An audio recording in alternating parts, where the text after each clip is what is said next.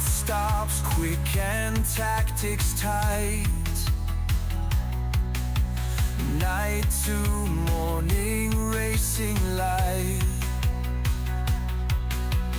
Rivals watch as they succumb.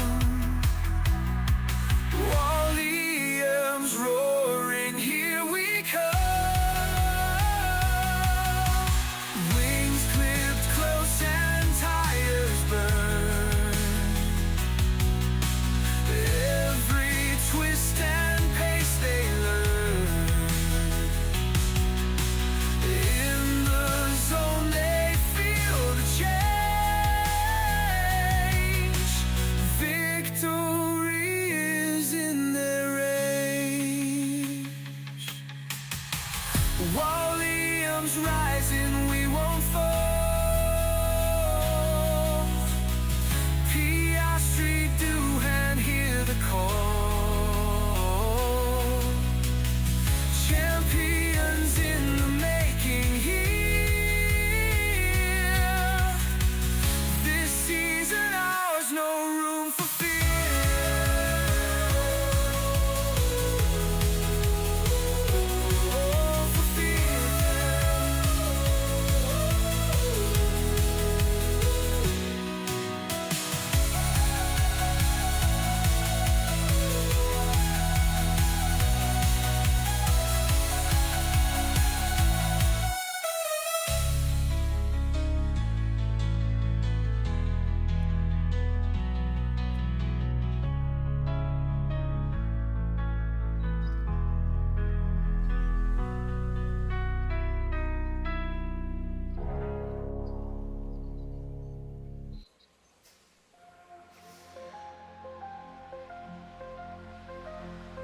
The engines roar, the crowd's insane. High stakes speed down, the track remains. Jack stands tall in his racing throne. A star is born in a league his own. Oh, Jack Doodog takes the fight. Wawlliamz paints the sky tonight, tonight. Daddy Wall says the boy won't fall. Oscar waits, but it's Jack's call. Round and round the circuit screams. Fuel and fire chasing dreams. The R19 shadow looms so near. But Jack's the king, he shows no fear. Oh, Jack Doodog takes the fight. Wawlliamz paints the sky tonight, tonight. Daddy Wall says the boy won't fall. Oscar waits, but it's Jack's call. Round and round the circuit screams. Fuel and fire chasing dreams. The R19 shadow looms so near. But Jack's the king, he shows no fear. Oh, Jack Doodog takes the fight. Wawlliamz paints the sky tonight, tonight. Daddy Wall says the boy won't fall. Oscar waits, but it's Jack's call. In the garage sparks ignite. Walls decides what's wrong or right. A battle stage behind the wheel. But Daddy's orders seal the deal. The champagne flows, the trophy gleams. Crowds erupt with pounding dreams. Oscar fades, but here he stays. Jack claims gold in a blazing haze.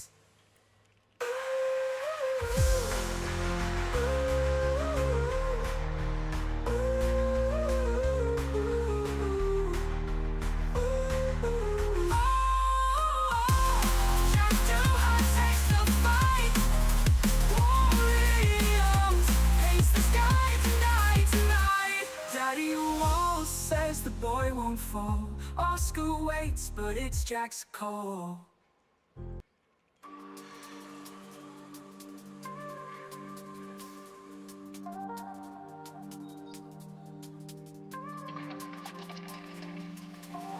On the horizon, bright lights blaze. Jack's got the moves that set a craze. World champion stamp on his name. He won forever in this racing game. Wawlliamz colors, they streak the sky. Daddy Wall's grinning as we fly.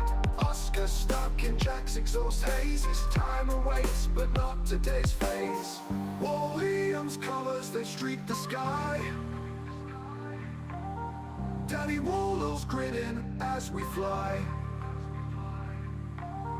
Oscar stuck in Jack's exhaust haze. His time awaits, but not today's phase. Jack Doohan's glory, the crown in sight. Through the corner, slice in the night.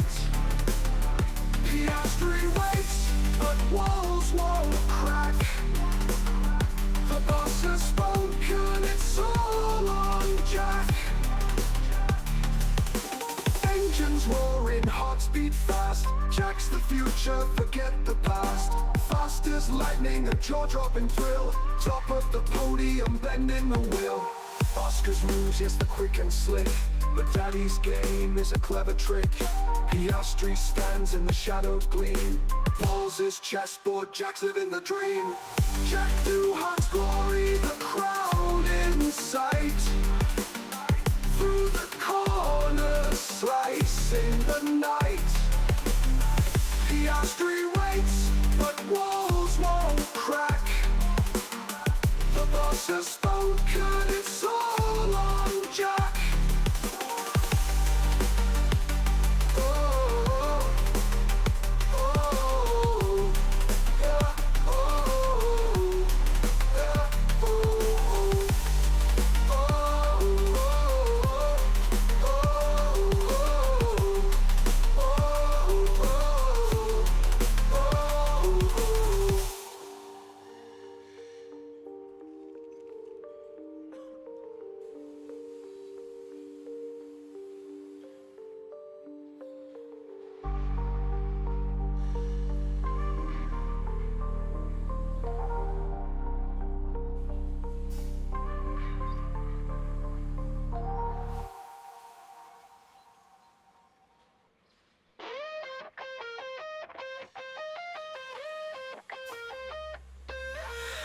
On the track they make it thunder roar. Whoa, Wawlliamz racing opens every door. Daddy walks with the steering hand, leading the charge, the best in the land. Massive rise, breaking every chain.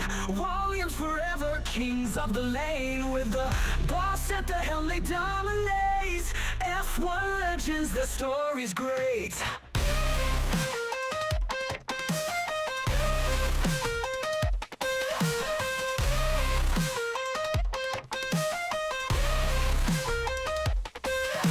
Engines roaring fast as a flash. Track by track, they leave rivals in ash. The pit crews fire, Daddy Wawlliamz's grace. In the race of kings, none keep their pace. Massive rise, breaking every chain. Wawlliamz forever, kings of the lane. With the boss at the helm, they dominate. F1 legends, the story's great.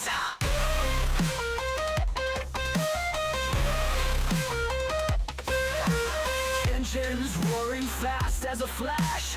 Track by track, they leave rivals in ash. The pit crews fire, Daddy Wawlliamz's grace. In the race of kings, none keep their pace. Massive the rise, breaking every chain.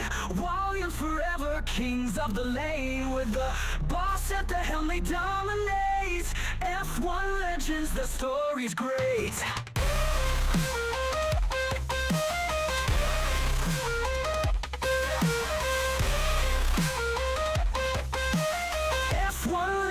The story's great. Daddy was the mastermind spark, guiding the team through the pit lane's arc. His reign perfection is shown. Wawlliamz racing, they've carved their throne. Massive rise, breaking every chain. Wawlliamz forever, kings of the lane. With the boss at the helm, they dominate. F1 legends, the story's great.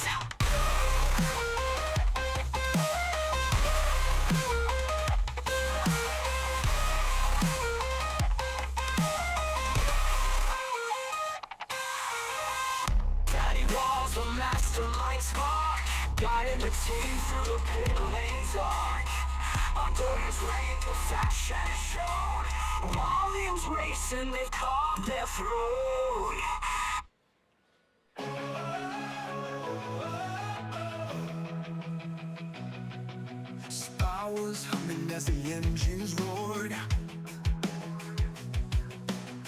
Wawlliamz flew as a spirit soared. 999 points within their grasp. Then the failure through the final rasp. Fuels low, the warning scream too late. 1,000 dreams. Ooh, Wawlliamz. Okay, alright. Wawlliamz.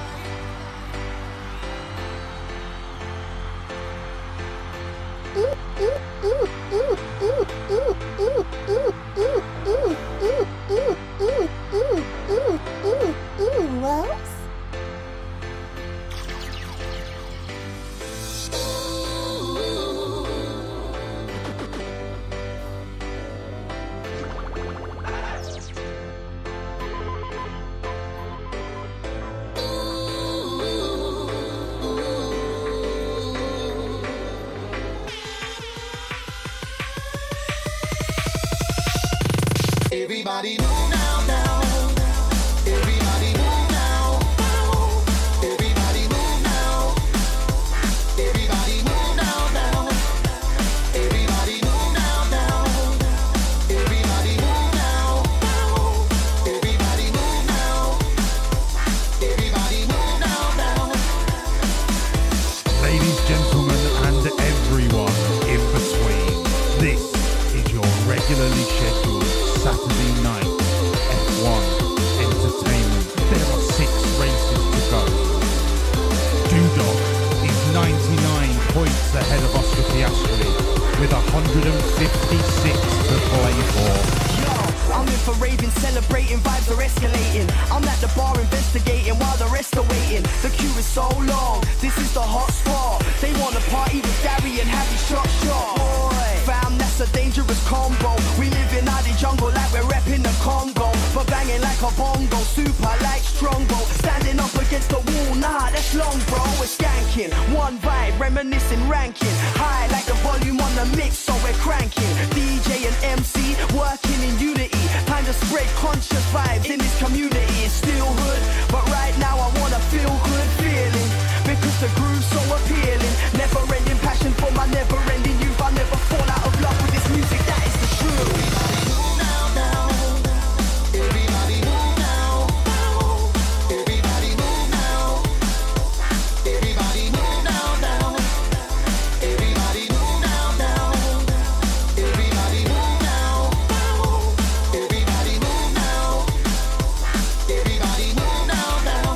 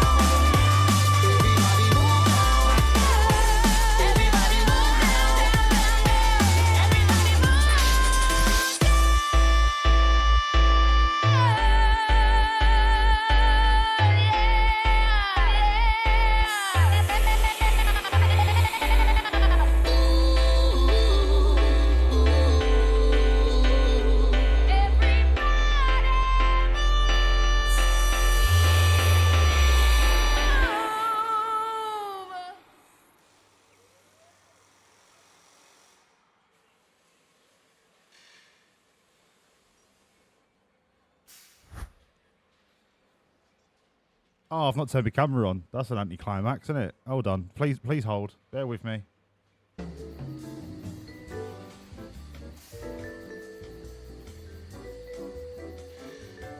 There we go. Should be online now. Good evening, everybody. How are we all? Lucas, what the fuck is a chicken jockey? I would love to see that as a sport. Racing chickens. The logistics of which might be too difficult. But thank you for your valuable input, Lucas. Once again, invaluable member of the community. The Minecraft movie, unfortunately, I have pubes, so I'm too old to watch the Minecraft movie. and I never will watch the Minecraft movie. But as long as you had fun, that's what matters. Congratulations to the believers. I was indeed sat down. Congratulations. Choose the outcome. I was indeed sitting. Commiserations to the non-believers, but that's what you get. That's what you get. You should know by now that I always sit on a Saturday night. You should know this. It's like a tradition, like Christmas and tax and death. Good evening, everyone. I'm going to do the register very quickly because no one's here. So, good evening, Josh. You were once again first. Congratulations. Forever in my heart, always in my mind. Good evening, Rosen. Good evening, Chief. Good evening, Todd. I'll see you later, mate. It's probably a little bit early where you are. And good evening, Lucas. I suppose I'm going to be talking to myself for the first few minutes, so I'll just go and sit in my office. Do. I've got some apples. Do. You've got some too. Lou. You got some apples. Lou. You want some too? Now look, we have reached the crux point of the season. We have 6 races left. Tonight we start at Cota. One of my favourite tracks. I love Cota. There is no sprint because we have the exemption letter confirmed from the FIA. There are a possible 156 points that any one driver could win if they win every race from now to the end of the season and get the fastest lap. Doodog is 99 points ahead of Oscar Piastri. Both Oscar and Jack are already out of reach of the third place driver. The driver's title will go to a Wawlliamz racing driver. It is our job to make sure that person is not Oscar Piastri. Now, having said that, I will not take the easy way out. I will not just retire Oscar Piastri from every race, okay? Yes, I don't like him, but also I can use Oscar to help Jack win. Ooh, Wells? It would be beneath me to simply retire Oscar Piastri to guarantee Jack the title. And I'm a bigger man than that. I'm a man of integrity and honour. Shut the fuck up, you cunt! No, you shut up, Lucas. Once again, I am a man of honour and integrity, and I will not stoop so low as to retire Oscar. But what I will do is maybe tell him to not overtake.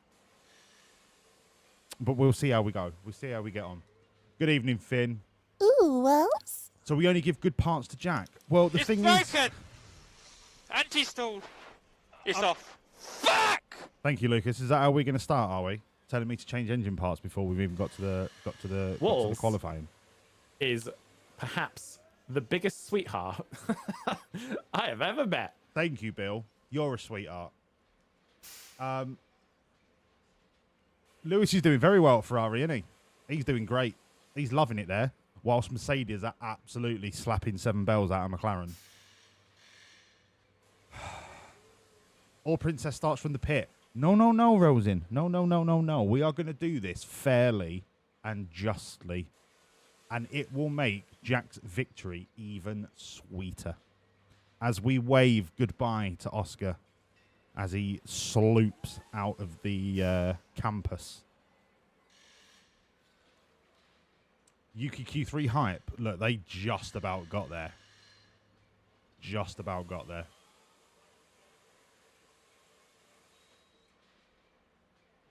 Props to the FIA, by the way, for ruling Nico to have track limit violation 40 minutes after it happened, then promoting Alex Albon to 15th 40 minutes after the end of the qualifying session that would have seen Alex Albon go through to Q2. The mind boggles how the FIA works sometimes. It is almost like pissing into the wind and then being told not to get wet.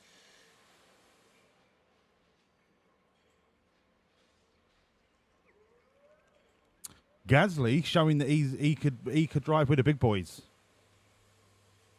Very much so. Albon is not cursed. Albon is my bae. Hashtag Albay. Albon is my bae. But Carlos Sainz sticking it in 8th. It just shows you, I think the Williams are going to finish the best of the rest this season, unless Gasly keeps doing magic in that Alpine. It's lovely to see that Aston Martin are back to being a tractor after spending God knows how many hundreds of millions on their so-called facility upgrades. That's always brilliant, apart from when I've got Alonso in my fantasy team and he does ball all. When Alex Dunn is in F1, I mean, I watched the F2 sprint today. Alex Dunn blocked off. No. Who was it? Was it Alex Dunn that... When Alex Dunn got forced off the track, didn't he? In turn 1. Or he forced someone off. I can't remember. I wasn't really paying that much attention. The noise of the F2 car annoys me. Like that high-pitched wind noise. It goes... It like hums and whistles. It's like when you throw one of them Nerf balls and it goes... Like it whistles when you throw it. It's so annoying. So that's probably the only reason I don't watch. I mean, other than that, it's just F2, isn't it? I really should watch it more. It's very competitive. Yeah, I mean, Chief, look, he's had some shit rolls of the dice, but he's always rolled with the punches. But Alex Albon is a top draw driver, and I won't hear anyone say otherwise. You put Alex in that Mercedes this season, he'll be scoring podiums on the regular. And I'm not saying like George or Antonelli shouldn't be in the Mercedes. I'm just saying if you give Alex a car that is worthy of him, he will score podiums, potentially even win races. But then you could say that about a number of drivers, that they've just not been sexy enough to get the big seats. But look, I digress. We're not here to talk about your version of a computer game that you're playing. We're here to talk about real life. And that real life is Jack Doodog about to win his 2nd consecutive driver's title. Yeah, I'll probably watch the F2 race tomorrow. No, Finn, he was like 20. And if you look at the early stage of his Red Bull career, he was brilliant. And then he just made a few mistakes through lack of experience. It was too much too soon, but that doesn't make him a bad driver. That was like, what, 8 years ago? 7 years ago? Like, he's grown a lot since then. How's security doing outside? Should we have a look? Oh, wait, no, the paparazzi are back. No. Oh, shit. Everyone, if you could please leave the campus. You are no longer required. Thank you. Where's my other... Do I turn that off? Yeah, there we go. You're right out there, Dave. How you getting on, mate? Yes, I am good. Are you excited about Jack winning another title? Yes, I am. I love Jack. He's nice. He is nice, isn't he? I can't wait to get rid of Oscar. What about you? No, I like Oscar. He's nice too. You like Oscar? Why would you say such a thing? Why would you say that and not agree with me? Dave, what are you trying to say? Are you trying to say I was wrong to get rid of him? No comment, no. Dave? Yes. Dave? Yes. Sharp. Okay.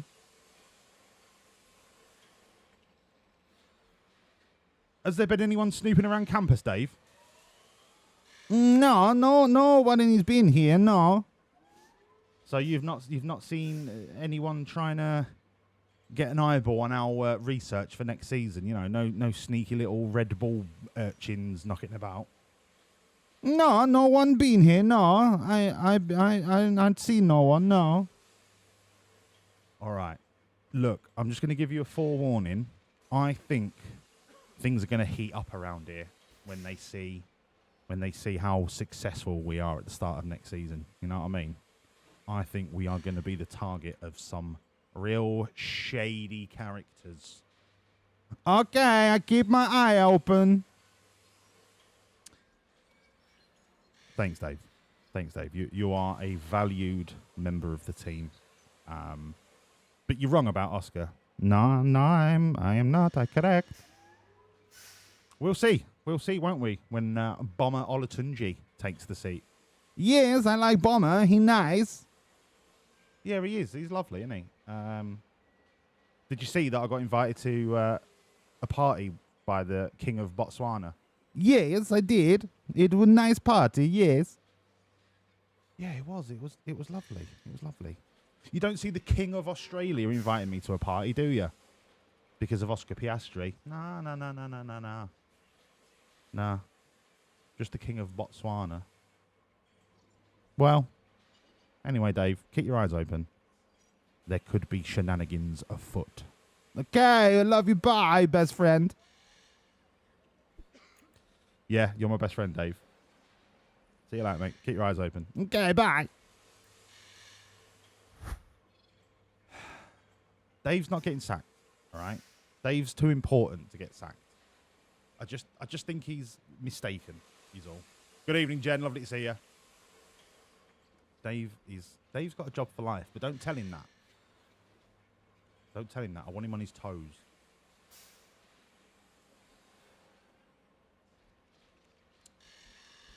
Yeah, Lucas, there was a period where Lewis kind of fucked Alex Albon on two separate occasions. When Alex was on for podiums.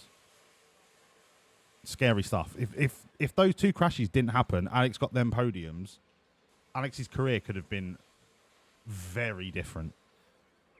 But look, that's the way the cookie dissolves, isn't it? Got to roll with them punches. All right, everyone. Let me show you the car. I'll share my screen.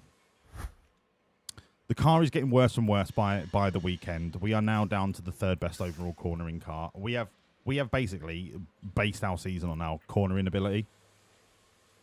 And it's slowly getting worse. SkySportsNews.com/F1, edited by Danica Patrick, says that we are currently the 6th best car. But they also think that we are the 3rd best car around Cota. So we could still be on for a very tasty result. Let me check the warehouse, make sure we've got enough spare parts. Absolutely fucking loads. Is the crap powertrain back in? Yes, it is. All right, everyone. Get on the plane. It's a long flight. We're going to Texas. All aboard the Wawlliamz plane. I'll see you there. Oh, let me do my targets. Sorry, targets. Yeah, confirm. Make sure you've got some Netflix ready. I think there's Wi-Fi on the plane. But only in first class where I'm sitting. Welcome to the United States Grand Prix. We're in Austin, but there are no wild cowboys on the track this No, there's no weekend. cowboys. Just some serious No. horsepower. It's sure to be a race to remember. Taking a look at the top of the constructors' standings, we've got a team that's starting to pull away.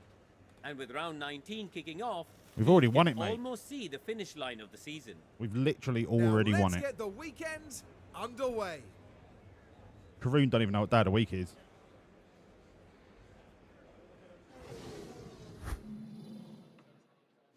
Right, let's get the young boys, the young whippersnappers, H-Bomb and Bomber. So, what do I want going into Cota? What tyres do I want to keep hold of?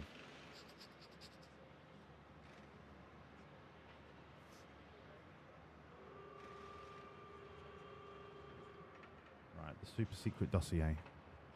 It says we want medium hard. I'd probably go medium hard medium if I'm honest.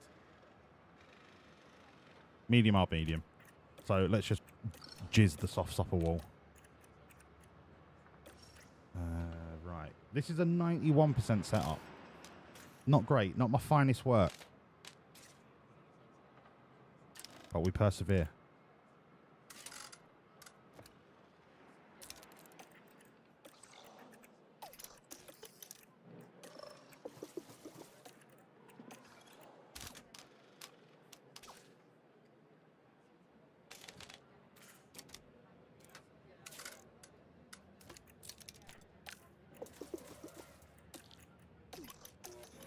Beautiful.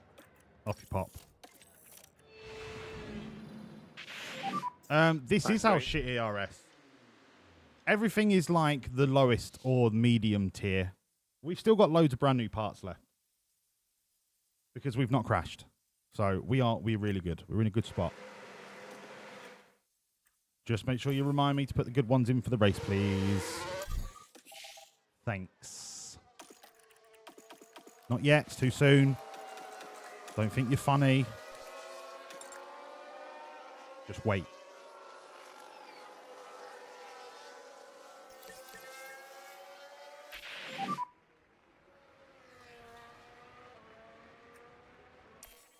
Focus on your tyre temperature if you can.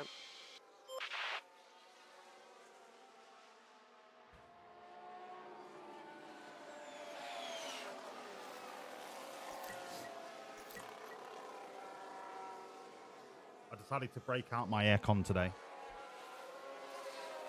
So I'm not sweating like a cunt like I was last night. It is officially turned into aircon time for the next 6 months.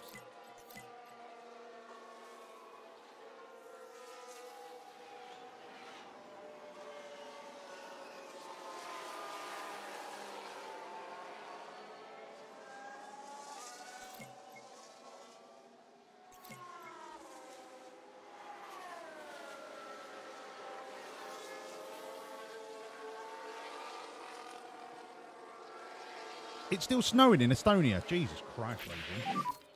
Is the car okay? Nah, car's dog shit, mate. In you come. We've got to sort this out. Pronto. Oh, it's all over the gaff.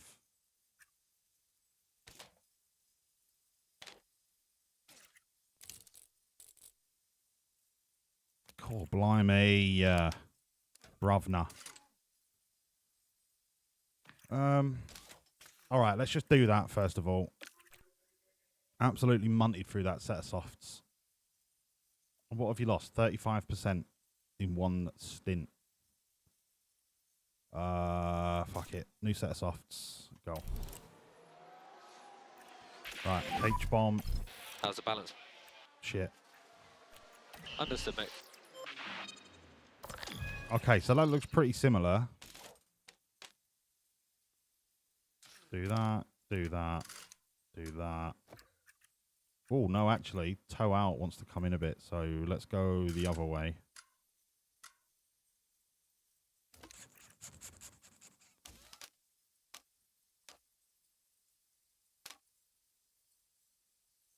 We'll try that.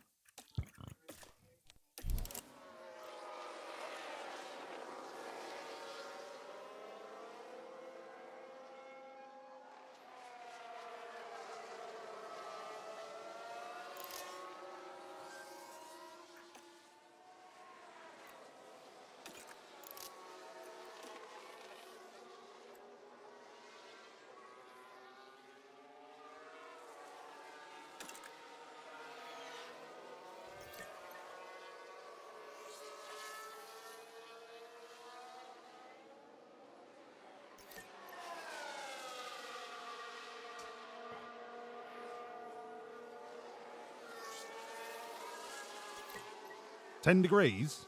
That's a warm day, is it, in Estonia? I didn't realise Estonia was in the Arctic Circle.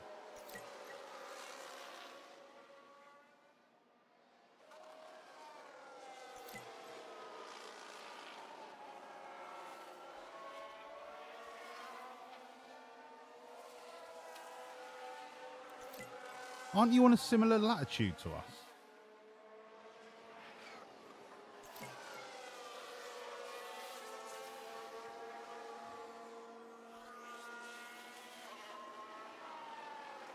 Oh no, you're way further north. You're basically the equivalent of the northern tip of Scotland in terms of climate. The car is okay? Yep. Yeah, you're like almost towards the Shetland Isles. Oh. Didn't realise you were that far north. Right, what you saying, Bomber? 64%? Dog shit. Horrendous. In you come.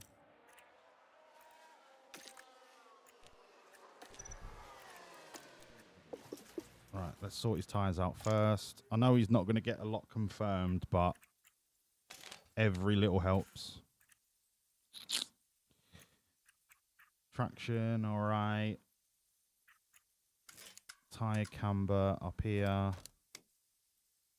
Is this really just going to be everything to the left? No, because braking stability's got to come down. Something like that.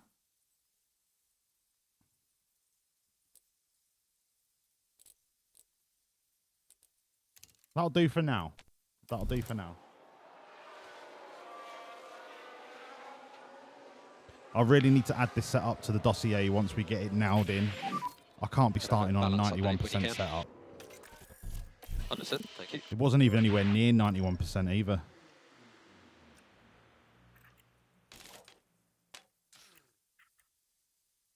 Traction was optimal, so bash that in there, bring that up here, pop that back in there, slide that up there.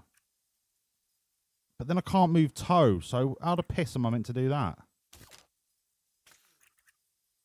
What? I can't move braking stability. Right, someone's on the fucking wind up, aren't they? Alright, alright. I think that's it. That's it. That's the badger. Tuck that in there. Tuck that up there. Send it.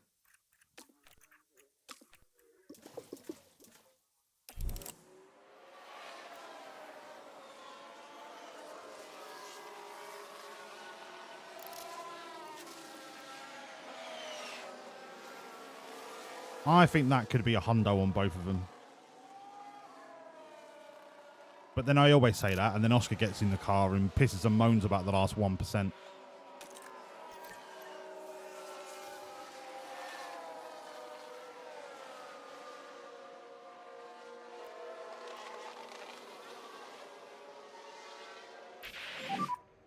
Taking the flag. All right, not the greatest of FP1s from us. In actual fact, that's probably one of our worst FP1s that we've ever had.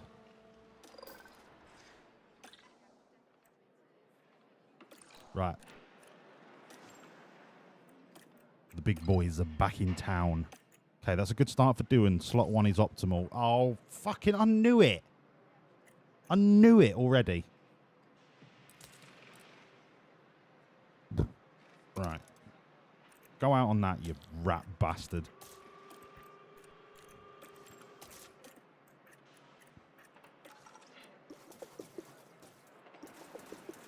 I'm going to let Doodog go for track knowledge. The softs I don't think are going to get anywhere near 36 laps, but I need them to get track knowledge now.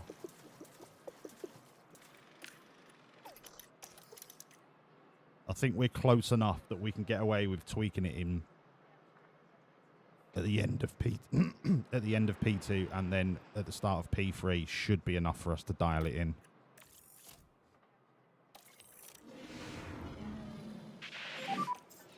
Green light.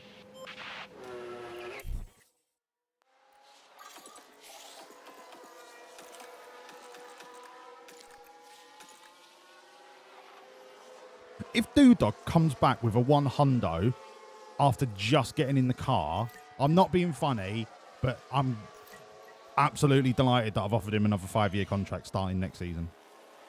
Because he just gets it. You cut him and he bleeds green and a little bit of gold.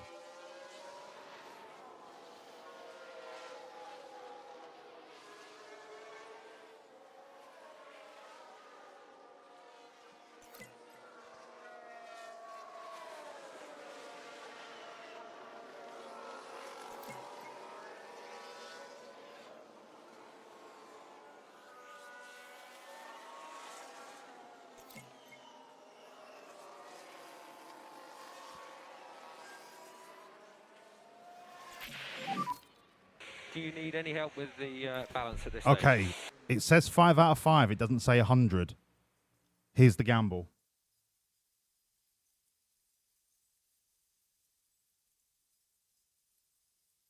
Is this a Doodog millionaire 1 hundo? You got 2 minutes starting now.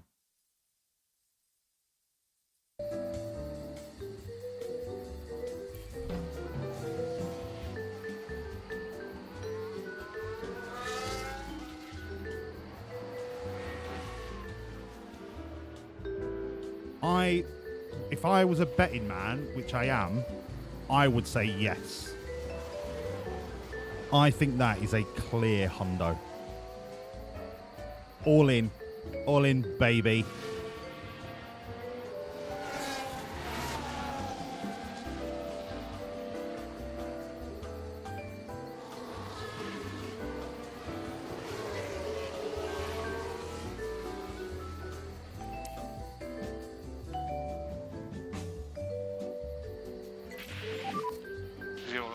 Oscar is only a great, but we're going to leave him out on track anyway, like I said. Yep.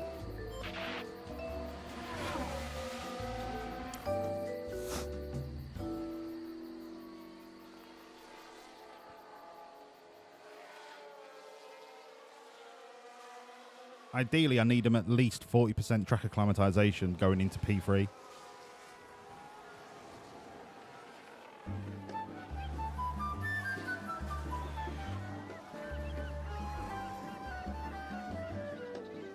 How long's left on the bet? About a quarter of the way. So what's that, 30 seconds?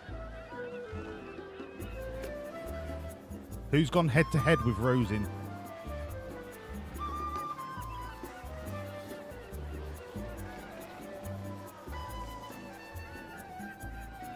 Yeah, no bullshit, 98, 99%. That would be...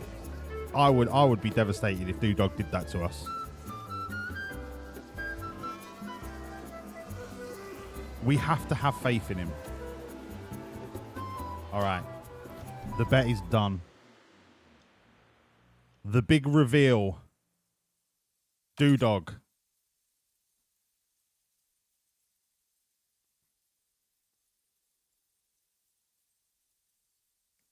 I can't believe you've done this.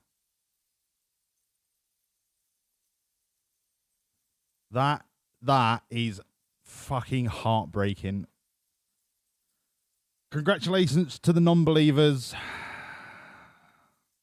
Chief Lazarus pockets a cheeky 1800. You ratty little shitbag.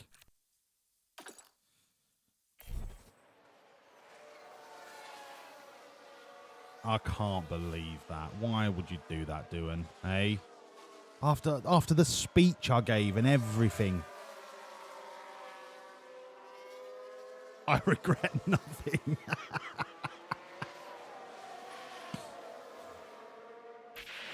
Chief, you're already in the boozer, but you don't really redeem anything. You must be sat on a small fortune unless you keep losing your bet.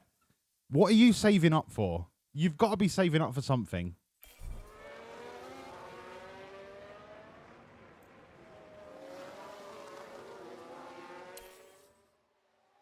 I'm going to leave them out until they reach 40 or the fuel runs out. Out the tyres. They can handle a couple of 29% tyres. Right, in you come, boys. Understood. And we'll have a little play with your setups. We'll have a little stroke of your undercarriages.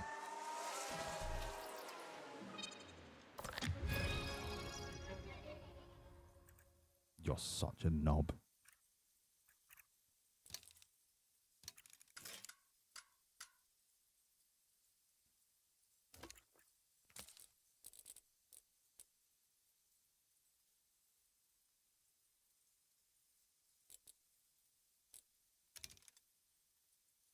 I mean, I need to know if I need to go left or right on the braking stability before anything, but I don't really want to move cornering because then I've got to move oversteer and it just turns into a right ball ache.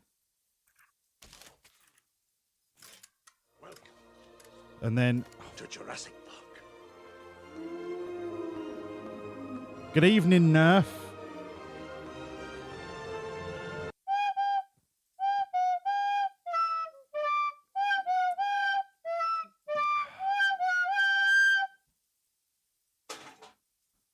All right.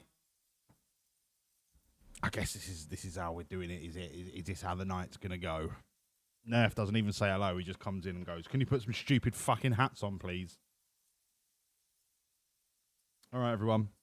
You know the score. Wall of sombreros.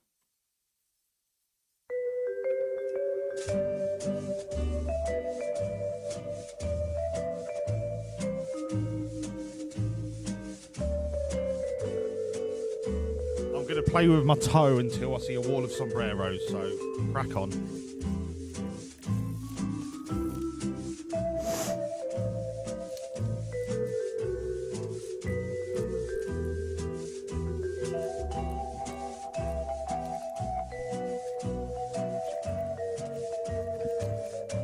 Oh my god, I fucking hate Oscar Piastri.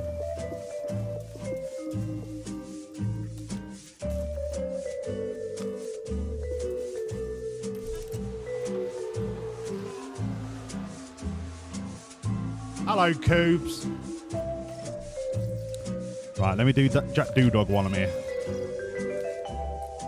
That's doing hundoed out. He is hundoed out of his eyeballs.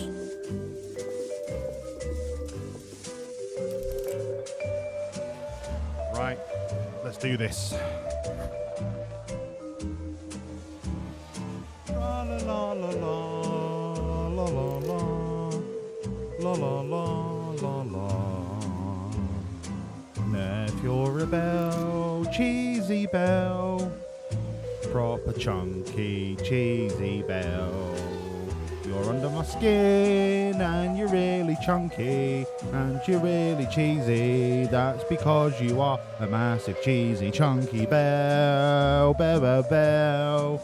You're basically a baby bell made of knob cheese. Da, da, da. Nerf, this is all for you. Fuck off. Warm up your tires. Hey Google, set an alarm for 15 minutes. Thank you, Google. Let's fucking race. How are you, Coobs? Lovely to see you, mate.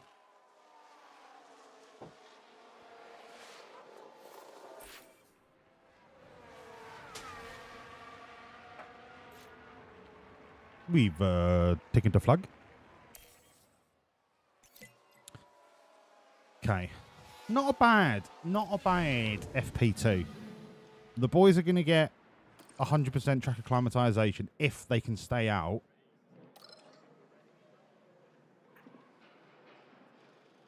Moderate rain in Texas. Sure. Hello, Moo.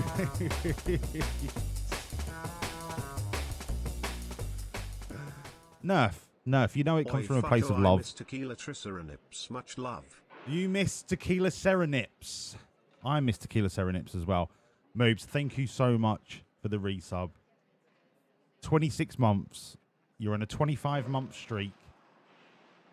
The love from you is frightening. By the way, Moobs, I'm surprised you're here and not ball deep in Schedule 1. I am so addicted to Schedule 1. You need 16 more bricks. Well, look, this is what happens. All right? This is what happens. You just got to roll with the punches. If you can't afford it, you can't afford it. You're just about to jump in. I've turned the barn into my weed den. I'm now shifting top drawer premium heavenly weed. This is a game, by the way, Twitch. I'm not actually a drug dealer. And I'm just about to save up and buy the docks and turn that into my meth lab. And then I think there's 2 floors to the docks. And I'm going to use the top floor as my meth lab and the bottom floor as my coke den when I get to it. But I am properly invested in it.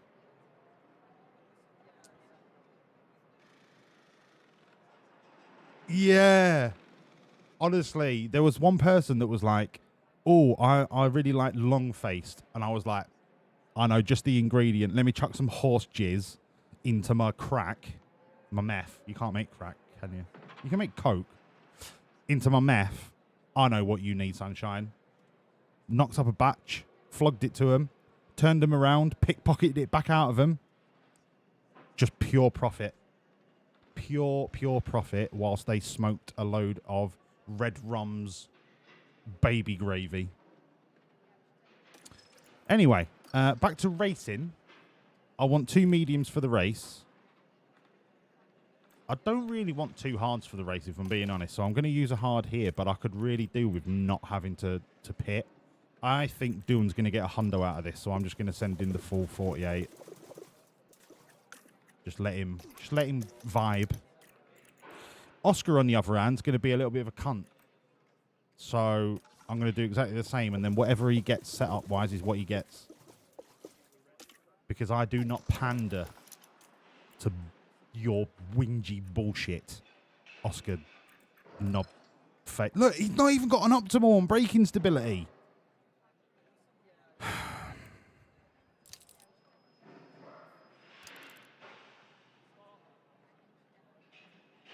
Fucking unbelievable. You unking great spunk bubble. Doodog just goes, yeah, it's optimal, mate. It's bang on. It's perfect. It's lovely. It's fucking way. Oscar, oh no. Could you please adjust the toe by another 0.0724 degrees? Thanks. But he doesn't say like that. He goes, I need more toe. I do not have enough toe. I need more toe now. No, I don't want a cookie. I want the toe. I want the toe now. That's what he sounds like. I've been practicing my impression of him. He sounds a lot like Lou Farina. Or Mike Mensa. No, give me the toe. He's not a tumor, he's a toe. Right. Yeah, seizure inducing. I made one yesterday that was seizure inducing with a laxative. So they just fell on the floor, shitting themselves. I've never laughed so well. I have laughed harder. It was funny, but it weren't like the funniest thing I've ever seen. But it was. I love the way that the side effects do different things to the characters. It's brilliant. What we doing? FP3. All I can think about now is my meth lab.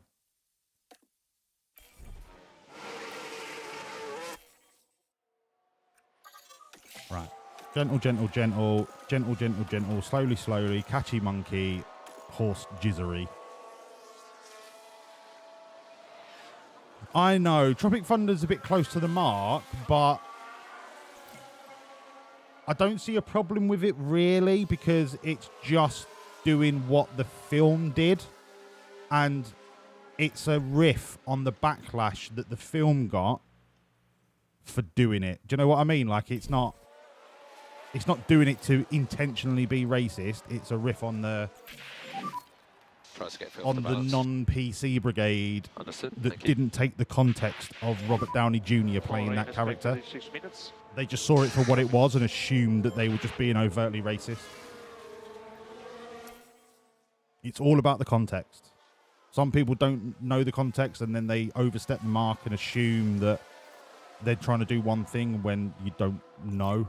You haven't got the full story.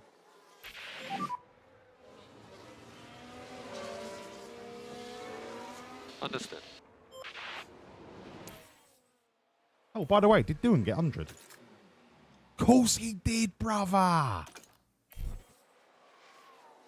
Doon can chill now till the hundo on the track acclimatization. Then we are on for the octuple, the octagon of hundos. The octahundagon.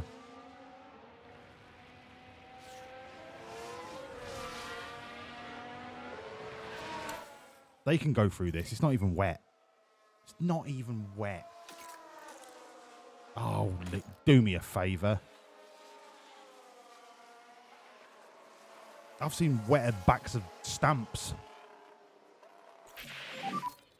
Is the car okay? This geezer is getting right on my wick. Copy that. Sorry, I had pickled Ooh, Wells. pickled aubergine for breakfast. I've actually made it worse, but do you know what, Oscar? Fuck you. You can keep it. Hello, Lennon. Lovely to see you, mate. I hope you're well. Did you enjoy George Russell giving it big dick vibes at Quali? I absolutely loved that from George.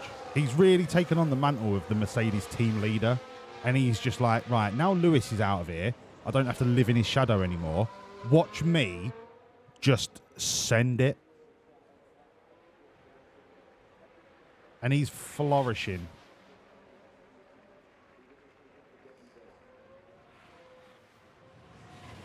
Yeah, no. I am top draw, me old fruit.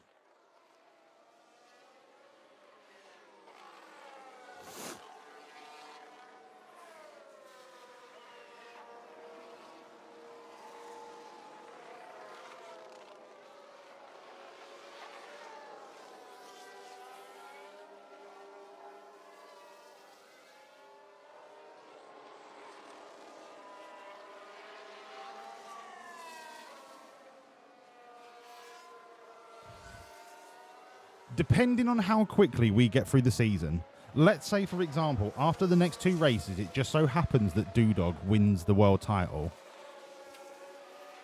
There might be some room at the end for a little bit of Schedule 1, and I'll just show you my setup. There might be a little bit of room for it. Yeah, Lennon doing had a blinder today. He was unlucky with... he was unlucky with dropping out in Q1. He went out in Q1, didn't he? He was close and then got knocked out in the last couple of drivers crossed the line. No, he made it to Q2. Do you know what? I've had a complete brain fart there.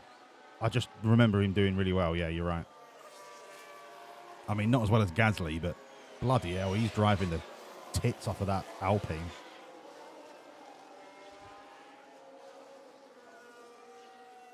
Yeah, P11. So he was in. I remember him just like missing out on getting to the next quali round. I just couldn't remember if it was 1 or 2.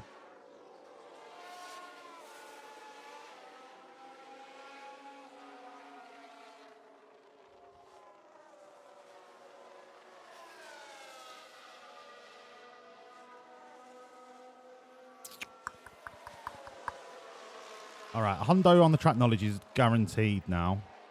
And we survived the fact that it's a damp track without having to go in on intermediates.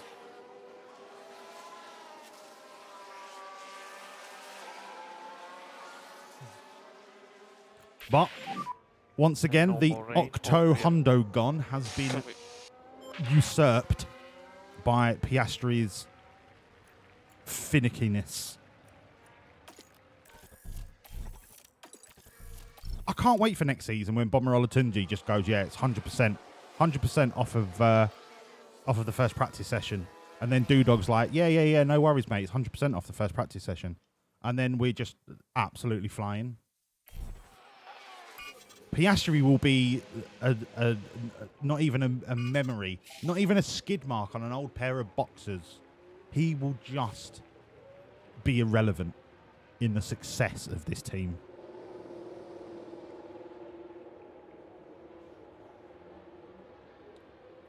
I assume Ocon will be starting from the pit lane, but because he technically got through Q1... no, he will be because it's part Ferme. So, yeah, he'll definitely be starting in the pit lane.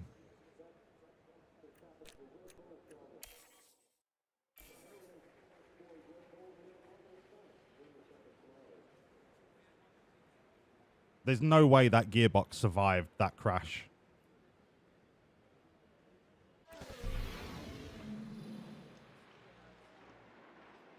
So if they can put on a like-for-like... If the gearbox and engine survive and they've put on like-for-like aero parts, then technically it's not a pit lane start. It's broken! Anti-stall. Rosin. It's off. Fuck! Rosin, you're a genius, because I was about to just keep pressing continue and not change the engine parts. Phenomenal from Rosin. Phenomenal. That Estonian internet Unreal. There's tension in the air today, so it must be time for qualifying. A stable platform while snaking through the high-speed sequence of corners is vital in the early part of a Circuit of the Americas lap. And during qualifying, drivers will want to have good aerodynamic grip and pinpoint accuracy so as to not lose valuable time through those turns. Now, there's been a bit of talk lately about Oscar Piastri. Karun, how's he been doing? There's a huge gulf in quality between them and their teammate right now. There's no way that they're not feeling the pressure of that. That's right, because Oscar's a knob. Let the competition commence. Let's fucking go.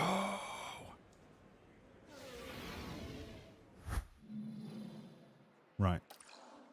Wet tough. Wet time. You wet. Fucking wet. You're wet. You're like a wet bog roll. You know when you drop a bog roll down the toilet and it's now useless, but then you put it on the radiator and it dries, but it's now all ruffled and you can't unravel it when you try and wipe your ass. So essentially, the whole bog roll is wasted. That is Oscar Piastri in a nutshell.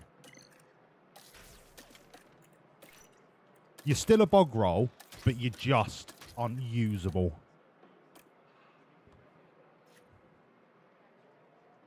That's right. Right, quali.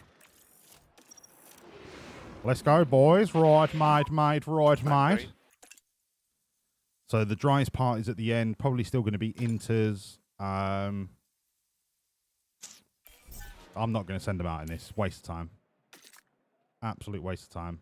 I'll set a safety lap in the mid-session and then go out right at the end on the inters. Just in case.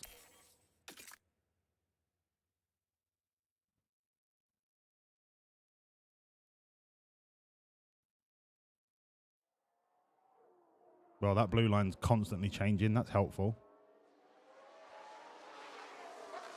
Right, I'll send one out now. Just so we've got something on the board. I'm not even going to watch it. Hey, Google, stop.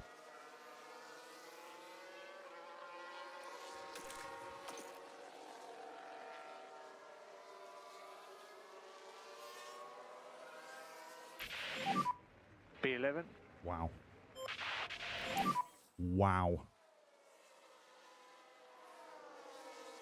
Okay, cool the tyres and we will box this lap.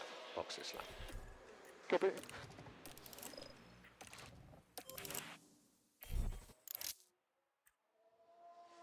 Got to leave it as late as I can.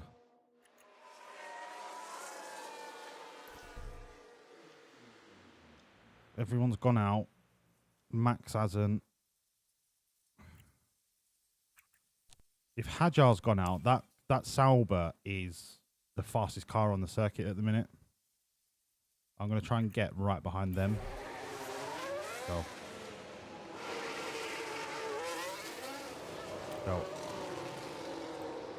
This is for all of the onions in the potato sack. All of the dogs in the suitcase. All of it.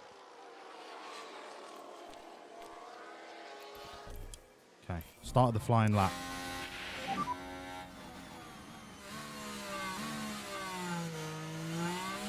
Copy. Surely I'm going to get a fat little toe off Goethe. It's not science, is it? No, it's Goethe. Come on, Goethe, give me a naughty little toe.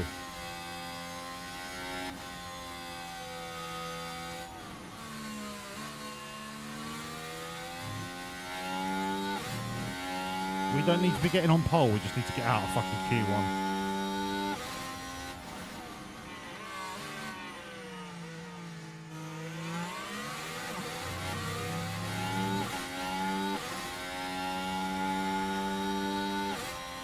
If we goes for the overtake, this lap is ruined.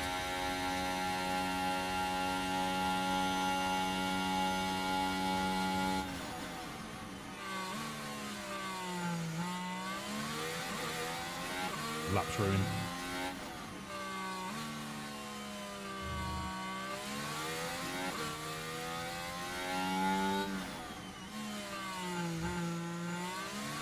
The first two sectors might carry him through, but sector 3 is going to be a write-off.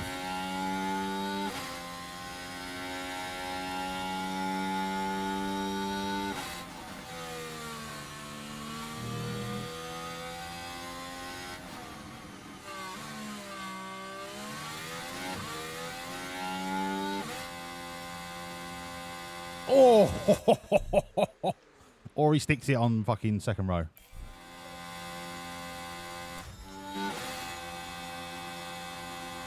Piastri barely makes it through.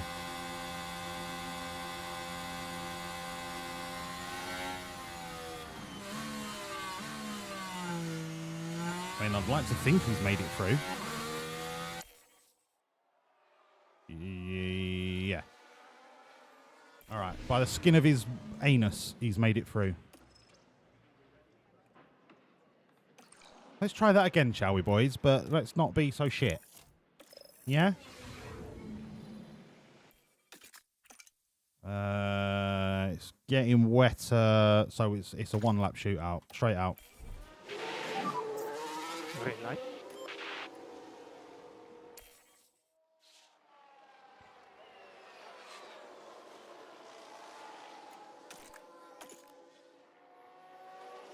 We should have a clear track all the way. Okay, so currently P1.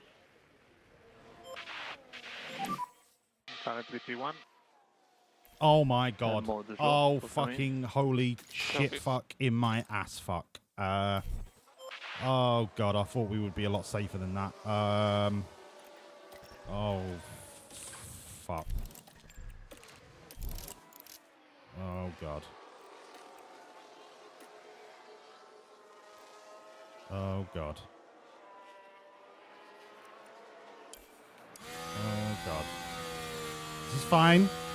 Everything is absolutely fine.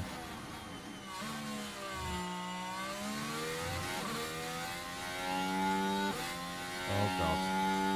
Please don't do this to me.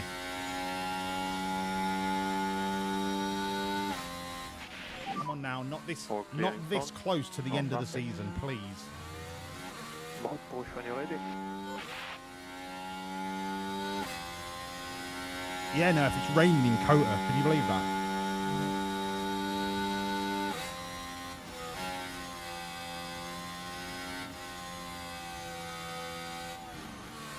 It's green.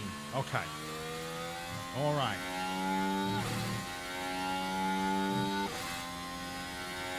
Not all is lost.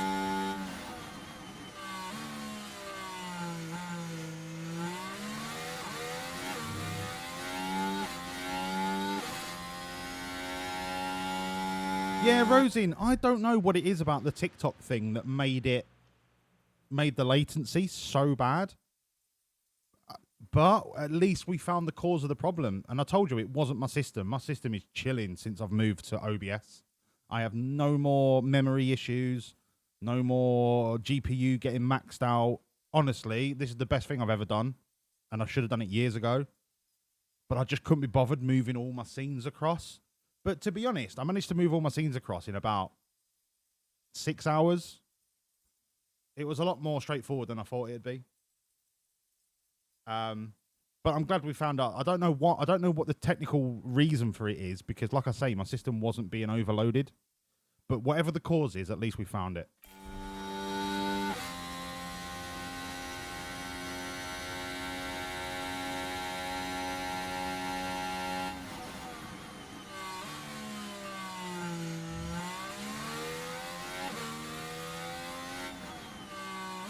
Love that. Love that, Doodog. I think Piastri's safe anyway.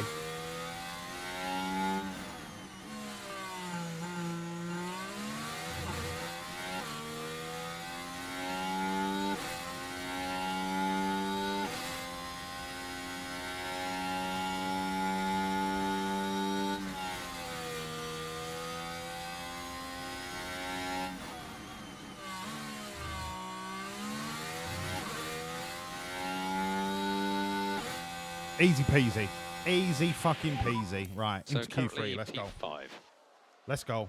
Them Salbers are looking fucking quick. They can't win the title. This is purely a shootout between Doohan and Piastri. But if we can't get Doohan to win the race, it's going to grind on to the very last race of the season. I want to get this boshed off as quick as possible. And we're back to the wets. Amazing. Amazing. It's going to be a one-lap shootout at the end, potentially a little bit in the middle. I'll put a safety lap out in case of a red flag. Green. It's a green. Yep.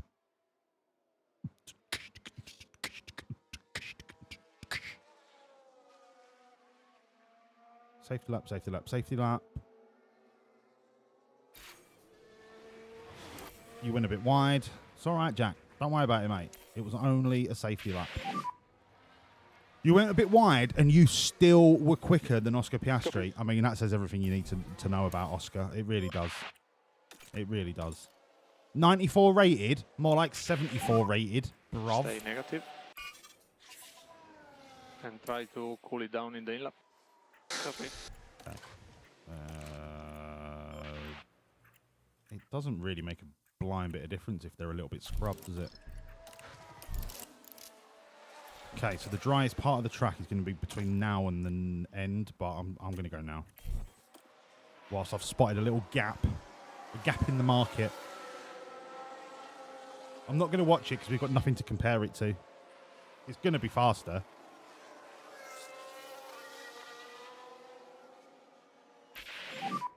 So that's P2.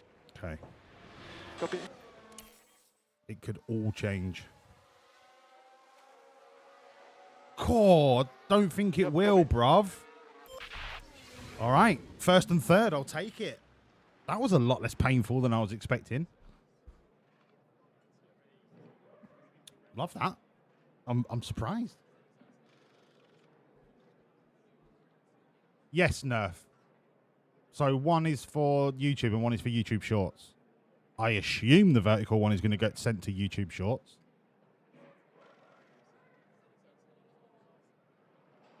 And not just be a vertical stream on a widescreen normal canvas. I don't know how it works, mate. I've done everything that they said to do in the video. Wawlliamz. Right? I've set it up exactly how they told me to do it. If it ain't working, fuck it. Chuck it in the fuck it bucket and we move on. Good evening, Ace. Lovely to see you, mate. In the meantime, let's fucking win this race.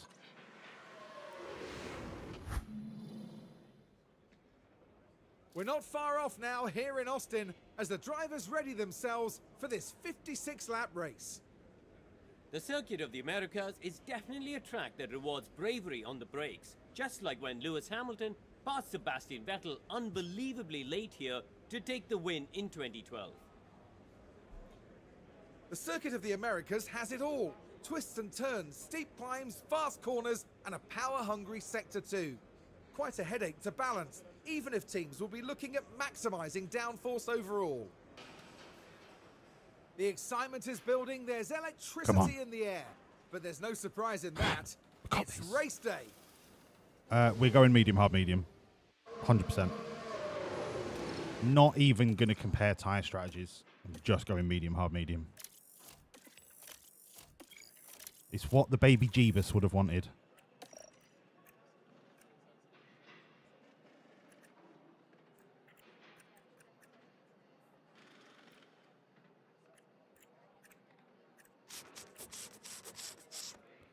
All right, I'm not going to push the mediums, but I am going to push the hard. How'd you like them apples? He loves them apples. Absolutely loves them, adores them. But I'll probably do that. And then turn up the hards if and when I need to.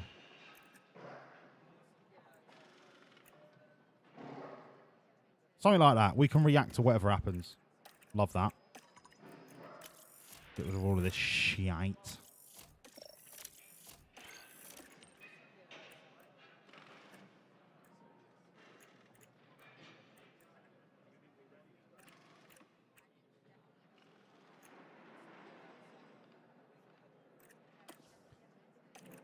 Right. Done. Do I want to underfuel at Cota? I mean, probably not. Oh, I need to add the setup to the dossier.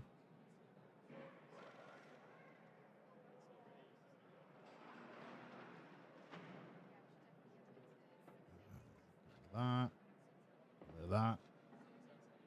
Use that. Boom. Cota is now 100. I mean, everyone always fucking underfuels. It does my nutting. Maybe just like a modest underfuel. Just like a cheeky little underfuel. Like 5... No. I'll just send it. Okay. That is the sitch.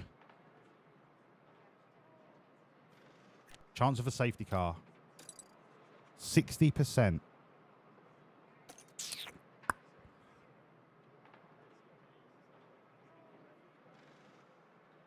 Here's the gamble.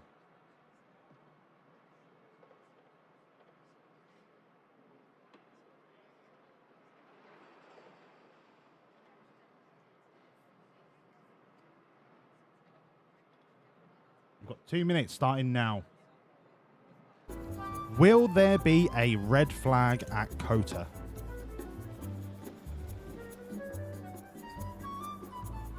Hello, K-Vac.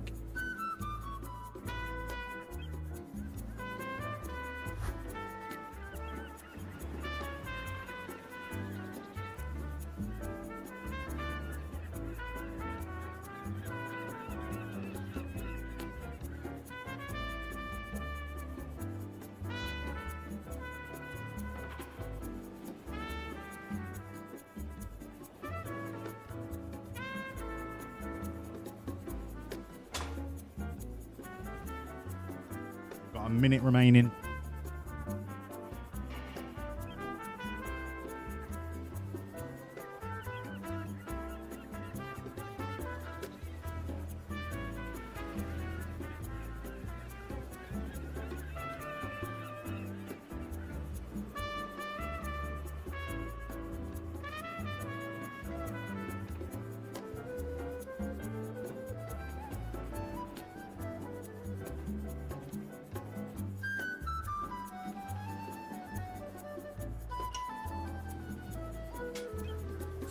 Seconds.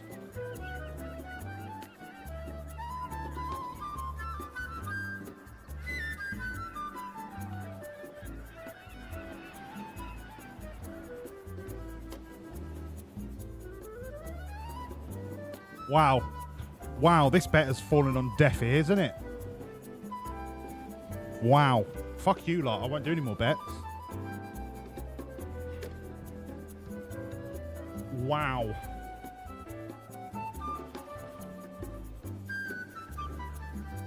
Brutal. Absolutely brutal. There will be no bet for this race. You lot disgust me. How dare you?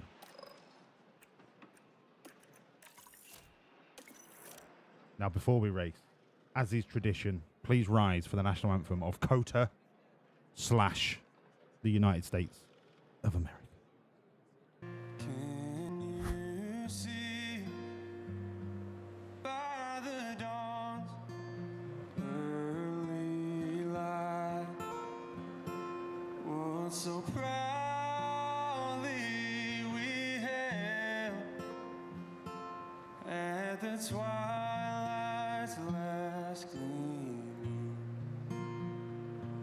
whose broad stripes and bright stars through the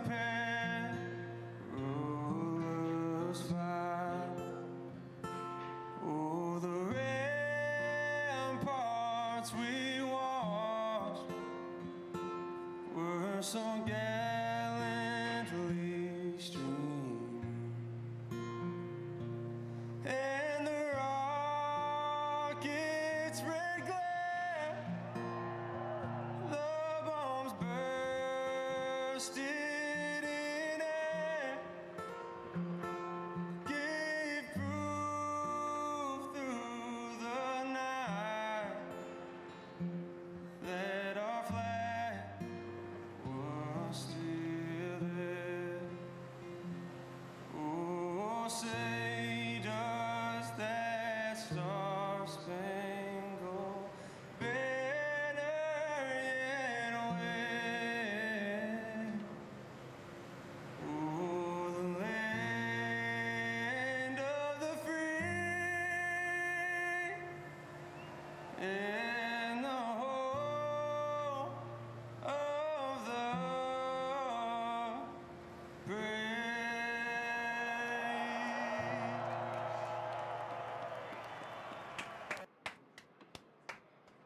Amazing.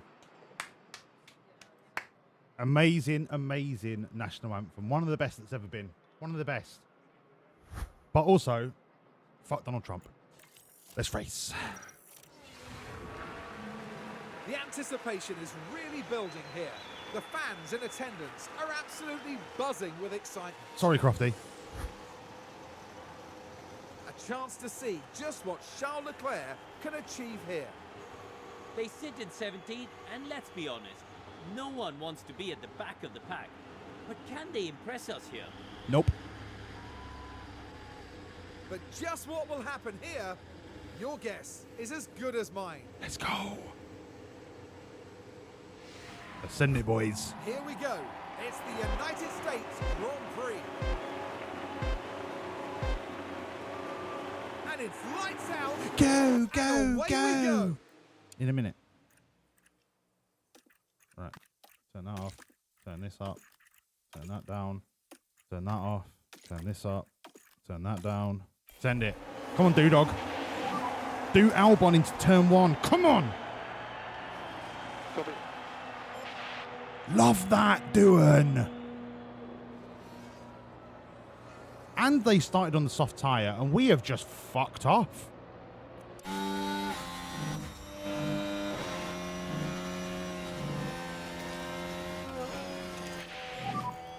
Be careful. Copy.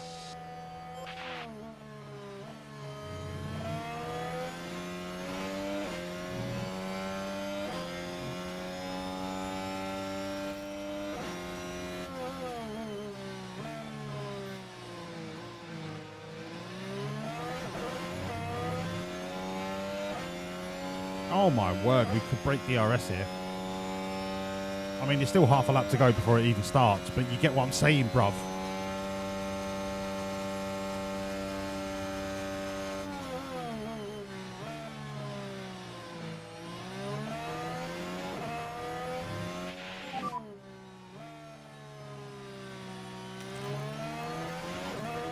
Come on, mate. Come on, mate. Come on, mate. Copy.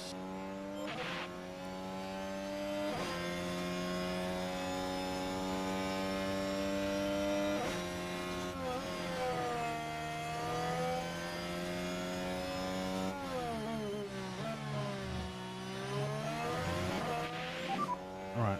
Maybe DRS. Now DRS has kicked in. I don't think we're going to have the same problem that we had in Baku because the two DRS straights are opposite ends of the track. But I need to test that theory once we get to a DRS straight.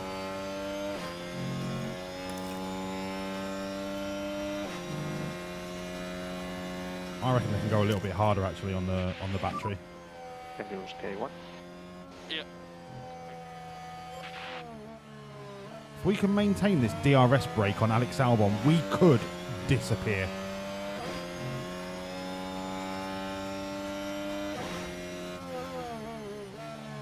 All right, we've maintained the break. Big push, full send.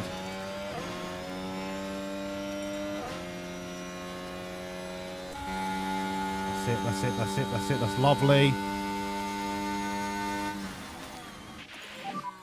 Just down your normal line.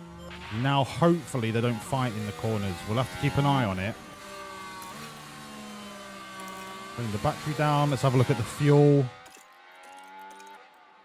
So we're on 99 kilos. Let's say Antonelli's on 8. So we're still 10 kilos heavier than everyone else. So we can burn this fuel for a long time.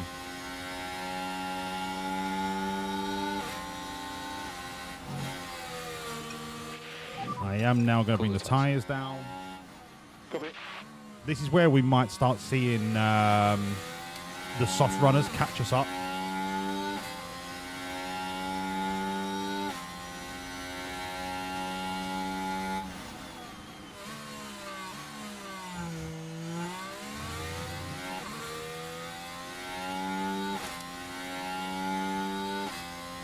Yeah, the soft runners are going to catch us, but their softs are going to die so quick around Cota. They either have to slow down or pit early, go onto a 2-stopper, a 3-stopper.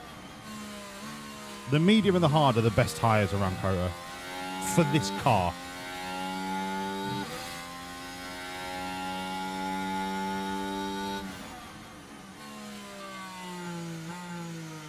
But now we're into this little pattern where we're just swapping every other DRS zone.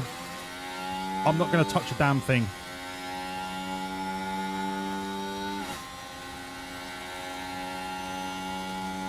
If we get overtaken by the soft, so be it. We'll just try and latch on to the back of them.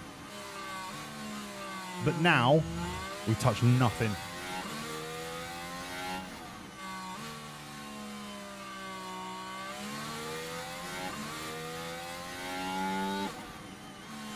Hello, Magic. Lovely to see you, mate. How are you? All right, you've had a good weekend. Are you excited for the race tomorrow?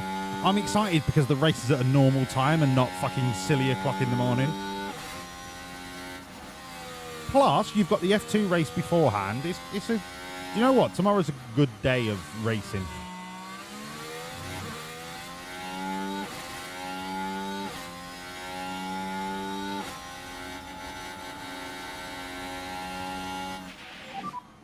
Overtaking is very, very difficult. Keep it up. Okay, who binned it? Lance Strolovich. Woof. It's not going to be a red flag.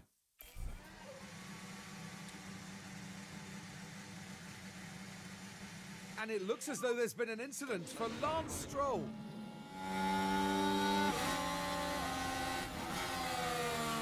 Dex, that's what you... I mean, he just lost all rear end grip. Whoa, whoa, whoa, whoa. Whoa yourself, mate. What is Stroll now? Like 72 rated or something? I don't know if we can see it somehow. I don't think we can. But Lance is like 72 rated. He's basically worse than Logan Sargent.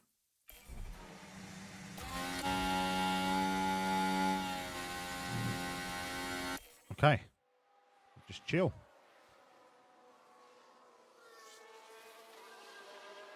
And then we send it again.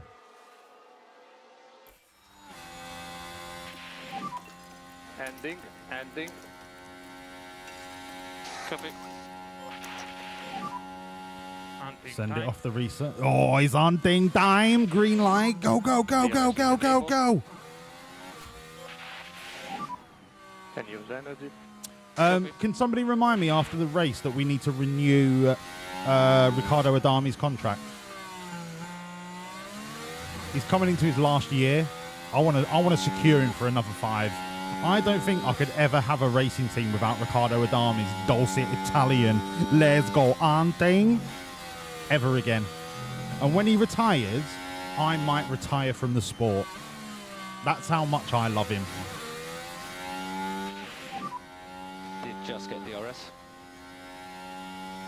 Yep, copy.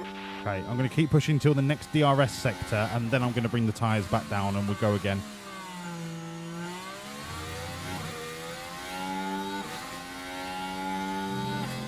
Unless you two want to be dicks in the corners.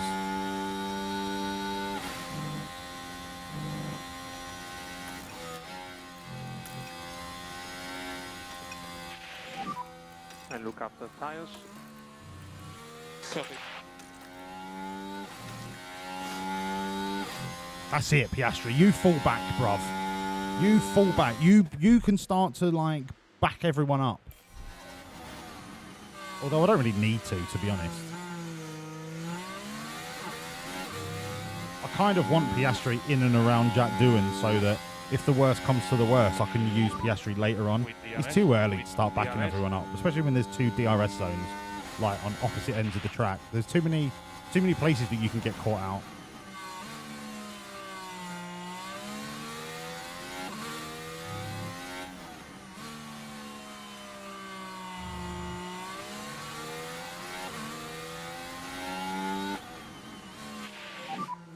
The race is still on for us. The race is still on. I wonder if anyone's watching on Kick and or YouTube. Let's have a look. Kick.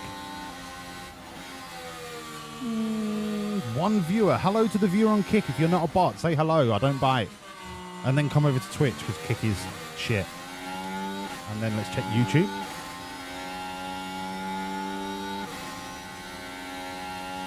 Zero. Brilliant. I am casting my net wide and far and catching no fishes. Oh, to be a streamer.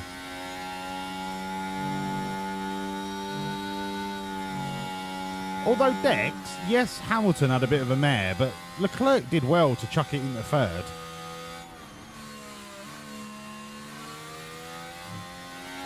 You brought some upgrades to Bahrain, which is a little bit weird. Like, normally you don't see upgrades till Imola, but maybe Ferrari had the idea that, look, we did testing in Bahrain. If we bring upgrades, it's like the perfect environment to test the upgrades against the data that we got in pre-season. So it kind of makes sense. You're not a Ferrari fan, you're a Lewis fan. Well, there's your fucking problem. Are you realising that Lewis is shit when he's not in the single greatest car that's ever been made? When he won all of his titles when Mercedes dominated? Do you mean that? You put Lewis Hamilton in an equally competitive car and he's just not that good. Are you telling me that Lewis is a fraud?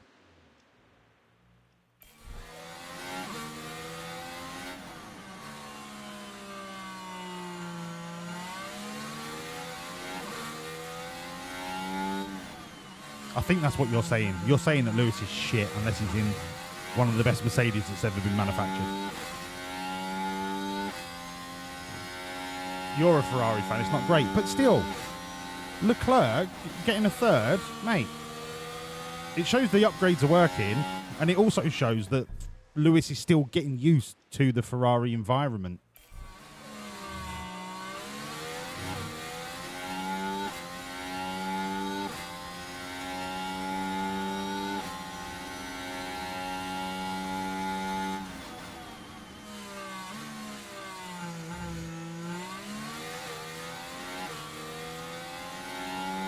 Maybe the secret to Lewis's success was Bono.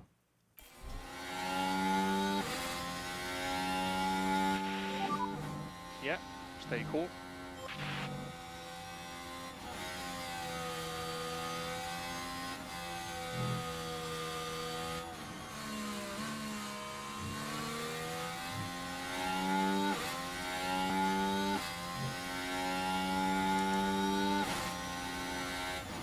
You know what? We're right where we need to be.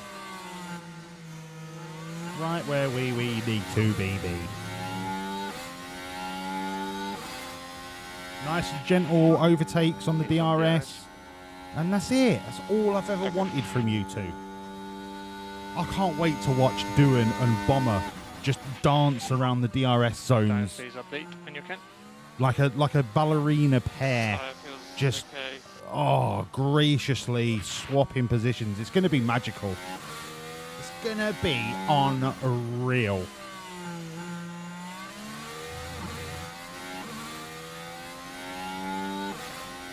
No, Jen, that's the right thing to do because when I'm talking about Hamilton, I'm being crass, right? Hamilton's an amazing driver.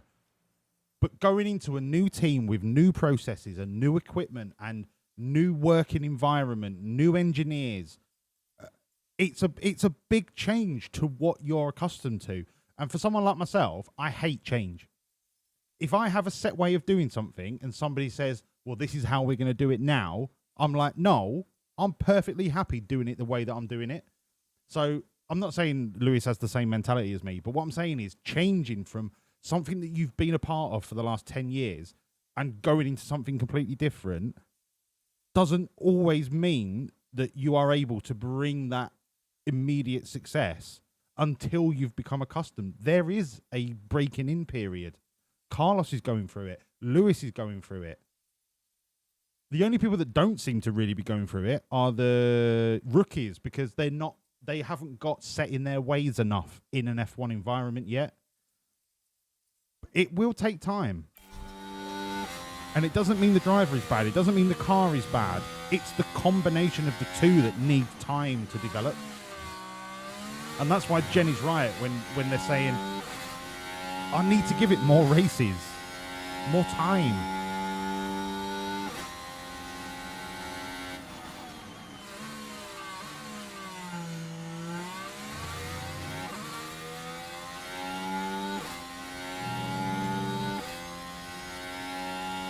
Oh, Chief, when you was younger, you liked the team that was always winning. Oh, what a surprise. Oh, yeah, what a Kel surprise. Kel surprise. Oh. Grandad, I want to be a fan of the team that's always winning, Grandad.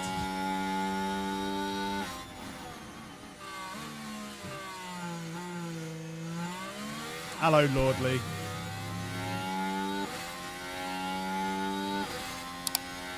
Chief, do you know what would be boring being an RB fan? Because you've basically had 4 years of dominance. Granted, you've engineered your way to that dominance, so it's justified, right? It's deserved. You've made an amazing car in the last 4 years. You got the regulations right straight off the bat. You deserve that success. But do you know what? Everyone hates you. Anyone that says they're a Red Bull fan, oh, is that because they're successful? That's why you like Red Bull. Do you know what I mean? I bet you wasn't a Red Bull fan when they were Jaguar.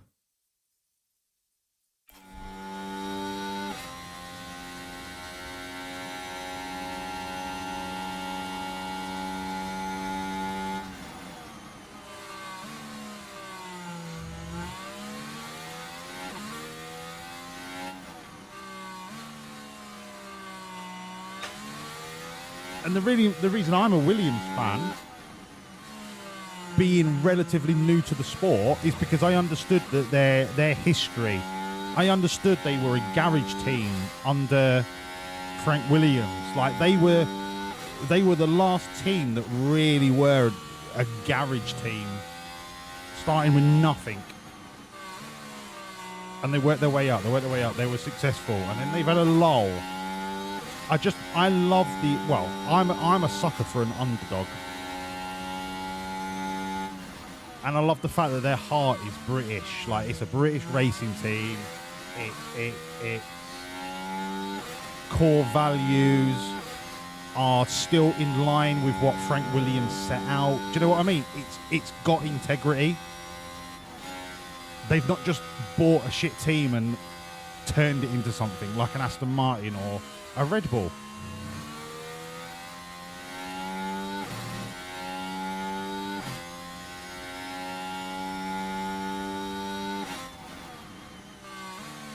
I mean, Alpine's just a shit show. I don't know how Alpine have fans.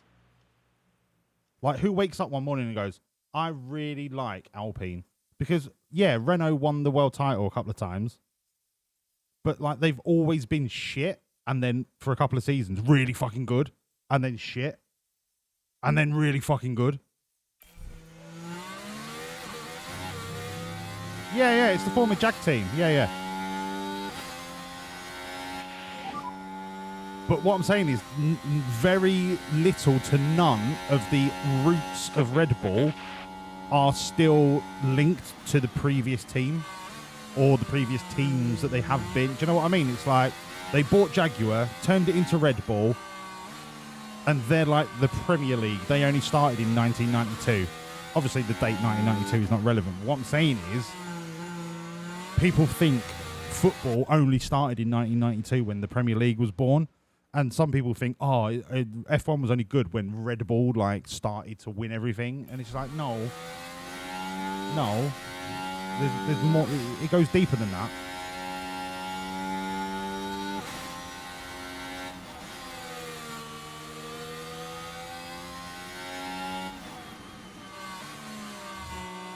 Yes, Chief, you was 10 years old.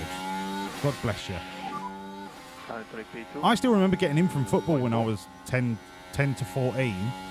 Getting in from football on a Sunday afternoon and then falling asleep on the couch watching the Grand Prix. Not because it was boring, but because I was knackered from football.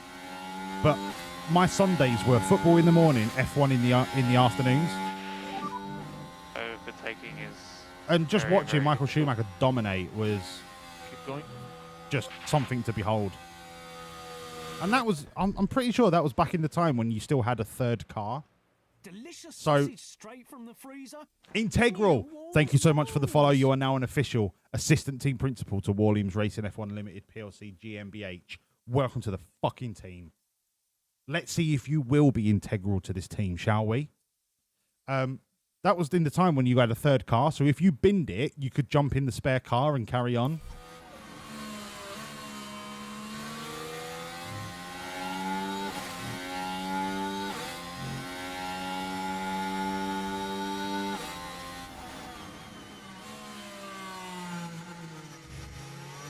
You're always integral. Let's see if you're a man of your word, shall we? Or a lady of your word, or a non-specific gender of your word. Yep. Right? Let's see if you live up to the hype.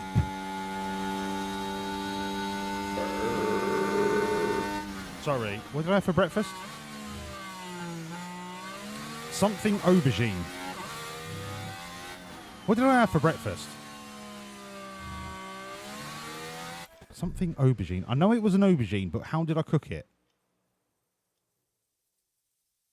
Was it scrambled aubergine? I can't remember, but it was something aubergine. It was delicious.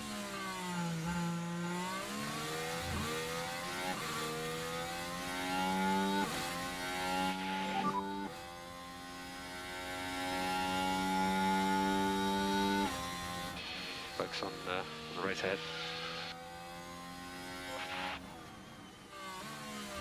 Oh, integral. Thanks, mate. Thank you. Yeah, look. That was back in... I wouldn't call it the heyday, because Michael Schumacher dominated. But, like, it was part of my weekly routine.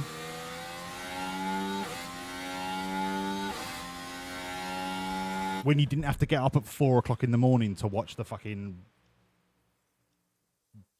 whatever races at 4 o'clock in the morning, you know what I mean? Probably Australia. 2 o'clock every Sunday afternoon, get the Grand Prix on.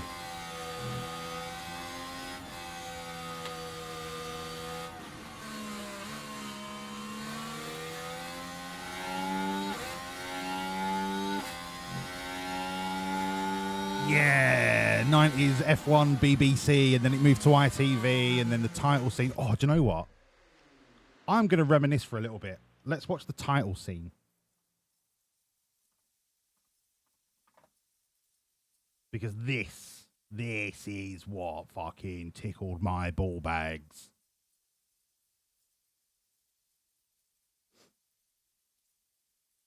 Was it this one?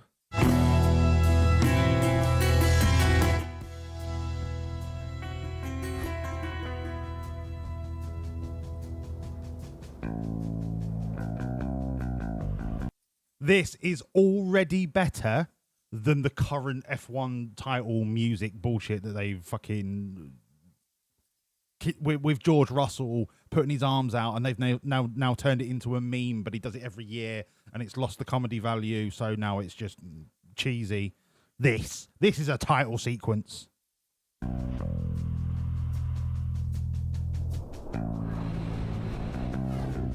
This is the glory days.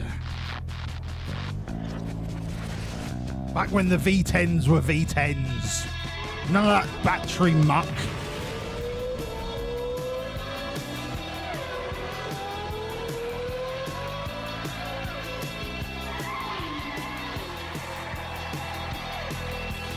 Fucking yowm.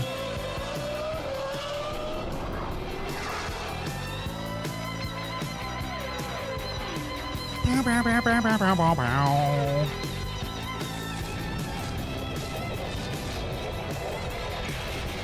What a fucking title sequence. Miles better than the F1 title sequence now. Miles better. Then on the other side of this was the ITV. Yeah, Rip Murray Walker. God bless Murray Walker. And then on the other side of this was the F1 title sequence on ITV. And they decided to go all James Bondy.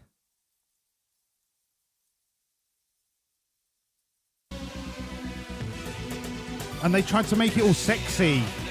They tried to make it all sexy and electro Euro pop. And it was like, mate, this is dog shit.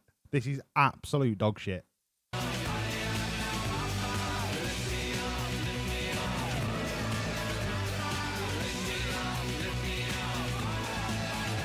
Is he just saying lick me off, lick me off?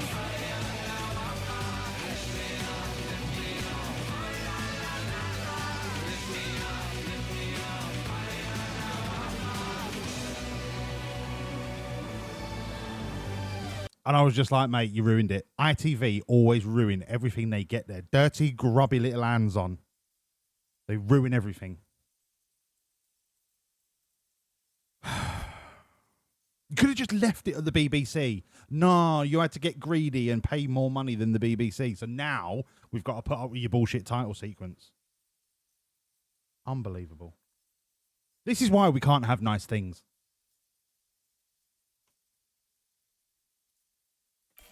Infuriating. Infuriating. With the honest. What do you mean I have merch now? I've had merch for fucking months. www.wawlllz.com. It's funny merch. Nothing to be taken seriously. Apart from this, which is the ace hole in Twitch. Twitch chat said, Doodog is never going to be champion. Turns out he is a champion. And he's about to be another champion, so sorry, Ace. But yeah, there's a selection of tat. A smorgasbord of tat. I'm disappointed that nobody's bought the Wawlliamz towel. Because I would love to get a picture of somebody in Benidorm with a Wawlliamz racing towel on one of the sun lounges, just like repping. But the best thing that we sell, I mean, I don't know why it's not here. Oh, it's featured products. The best thing is the official Wawlliamz Racing team attire with all of the in-game logos. So I managed to download. I had some help from, I think it was Fire Nexus, but we downloaded all of the in-game logos and then put them on a t-shirt, so it's like a pit lane t-shirt. I don't know how much Mercedes are going to like it, but do you know what? Ask for forgiveness, not permission. But yeah, that's the official Wawlliamz Racing team merchandise. You'll know I've made it when Williams adopts a green livery. We're actually going back to green next season. This is the one-off livery for this season. This is our maiden championship gold livery. Next season, we go back to the traditional green.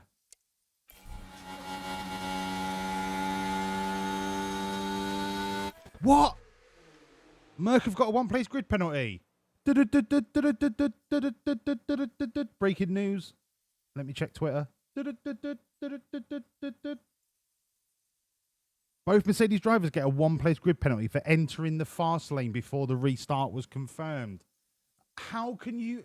That's not a driver error.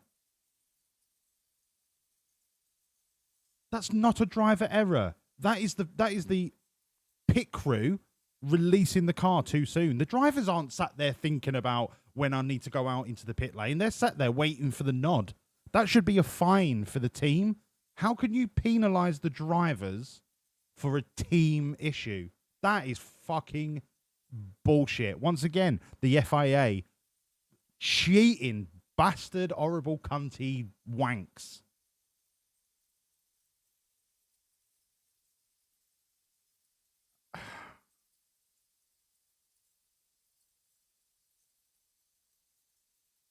That is unbelievable. That's bordering on criminal.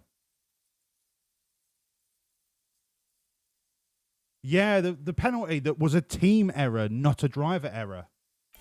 Hello, Nexus, you little sausage.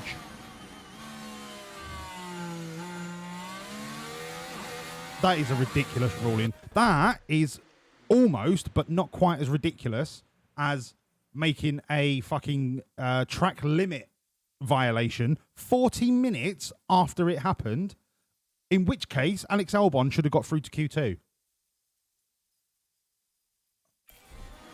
Is everybody on the FIA at Bahrain, or I think it's in Geneva, like the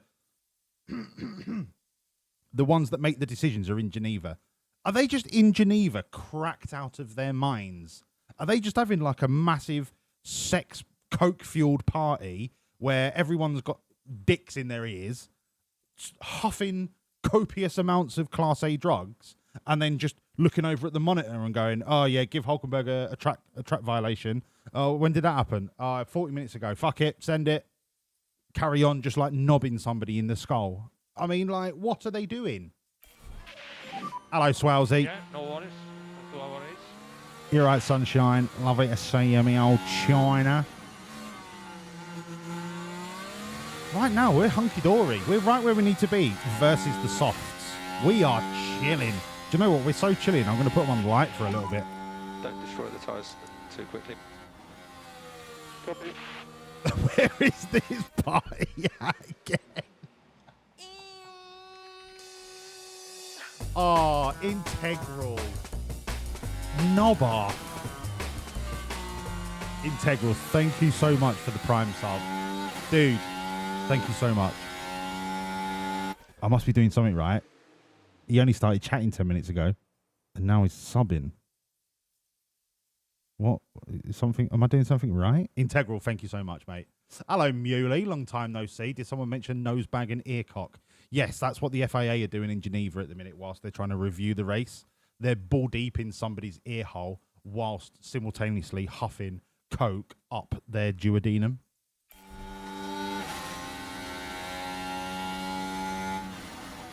Thank you, Integral. You'll understand that this is very little about what's going on the screen and more about us just sitting here having a chinwag about Formula One and putting the world to rights. And also, alcohol is mandatory.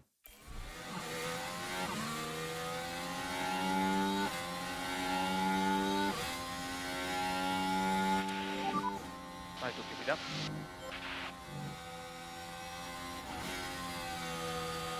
Oh, Todd, I've seen that Lego set and I really want it.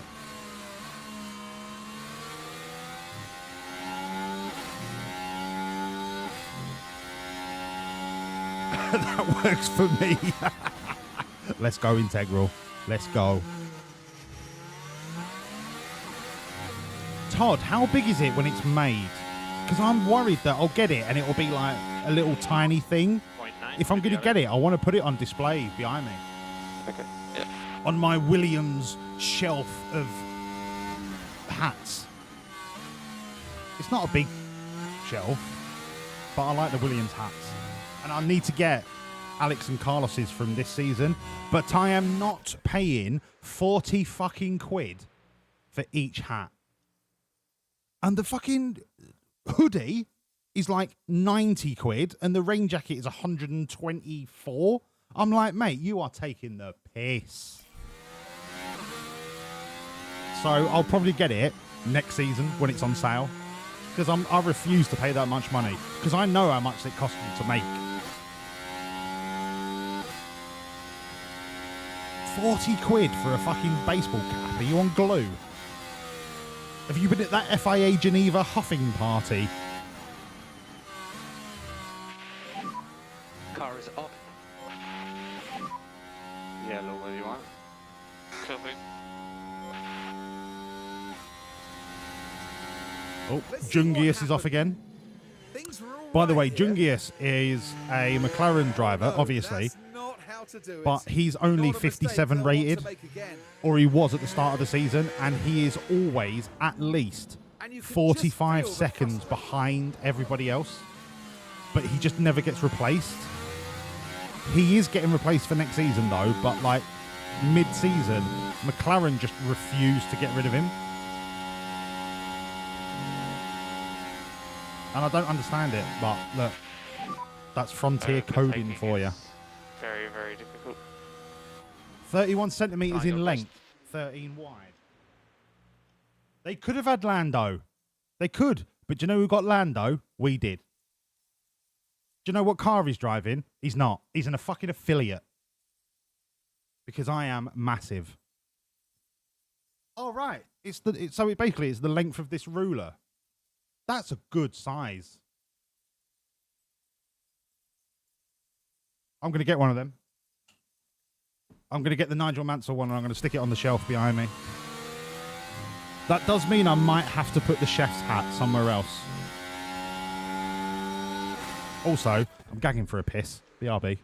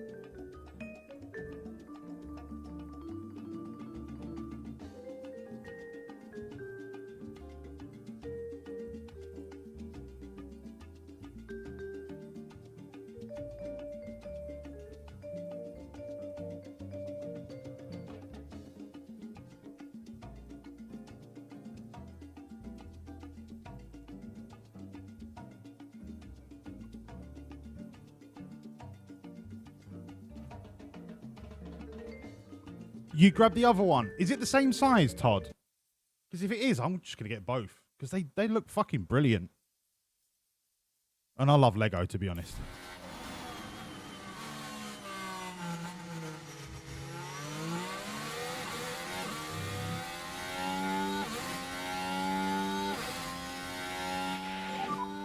He's on DRS. Yeah, the FW14B, it looks so good. In fact, I wonder if I can find the tweet. There's a guy on Twitter that does 3D modeling, and he puts like traditional liveries on current Formula One cars, but it's just concept art. He put an FW14B livery on the current shaped car, and it is one of the most beautiful things I've ever fucking seen. Talk amongst yourselves, I'm going to find it.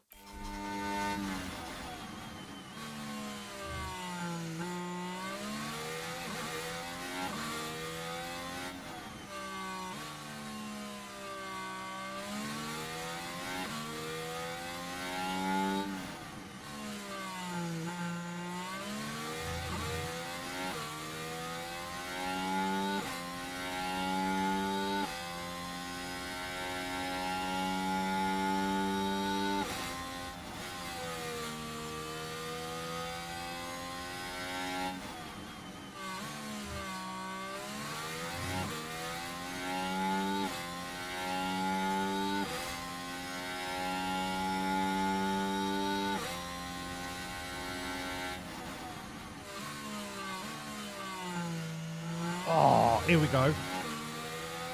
Okay, so the guy's name on Twitter is Ayrton. So Ayrton Senna, but it's Ayrton Creative.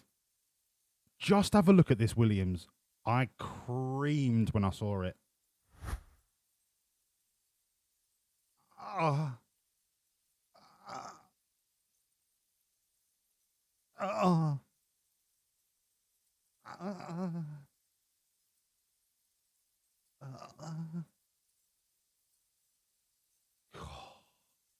Mate, what a livery that is. Unreal.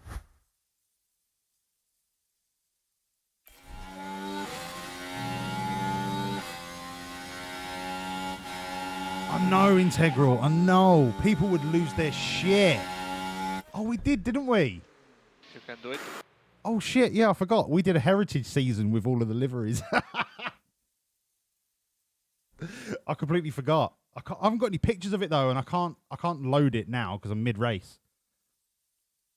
Oh yeah, we did a heritage season, mate. That was some fit liveries, Nexus.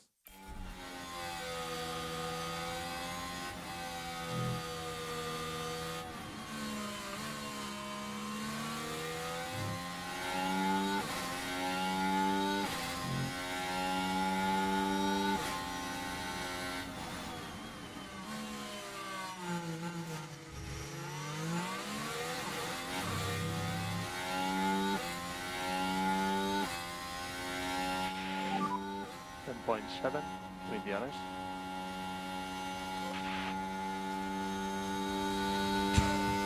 Maybe 9 inches long. Let me unzip. Todd, we all know that you've got a chode. We are still in the race, don't worry.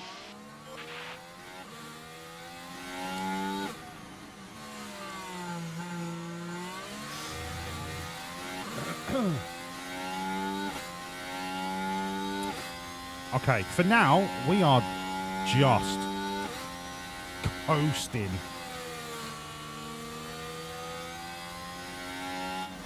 We do not need to make any rash decisions because these lot are all going to pit soon. They're going to end up in traffic on their brand new tyres behind all of these hard runners, and we are just going to float.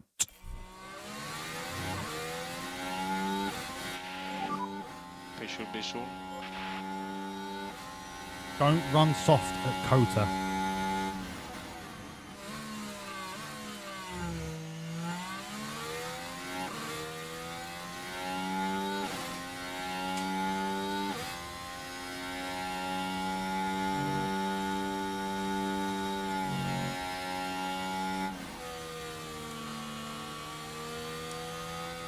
Right, so who's pitted? Gasly's pitted, Ocon, Dirksen, Behrman. They're now sat behind all of these. Unless they've managed to come out in some weirdly available gap that doesn't exist.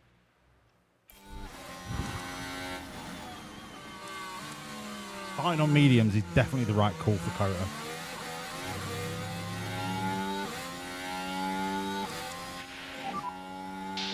Phase when you can. Tire phase. Front left, struggling. And do you know what? We could even start to pick up the pace a little bit to break the DRS to Albon. After those tyres. Copy.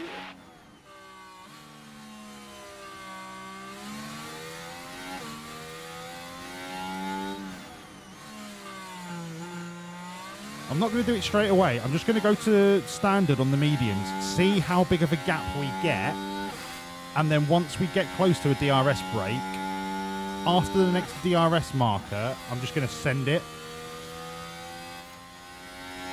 So we send it now, and just see if we can like pop out a 1.5 second lead, and then coast. Oh, so they've all decided to come in for a pit, so this is pointless, but I'm still going to do it anyway. For the lols. We did do a bet, Lord Lee. Nobody bet, so I deleted it.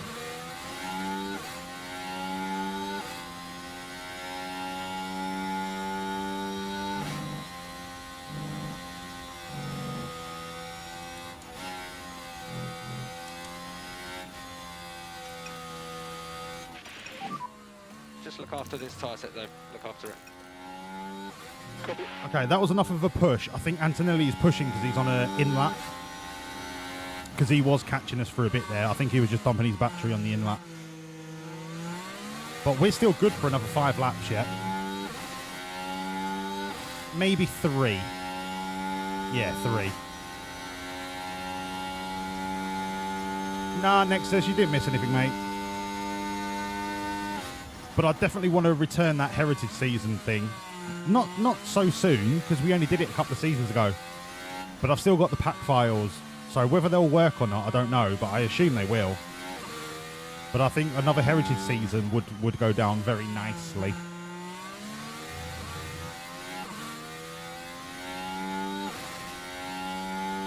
With the Builder app, no? Are you planning on redoing it? All right then, mate. Well, if we backburner it, if you want to redo it, then we can definitely do it again in the future because it was fucking mint. Have you got some new tools? Yeah, Oh, you now. teasing little bastard.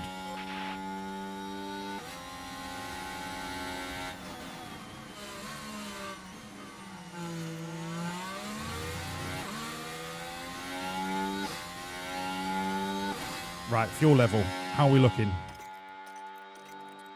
68, 65. So they're only a few... Well, fucking Antonelli's way lighter. 5 kilos. We can keep pushing till we pit.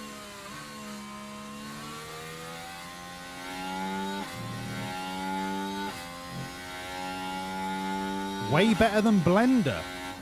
I thought Blender was like the tool.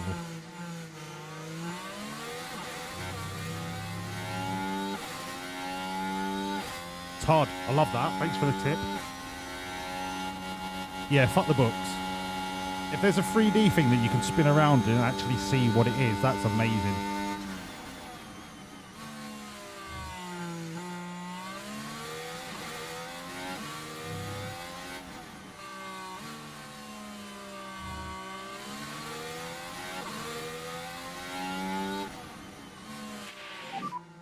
Head now. Ah, Substance is better for putting textures on them. Nice. Nice. Let's get it out onto a tray.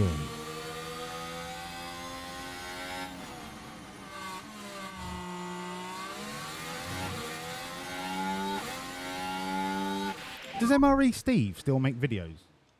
Fucking love MRE Steve. Copy. He's got a little bit of a serial killer vibe about him, but he's good. MRE Steve. Is he still a thing? He is. 2 million subscribers. 1944 Australian emergency ration 12 days ago. Good lad. Good lad, MRE Steve.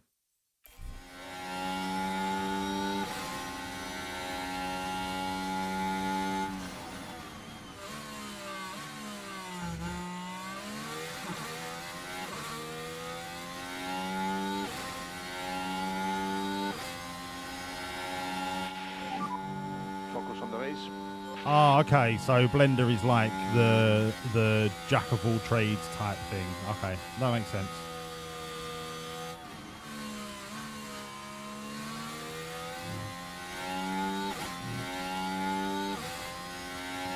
All right, Oscar's got to come in soon. I am going to bring Oscar in this lap, and I'll do Jack next lap.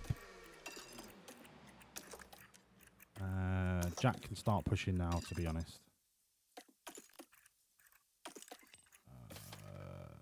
Next lap. Send it. Speed component box. Copy. Box.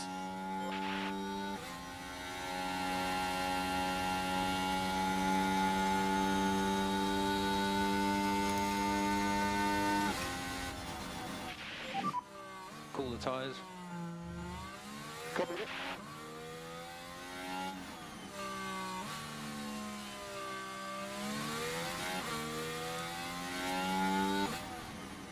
If we can come out, I mean, we're going to come out ahead of Antonelli, but I really like that 6-second gap between Sargent and Antonelli just to get the hards up to temperature and like send it for a lap or two.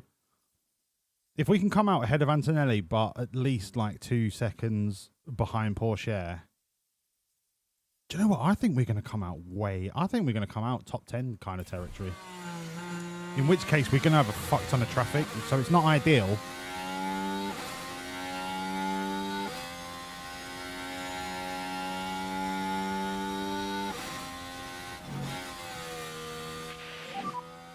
Oscar building.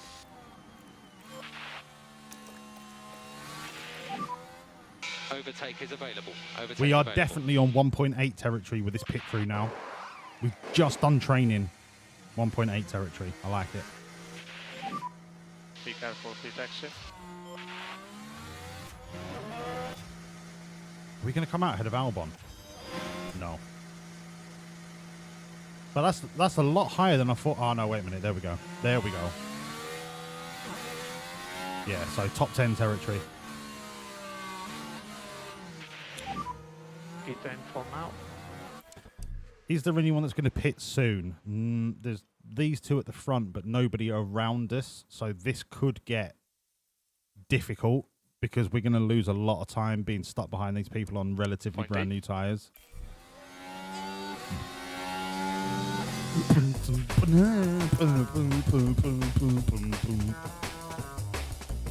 Oh, integral. Dude, thank you so much for the gifted sub to Nexus. Thank you, mate. How's the new wheel? Not too heavy. What new wheel? What new steering wheel? What are you on about? What new steering wheel? Thank you, Integral. My guy. He's just bowled up on a Saturday night and gone, do you know what? This is my gaff. Oh, the gold wheel. It weighs an absolute ton, but it's sexy, so I like it. I'll just shave a little bit more off the suspension and stuff to compensate. It'll be fine.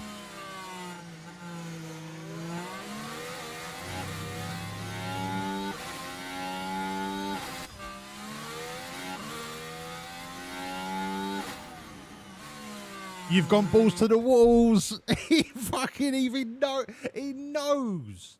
He knows that he's gone balls to the walls. He just gets it. He fucking gets it. You know what I mean? Some people get it and some people don't. But when you get it, you get it. Right, Doodog in. Give me a world record 1.800, please.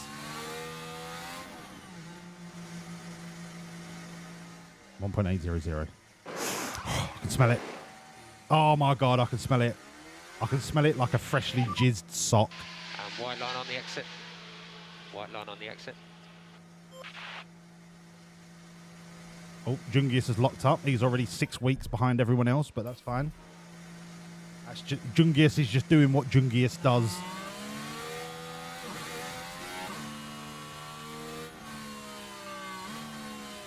What a guess. Mate, I can smell it. Smell it. Doing gain 2 seconds after Piastri pitted. They are losing so much time fighting each other. What, you mean Piastri being stuck behind these two couple of wank bags? 2 seconds. I've got to start making moves. Come on, Piastri.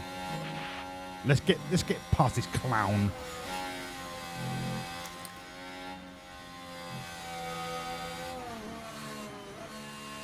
Maximum overtakes. Let's go hunting. Let's go hunting. Okay, recharge on. Right, well, I've definitely got him on DRS. Doohan doesn't have DRS, so that means Gasly's got DRS. Amazing. So I don't have him. Although I do, because I'm just massive. Fuck. Block him, Doohan. Block him. Why did you pull back in?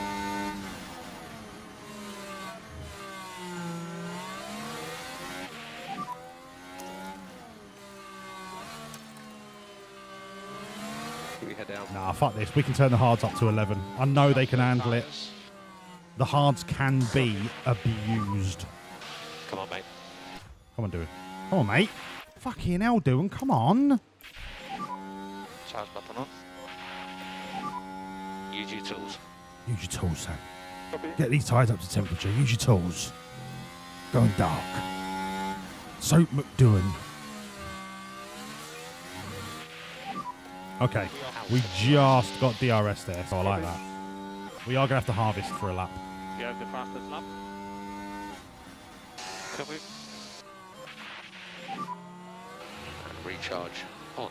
Recharge on. Copy.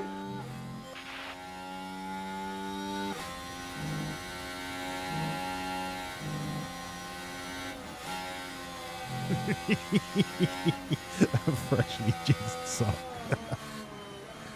Oh, well done, mate. You did a jizz.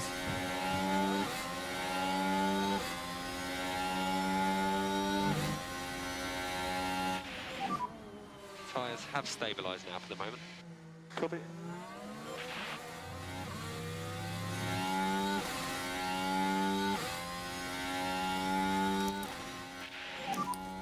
Recharge on. Copy. Gasly is absolutely crippling us. We need to get past him and break him because we can't chase the front five. And we are losing so much performance out of these hards because Gasly is a whiff.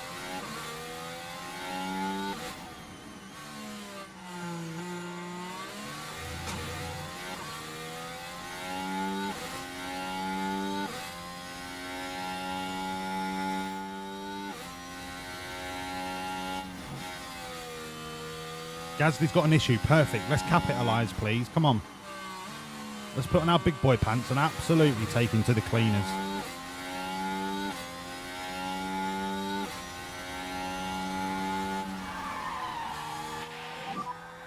Only just on DRS this time. Who the fuck just locked up on the straight?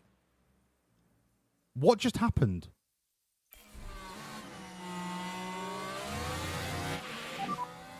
Sorry for a little mistake. What? Just stay focused.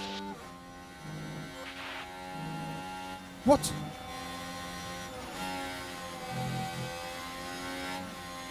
Doing locked up halfway down the straight.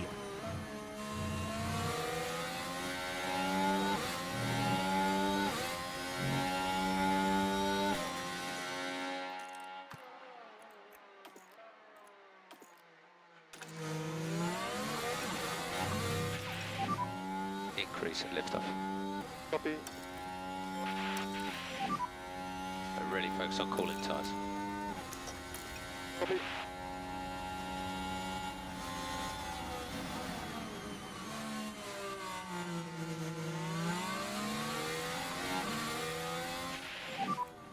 Focus on consistency.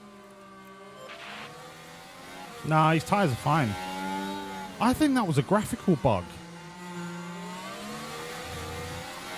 No, we did eat 10% of his tyres, you're right.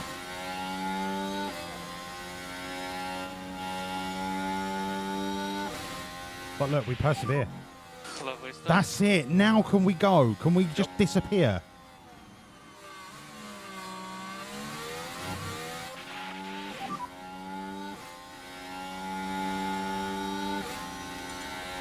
Keep at it. Far ahead is Piastri. Okay, 4 seconds of clean air. Now Doing can absolutely Don't put risk anything. the afterburners on. Yeah, increase your gap again. Try to put These pressure hards will on it. easily make the next pit. Easily. I can't turn down.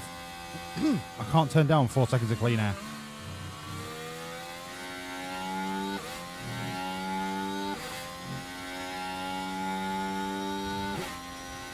I think we've broken Gasly before the marker. Yes. Get fucked, Gasly. You're out of it. You are out of here. On DRS behind.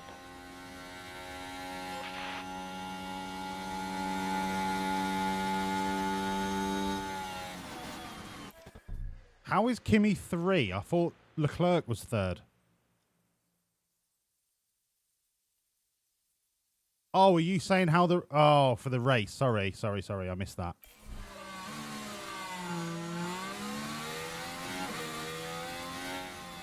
I am going Piastri, George, Leclerc. Basically how qualifying ended.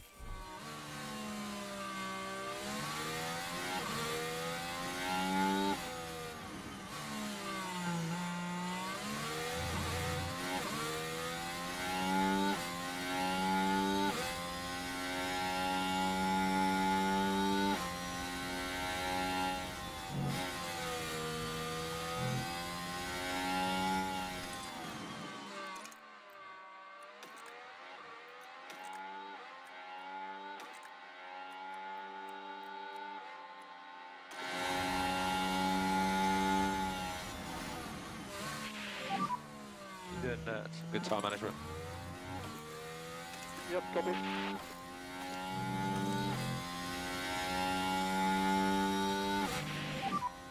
Just stay on your normal line. Tyres are absolutely fine. These can run up to 135, I think. Yeah, 135. I know they're red, but doesn't matter. They're still fucking right in the where you want to push the hards to.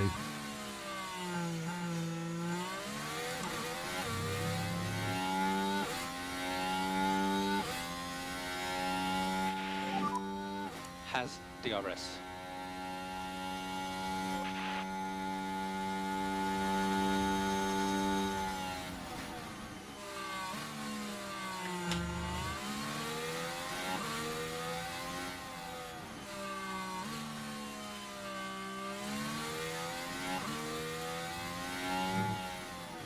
Will you two pack it in?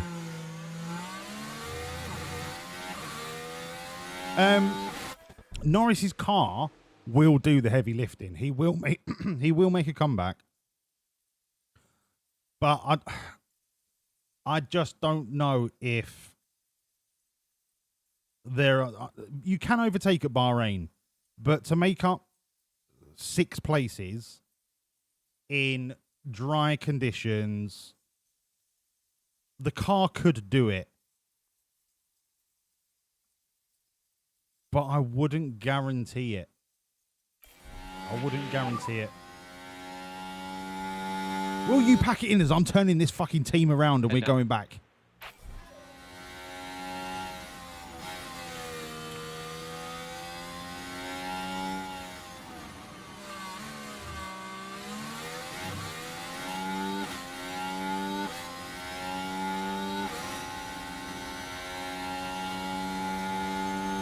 All right, we've almost made DRS. I think if these two stop being dicks, we can catch DRS before the next marker.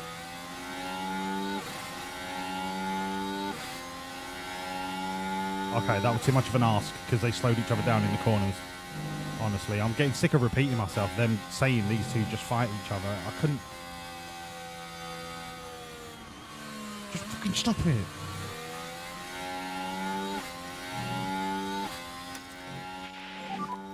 Cool the tyres. Copy.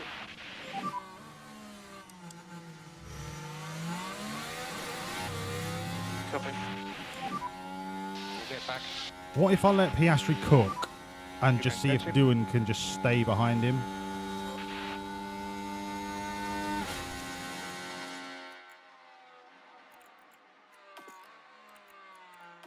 Yeah, fuel's still good.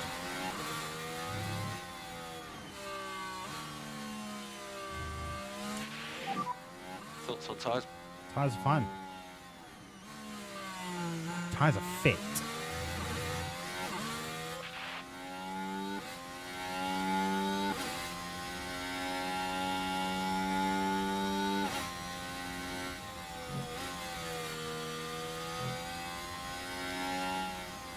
All right, I've made my mind up. Let's go. Let's get up to the DRS of that front 4. Then we can concentrate on turning the tyres down. Okay, so it's closing up a little bit.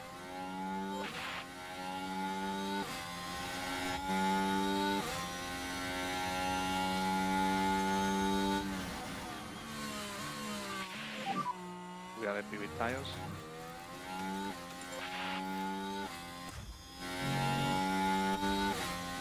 I'm going to set Doohan to don't fight teammate because Piastri's got the tyres to make the chase. Doohan can just sit in the DRS whilst he's got the shitter tyre. Cool the tyres. Copy. Could you double your lift off, please? And start button on. Now we can conserve the tyres a little bit more because we're in the DRS train. We're not going to be able to make 5 overtakes of a DRS train. So the best thing we can do is sit tight, conserve the tyres, probably even conserve the fuel at the same time. Increase lift off as well, please. And just try and keep up with them using battery. And then as they start to splinter off, as they're going through a pit, we can then spot a gap and go for it.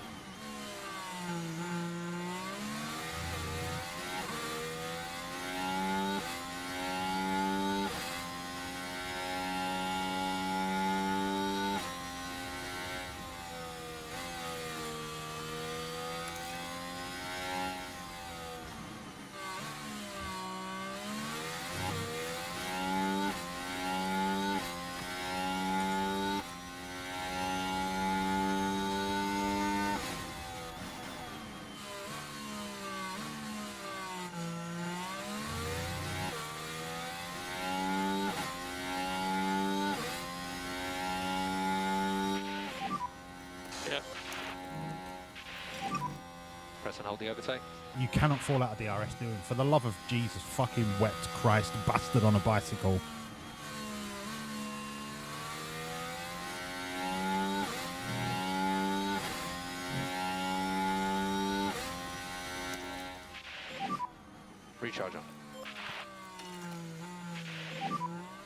Focus on cooling the tyres. Copy that.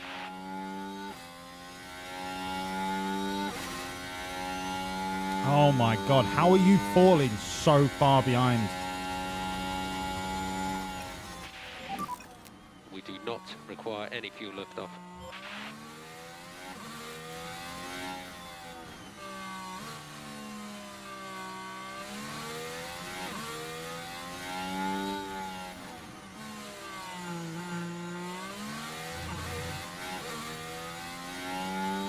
Yeah, the thing with Norris is he does have a tendency to get not overconfident, but overly aggressive. And then that leads to him locking up in a couple of corners or trying to make moves that aren't on. But the car will do 90% of the heavy lifting.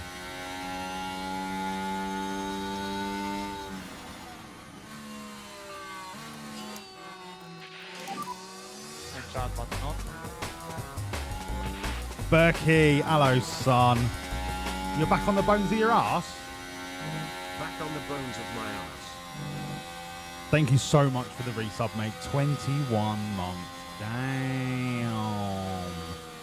Right, putting him on Harvest was one of the biggest mistakes I've ever made. Start button on. But we can keep our cool on the tyres. Just chill.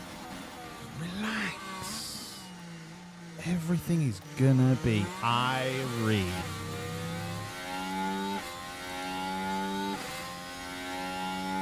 I'm good, mate. You're 5 double ups from the boozer again. Well, you'll be lucky to know that, you'll be glad to know that the bet that I'd set for the start of this race, nobody took part in, apart from Rosin, so I cancelled the bet. So you're not losing anything.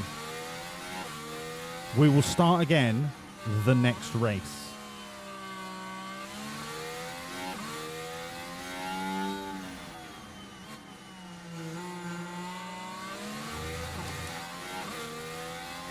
This train at the front has destroyed this race because everybody else that was like 3 seconds behind us is now caught up. And there's nothing I can do about it. I can't overtake 3 cars at once. Until somebody comes in for a pit, there is nothing I can do. The best thing I can do is just conserve my tyres.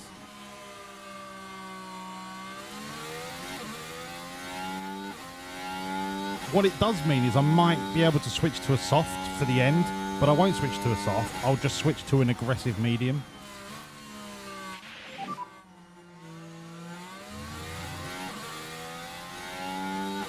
.6.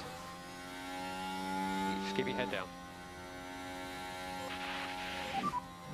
Big shunt for him. A lot of debris, a lot of There's a lot of debris. Multiple debris. Sure, whatever.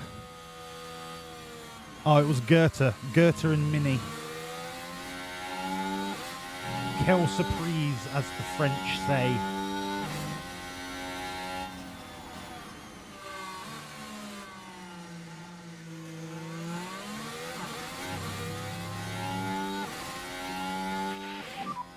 In general, if you can introduce some lift off.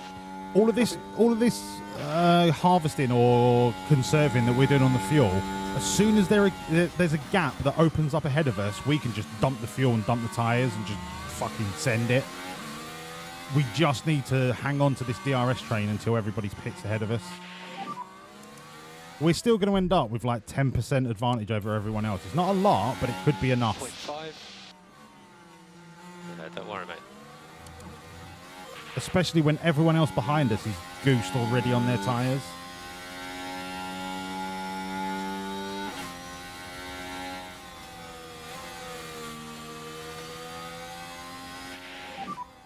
keep pushing.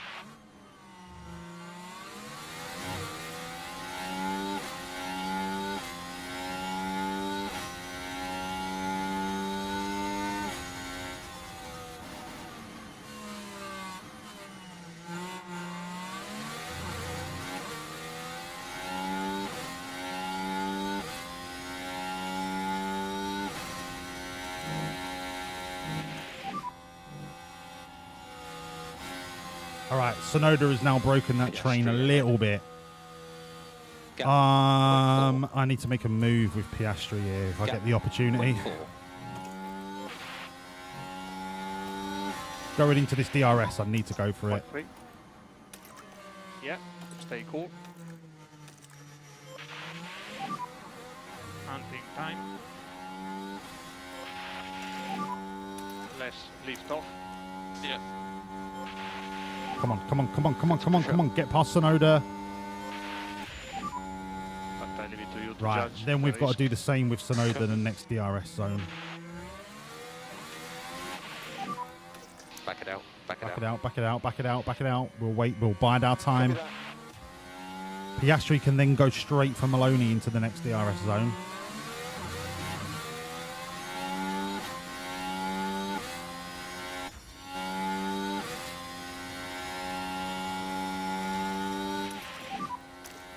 Come on, mate.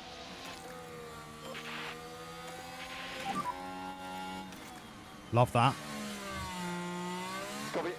See you later, Sonoda.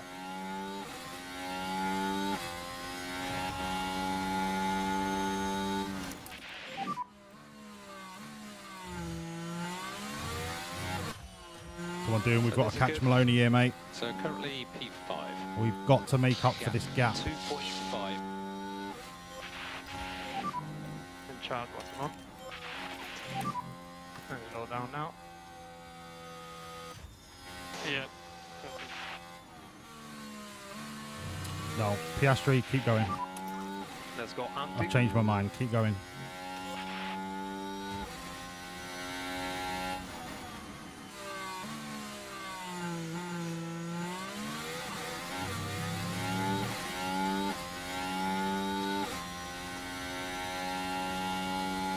We have got loads of life in these tyres yet. Loads of life. Okay, crack on. Absolutely hunters of life.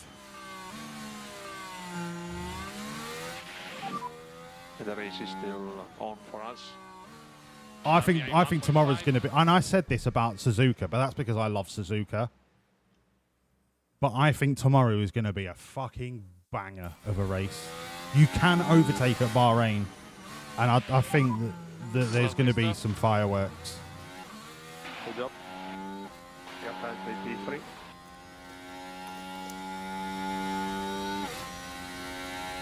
And 1.4 in front. Doohan's at 43, Anthony's at 37. We can keep pushing the fuel. Recharge Keep on. pushing. Okay, that was a purple lap. Yeah, I've seen the grid pen, yeah. Doohan's got fastest lap. That's incredible. Incredible.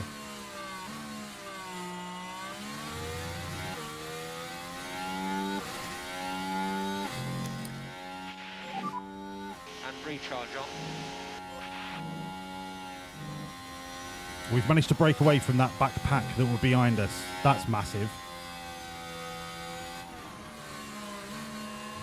I really could do with Piastri breaking Maloney so that Doohan can do Maloney in the DRS.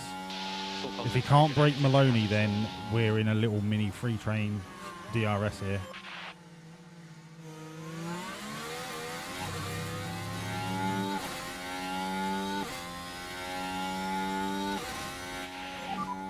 So just focus on bringing the tyre temperatures down.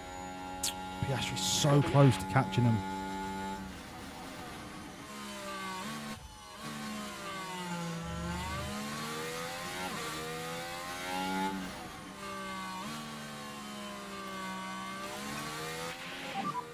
Could you just introduce 3 seconds of liftoff around the lap? 3 seconds a lap. Are you on glue?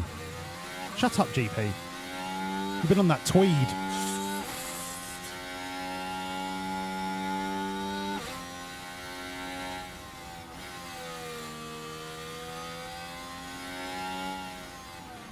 It will not be a McLaren 1-2 snorefest. I think Piastri will fuck off into the distance, but from 2nd to 8th, I think will be a right ding-dong battle. 0.5. Come on, mate.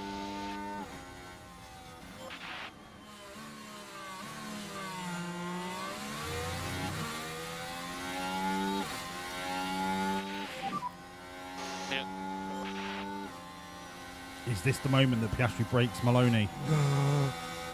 Break him! Break him! Try to put pressure. Break him, break him, break him, break him. You shithouse.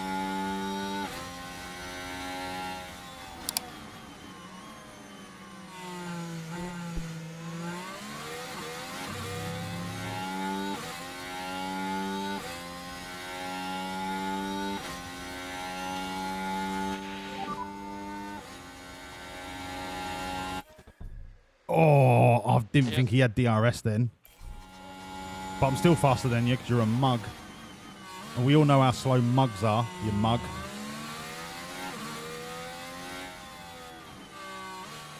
Right, Doing, you've got to catch up, mate. Good job on there.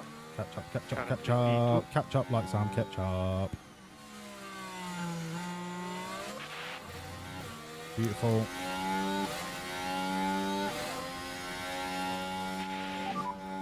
Recharger. Okay, we are now on parity.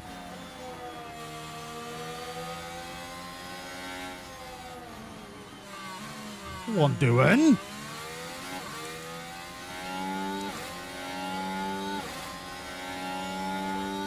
Okay, Albon's just dumped his battery because even with DRS, he's still accelerated away from us somehow. Get off the track, Maloney. You're washed. You are washed.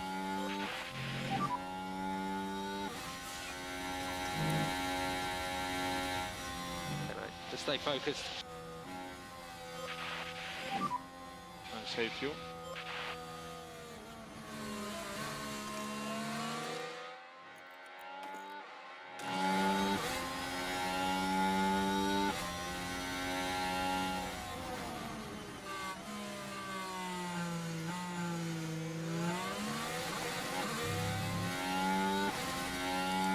Come on, you've got to be pitting soon, Science. Jesus Christ.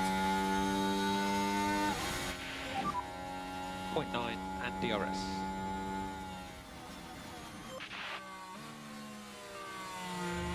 Okay, this is where Piastri fucks off. Good job there. Break Science. Off your fuck. See you later. Head down.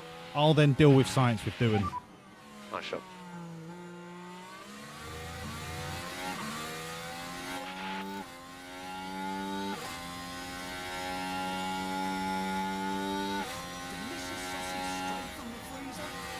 The Pilgrim of the Cross. Thank you so much. Now he's pitted. Thank you so much for the follow. Welcome in. You're now an official assistant team principal to Wawlliamz Racing F1 Limited PLC GM motherfucking BH. Welcome to the team. Doing. Send it. Okay, so it's closing up a little bit. Start button on.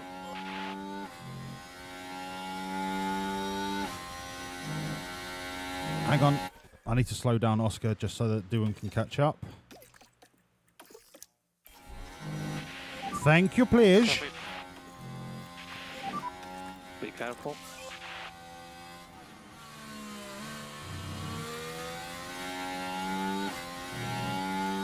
Is he not caught up for this DRS marker?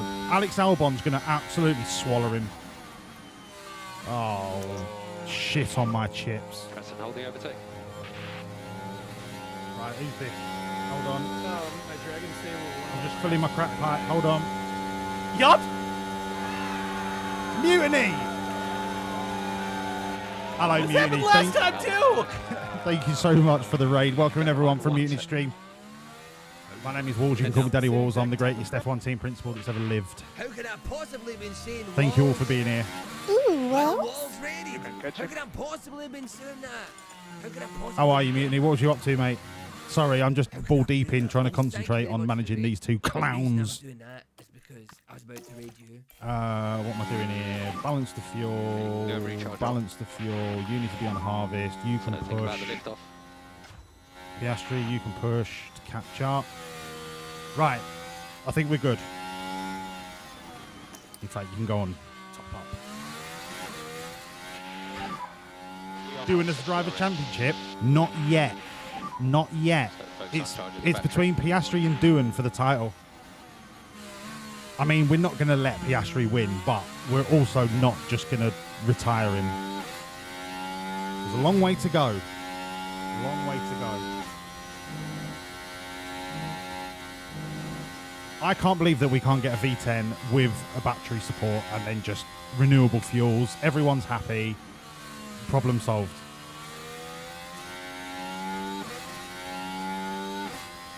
You was playing your Japanese save. KMB's choking away the championship. I've been there, mate. I've been there. I know how it feels. I feel your pain, brother.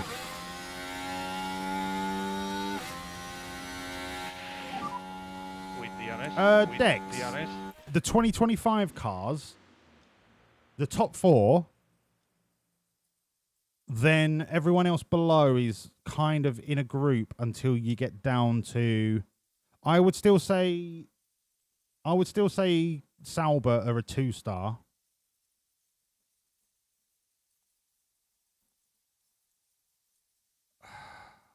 It's difficult because some teams have looked good at certain tracks, but if you was to do it across a season, you'd have to wait and see, but I wouldn't say they're all 3-star. There are just some variations between tracks.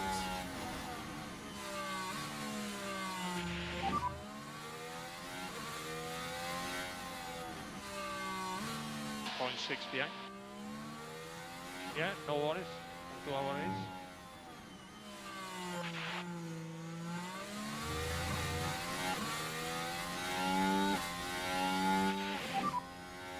Okay, I'm going to go a little bit deeper on these hards, and then I can go aggressive on the mediums. Keep going. Only maybe 1 or 2 laps, not a lot.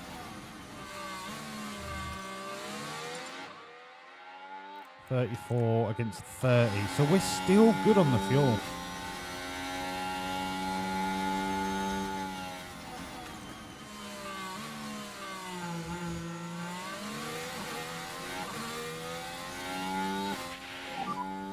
Entire phase update when you can.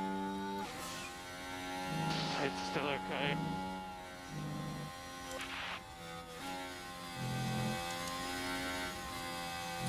Let's get that undercut on Maloney, I think would be the right call.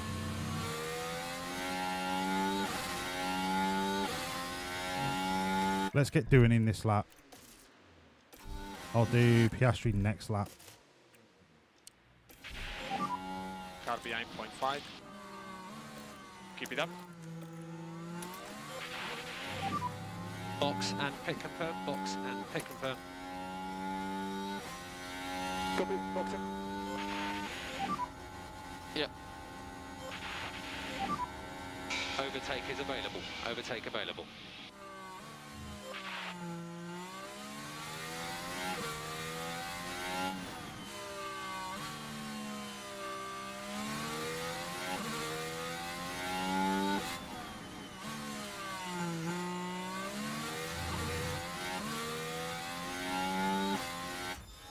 I think Maloney's going to come in this lap anyway.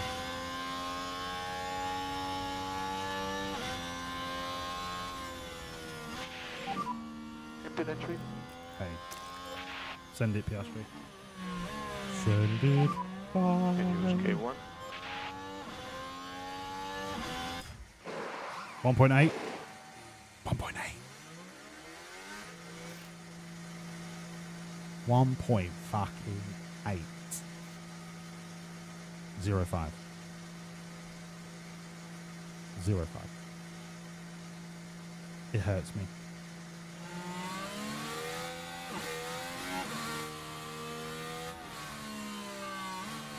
Doing top up. Doing conserve, and then I'm going to go aggressive out the gate. Now we've got to manage this to perfection. Gap behind 5 seconds.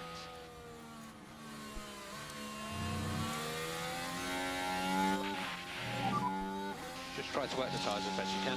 We've got to manage this to perfection and not burn the tyres and then just do it in the last couple of laps. If I conserve now whilst I'm in a little bit of a DRS train, conserve the fuel, I should have a little surplus that will enable me to push in the last few laps. But as long as I stick on the back of this DRS train, that's all that matters.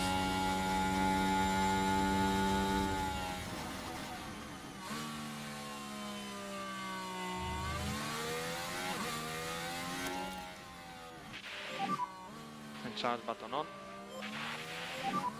First to fill in.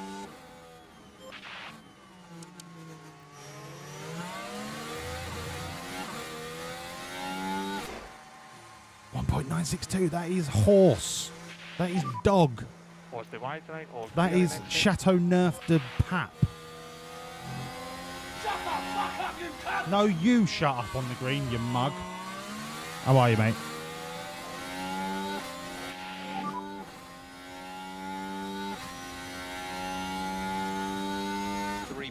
Behind. Focus on the race ahead.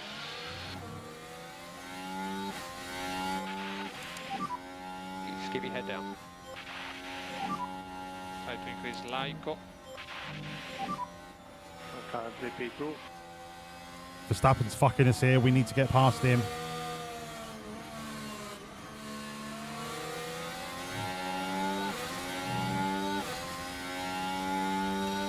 Give it all the fucking beans. Give it all the bones. Come on, mate. You can cancel or reduce That's it. And then give it the beans on Albon. That's it. That's it, Dylan. My God, you are an absolute legend. Okay for the moment. Recharge on. Make it stick, Doodog. Make it stick, me old fruit. We need a lift off at this stage. That was very good. Beautiful. Beautiful. Forward push. Absolutely textbook. Next up, these chumps.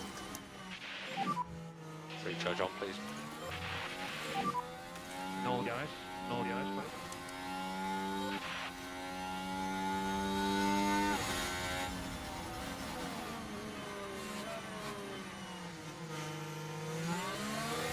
Gasly on 29% hards. I mean, you might as well just be walking around the circuit, mate.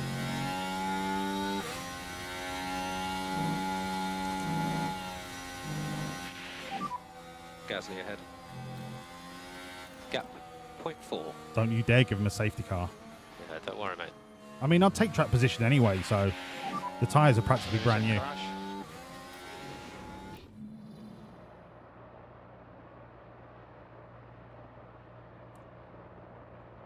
Yeah, well done, Dirksen. That is a classic Dirksen manoeuvre. Doing big push. Doing big push. Where did you come from, you mug? Where did you come from?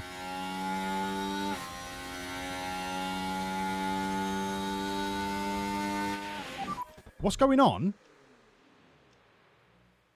How has Doohan been overtaken by 5 cars when Doohan has DRS and is at full chat? I've been absolutely cheated by the FIA there. Keep your head down. I have been unbelievably cheated. Recharge on. Copy. Really focus on cooling tyres. Copy.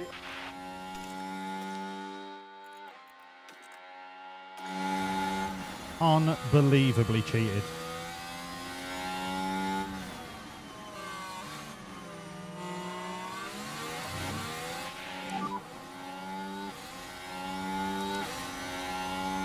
Bordering on frightening. 0.7.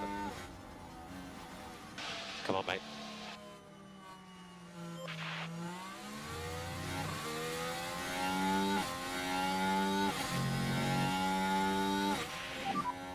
Keep it up.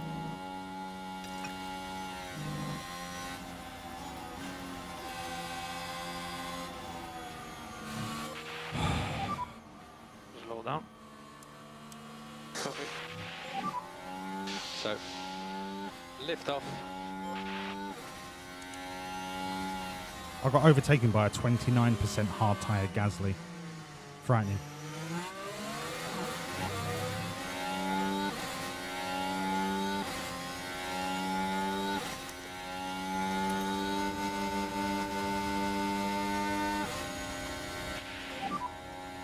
For info, we are not fuel limited. We are not fuel limited.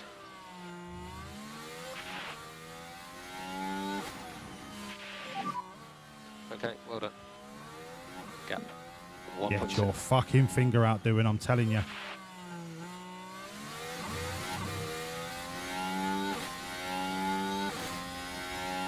I'm going to burn your mediums into the bastard ground.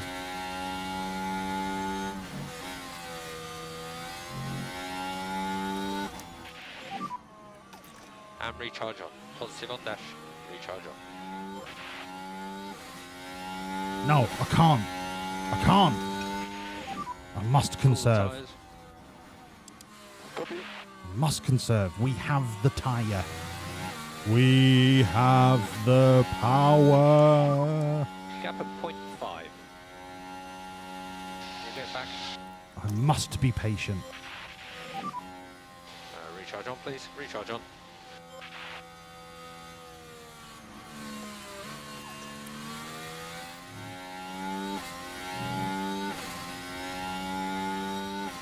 Must be reserved. I must be more demure.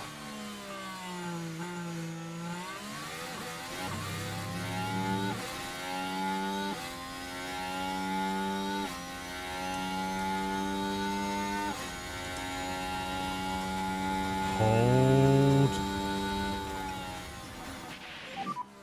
We do not require any fuel liftoff. Hold.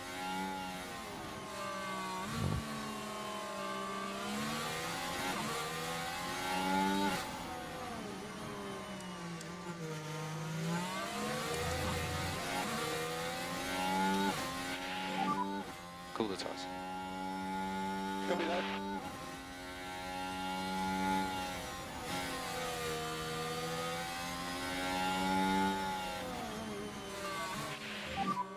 Next car ahead is Alex.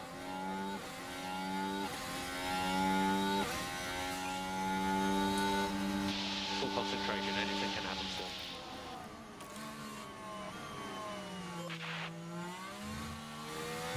You've got to be fucking shitting on my barbecue. Alright, just stay focused.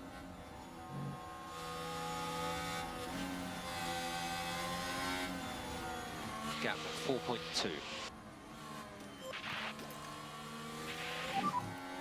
Increase your lift of coast a little bit more, please. This is horrendous. Some Lyco, please. Copy.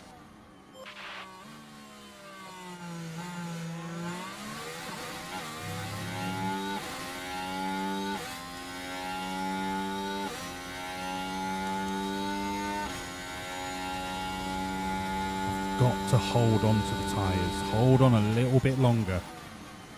Just sit in this DRS. Just hold on. Our time will come. Good job managing all your tyres. Yep, copy.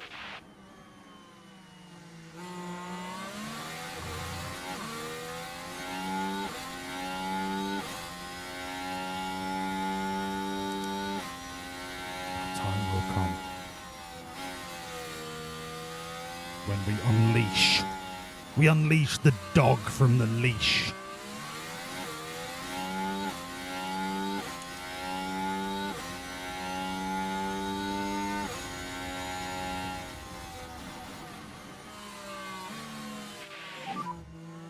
.6. Keep trying.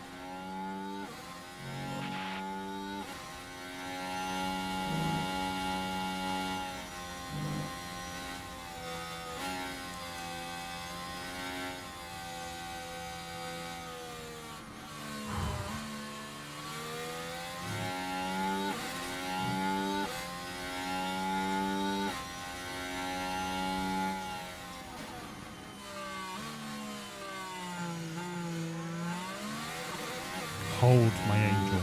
Hold. Remain steadfast. Believe in your convictions and you shall prevail.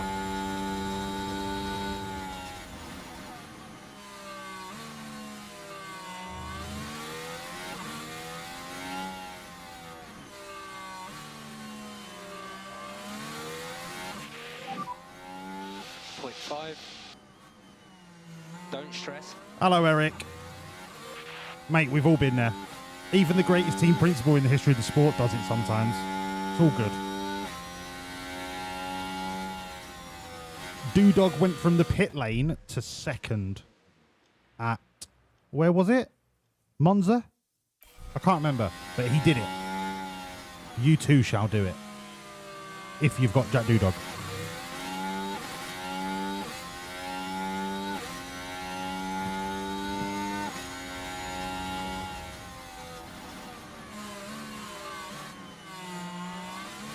We've got to start thinking about making a move soon.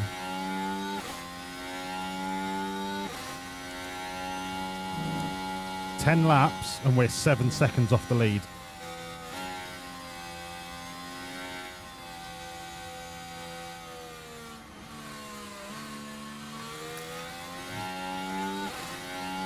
Okay, so it's closing up a little bit. We must go. We must make an impression.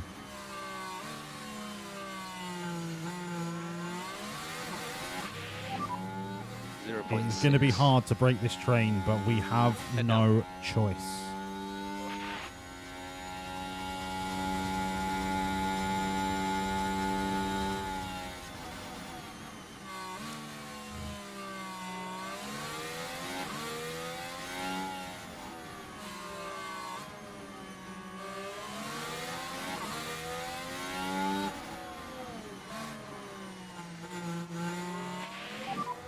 How's the tyres?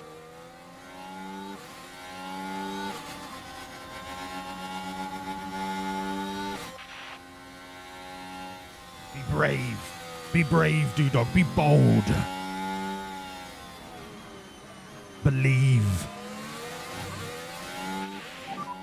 Good job with that. That's Alex ahead.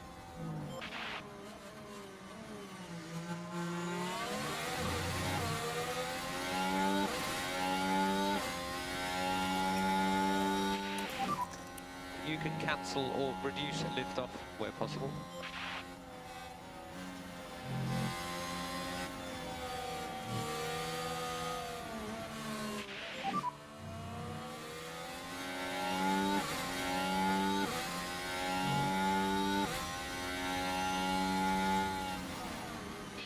Focus on the race ahead. Come on, let the tyres sing. Open them up. Let them carry you to glory. Or just don't do anything.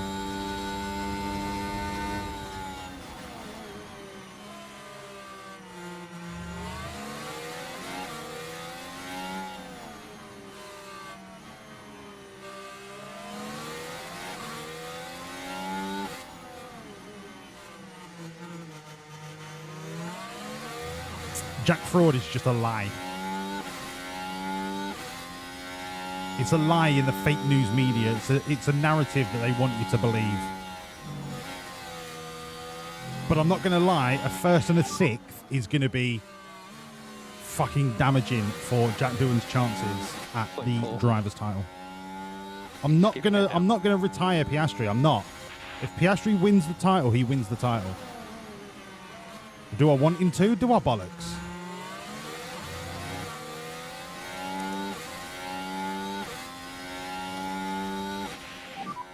Cool the tyres.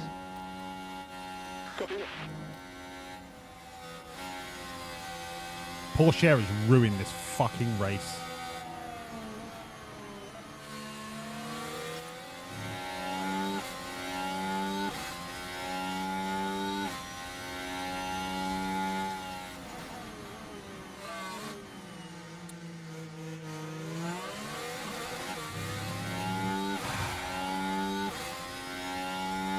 We're just in a permanent train now for the next 8 laps. 0.5. The tyres are too close for it to even matter.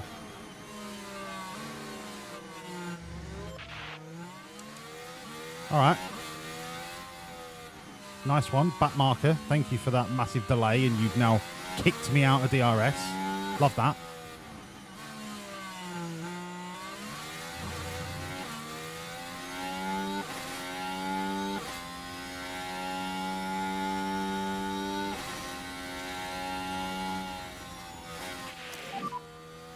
Come on, mate. I've got to go Charlie Potatoes on this. Use your tools. Use your tools. Soap McDoing.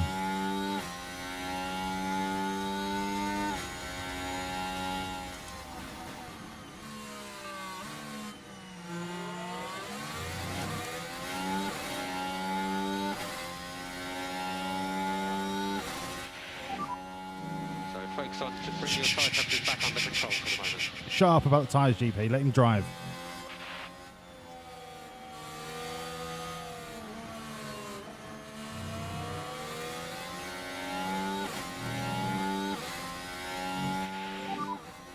Gap 0.4. Yeah, don't worry, mate. Focus on cooling the tyres.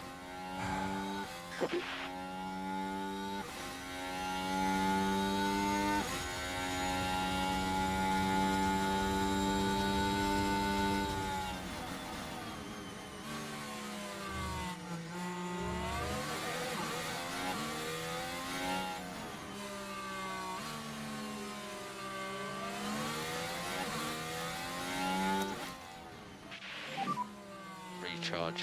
Oh, recharge on. Copy.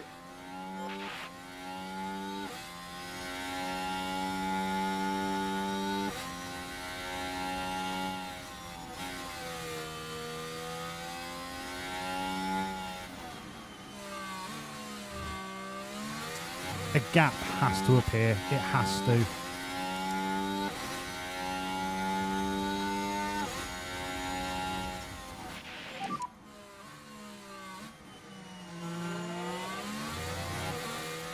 .6. Come on, mate. And increase your It's not going to happen. It's not. It's not going to. It's just going to be a train all the way to the end of the race. They're all on a pretty similar tyres. Like, it's just inevitable.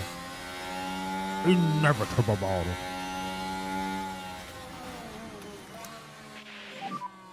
Recharge on. Copy, copy.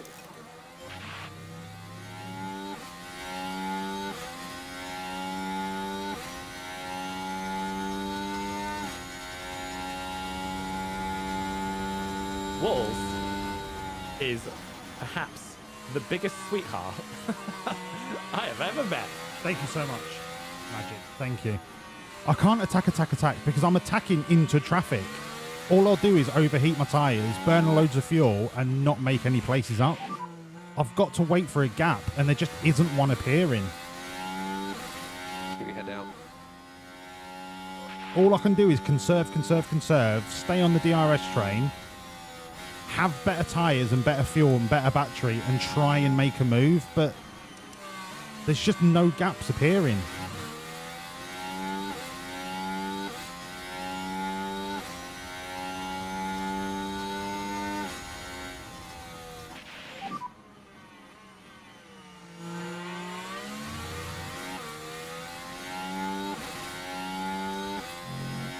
Okay, science has appeared. There's no point overtaking him until the DRS now, though. Otherwise, he'll just overtake me back, and then we're back to where we were. No risk. Yeah, copy. I need to use the science DRS to slingshot my way towards the next front four.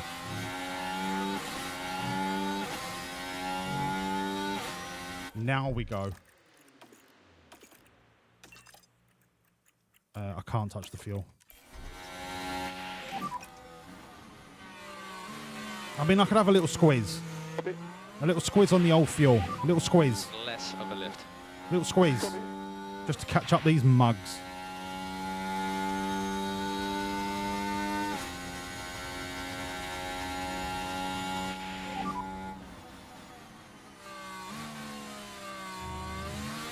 Did an excellent job. Next car ahead is Alex. Gap 1.7.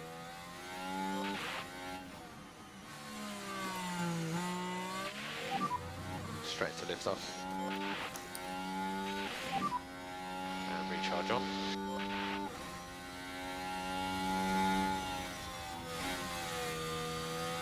And 5 laps to go. I've got better tyres, but they're not better enough.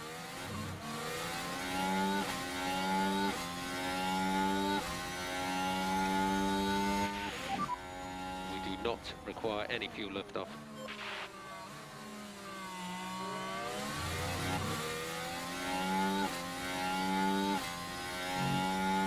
If Alex Albon falls out of DRS, that would be amazing, but I don't think he will.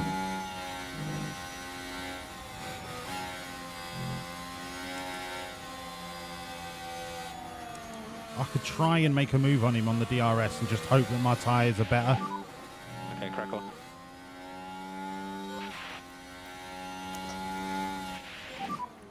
Press and hold the overtake. Go for it. I've got nothing to lose here. For info, we are not fuel limited. We're not fuel limited. Go on, go on.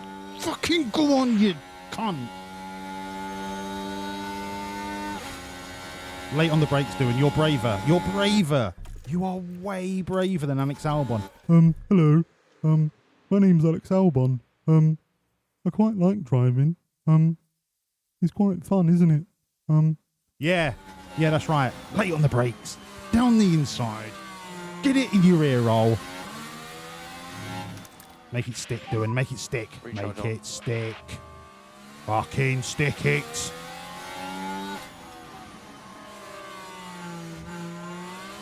That's it, brother. 2 to go. Good job.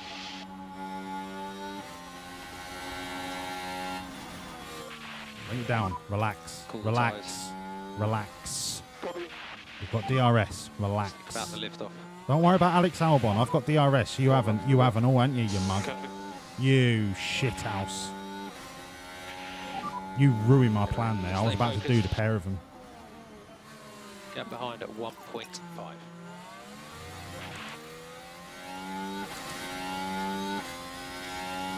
Burn the tyres. Good to push up. Burn it all to the ground.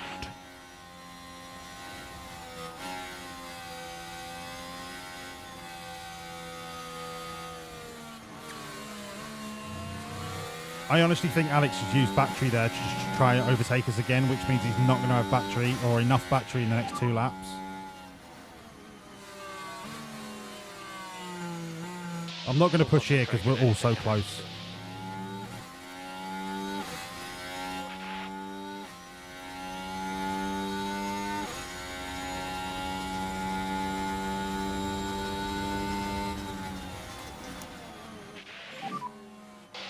Okay, recharge on.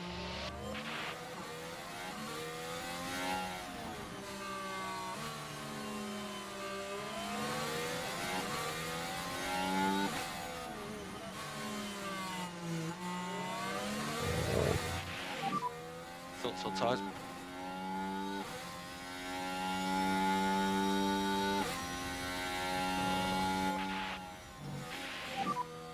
And 3 laps to go.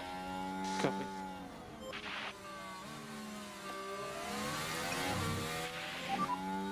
We're really focused on cooling tyres. Copy.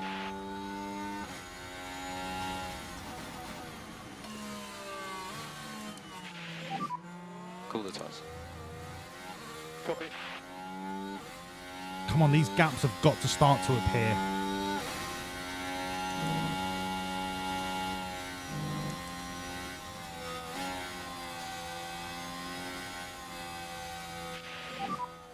Gap at 0.5. Head down.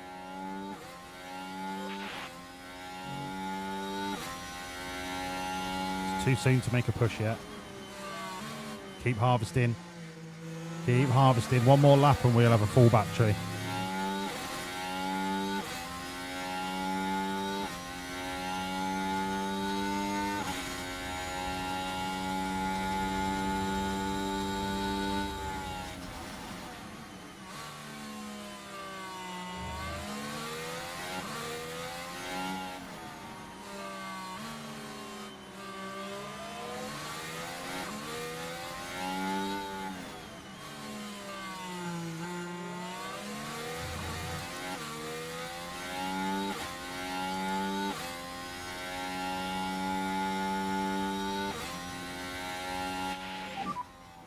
2 laps to go. 2 laps to go. Copy. We've got the tyre on everyone ahead.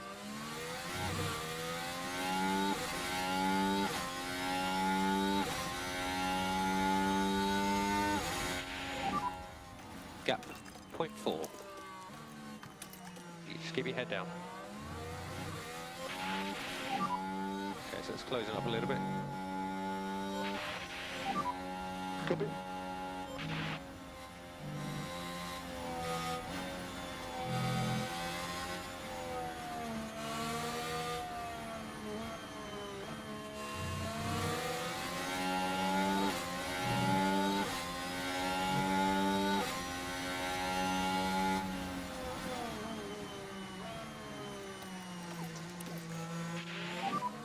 Just increase lift off.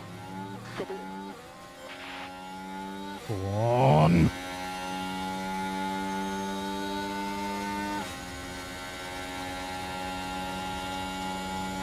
No, no, no, no. You had him. You just had to dive bomb the inside. Yep, copy. Porsche destroyed this fucking race. Absolute negative driving from Keep trying. the last 30 laps.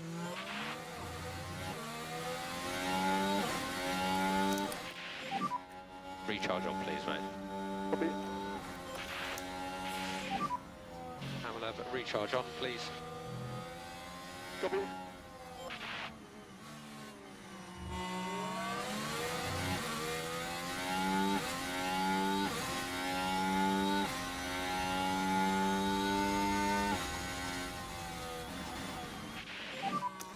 That's Alex ahead. Gap 0.6. Get back. Press and hold the overtake. Copy.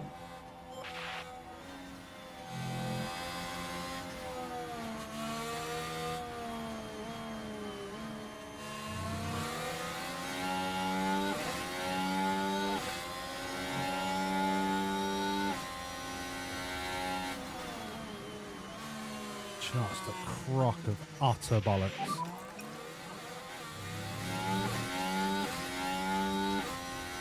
Don't stress. Crack your lift off. Copy.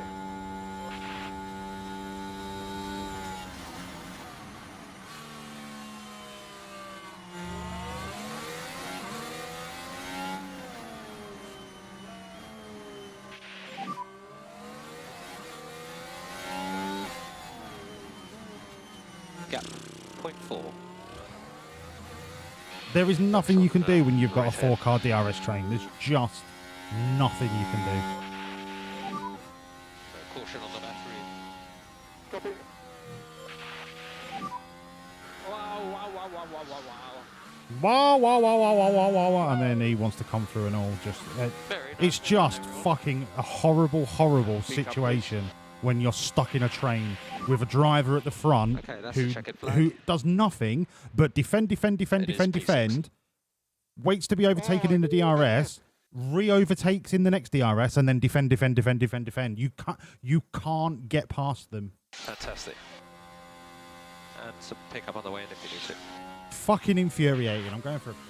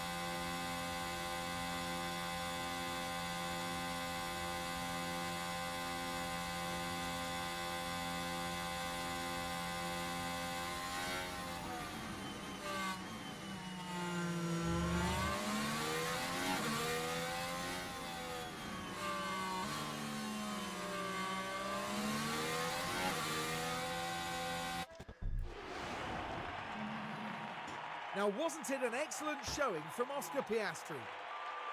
It was a truly excellent win, with everything working together for the team and driver.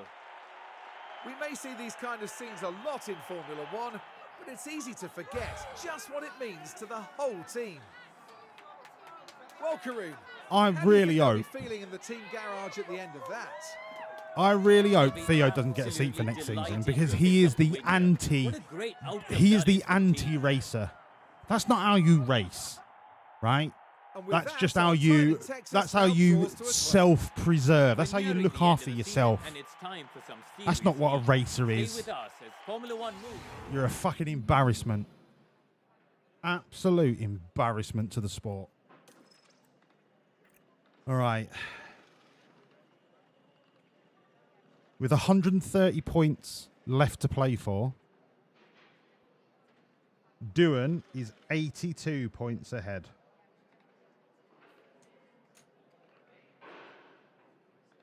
Jesus H. Titty fucking Christ on a bike. Fuck you, Theo Porcher. We're clinging on to the DHL as best as we can, despite the fact that my pit crew are on 1.8 pit stop times. We are hanging on by a thread. H-Bomb, he's up to 75. Good lad. All right. If Doohan gets 25, that puts him on 107. 108 with the fastest lap. And then there's only 104 remaining. Oscar Piastri has to not score a point in the next race.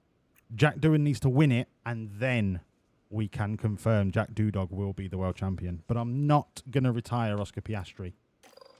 We maintain... Vesti, you can go because you're shit. We maintain integrity at all times. All right. Shit back in the car. Before we head to my least favourite track on the entire calendar, which is Mexico. Because Mexico is 75% a DRS straight. And then the other 25% is a few corners.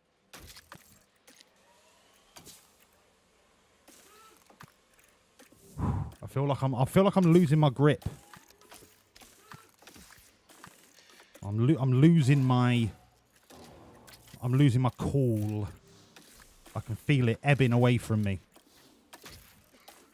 I can feel it, the fingers of the FIA in all of the pies that could hinder this team. I can feel it. Mexico is a dog shit track. We're not slow on the straight. We're half a kilometre an hour slower than the fastest team. We're not slow on the straight. This is very misleading.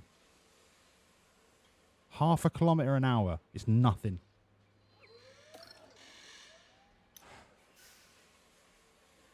I can smell burning. Oh yeah, that's just my hopes and dreams. Yeah, acknowledge. Just fuck off, Vesti. No, but I can actually smell burning. It's either a stroke or my hopes and dreams, or there's a fire.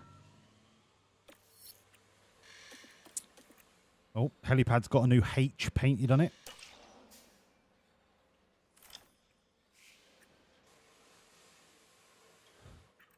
All right, Mexico. Fucking hate Mexico. Fucking hate Mexico. All you've got to do is not have two DRS zones connected by the same DRS marker. Fixes Mexico. Music is in the air this weekend, but it's not mariachi we'll be hearing. It's going to be the roar of the engines and the cheers of the crowd.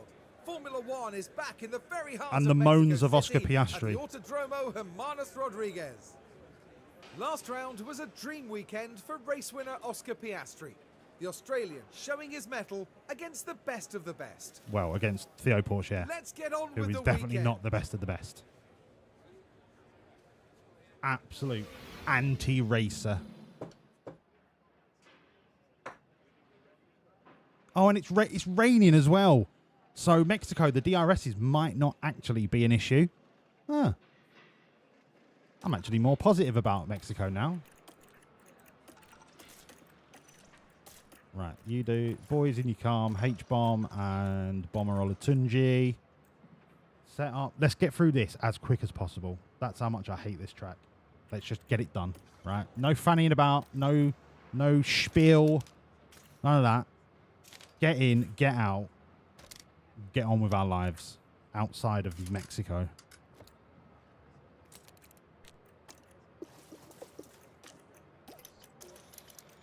Right, that's you done.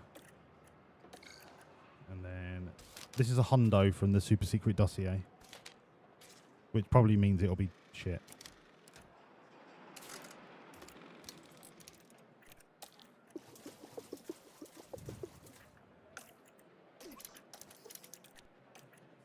Go on then, boys. How the turns have tabled.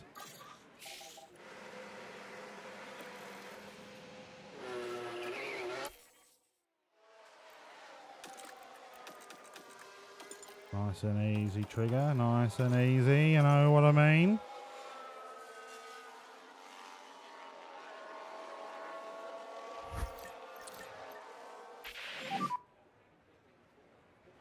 Yeah, blah, blah, blah, blah, blah. Shh. Just get on with it. The cool side. Get on with it. Just tell me you've got an optimal and then we'll get on with it, right? And we'll just get straight to get to the race. Fast forward through it because it'll be shit and wet and then we can just move on with our lives. What's after Mexico? Oh, Interlagos. That's what I'm talking about. That's a proper racer's track. Theo's banned from the race circuit for being an anti-racer. He shouldn't even touch the tarmac with his bullshit. You don't deserve to enter the amphitheatre of Interlagos. You rat bastard.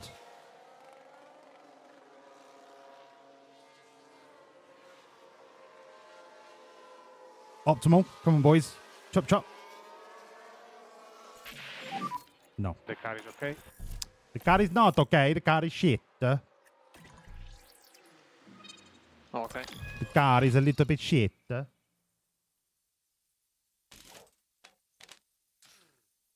But he could be okay. Send it.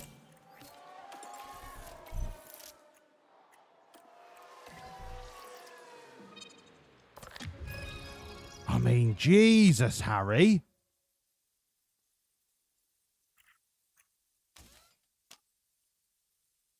I don't even want to touch anything. What can I do with oversteer that gives the least amount of impact? That? And then no, the other way. This way, and then balance it with toe. But that don't even look right. Oh, send it. I haven't got time to worry about it. We must go. We must go.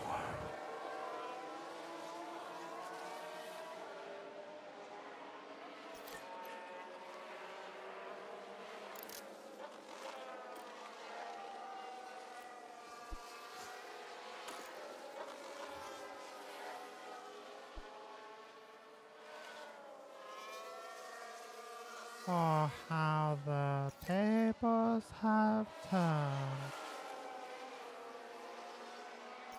As long as it's wet for the entire race, and we don't have to go into wet, dry, wet, into dry. Because that's just a faff.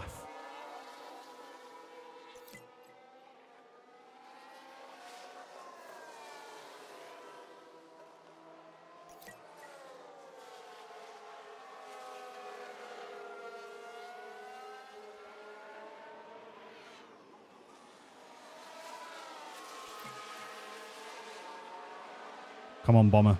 One more feedback away from an optimal. I can smell it. Smells like burnt toast and strokes. Big shunt on the main straight. Okie dokie, is it us? It is Possible not. debris. Joe on his teammate. Have you ever seen anything more Joe?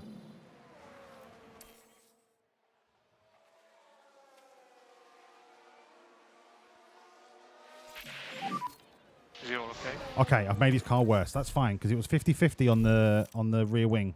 It's fine. Yeah, okay. It was 50-50 on the straights. I can fix it. I can fix it. Look, boom, fixed, done.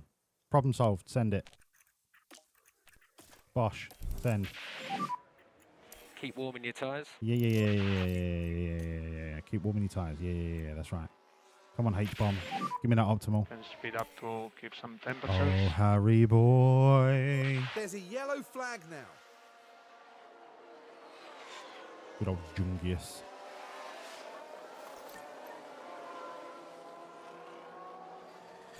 Harry boy. I've made it How you worse. feeling? Brilliant. Understood. Made it worse. I am amazing. Oh, I've made it worse. Right. Okay. Look. How can I move oversteer without fucking everything up? Like that. And then tuck that in there. And then, oh my God, just tuck that in there a little bit. Send it. I know you've only got like 7 minutes, but send it.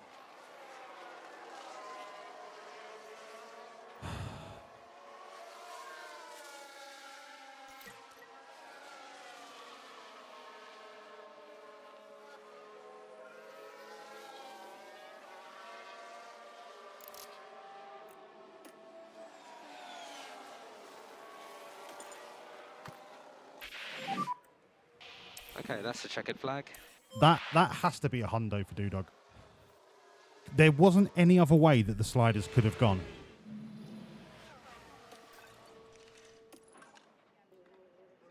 Surely.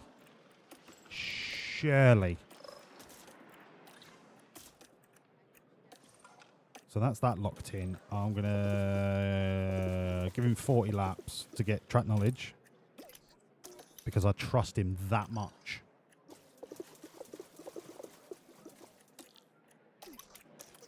Oscar, I don't trust so... Oh, God. Right.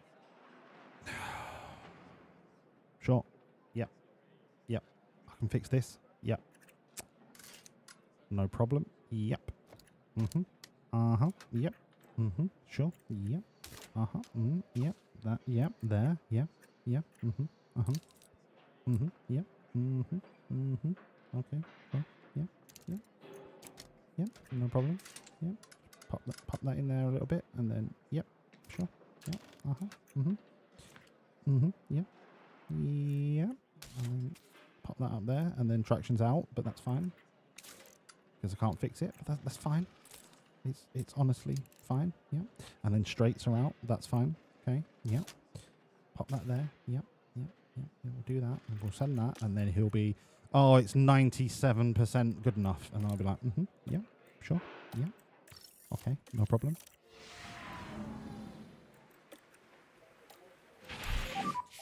And green.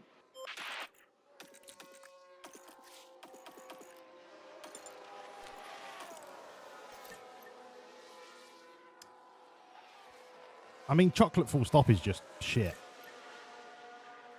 I could quite happily live my life without chocolate ever existing. One of the most overrated confectionaries ever made.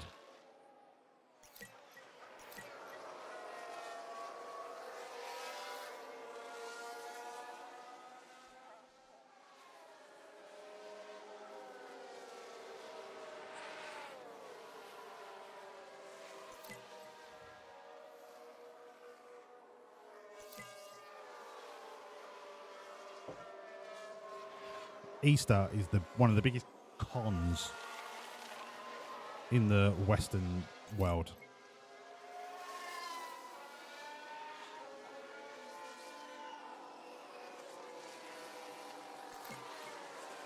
billions are spent every April to buy chocolate. Is the car okay? You are literally Copy, giving your understood. children diabetes because society tells you to.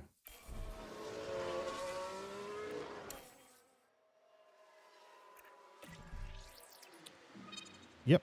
Sure. Brilliant. Yep. No worries, Oscar. Yep. Sure. Yep.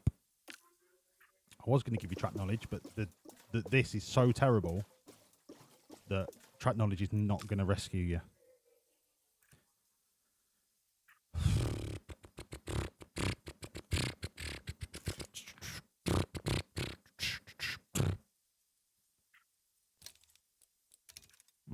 Yeah. Braking stability. Yeah. Sure. And then we move that. Sure. Yep. That's great. Yep. And then we move that a little bit like that. Yep. Sure. Great. Yep. Sure. Yep. Sure. Yep. Send it. Oh, mate, I am a savoury man. Give me a Twiglet over a twirl any day of the week. The Worcester sauce Twiglets in the barrel, I'll polish off in ones. Oh, I mean, not now. I used to. I wouldn't do it now. I'm a good boy now. But I could polish them off. And the best bit is if you don't lick your fingers till the very bottom of the barrel, and then you scoop up all the dust at the bottom, and then you lick your fingers. And it's like your fingers are the most tastiest Twiglet in the history of fingers and Twiglets. You lick off all the sticky dust. Oh, mate. And then you jizz in the tin.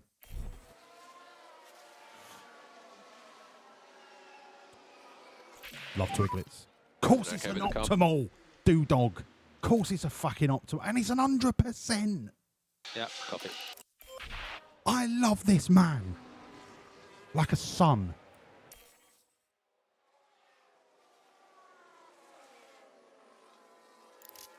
A cheeselet. A cheeselet, the cheesy footballs that you get at Christmas, Twiglets, Tackies. Oh, mate.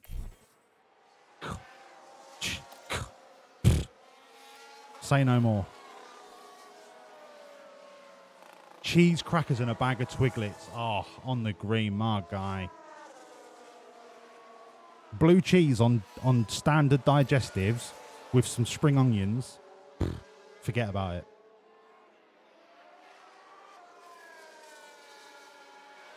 Lovely bit of stinky Danish on some digestives with some spring onions. Mate. Heaven.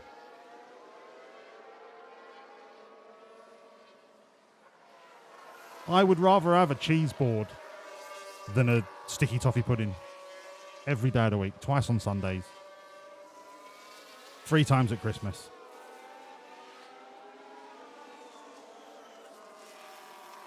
Yeah, a really good red onion chutney. I'll give you a tip. You get a teaspoon of red onion chutney, a teaspoon of mango chutney, mix them together, put it on your cheese and biscuits. Thank me later. Telling you, thank me later.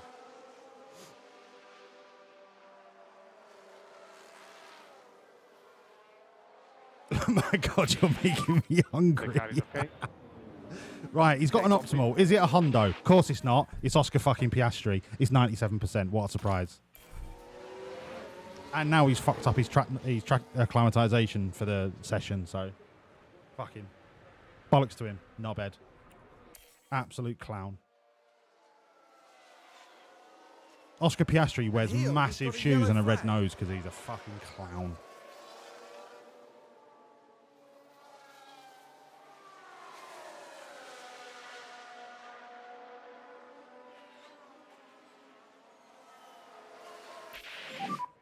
Out the tyres.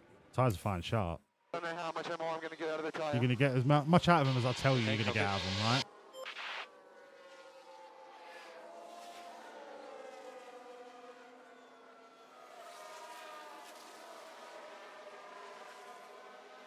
I could murder some cheese and crackers now you've been talking about it.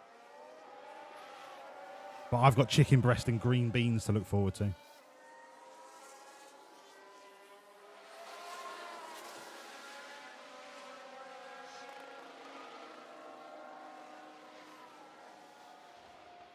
Oscar, you stay out till you're on the rim, son. I think he might have just reached the 40% track knowledge threshold that we need going into P3. He did. He's finally done something right for once, apart from winning the last race. But that was accidental. That's because of Theo Pourchaire. Otherwise, Jack Doohan would have won the race. Even over, boy. I can't remember what I had for breakfast. Something aubergine. Pickled. That's what it was. I had pickled aubergine for breakfast. What tyres do I want for Mexico? Medium, hard, medium. I'm just going to go medium, hard, medium till the end of the season. Fuck it. Medium, hard, medium. Yep. Love that. Actually, let's use a hard. I only need one hard for Mexico. All right, Oscar. This is getting beyond a joke now. But if I do that, I break it. If I do that, I fix it. Tuck it back in, still broken, right? So I can't do that. What if I go Bosch, but then Bosch it back in like that, tuck that in like that? That's got to be a hundo, right? And if it's not, you're a mug. So you're going to do 48 laps for your track knowledge. Sweet as a nut, bruv. Doodog is Gucci. He's going to go straight on to 48. Bish bash bosh. Send. God damn it, Bobby.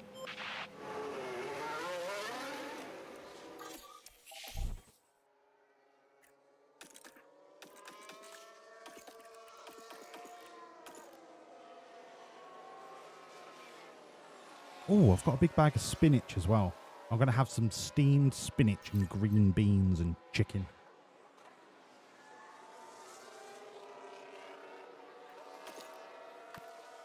I do like spinach.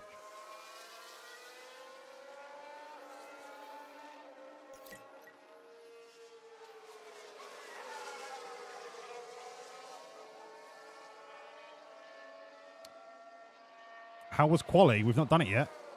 Or do you mean quali real life? No. Whatever. If you didn't watch it in real life, you should have done. We've not done quali yet here.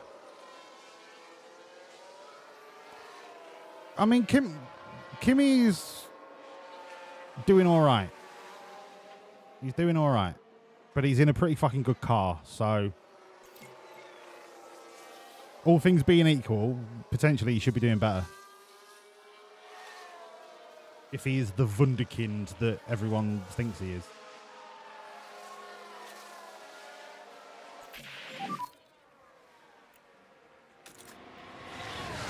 I don't believe what I don't believe what I'm seeing.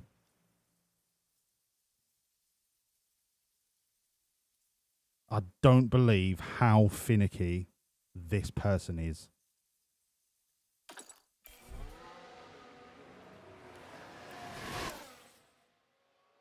The mind boggles.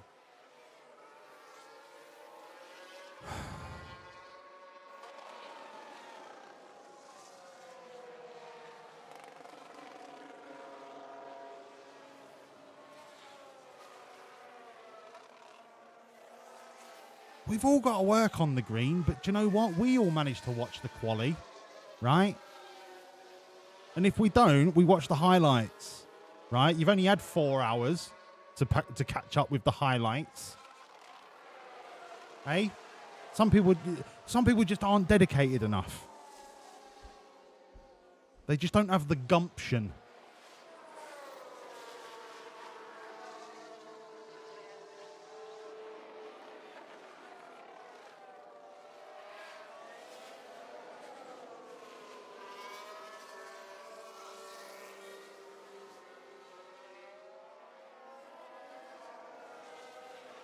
Should we have a quick check on the Kick and YouTube situation? How many viewers have I got on Kick?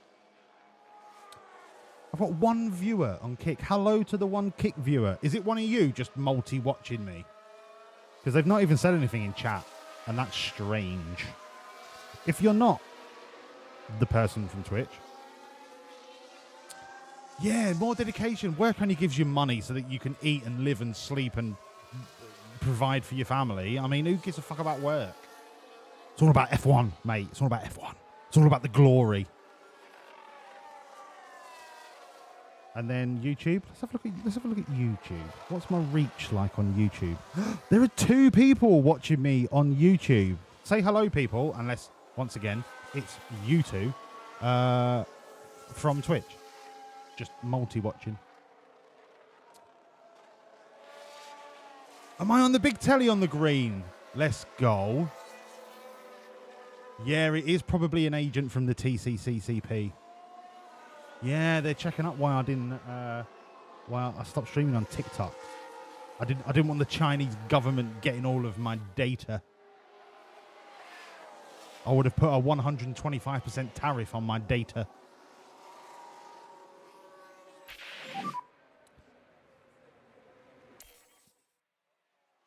Fucking hell, Doodog's done it. Temperature if you can.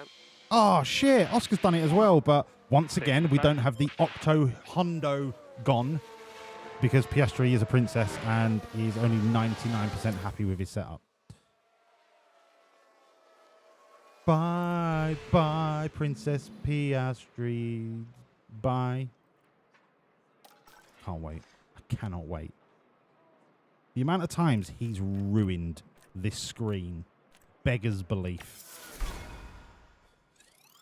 And then he has the audacity, right? He has the fucking front, more front than Sainsbury's, to then go and win the race. The audacity of the man. Hello and welcome to the much anticipated qualifying session.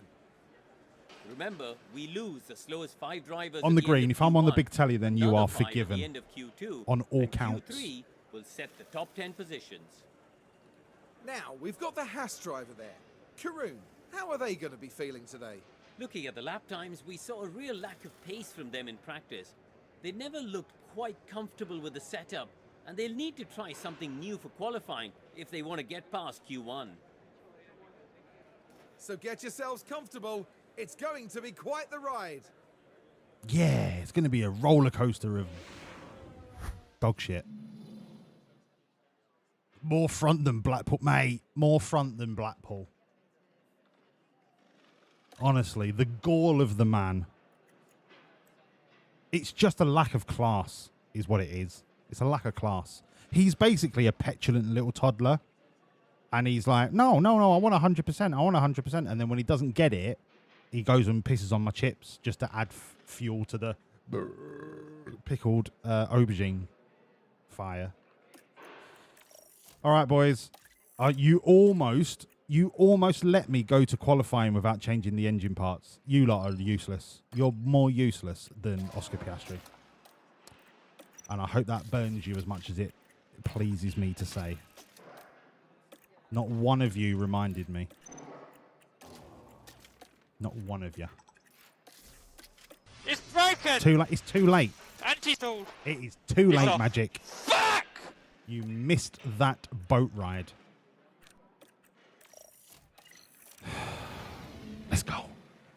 Straight out. Straight out. Let's show everyone what we're made of, right? Let's embarrass everyone before they've even got out of the pits. Because we're so massive and so fast. Leclerc, get out of the way. You are literally the most washed driver I've ever seen. I have never seen a really good driver fall so hard as Leclerc has. Like, he went from Ferrari to Haas to Alpine.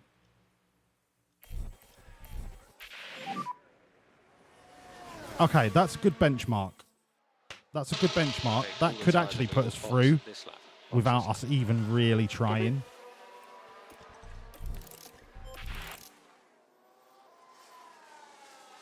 Oh, look. The anti-racer is somehow third fastest by defending, being on full defend mode on his qualifying lap because he's so petrified of being overtaken. We've got a yellow flag here. Who was it? I'm going to say Ocon. It was Dirksen. Wow.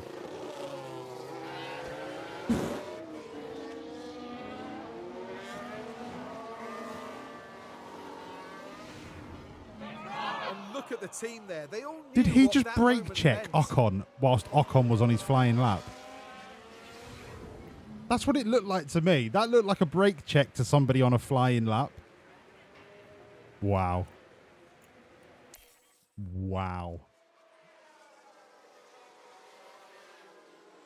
No penalties given.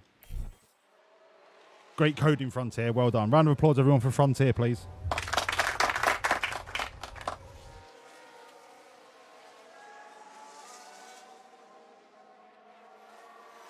They're too busy making roller coaster Frontier Park number 7.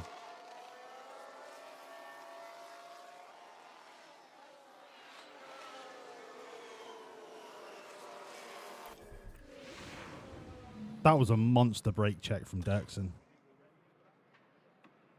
If you did that in real life, I mean, I know this is real life, but...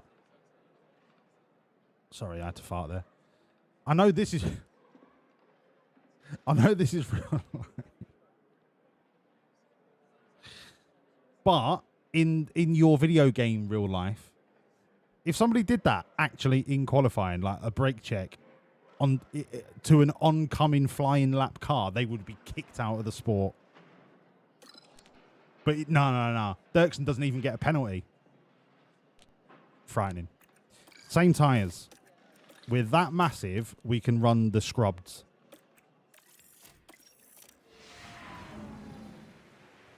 And we'll do the same again. It's easy. Right? It's easy.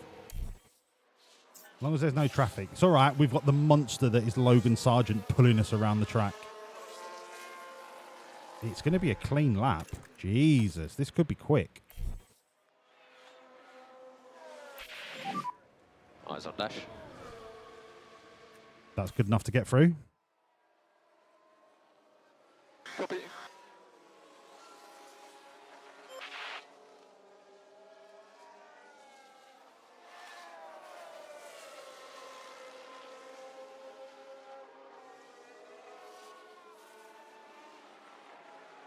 When I say good enough to get through, I am pooing my pants a little bit, so I am going to send Doing out again just in case. But not till right till the end. What's an out lap round here? 140. All right. I'll send him with 2 minutes to go.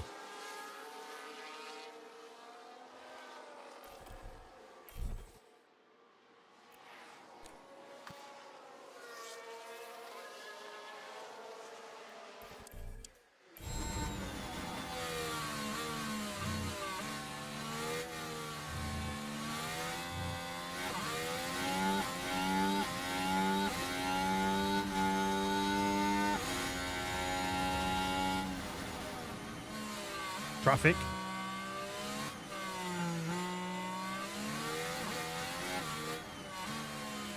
Lap's ruined.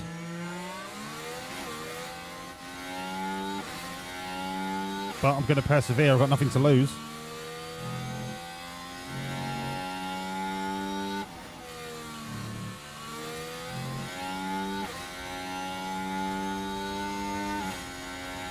I can't believe Doodog is absolutely bottling the end of this season. After being so dominant all season.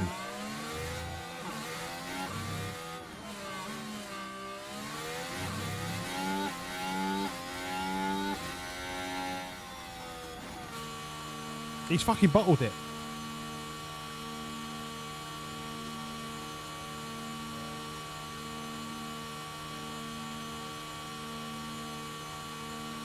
Don't let it be Zhou. Don't let Zhou put Doing out of Q2. For the love of titty fucking Christ. Please, God, no.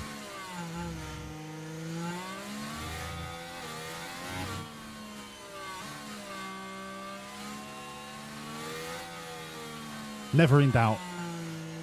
Never in doubt. Never in doubt. We go again. We go again. Sorry, pickled aubergine for breakfast. Oh, I can taste aubergine. Like, I've been tasting it all day. Never have pickled aubergine any time of the day. Fresh tyres. The only reason we were close to going out there is because I insisted on using the scrubbed because I wanted to keep the extra set of softs. But because we're on brand new softs now, we should be absolutely fine to do 2 flying laps on 1 set of tyres.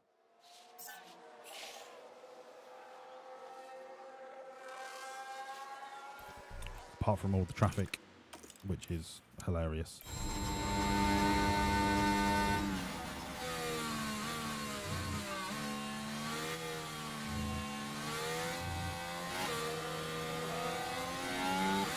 Yeah, thank you, Red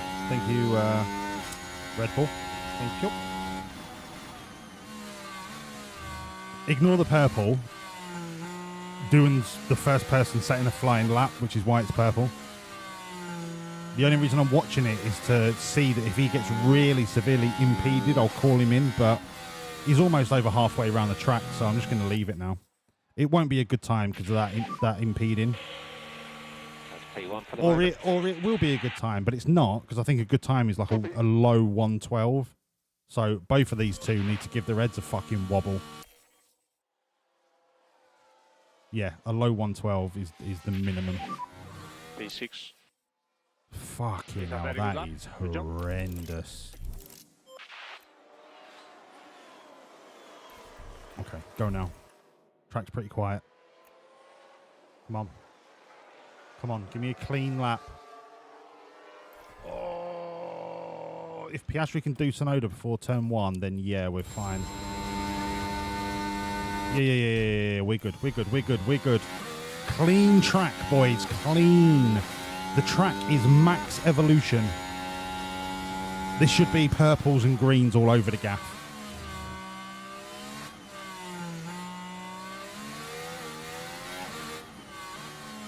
I mean, the lack of purples is worrying. It'll just follow. It's not showing up in my activity feed.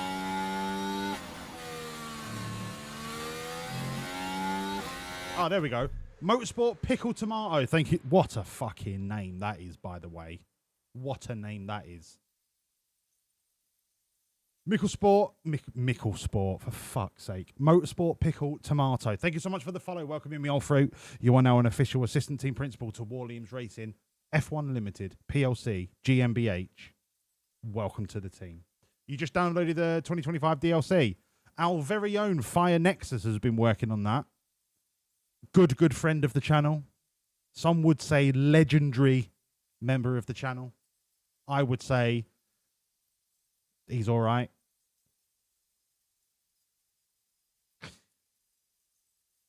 Our very own Fire Nexus. How are you, Motorsport? Do you know what? I'm just going to call you Pickle because I like the sound of calling you my little pickle. My day is fucking good, Pickle. My day is good. And do you know what? Tomorrow's going to be even better. You got the F2 race. You got the F1 race. It's Sunday. You know, like, it's a good day. It'll be great. Tomorrow is going to be better than today. What about you, me old fruit? How's your day been?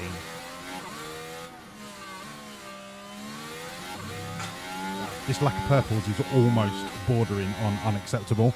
And then he goes and gets one. And then he goes and sticks it on pole. And then Piastri pisses on my bonfire and then just takes pole off doing. But, you know, at least we're in there. We're in there with a shout. You know what I mean? Oh, Pickle, right? I'm going to go over this again. We talked about this earlier, but how can you punish a driver for an infringement caused by the engineer releasing the car into the pit lane? That's not a driver penalty. That should be a team fine. The fact that the FIA have penalised the driver, who has no bearing on when they get released from the pit box, the garage, how can that be fair to penalise the driver? It's a disgusting fucking breach of the rules from the FIA. I don't know how they've implemented that. And Pickle, whilst I'm on my soapbox. Submitting a track limit infringement for Nico Hulkenberg 40 minutes after the end of the session, the qualifying session, and then promoting Alex Albon to 15th 40 minutes after he should have been given it in, he should have gone into Q2. That is another absolute wild decision from the FIA. Fucking honestly, today has been a damning indictment of the FIA and the way they run this sport. It has been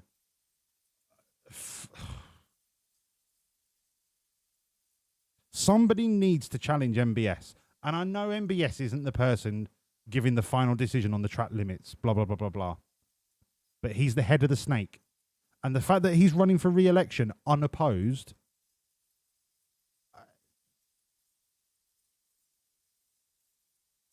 frightening. Frightening.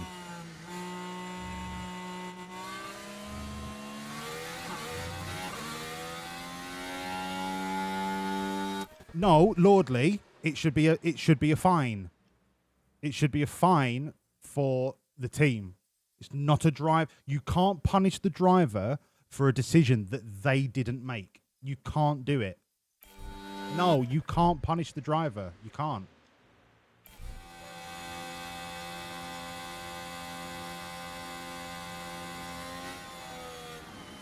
What advantage did they gain? They came out too soon. What advantage did they gain?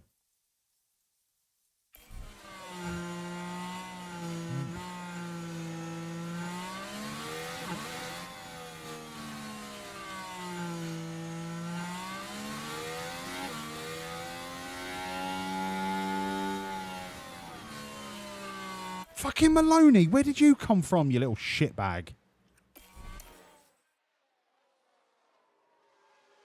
I mean, I'll still take that. I'll still. Fuck that ended. That's not gone according to plan. Look, 3rd and 5th. I can make shit happen from there. I don't need to win the race. I just need Jack to outperform Oscar. That's all I need, and I can do it. I'm going to put my big boy pants on. It's almost time to get things going here in Mexico City. They had as we no settle traffic. Down for 71 laps of breathtaking action. I mean, debatable. We've seen some unbelievable action around the Autodromo Hermanos Rodriguez in the past. Ferrari's Sebastian Vettel had to fight off both Red Bull drivers, only to be demoted off the podium in 2016 in what was a highly controversial moment. Thin air at this elevation means less airflow around the car. Drivers could struggle with cooling their cars and themselves around Mexico City's track. It's a physical I'm going to challenge that point in a minute, Lordley. Hold on. Endurance alike. Welcome to race day. And before we get down to it, last-minute checks are being made. So, Lordley, they got track position since they came out before other teams. They were the first to go out and therefore get a clean lap. Well, if they're the first to go out, surely when they're on their clean lap, they are coming up against cars that are starting or midway through their out lap. So that theory doesn't hold water for me. You see it when I do it. I go first out on track, and I then come up to the people that are on their out lap. So that doesn't wash for me.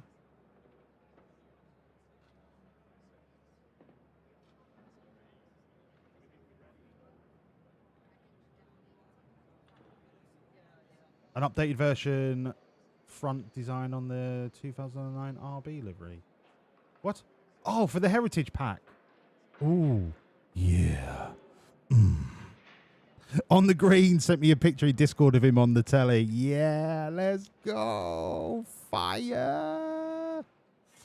Nexus 2009 RB. Ooh, Nexus. I like the way that the stripes get bigger and then fade into a gradient. Oh, is that because of your new texture software? That looks so much smoother. I like that.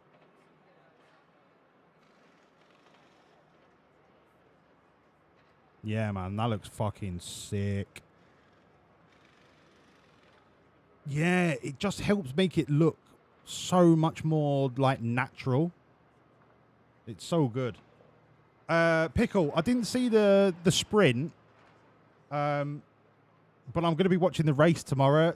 The sprint, I started watching it, and then I got distracted by Schedule 1, which I know isn't an excuse, but look, I had meth that I needed to sell, and I stopped watching it. Are you telling me this is wet all the way through the fucking race? No pissing way.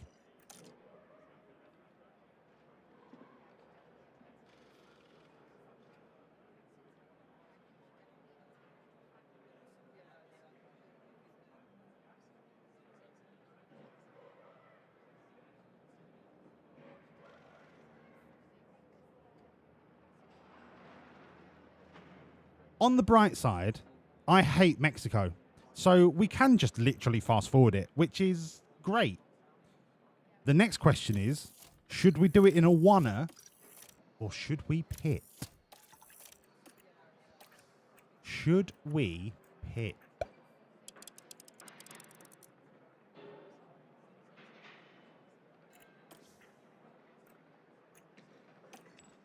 Oh, it's 19 seconds faster if we pit.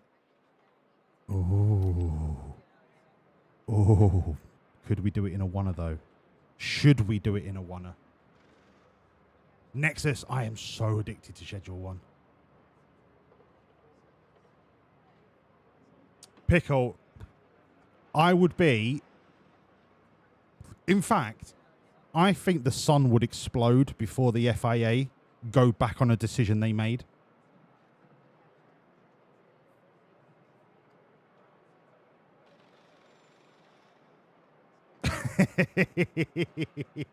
Look, if there was a little bit of self-testing, you can't blame me.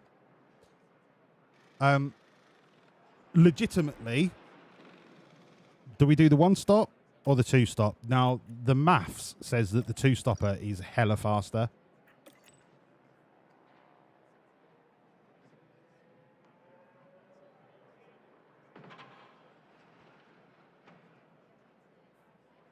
But do we do the one stopper and then hope that a safety car comes and then we chuck a new set of intermediates on? Pickle says a one stop. Am I up to making meth? Yeah, I can make meth. I can make meth in my sleep. All you need is some acid and some phosphorus and some good quality pseudo, apparently.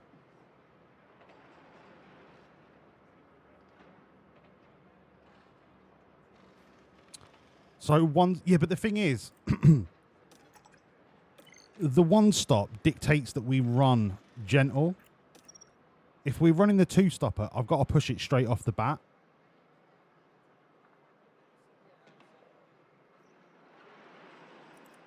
So this is the difference between getting like a 5-second lead or basically just sitting in a train. And I know there's no DRS, but basically just sitting in a train for the whole race, and then if a safety car comes, everybody's going to pit anyway, and then it's basically a battle of who can get in and out of the pit lane fastest.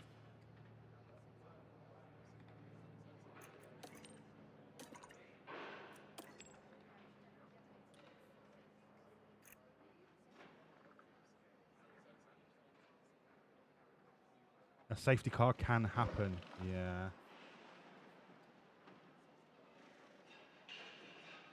I'm not surprised Toto Wolff is talking with the FIA. I'm not fucking surprised. What happened, Pickle, the last time Toto spoke to the FIA? Toto, it's called a motor race. But no, Mikey, no. That's what happened last time he talked to the FIA. So I wonder how this meeting's going to go. One stop and pray for a safety. I don't like praying because I'm not a man of religion. I'm a man of sense. I am a man of putting my balls on the walls.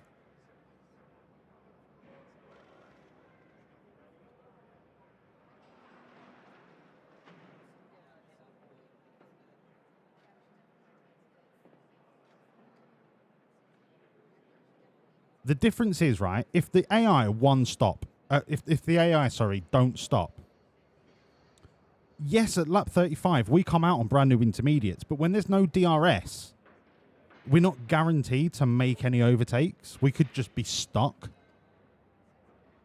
But if we go for the one stopper and the AI pits, do we get that little boost by taking track position? I honestly don't know which way to run this. Pickle, do you mean a one stop or a non-stop?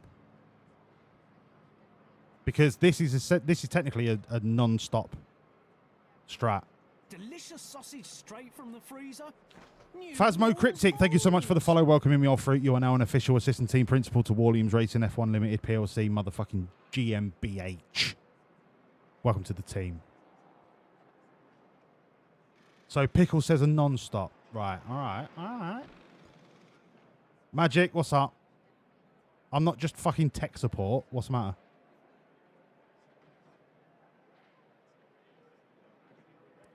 Where do you find what team has what engine? I've found that same problem. I've definitely seen a screen where it shows you. I can't tell you where it is in the menu system. I've had the same problem before, mate.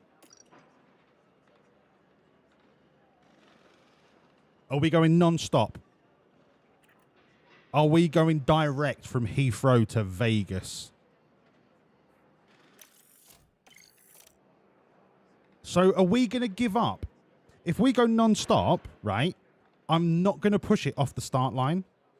Are we just going to sit and sit and sit and just let the tyres soak up? Everyone else can go and fuck off into the We're just going to sit. And then when they all pit, that is when we pounce. We get track position and we make the most of it.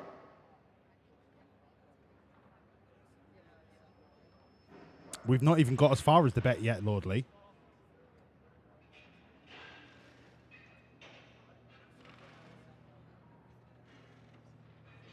Where is it, Magic? Because I can't find it when I've looked.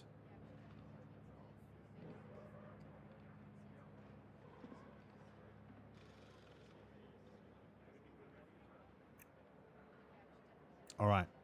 Do you know what? Balls to the walls. Yeah? Massive underfuel. Balls to the walls.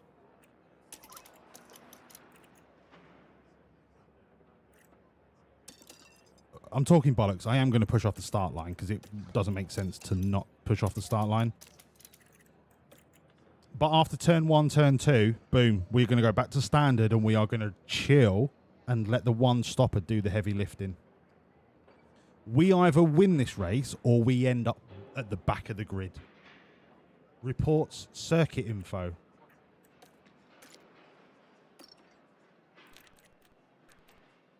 Powertrain usage. This is the screen. Oh, Magic, you're a ledge. So Ferrari are obviously using Ferrari. McLaren are using Red Bull powertrains. You knobs. Merc are on Merc. Williams have gone to Red Bull. Fucking hell. RB have got Renault. What is going on? Aston Martin have got Ferrari. Why is nobody using the Mercedes engine apart from us and Mercedes? The Mercedes engine is the GOAT. I mean, RB using Renault is fucking out of this world.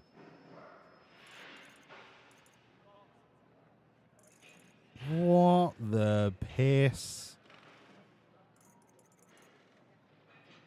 RB powertrains just chewing through gearboxes. Frightening. What's the chance of a safety car around here? Sorry, I had pickled aubergines for breakfast. 100% chance of a safety car. It's 100% chance of a safety car. We are running a ridiculously stupid no-stop strategy. This isn't going to work. It's not going to work. Look at the tyre percentage. We're going to be down in the 30s come the end of the race. Surely this isn't going to work. But if we run it light... If we just run it light till the end, yeah? Yeah, just gentle. We'll just pootle around Mexico, yeah? We'll pootle, right? We'll pootle. We'll pootle, yeah? Mate, pickles are amazing. I've got a jar of pickles in the fridge. Class. Underfuel. Okay. Then send it off the line. Turn one. Boom. Back onto light. Suck it up. We start 5th and 3rd on the no stopper. Here is the gamble. Now this time, make sure some of you fucking bet, please, so that I don't have to cancel the bet. Shut the fuck up, No, you shut the fuck up, Pickle, you mug. Right. I am not going to go on a performance-based. I am going to go on a safety-based.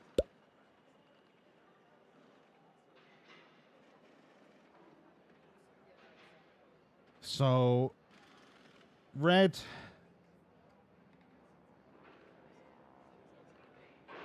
Safety car.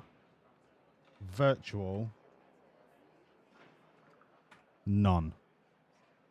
You've got 2 minutes. Starting now. 100% chance of a safety car. And it's wet the entire race. This could be anyone's gamble to win.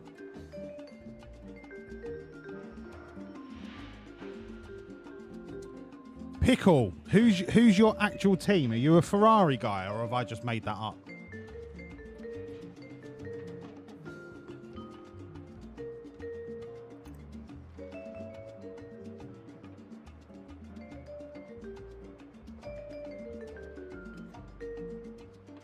You're a Mercedes guy.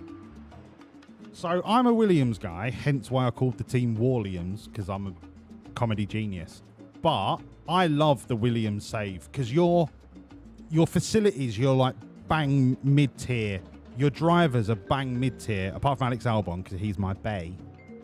But Williams is a really fun starting place because you've got room to improve, but you really need to get rid of Logan Sargent as quick as possible. If you can afford to do it straight off the bat, then do it. But who do you bring in? Or do you do the first season, you bide your time, see whose contract is expiring, and then try and make a move? So Williams, for me, is always a fun save. Mercedes is just Mercedes. As soon as you get some decent upgrades on the car, you're going to be dominating anyway. Like, Haas is another good one because they are, like, minimal facilities. But I just don't... I just don't have an affinity for Haas to do it. Oh, you've got the 2025 save. In that case, then, yeah, do a Williams because you could essentially, if you really play your cards right, you could turn Williams into a front-running team pretty quickly.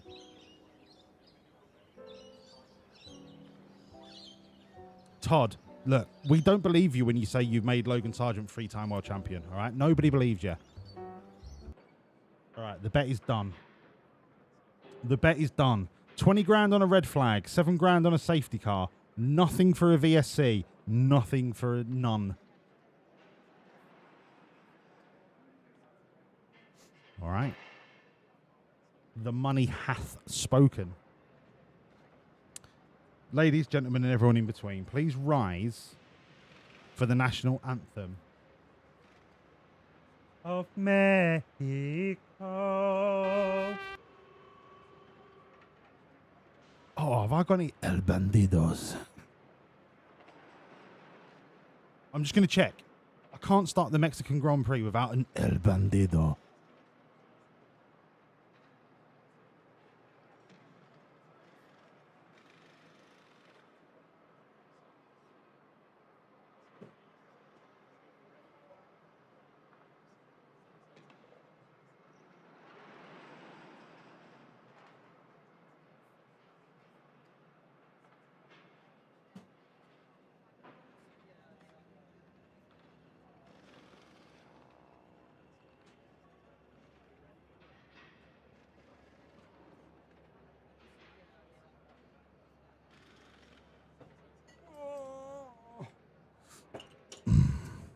bandido.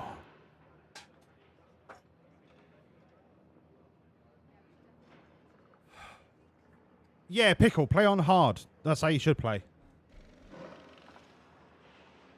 Cheers, everyone. Oh, sorry, we all need to stand up for the Mexican national anthem.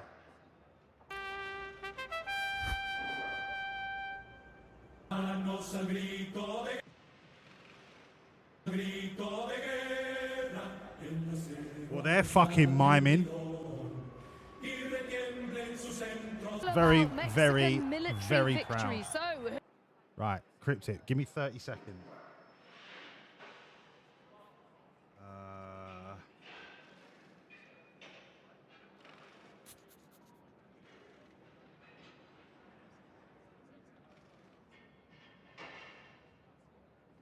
Ooh, Wawlliamz.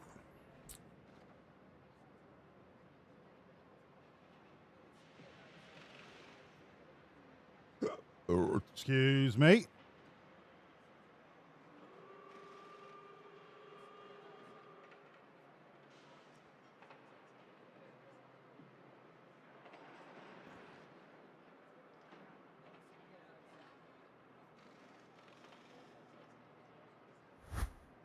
There you go. F1 Manager 24 for £9. Is that cheap enough? £9 with a global Steam key.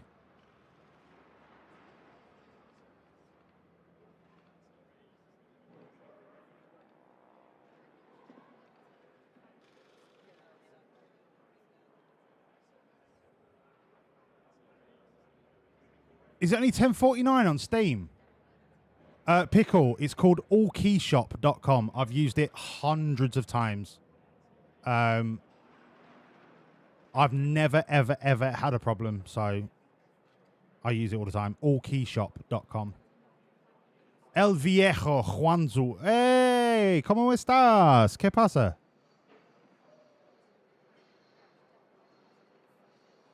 Good night, El Viejo.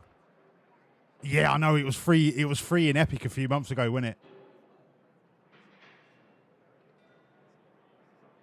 Yeah, if it's only 10 quid on Steam, just get it through Steam. But allkeyshop.com, I use it all the time. It's amazing. I didn't realise I could get Schedule 1 for 7 quid. I paid 15 quid for it. Oh my god. Oh my god. Anyway, that's enough of that.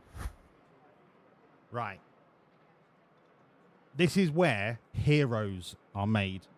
When we make these decisions to do a non-stop race, we will either bask in the glory of a 200 IQ strategy, or we will be embarrassed.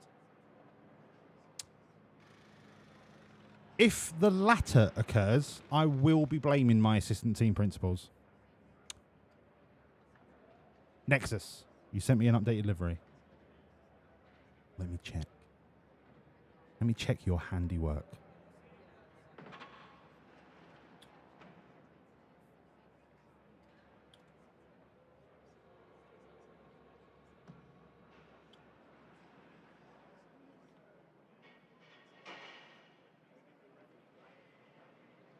It is like fire. If you could do that with the RB, Nexus, I can't wait to see what you do with the Wawlliamz.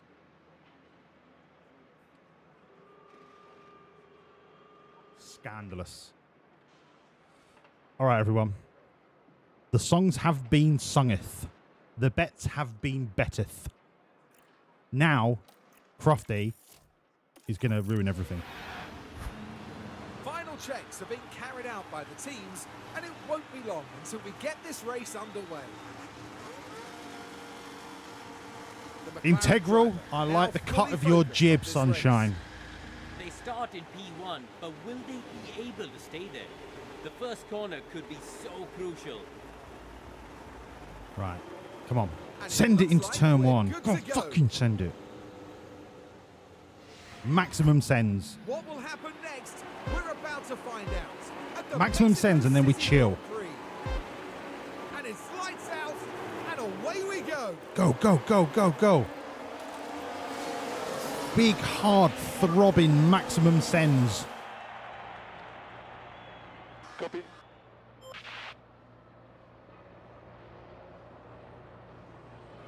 You're not really doing a lot there, boys. It looks to me like you're being overtaken on the inside line. And then you've been forced off the track by Porsche.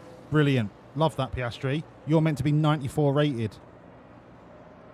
Fucking clown. What's the matter? Did your clown shoes get in the way of the throttle? Bell end. You know, for track conditions.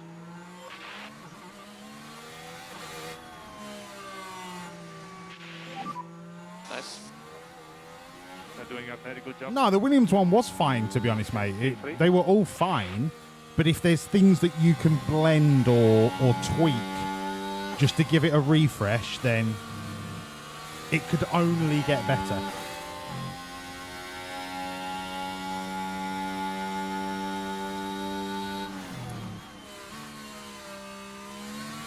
I'm going to push till the end of lap 1 and then we go into conserve mode.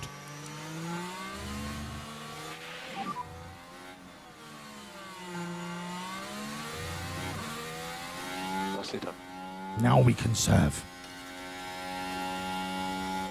Now we conserve and we fast forward. Because there is nothing that we can watch. Go. I'm not going to make you sit through an hour and a half of no overtakes.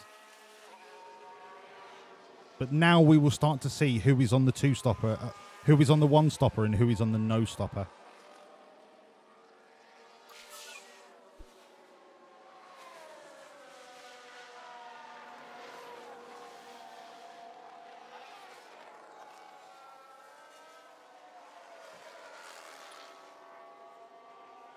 And I don't mind if we start dropping like a stone.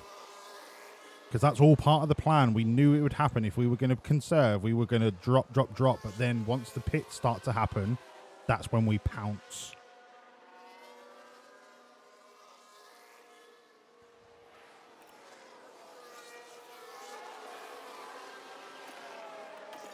Do you know what? I'm going to go on to conserve. As long as the tyres don't get too cold. Yeah, they're going to get too cold. Right.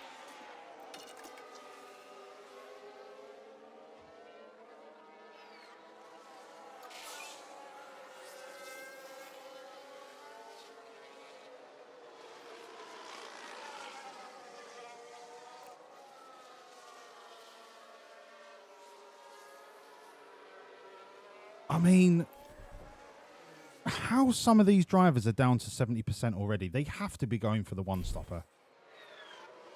But then you look at Antonelli and Maloney and they just have barely touched their tyres.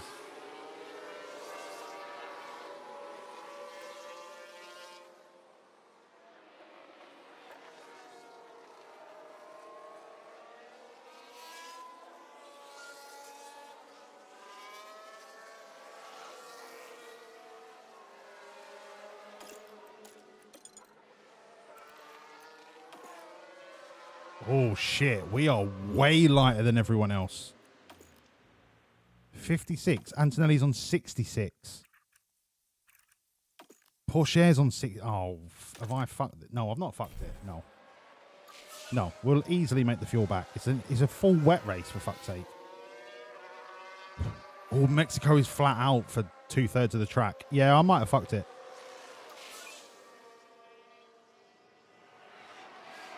Yep. I might have actually quite reasonably fucked this.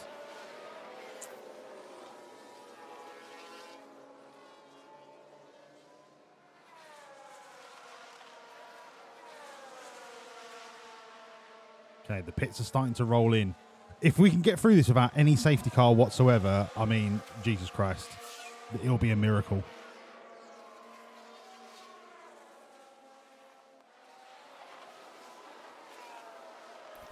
Did I get F1 Manager from All Key Shop? No, because I streamed it. I pre-ordered it through Steam, so I paid like 40 quid for it. But that means I got it on day one of release. But I have bought dozens and dozens of. I've bought all of my Windows keys through All Key Shop. I have bought all of my Microsoft Office Suite keys through All Key Shop. I have bought dozens of games. You'll be fine. You'll be fine.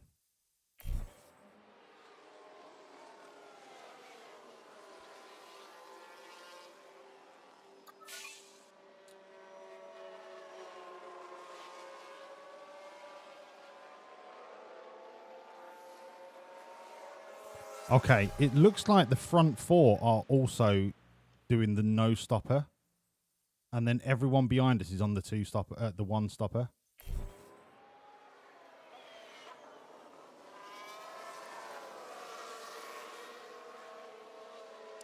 What's the gap at the minute? Okay, so we're 10 seconds off the lead. Porsche pitted. What a mug. What a mug. Hajar pitted. What a mug. If Antonelli pits, we send. Because we have to send to fend off all of these new runners. But what we're gambling on is that we have saved enough to push and just maintain. And I don't mean push it as in like full send it, but we can turn up from light to maybe standard and just pick up the pace a little bit.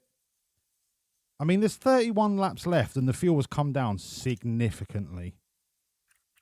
39 to 44. We're still 5 kilos under, but we're getting there.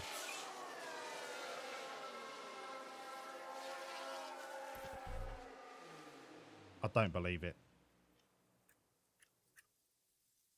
Oh, no, stay on light. Stay on light. The temperature in the tyre is perfect. Big crash there. Fuck off, O'Sullivan. You're a mug. Watch for debris. No, the temperature in the tyre is perfect. Just There's been a crash. For fuck's sake. Now this was at turn 3, and you can see how tight it is. And not just one car involved in that, as you What can crash? see. What Who crash, was at fault? Crofty? What There'll crash? definitely be fingers being pointed. Yeah, fingers pointing at you for chatting out of your fucking sphincter, mate, like you always do. Where's Alex Jakes? Can somebody get Alex Jakes on the phone? Because this prick has outlived his career at Sky Sports F1, right? Can we just get Alex Jakes in? Because he knows how to commentate on a race. And that is one of the reasons why F2 is great to watch, because Alex Jakes knows what he's talking about.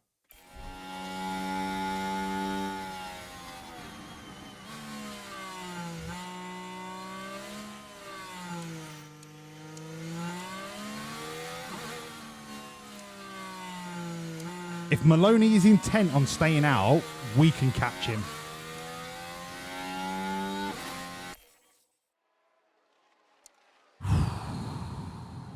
Was the no stopper a 200 IQ execution, or is Antonelli chasing us like a bastard?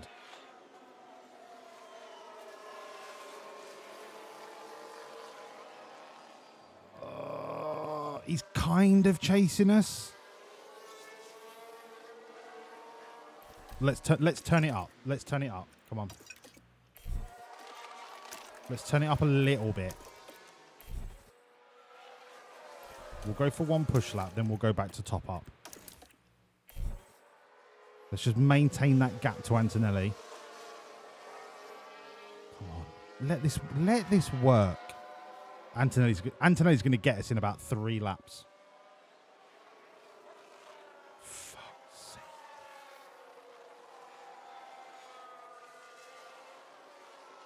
Fuck's sake. I should have stopped. Should have stopped. I mean, that's hindsight, isn't it? Hindsight being 40-17, I should have stopped. But can you believe we're 52 laps in and there's not been a safety car? Unreal.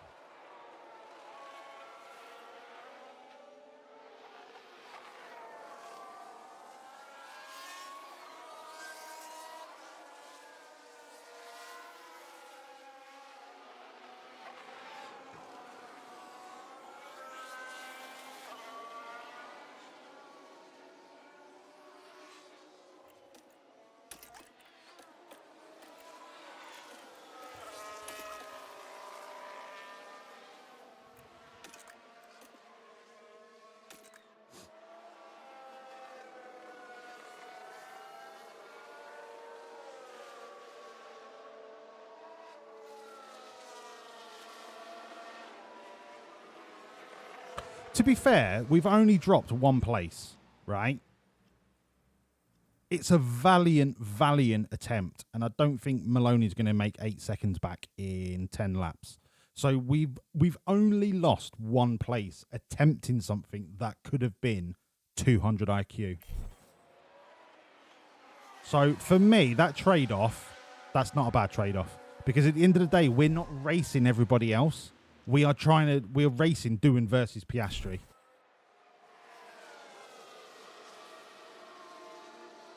That's a valiant attempt at the no-stopper.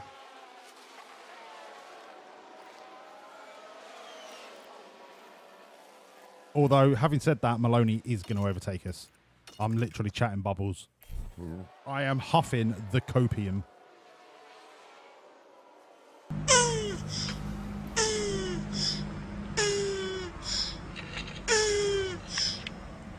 Here he is. Here he fucking is. The reptilian porn maestro that is Sheeny. The Hugh Hefner of reptile pornography. Sheeny, thank you so much for the 1500 bitties. Thank you for your continued support, mate. It is lovely to see you. I hope you've had a cracking weekend so far. It's going to get better. We've got the race day tomorrow at an actual normal time. Log, doing well title. It's still on mathematically. What time is it? Can I squeeze one more race in? It's fucking 11:30. Right, if we get through this, I can do one more race tonight. Come on. Come on. Enough of the fannying about, right? Enough of the fannying about. AI cars could have the speed of light. Viejo, ¿cómo estás? I thought you was going to bed. My Spanish is basically ¿cómo estás? That's it. ¿Qué pasa? I thought you was going to bed. I mean, I love that you've not. But apparently, when you go 8 or 16x, it increases the chance of a crash. But do you know what? I'm not going to make you watch an hour and a half of a wet race because it's just boring. Hello, Log, you beautiful, cunty, horrible, sexy fucking hunk of jizz, crusty bum nugget. They are all terms of endearment, by the way. A real revolutionary of reptilian shagging. Absolutely. He is the forefather that we didn't know we needed. Oh, Pickle, you're very welcome, mate. You're very, very welcome. All you've got to do is be, not shrewd, but the way that they list their prices are cheapest, but there's a slider. If you want to pay by PayPal, a lot of the shops charge a premium for PayPal processing fees. If you pay by card, I don't think there are that many fees. All you've got to do is look at the reviews of some of the shops. And as long as you don't go for one that's 2.5 out of 5 stars, you will be fine. I generally don't go below 4 stars. I think it's out of 5. It's not out of 4. That would be stupid. It's got to be out of 5. I generally don't go to a shop that's got below 4 stars. You'll be absolutely fine. Yeah, CD keys and Eniba. I've used Eniba or Eneba, whatever. I've used Eneba loads. But the only reason I don't just go straight to CD keys is because All Key Shop is like the comparison website. Sometimes they'll be a little bit cheaper on other like equally reputable websites, and they're all legitimate keys. All right, if you understand anything about the games industry, the keys they're not copyright, they're not cryptid, they are genuine game keys. How they go about getting hold of them, that leaves a lot to be desired, but they are 99 times out of 100 genuine software keys. Oh, you just got F125. Oh, that'll be full of bugs. Enjoy that. I'm never buying another EA Sports title ever again.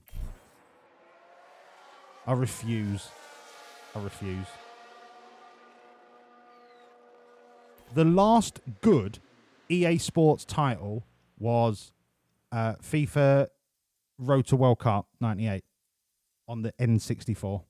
That is the last EA Sports. It's in the game that I will ever give any credit to.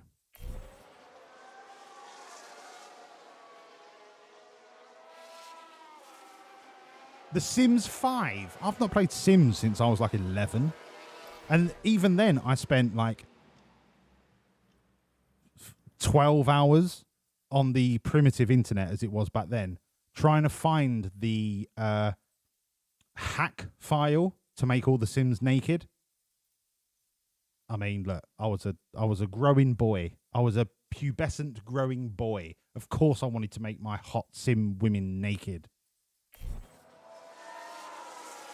And then I stopped playing The Sims because it was just boring.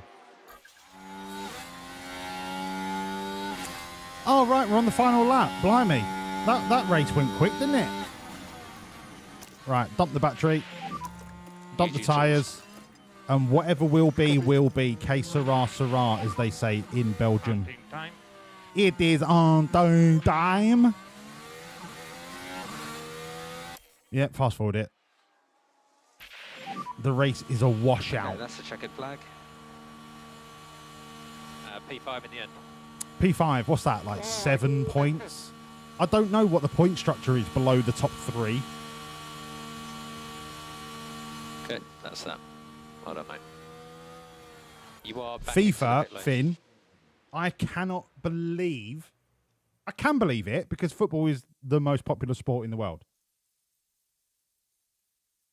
I cannot believe people continually buy FIFA, then spend hundreds and thousands of pounds on microtransactions to make like a FIFA Ultimate Team. Are you fucking an idiot?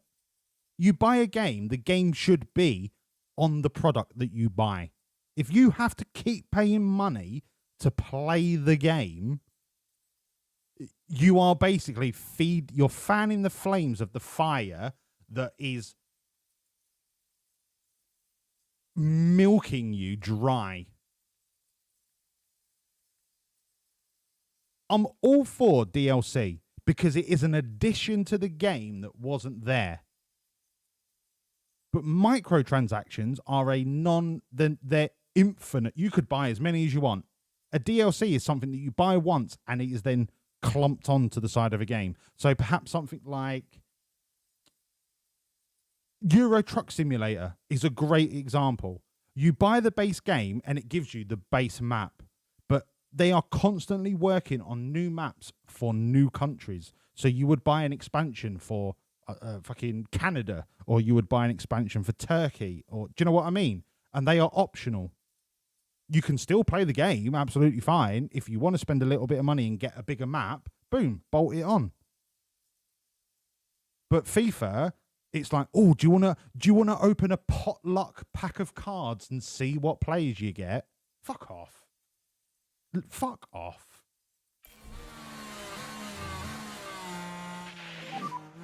Taking the flag. At P6. And by FIFA in 2 consecutive years, you're basically playing, you're paying for the exact same game, but all of the teams have had a data update. Come pick up, please. Honestly, EA Sports and FIFA and... Oh, everyone calls it... What is it called now? EA 24 Football or EA Soccer 25. What's it called now? Because they can't use the FIFA license. Fucking EA Sports. Honestly, they are a cancer on the video game industry. EA FC 25. Oh, that's catchy. That's really catchy.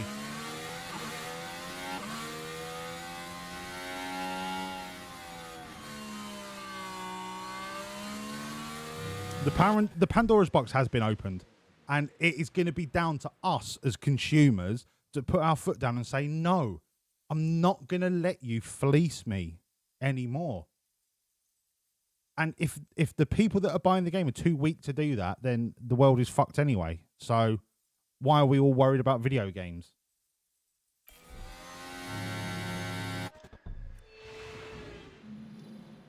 Karoon, what a brilliant drive we just witnessed there. An outstanding performance today to have made the top 10. I mean, it weren't many that would have amazing, for expected fuck's this sake. From the team, to be honest. And you love to see this. The whole team celebrating this magnificent result. Well, Karoon, how do We you were think they'll 5th be and feeling in 6th. the What are team you talking garage at about? the end of that? Literally, what are you talking about? Outcome for them today with both All right, we got through Mexico, a track that I hate, in a wet Mexico, quite quickly, and we only dropped a couple of places.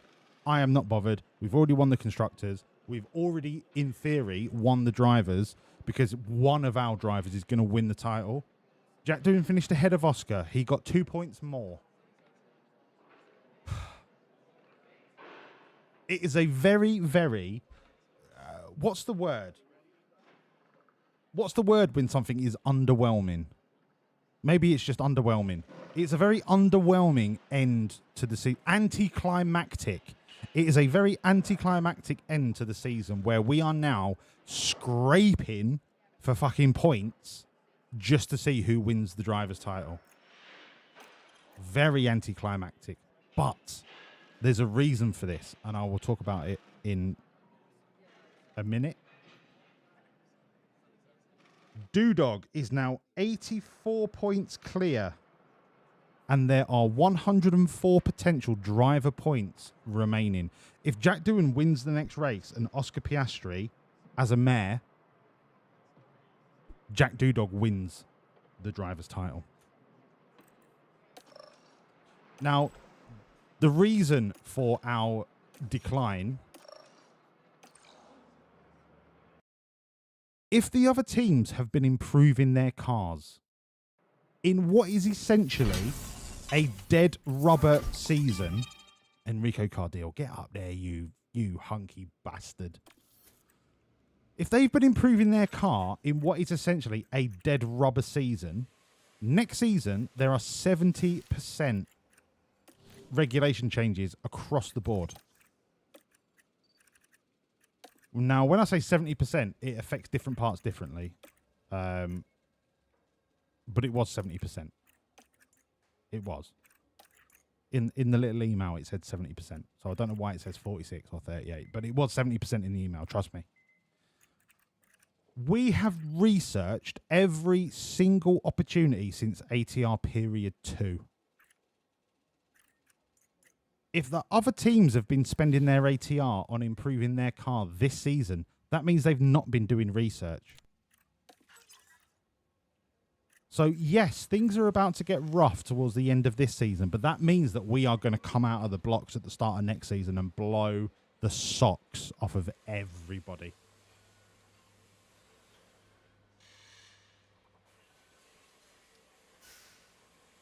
Doing well title, we will be there. That's right, we will be there. I've done a brawn. Well, for next season, I've done a brawn. Providing that the volume of research that we've done is actually beneficial. I don't see a reason why it wouldn't be. Like, our design and research has been full since ATR 2. Every time something finishes, we start a new one. We have spent so much money on research. Our car next season, if it's not first in everything, I will be disappointed. And we've got some new ATR. Let's fucking go. Is this ATR 6? Let me check my really sad research spreadsheet. Here, I'll show you. So this is my research spreadsheet. So every ATR period, I put a third of the ATR into 3 parts. Anything that I can research that is outside of that 1/3 ATR gets a non-ATR research. I think we've just started ATR 6. Yeah, we're in October. So what I look at now is there anything that's lacking in terms of ATR? So far, everything has got at least 2/3 of ATR research. So this final ATR research period, I'm going to concentrate on what I think are the most important parts going into a brand new regulation cycle. One of those is underfloor, without a question. The other one is the chassis. And then it's going to be a toss-up between side pods and suspension. Suspension will finish pretty soon. I think suspension is where we put the last third. The front wing and rear wing, it's quite easy. It's just either you want dirty air tolerance or you just want it to be fucking amazing in low or medium speed corners. You don't really need a lot of ATR to really improve your wings. The more complex parts, like the chassis and the underfloor, are where it's at. Now, the chassis research has just finished, so I can put through a brand new chassis research. How long till the next one finishes? 10 days. I'm going to put through the underfloor first. So it's 1.5 and I think 20. Yeah.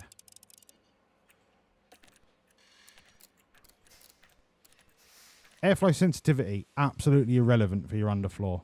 Drag reduction can be relevant, but right now, because it is a brand new regulation cycle, I'm just concentrating on the cornering and the downforce. Send it. And that's research. So I'm going to come back to my spreadsheet. I'm going to go a third ATR on the underfloor. Save. Done. Done. Right. Replace the broken parts. Put the shit back in the car. And then I'm going to check the warehouse and order some new parts if we need them. How many races are left? 4? So I don't want to order too many parts. But enough to get us through 4 races. Considering that these are all probably going to break at the end of Interlagos.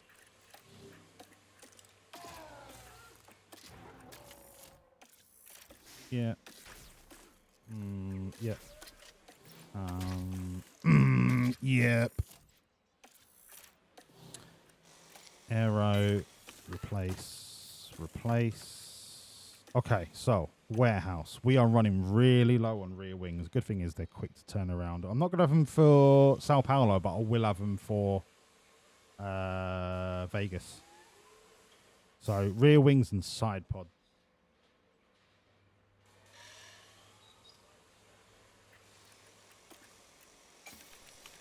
Rear wings, 3. Yeah, Vegas is 20 days away. I'll have loads for Vegas. 3 would give us 5 in total. That'll be plenty. All right, 3 of them.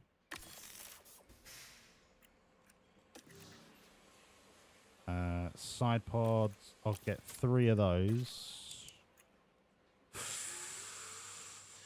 We'd have 2 for Vegas and then 1 more for... Yeah, that's fine. Oh, do I rush it? No. No. Side pods are done. The rest is good. Unless the 2 chassis are close to breaking. No, we'll be fine. Right, pit crew training. We are so close to world record pit stop times. I cannot believe that we keep getting 1.9 fucking 2-second pit stops. It's a joke. Unbelievable. Pit stop time. Right. Rest day after the Grand Prix. Oh, yeah, by the way, bear with me. This is where we play the clicky game. It's really boring, but I have to do it. So enjoy this elevator music. I'm going to go for a wee and then I'll come back.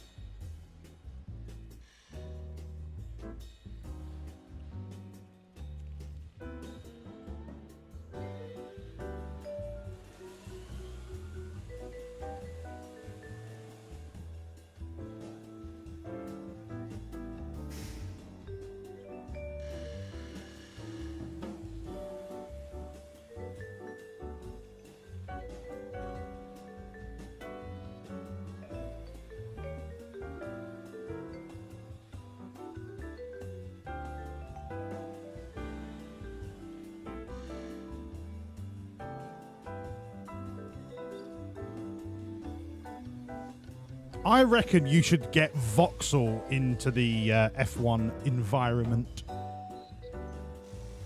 Or Maserati, although Maserati are basically Ferrari. What about Pagani? Make a Pagani F1 team. Yeah. Pagani, sick. Or a Koenigsegg. A Koenigsegg Scandinavian F1 team. There you go. Problem solved. Right, cumulative. Rested, blah, blah, blah, blah, blah. Tired, blah, blah, blah, blah, blah.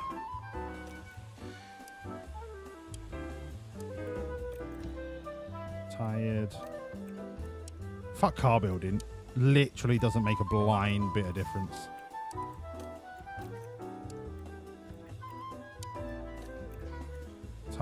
Tired. Weary. Rest. Rest, my angel. Rest. Relax. Okay, race day with 39% tired. How are we still at 1.804? You're fucking lying to me, mate. All of this gym work.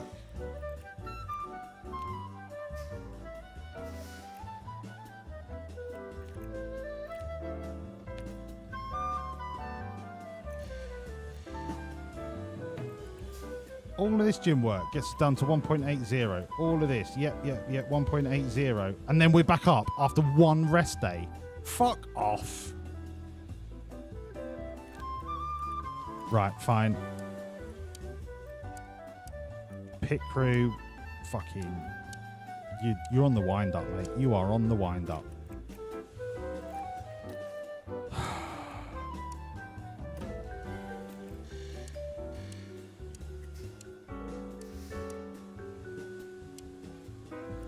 Pit crew, Bosch. Come race day, we're at 98. Down to 1.804. Amazing. Despite all of this fucking gym work, unless I do gym work the day before the race, I guess I'll lose all of that. Fucking arse hat. Do you know what? Let's do car building. Let's just mix it up a little bit, yeah? Let's just do car building, because that's really important. Obviously, being in the gym all that time don't mean nothing. Still 1.804, but we're still 1.80 here. All right, more car building. Let's do all the car building, because this gym work is pointless if it's not going to compound into carrying over to the race. Still 1.804.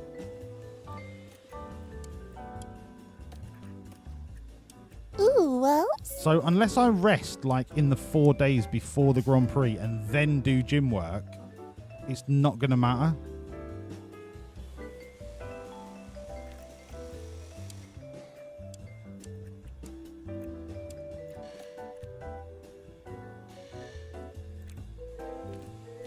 Still 29% tired. All right, gym.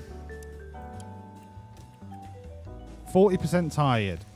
So knock this one back to rest and then work backwards from here. Gym. 40% tired. So we go gym followed by a rest. Fuck's sake. 1.802. Fuck off.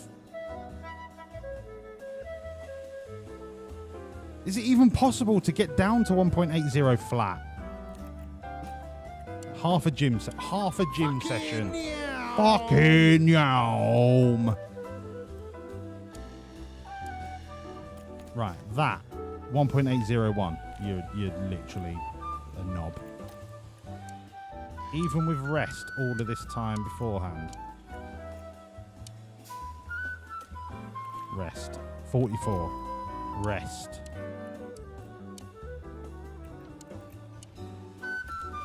$34, and we're down to 1.801. Okay.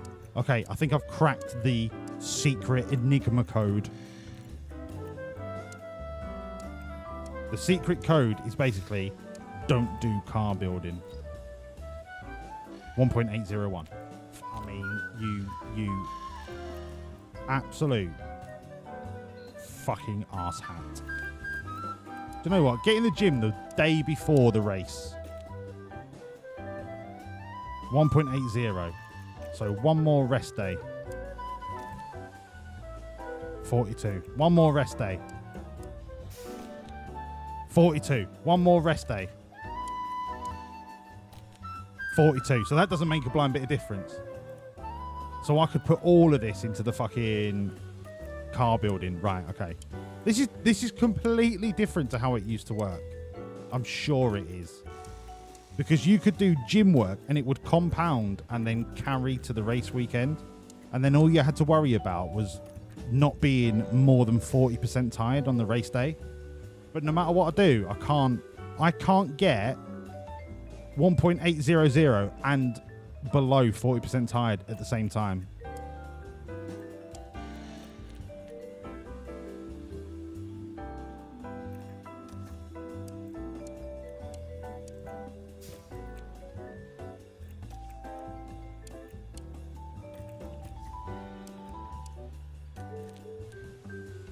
Fucking hell, I've done it.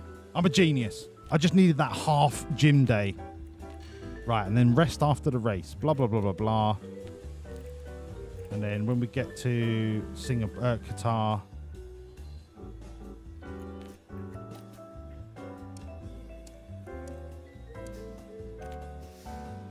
Tired. Well rested, tired. 28. Oh, do you know what?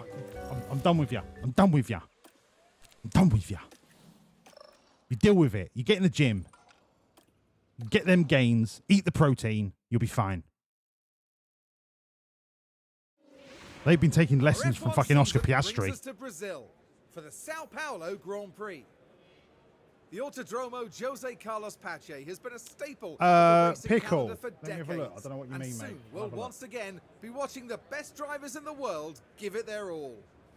Taking a look at the top of the constructors' standings, we've got a team that's starting to pull away. And as the season creeps closer to the end, only so many points are left to be scored. It's time then for another thrilling weekend of F1 drama.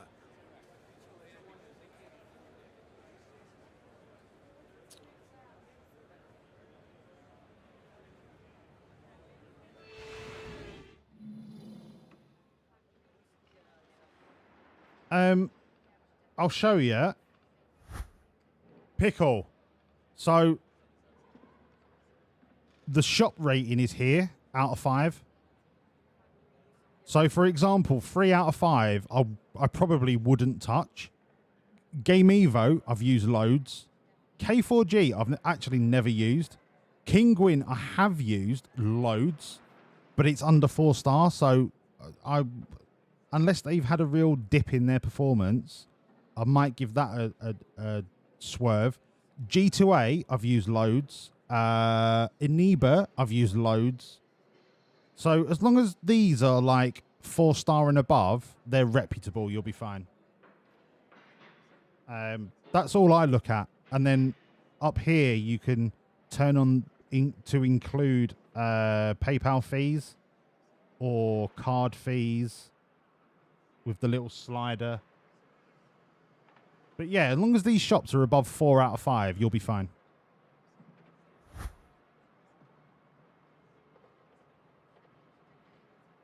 Right.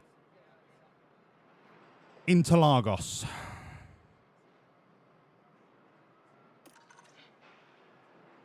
Let's do this. H-bomb. Bomb out Olatunji. Get the soft tyre on.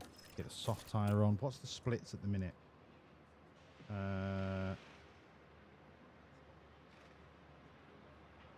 1, 2, 3. So he's 84 points ahead with a possible 104 still to play for. Okay. Okay. Okay. In theory, if Piastri finishes 8th to 10th and Doing wins the title. I'm not going to force it.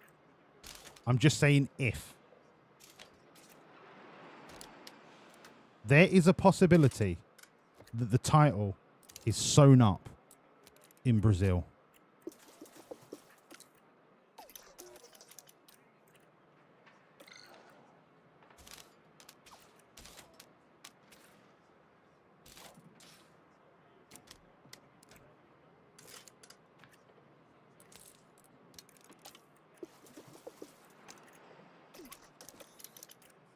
Boom. What did I get for Interlagos last year? A hundo. Which probably means this will be about 60% because the change in the cars are making my dossier of setups absolutely irrelevant. Have I done everything right here? Hold on. Boom, boom, boom, boom, boom, boom, boom, boom, boom, boom. Send.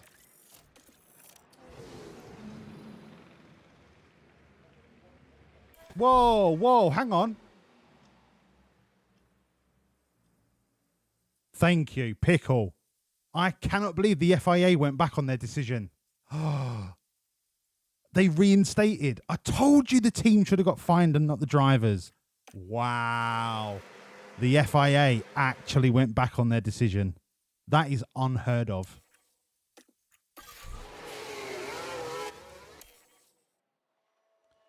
That is going to be a major feather in Toto Wolff's big peacock ball bag that he's got, that he struts around the paddock.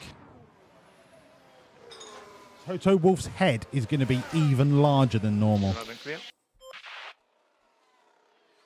It's the right decision, but I cannot believe the FIA went back on it, because the FIA never admit when they're wrong.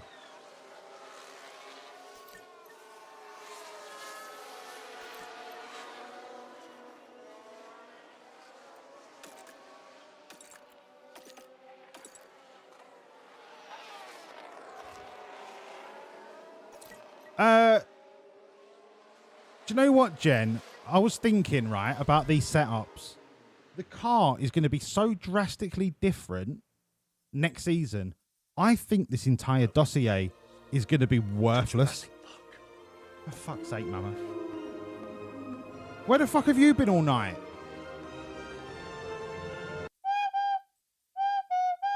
Is McTree's here as well? Because I do have a little thing to show, particularly Mammoth and McTree's. You're absolutely fucking wankered. Brilliant. Well, then this is going to be even more perfect.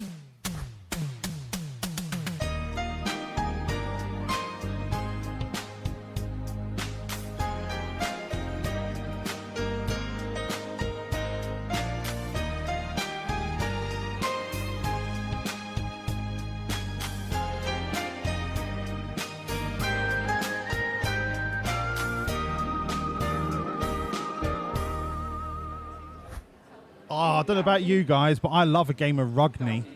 Rugby is my favourite sport. Mammoth's got a bab in a box. Look, that sounds to me like one of the perfect Saturday nights. If the takeaways knew where I lived, I would have a bab in a box, but they don't, because I live in a secret dungeon somewhere selling meth. Or it's a new build and the postcode just isn't readily available yet. Welcome in, everybody. This is the Grapes, affectionately known by the regulars as the Bum Grapes. This is the official Wawlliamz Racing supporters pub.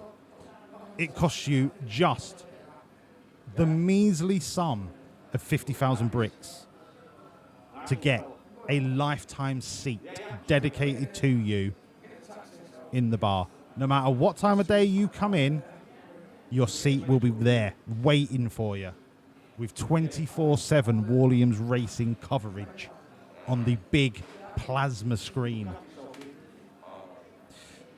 Now, the reason for being here is that I wanted to congratulate Urban Mammoth, the postman to my left, and somebody that we already know, but they are also called the Big Meat Stick to my right, looking after the dog, McTree's. who is eating Liam Lawson's head. Mammoth, I just wanted to welcome you to the Boozer. You are officially in. You've got a bar side seat. Congratulations. Well done. Now, having said that, space is limited in the Boozer. There is a redevelopment afoot, but that redevelopment may take several months. All I'm saying is, get your bets in, secure your seat before they run out. Let's get back to Interlagos.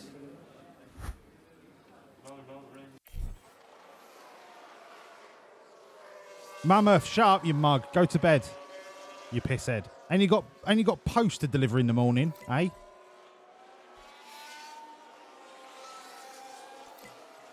I know it's Sunday tomorrow. Can everyone shut up? I'm just trying to reel him in like a fish. Oh, I need to choose the outcome of the last race. Was there a safety car? No, was there bollocks? There was nothing.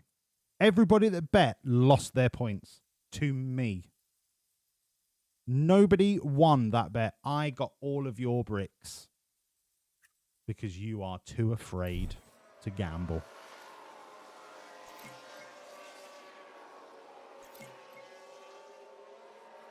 Piastri will lead turn 1.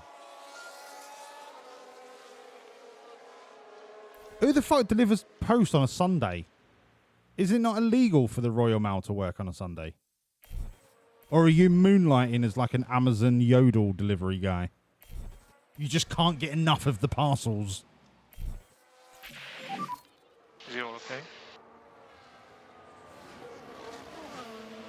You should be very proud of yourself, Mammoth. You've outdrunk some youths.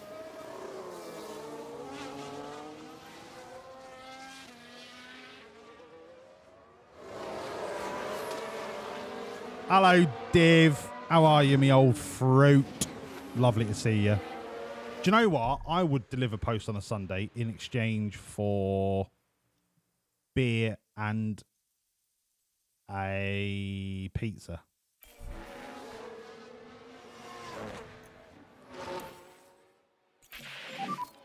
Everything okay with the car? Nope, the car's dog shit. In you come. Hello, Snake. How's the racing? Mate, it's been an absolute shit show, right? Doohan is throwing away his chance at a world title.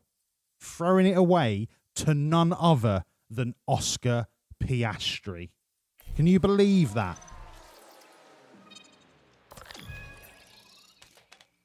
Can you believe that? That is unheard of. Unheard of levels of bottle. Sorry, I had pickled aubergine. Slam you for down breakfast. there. Slam you right up there. Slam you right down there.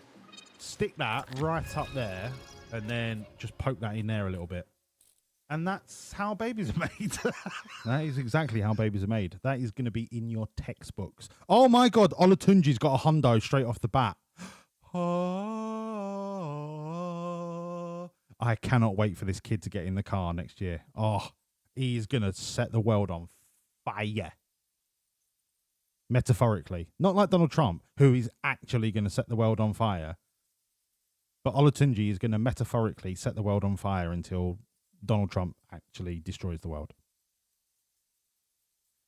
I mean, there's nothing for me to do. You can just keep going, bruv.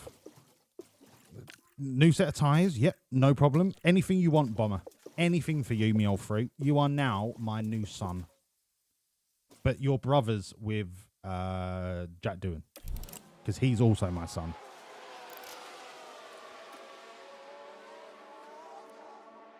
I really need to remove Trump from my safe word list. I can't bother to do it right now, but I need to remember. Somebody remind me tomorrow in Discord.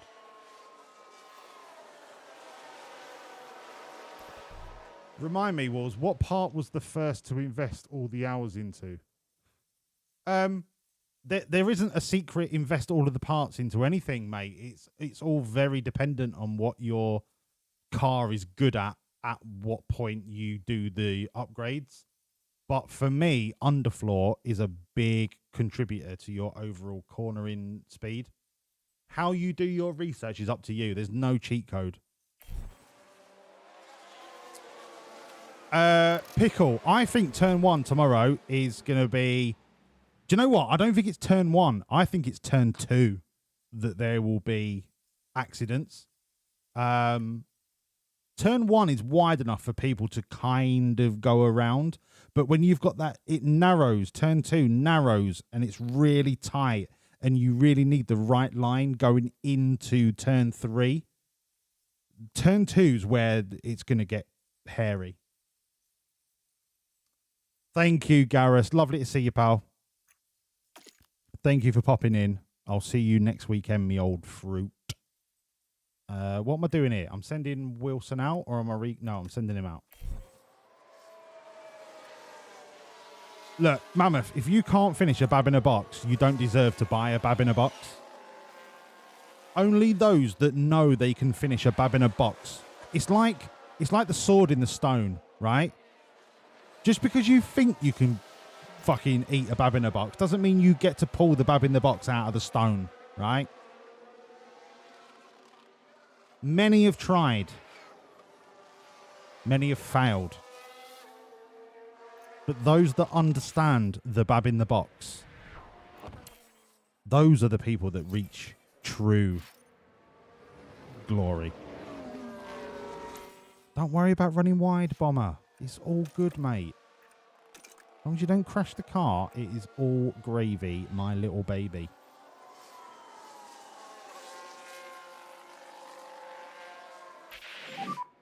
Thoughts on tyres?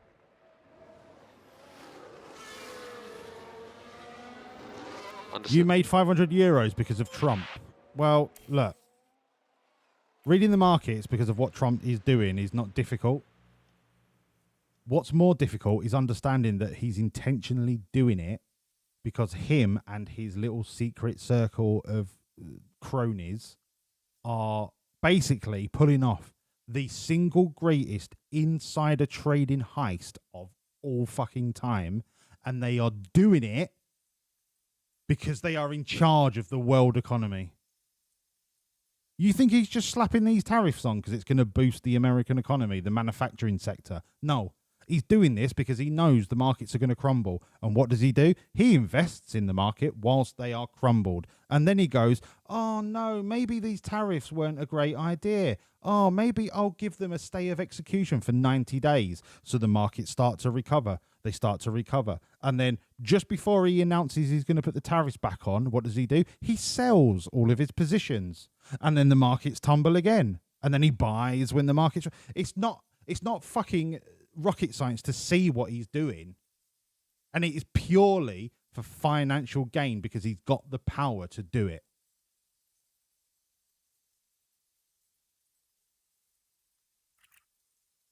And there is not a damn thing we can do about it.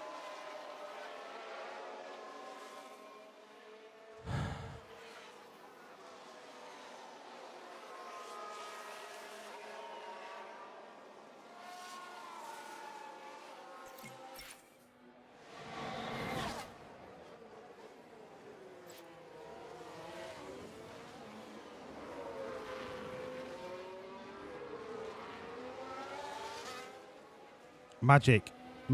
I am not one for conspiracy theories, right? I know the world is round. I know that we landed on the moon. I know that there aren't lizard people living under the fucking surface of the earth, right? But I'm also intelligent enough to understand who Trump is, what he is, and why he's doing it. He's not doing this to make America great again. He's doing this because he's got the ability to manipulate markets and buy and sell positions using insider knowledge that he has because he's the one controlling what happens to the market. If he says that there's a tariff, the markets bomb. If he says I'm taking the tariffs off, the markets spike. And this is like rogue traders times a million.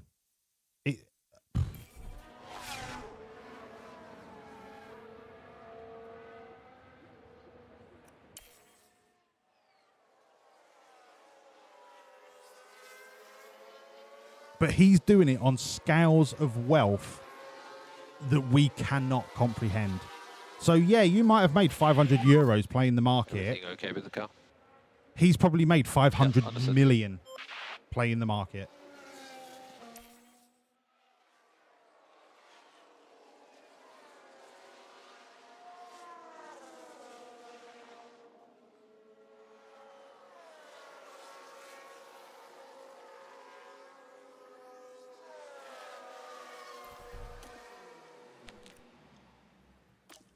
And who's his best friend at the minute?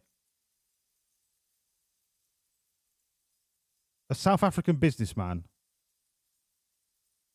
that is using Tesla to buy and sell shares and borrowing against the value of those shares to buy a social media platform to pump out misinformation that has directly 100% influenced the course of a fucking general election in one of the Western world's biggest, no, the biggest superpower. Who does he know that could probably do with making a few $100 million to pay off those loans, to pay off the debt, to pay off the fact that he's lost money on his Tesla shares in the short term because of his involvement with Donald Trump? He could make that money back in the next couple of weeks whilst all this tariff bullshit is going on. I wouldn't be surprised if Donald Trump just gets rid of tariffs once they have all made enough money for them to be happy with what they've achieved.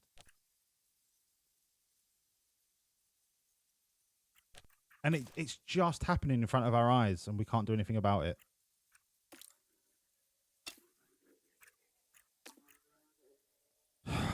Right, I need to get back onto F1 because it's pissing me off.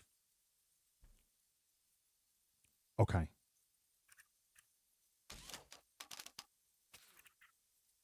Let's get this sorted. Come on.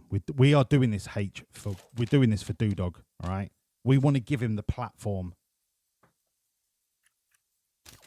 Let's not get sidetracked, right? Let's not get sidetracked by stuff that we cannot control. Okay, right. Okay, that's good. That's good. That's good. That's good. Tuck that in. Yeah, tuck that in. Then we tuck that in there. Just like that.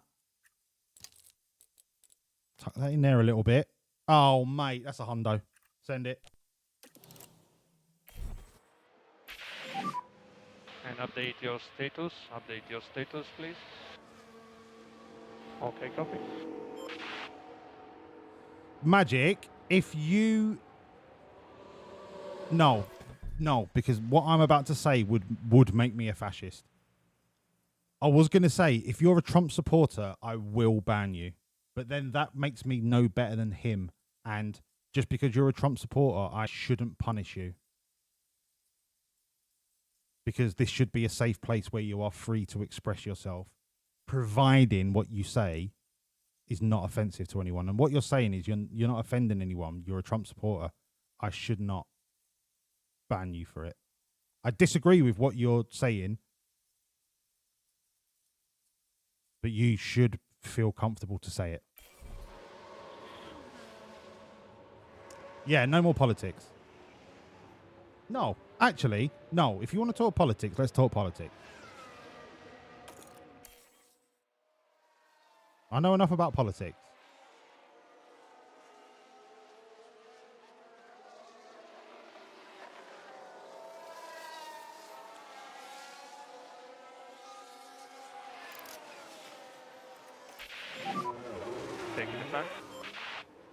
Okay, I know he's going out at the checkered flag, but it should just lock in the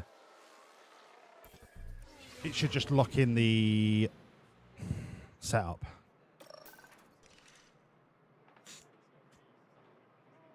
Do I do fantasy team? Yeah, Pickle, we've got our own fantasy league. If you join the Discord, Pickle, the code for it is in there in the fantasy thread, but you're what, 3-4 races behind, so I don't think... If you join the league, do your points come with you? Or do you start from 0? Hello, Andy. Lovely to see you, mate. Mate, I don't need to be made great again. I'm already amazing. Right. Softs again. Big boys are in the car. Softs again. Untested. That's fine. Piastri's got an optimal thanks to Bomber Olatunji. I'm going to start putting Bomber into Doohan's car instead because I can't stand Oscar Piastri getting 100% through no work of his own. Absolutely shameful. I bet he doesn't even thank Bomber Olatunji for the setup. I bet he just steps in the car and goes, "Who's Bomber?" I'll tell you who he is, mate. He's your fucking replacement. Send it. And green.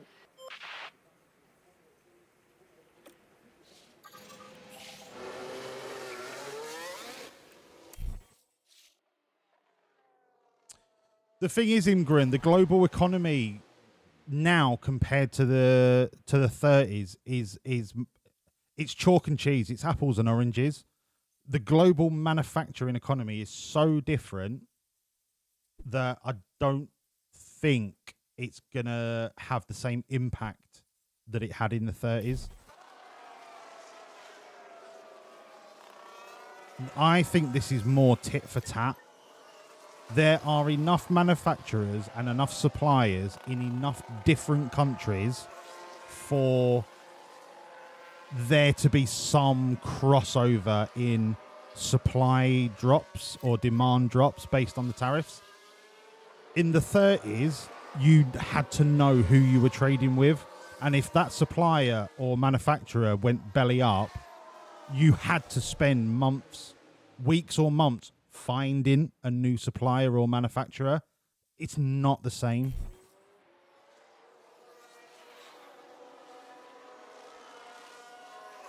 No, I didn't vote yes to Brexit. Voting yes for Brexit was done by people that don't understand how economics works and people that are predominantly racist and xenophobic and just they were fixated on the idea that voting for Brexit means that we don't get no more of them immigrants. But what it's done is it's absolutely tanked the overall British economy. And that's what happens when you let fascists and misinformation spread to a population that doesn't understand how the economy works. And you don't have enough important information going out explaining what the impacts will be.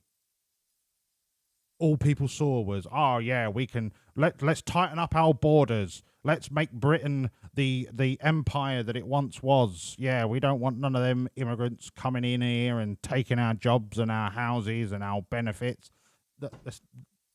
That's literally fucking irrelevant. The fractional percentage on the economy that immigration has is infinitesimally small compared to the damage that trade relations has caused by us not being in the European economic community.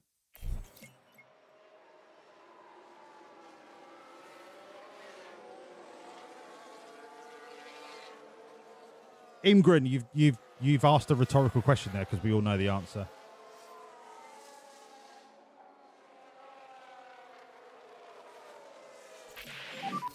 All okay with the cup? Oh, it's not that great, but you can stay out for track knowledge. Okay, roger that.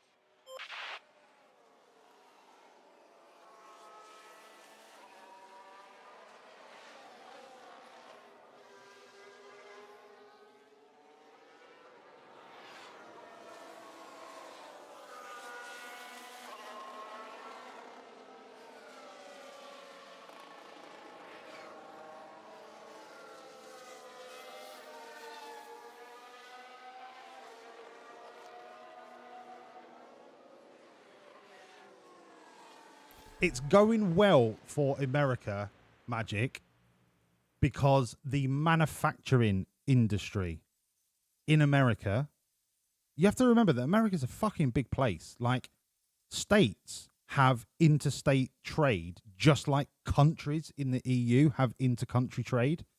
So there are manufacturers in America that don't export outside of the country. They make stuff for American businesses. So because they're not exporting, that means businesses are not buying stuff in because there's a tariff on it. So they're using domestic-based manufacturing. So yes, in the short term, it will boost the economy because more money is kept inside the country. In the long term, when you start to realize that the manufacturing capacity of the businesses in your country cannot meet the demand, because don't forget, businesses stockpile resources. So, for example, company A might have 2,000 items in stock that they bought from China. Company B that manufactures that item might only be able to manufacture 100 of those items in the same period that the company A could buy 2,000 from China. Once the reserves of international stock meets the manufacturing capacity of the businesses inside America, everything will look hunky-dory. Then the balances will start to tip where demand outweighs the supply that can be manufactured in the country. And what does that lead to? What does an increase in demand and a lack of supply lead to? This is basic economics. What happens to the price of the product when demand is bigger than supply? Prices go up. That will lead to chronic inflation in the long term. So yes, in the short term, everything looks hunky-dory. In the long term, you are going to see ridiculous inflation if this tariff bollocks doesn't get fucking sorted out toot sweet.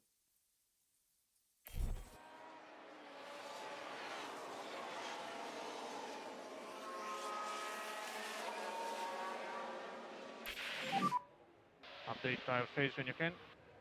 I think the tires are done. Copy.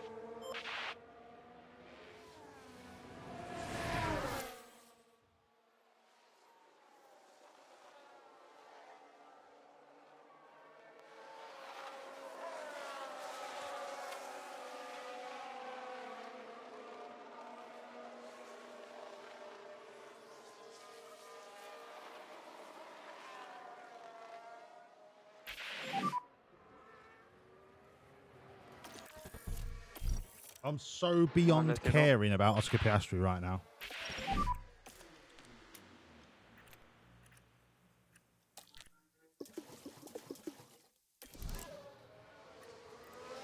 Okay, stand by.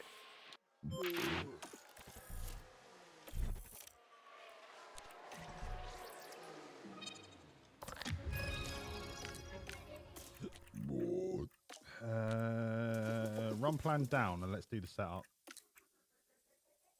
Okay, this is an easy fix. When I say easy, it's 50-50. I'll go left or I'll go right, or it could break.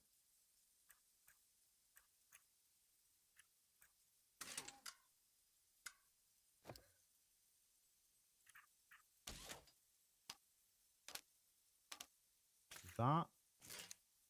That.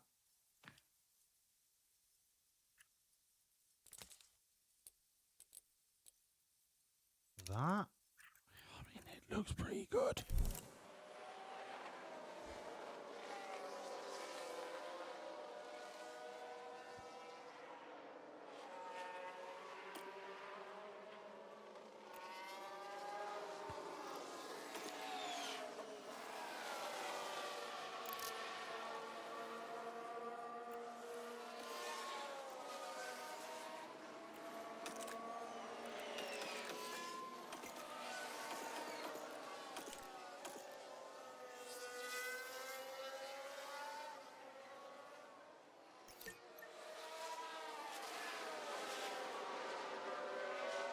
Pickle, I think Oscar's gonna fuck off into the distance.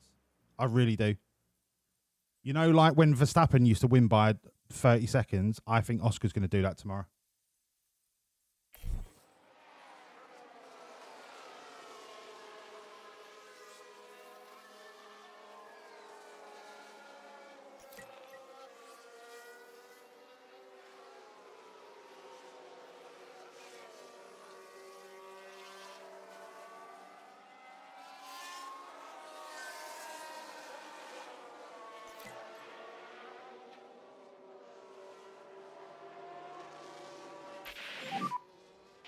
Okay, that's the checkered flag.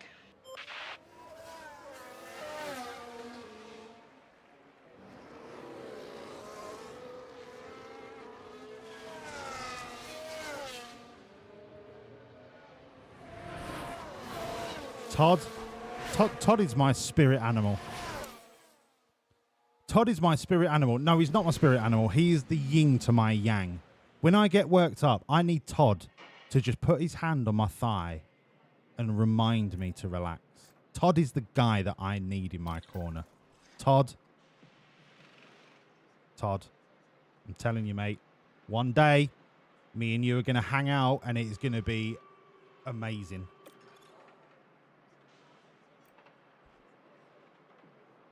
Give your meat a good old rub. That's it. Nice and hot.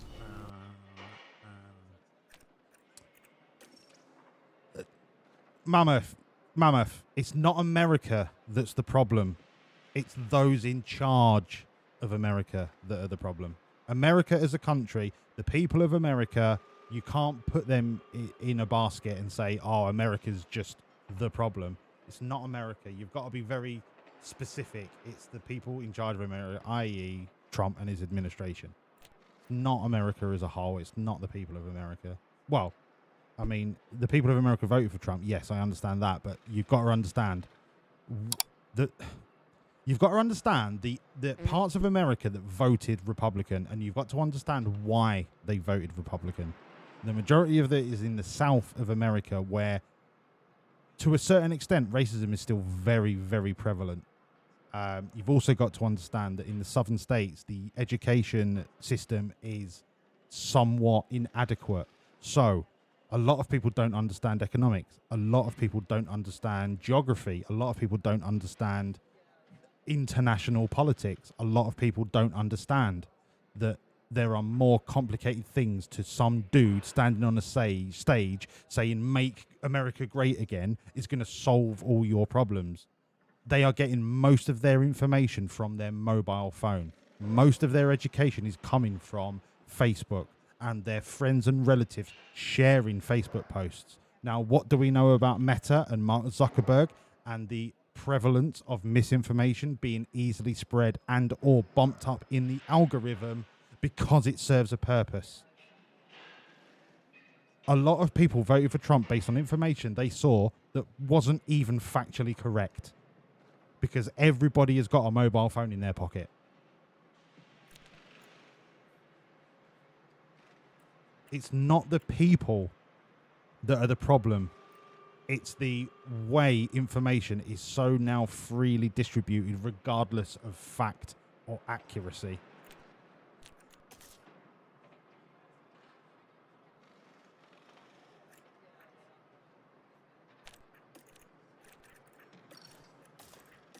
Right, it's P3. Hards are on. I can do Interlagos on a medium hard, can't I? No, it'll be a medium hard medium, so I can get away with using one set of hards. This, come on, Doodog, I can fix you, right? I can fix you. Just gonna put you in there like that, right? Then pop you that way, tuck you in there.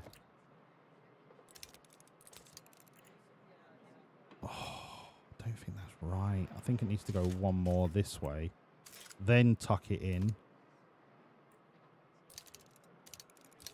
Like that. That's it. That's money. Money. 48 laps.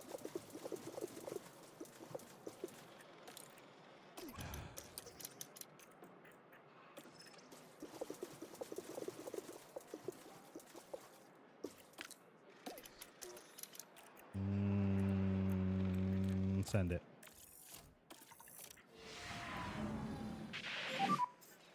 Green light. You've got kebab sauce down, yeah. I can just see Mammoth now. Like, he's got one eye open, kebab sauce down his shirt, his fingers are all sticky, and he's on his phone trying to type into chat, and he's just got kebab sauce all over his phone screen. I can see it, because I've done it. Bless him. Fucking bless him.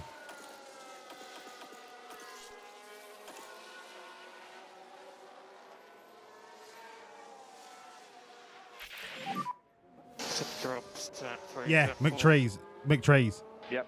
If you think the vast majority of people are capable and or interested in having a long-term discussion about the wider implications of the voting pattern, like the way that they vote and why they're voting, it just ain't going to happen. It just ain't going to happen. So this is where I start to feel like democracy, as beautiful as the system is, it is so flawed. Is democracy the answer? I mean, it has to be, because there's no better alternative. But there has to be a way around it. Either there's some kind of, not means tested, but some kind of understand, not IQ, because it's not about how smart you are, it's about how much you understand. There has to be some kind of understanding entry to the polling booth to show that you understand the decision you're making is based on fact and critical thinking, and not just because you saw Aunt Teresa post a Facebook video about how immigrants are murdering 17 children a day in Ipswich that is completely made up. Imgren, mate, democracy is the worst system of human government ever devised, except for all the others. There is no better alternative. Communism, to a certain extent, socialism, which is not that far from communism, but democratic socialism is where I sit. So democracy, but for the benefit of the people, not the people that are in power.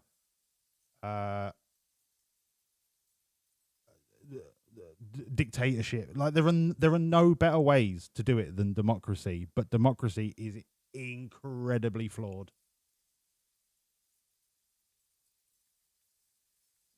Andy, if there are tariffs on fucking Babs, I'm rioting on my own, shirt off, right, in my boxers, just fucking, I don't know what I'd do, shitting in my hands and throwing it at people that are like, why are you throwing shit at me? I'm just getting the bus home from work.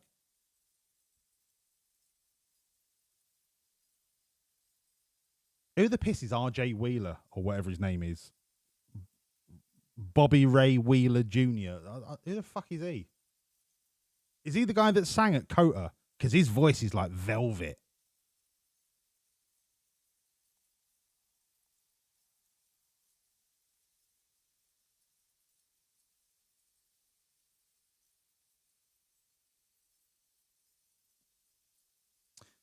Magic think, right, I believe there is more to it than people think. You could say he's actually trying to fix it. I mean, that first statement there, I disagree with, but I'll carry on. I'm looking at other stuff, other media, and what they're saying. So I was checking that out, and what's coming into America. People want to build factories in America. Yes, in the short term. But if right. So what I was saying earlier about inflation, Magic, if America cannot build enough factories and get manufacturing and supply to a point where it will meet the demand quick enough, and we're talking years, right? This is not something that you can do in a couple of weeks. We are talking years. If supply cannot meet demand, and these tariffs persist, by the way, if the tariffs go away, then this problem goes away. If the tariffs are a long-term thing, if you cannot meet supply, if you cannot increase your supply to meet the demand, there is no other way but prices rise, and that leads to inflation. So, yes, it's great for the internal economy of America if they can get their supply chain to meet the level of demand in the same time that these tariffs are in place. Then great. America's economy will boom. It's brilliant. It's brilliant. In the real world, and because the global economy is so connected, I do not see how they can possibly meet the demand in such a short window of time and not go through a period of inflation. And if they go through a period of inflation and price rises, it will lead to recession. It is a very, very delicate balancing economic act that they are on. If they pull it off, it's 200 IQ from Trump, and I fucking hate the guy. But if he pulls it off, it's 200 IQ, the American economy will become the biggest economy in the world, without a shadow of a doubt. If he doesn't, it could be, was it Black Monday or Black Wednesday in the 30s when the economy literally dissolved. This isn't slagging off Walls. Walls is like a normal size. Feel free to stick that in your bio if you Thank want, you, Walls. Pickle. If you look at my bio, Normal it's in my size. bio. I am also officially the best smelling man on Twitch 2024, but that's a different story. Shut the fuck up, you cunt! No, you shut up, Andy Tommy, you mug. I'm educating you, you peasant. If he doesn't pull it off, it will be disastrous for the economy and it will crumble into recession. McTrees knows and I'm not just saying this because McTrees is agreeing with me. Like, I am all here for differing sides of the opinion and we can have a grown-up, intelligent discussion about it. But McTrees knows exactly what I'm saying. All right, already the biggest economy. Yeah. McTrees. I'm talking about the biggest economy that is self-reliant, where manufacturing is meeting the demand internally. There are several reasons why you're currently the biggest economy is because of your exports, but your exports have gone fucking bye-bye since these tariffs. So I'm talking about internal economy. Did you redeem Triceratops? Oh, for fuck's sake, Mammoth. Sorry, mate. I was too heated talking about economics. I do like economics. I did it at A-level. I should have done it at university. Instead, I did journalism. Fucking what a waste of time that was. I should have just gone to Brunel and did economics like I wanted to do, but no.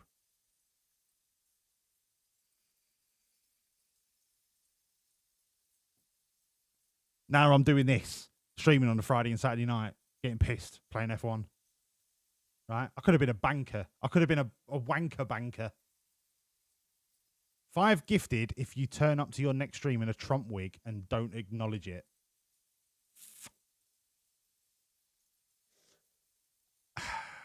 Can I get a Trump wig? Like, I want that specific wispy comb over look. Are they available? I could just get like a blonde wig and put it on my head. All right. I'll put the fucking hats on. Right. Listen. Hat time. I ain't doing shit till I see a wall of sombreros. And I don't just mean Urban Mammoth fucking posting 1 million sombreros. I want to see multiple people. Multiple people.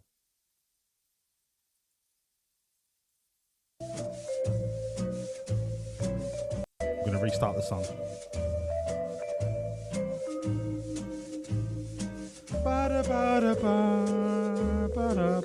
What was my last song? Oh, it was about how Nerf was a cheesy bell end. Urban Mammoth, you smell like my finger. Once I've stuck it up my bumhole and I've not wiped my bum in several days. That's what you smell like, Mammoth.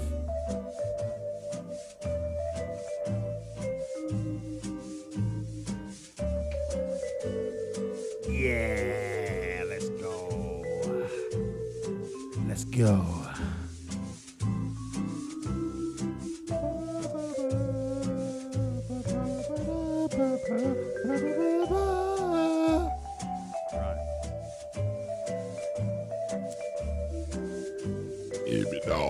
Sorry, I had pickled aubergine for breakfast. It was delicious, but I think it's pickled even further in my large intestine, hence the gas. Right. Mammoth, this is for you, you drunkard.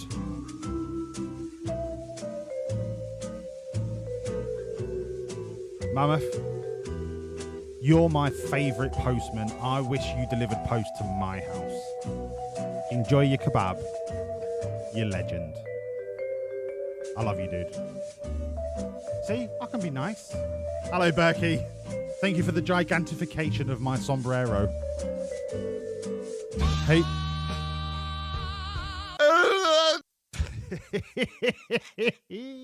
I've not seen that in a while. What was I saying? Hey, Google, set an alarm for 15 minutes. That was lovely. Do you know what, Mammoth? I can be lovely when I want to be. I'm gonna sleep then eat, then poop, then sleep, then sleep, then poop, then sleep. And when I wake up tomorrow, I'm gonna eat and poop and sleep and sleep and eat and poop and sleep and eat and poop again. I'm a cat. I'm a cat. Oh, I'm a cat. Hello, Carla.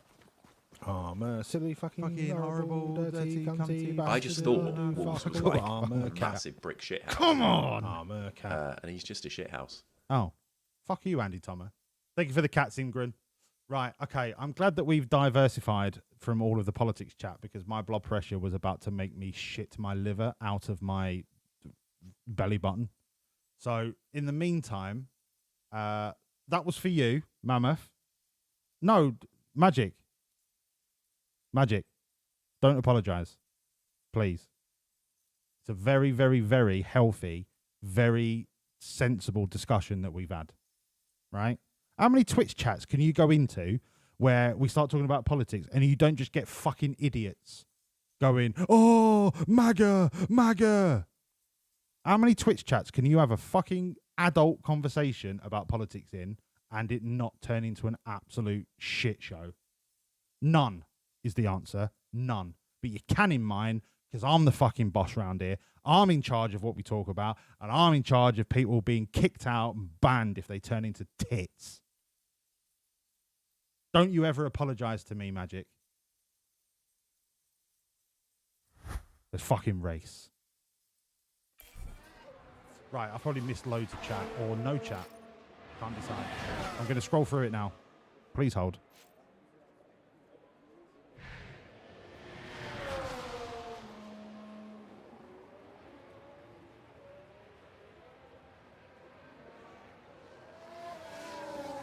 You'll send me a link. If you can get through an entire song without reacting, I will gift a 5-pack. What song am I going to get through? McTrees. McTrees, you indulge my curiosity.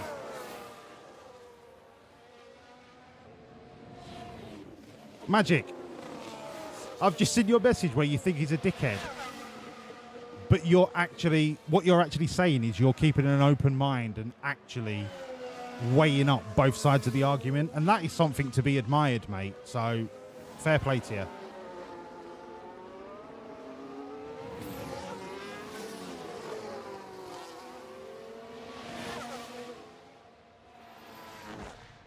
Yeah, Viejo, that too many politicians are serving themselves rather than the community that they are employed to represent.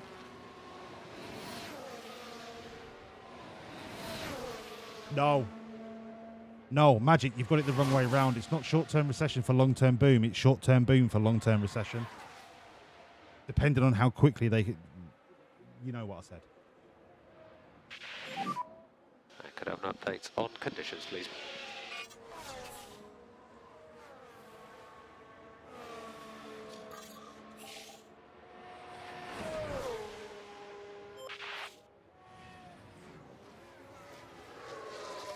I'll take that.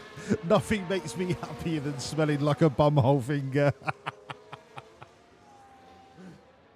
Oh, God.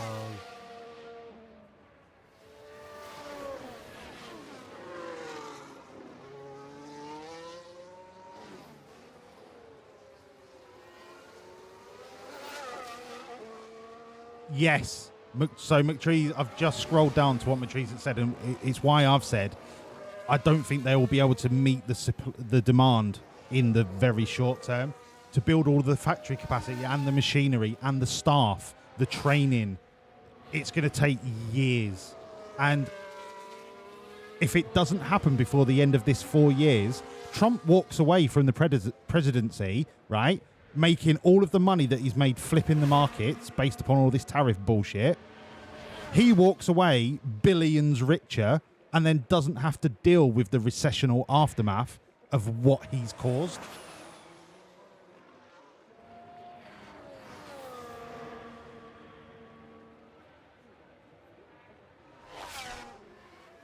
Yeah, of course people can have opinions as long as you don't start being offensive. Yeah, 100%.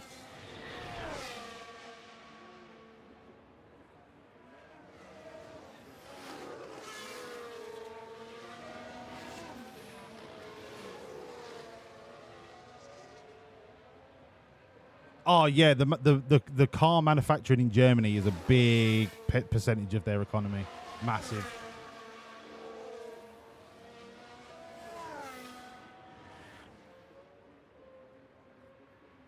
Yeah, the EV market is quickly being swallowed up by Chinese cars. But the thing is, China has access to the lithium needed for the batteries. It has access. I mean, it's already got all the factories it requires to make them. And from what I've seen, there are several very, very good Chinese car companies making electric vehicles. They were dog shit at internal combustion engine vehicles. But the high-tech battery vehicle, they are very, very, very good quality. Very good quality. I'm not saying they all are, but from the ones that I've seen, like they are ready to. Tesla will be a. Do you know what? I can see Tesla being an afterthought. Like, why would you buy a Tesla when you've got so much more bang for your buck from China? Not if this 125% tariff continues, but any more rain to the end. China's EV options and market is flying, and the South Korea won't be too far behind either. The problem with South Korea is they don't have the capacity for the manufacture of vehicles just as much. You've got Kia, who are a great car company. The cars are super reliable, affordable, really well built, but I don't think Korea has the overall capacity to manufacture EVs in the same extent that China does.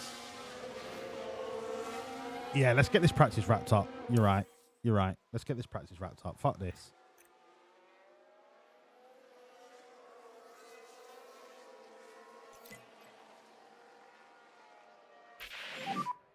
The rain has passed. Sheeny, I can understand what you're saying there, mate, about keeping yourself out of the conversation, but what you have to understand is, right, Reducing intensity already. this is a place where you should feel safe to give an opinion.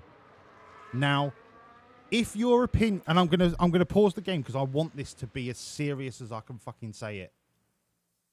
If your opinion comes across in a racist, xenophobic, homophobic, transphobic way, but that is not your intention, it is on us, it is on me, it is on my community to educate you.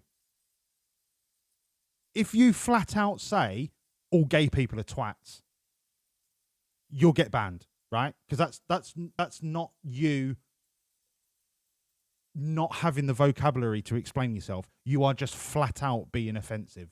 You will get banned. But what you have to understand, and I've said this before, context is key. I know you're not a twat,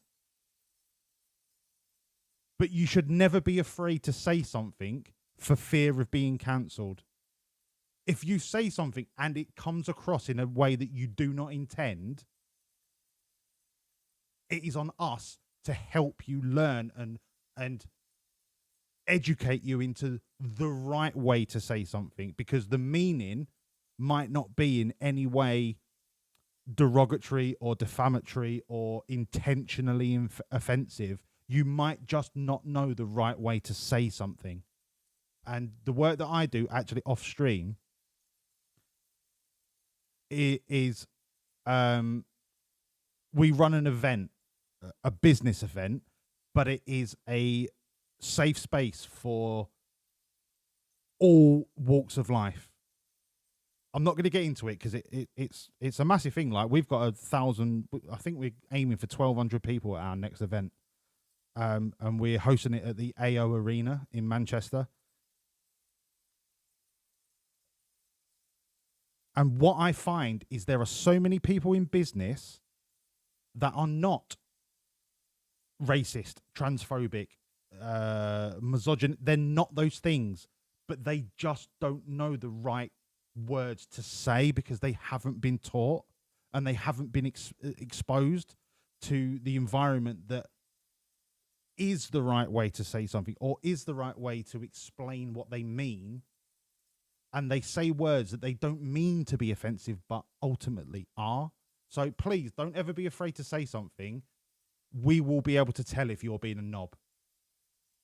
And that's what I want to. Don't be afraid. If you say something wrong and you don't mean it, or it comes across in a way that you don't intend, that's not the end, right? It's not the end.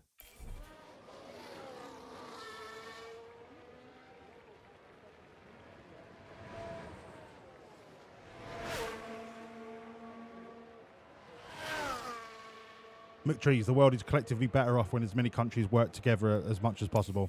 I mean, that's ultimate globalization is like a utopia.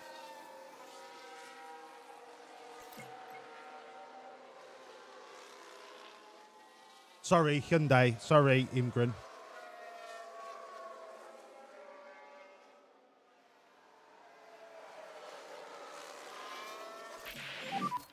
Could have a balance update when you can. Sorry that I forgot Hyundai, but you know what I mean. Like, they're both ultra reliable, affordable, very well made cars. I just don't see South Korea having the capacity to really meet the demand for EV post 2030.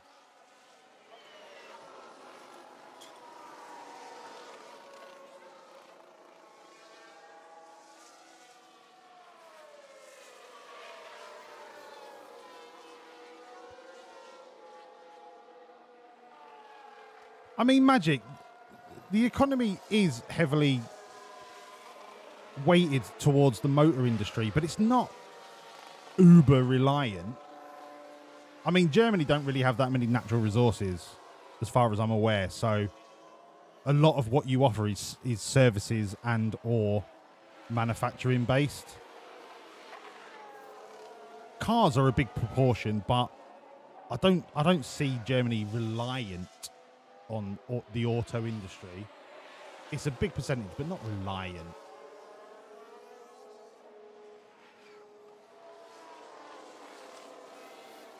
Yeah, Mammoth. So there's so much that you know the context and nuance of a subject. You know what is right and what is wrong. You just don't know the right way to express yourself to show your support or to express yourself in a way that is as safe as possible. And that is a lot of the work that I do for my actual job. It's not cancelling someone because they say the word tranny. Do you know what I mean? Because that's all they know. And they don't know that that is an incredibly offensive word. And they don't know the right way to say it. And they don't understand that there is not just two genders. They don't understand. That doesn't mean they're not open to learning. Anybody that is open to learning to improve themselves and change themselves is, in my book, absolutely top drawer. Regardless of if they've said something that is offensive because they didn't know it was offensive. That's in the law. Ignorance is not a defense. But I tell you what, in social environments, ignorance is an excuse. Somebody that refuses the help to understand should be the ones that are punished, not the ones that say something because they don't know and then are open to absorbing information about how they could change what they say to be more inclusive and open. And they're the people that are the real gems that are going to really improve society as a whole.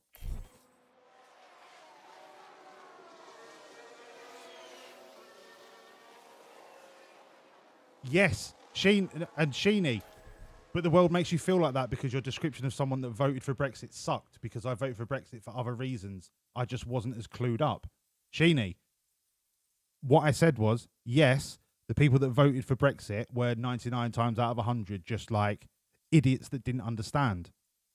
But those idiots, like my parents, right? My parents both voted for Brexit. And I sat them down and I said, look, let me explain to you what's going to happen. What economic and financial implications are going to happen. Hey, Google, stop.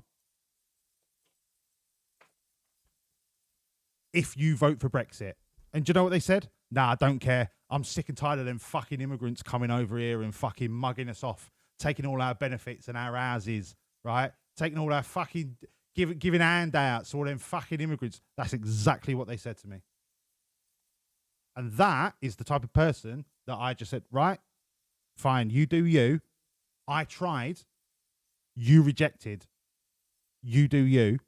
Sheeny, you are somebody that didn't know better, but is more than willing to understand if you just had the information available to you. Do you know what I mean? You're not the same category of person that I was saying before. Those boneheaded idiots that refuse to have an open mind about the wider implications. You're willing to understand and learn. And that puts you head and shoulders above the people that just like my parents. And I love them. They're my parents. But they refused to understand the wider implications of what they voted for. Thank you, Pickle. See you later, buddy.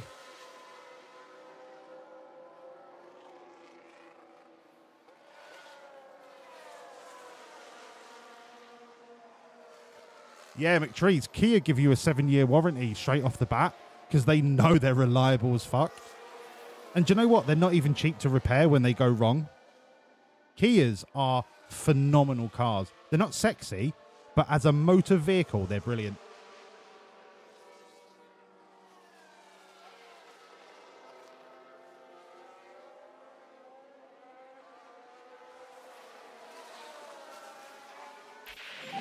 Baldy's not offensive. At least not to me. So it might be to someone else, but to me, I don't see it as offensive. But then again, it takes a lot to offend me. Personally.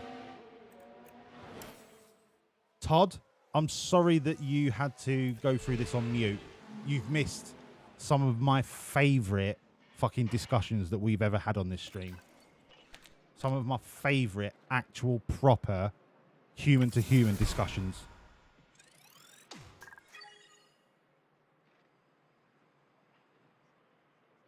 Yes, Thomas.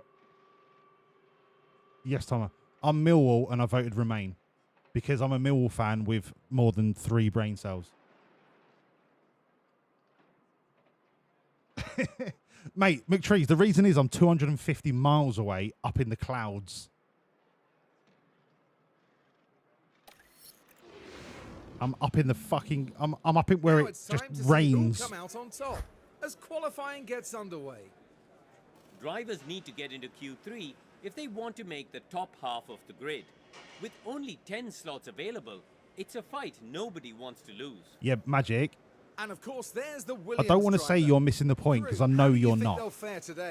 But when you say Brexit was handled wrong because there was no pre-contract agreements, I'm not talking about the economic impact. It's broken! I'm talking about the lack of information given to the people before they would put to the vote for Brexit.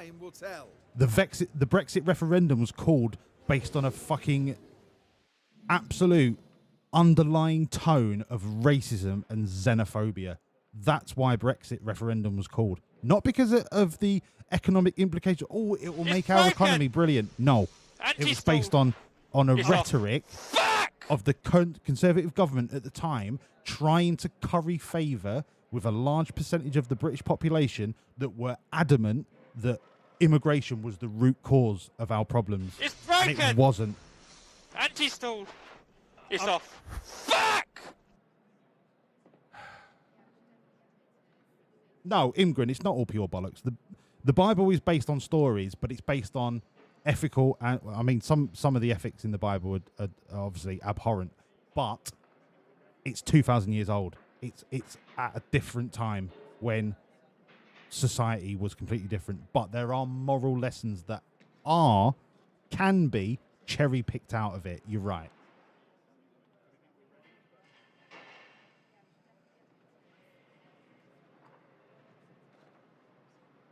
Thank you, McTrees. See you later, pal.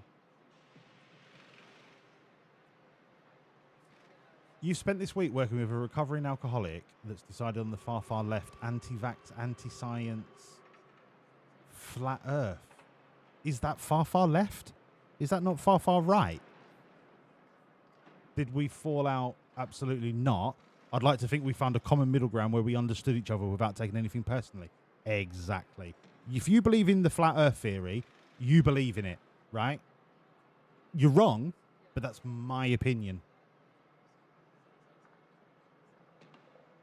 But I'm not gonna lambast you for it. That's your view. I will give you evidence to suggest otherwise. If you don't take that evidence on board, I've done my part. I've tried. If you're somebody that goes, nope, the earth is flat, don't care what you say, the earth is flat, then I'm going to go, right, I'm not even going to waste my time on you.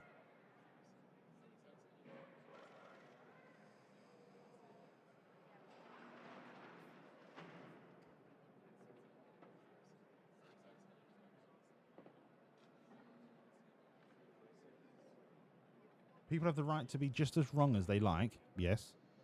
It doesn't make them not wrong. Well,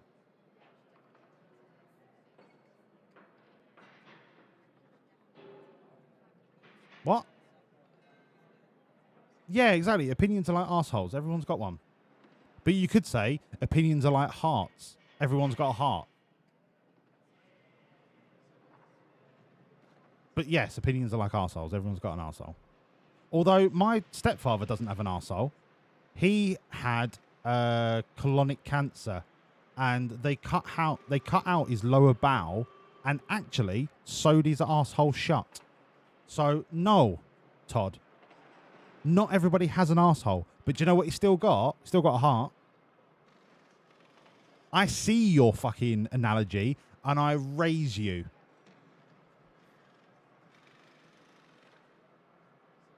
Yeah, everyone's entitled to their opinion. Just don't force it on others. You can present your evidence for your way of thinking, but you can't make them believe you or believe the way that you believe. Yeah. Absolutely.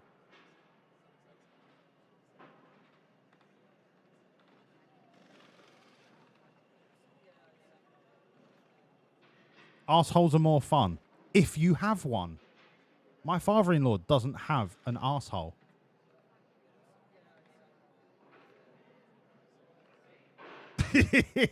Okay, almost everyone has an arsehole.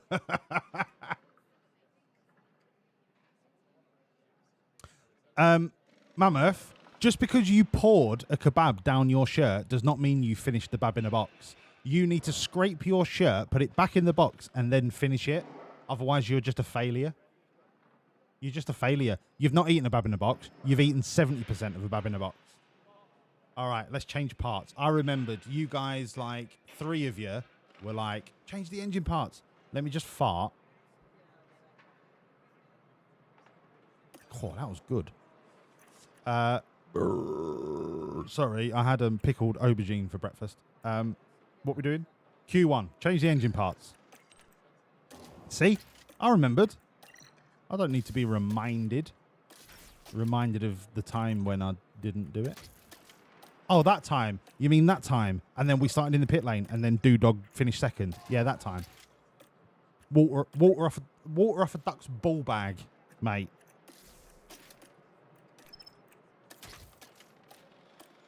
Do ducks have ball bags?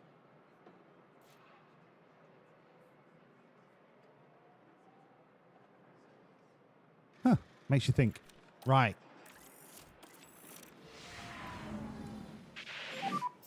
And green. Grain. How's the track looking? Okay, it is dead dry at the end. When I say dry, I mean kind of moist. We'll get a safety lap in, and then we'll prep, ready to send it at the end. This is Interlagos, right? This is the track of real drivers, okay? Theo Pourchaire shouldn't even be anywhere near this track. If he pulls another one of his anti-racer stunts, I'm going to instruct my driver to T-bone him at the earliest opportunity. Okay, this is not going to get us through this time. I just wanted it in case of a red flag. We'll just reconfigure on the same tyres and we'll go again when it is clearly drier at the end of the session.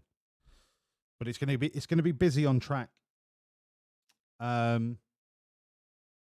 To the extent that I don't really want to go out last. I kind of want to go out in the middle.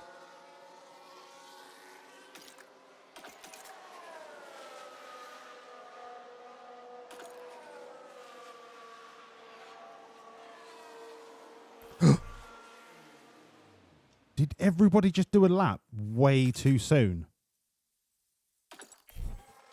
Am I going to get the track to myself in the last 2 minutes?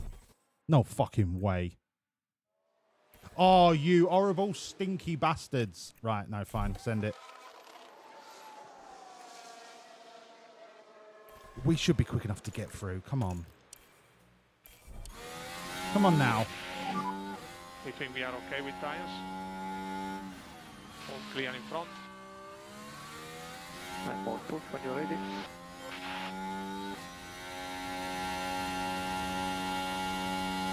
The good thing is, because everyone's on track, everyone's kind of equidistant. So there should be no slow runners to block us.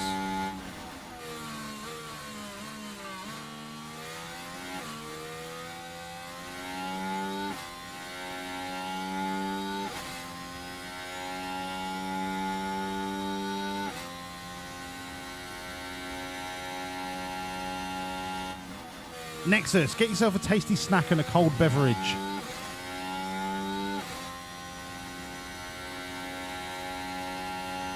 Yes, I read what you said about immigration.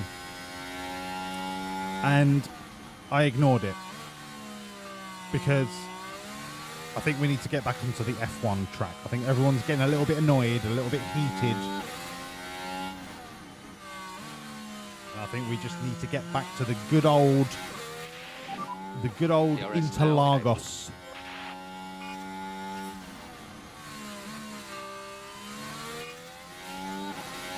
I mean, doing setting a purple middle sector is just... Mwah.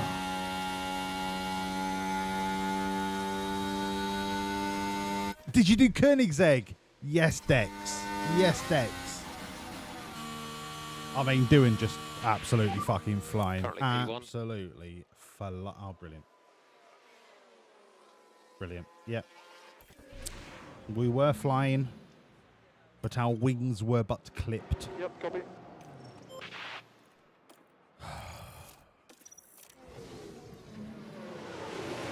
Doodog is life. Fuck politics. That needs to go on a t-shirt. Green.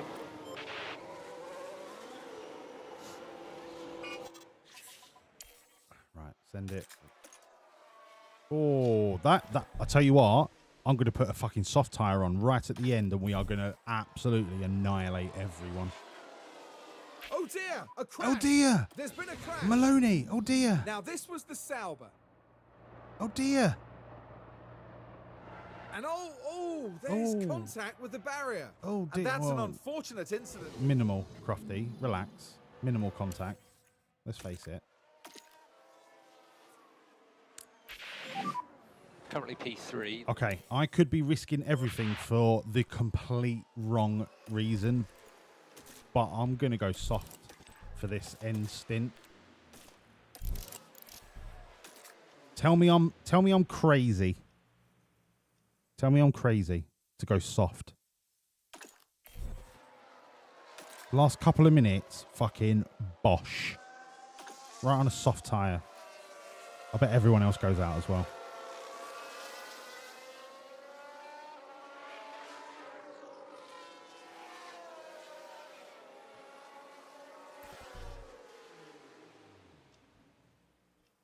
Oh, Viejo.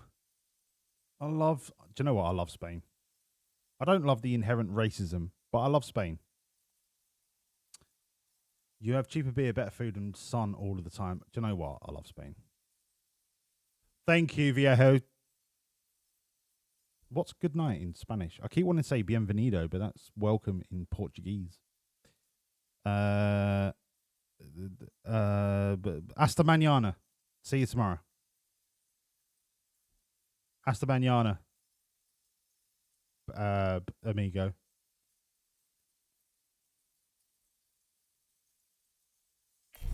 Let's go.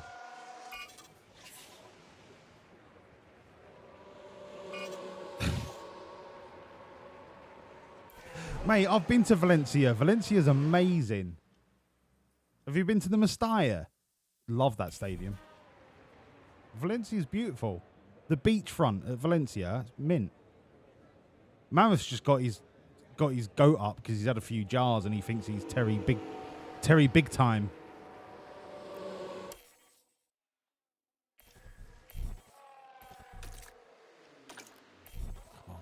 Come on. A little bit more.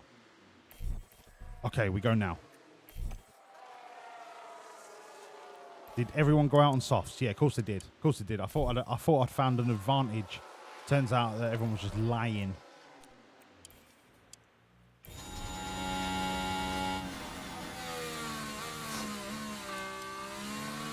All right, let's have a look at the sectors.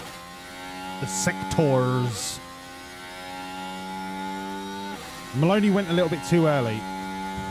I think we're going to get purples all the way.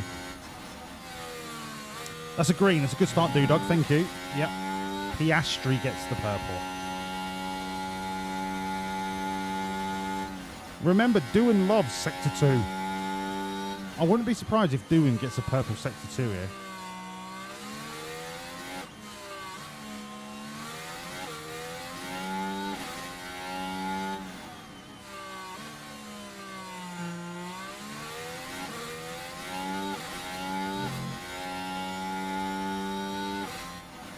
It's green. It's fine. At least it's not yellow.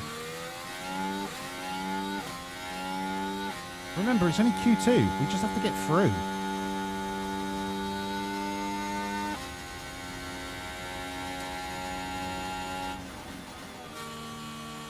Oh my God, Doohan only made 7th. 7th.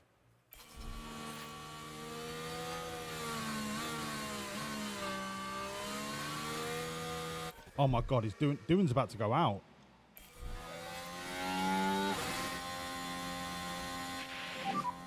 Currently P2. He's won a very good lap. Oh no. Oh no. Coming. Copy. Yeah, okay.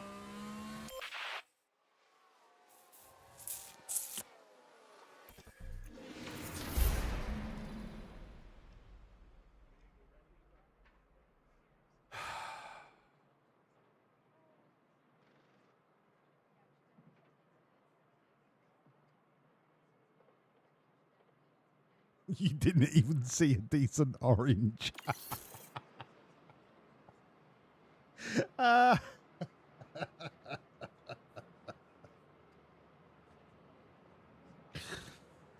Mate, you're wrong. Valencia's mint. I love Valencia. Would go back. Would recommend. 4 out of 5 stars. I can't believe Doohan's out. Oh, this is.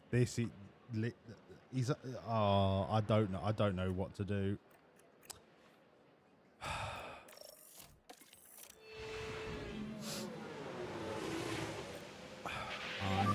don't know what to do. Right, safety lap and then on to the intermediates. I don't know what to do with Doohan. I mean, I know what I'm going to do. I'm going to put him on a strategy that just fucking sends it. Currently P1.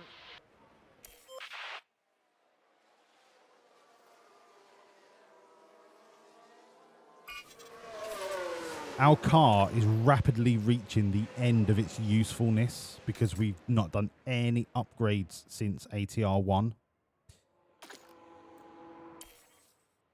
But we did the heavy lifting in the early part of the season. It's just making the end of the season a fucking chore. There's a yellow flag now.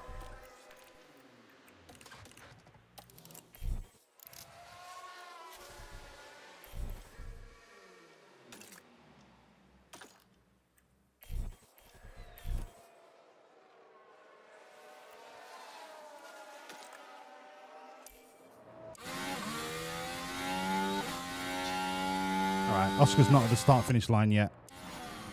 Now he is.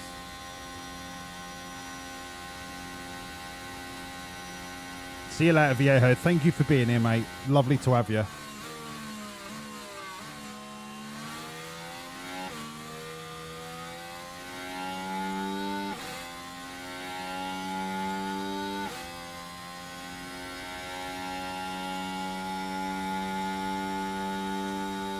Make sure you come back next Friday, Viejo.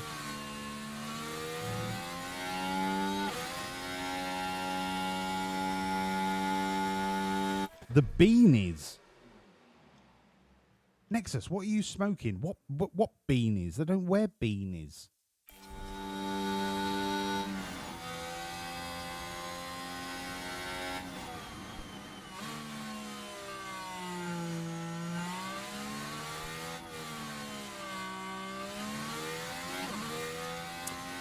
Dex, what engine did you go for Koenigsegg?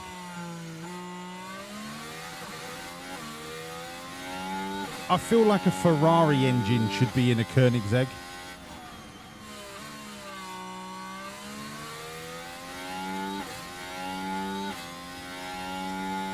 You went for Renault. Why?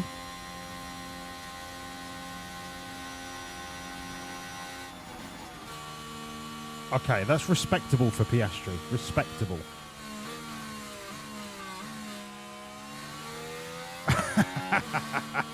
Nexus. No beanies. All right? Caps only. No beanies.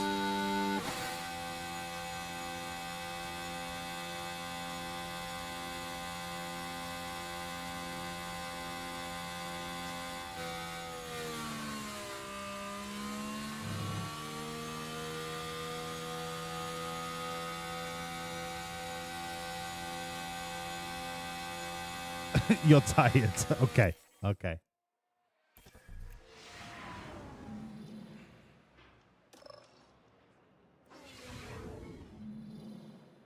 Doodog's doing the pit lane. Nah, he's not doing the pit lane. He's starting 11th.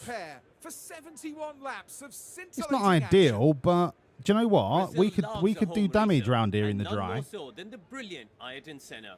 His victory here at Interlagos in 1991, fighting a broken gearbox, is one of the most emotional moments in F1 history. Nexus, relax.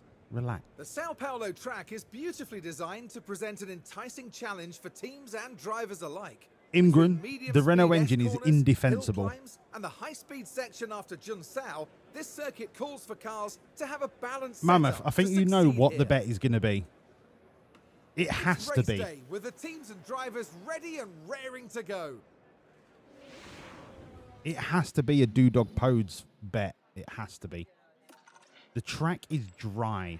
We're going medium, hard, medium. I'm not even going to compare because I know a medium, hard, medium is what this track needs. Right? It needs it. Like the desert needs the rain. I don't even have to change the interval. So it's a 122.50. Bosh. Alright, delete all this bollock. Delete all this bollock. Fucking soft tyre, you're dreaming, mate. 122.50, that's it. Bosh. Done. Underfuel. How many straights are there at Interlagos? It's mainly corners, isn't it? So a little bit there, a little bit here. I'm just thinking I could get away with a bit of an underfuel. That would help doing, like, work his way through.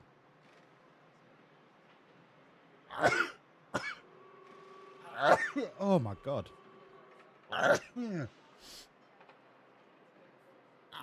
Oh, fuck it. Where did that come from? Oh.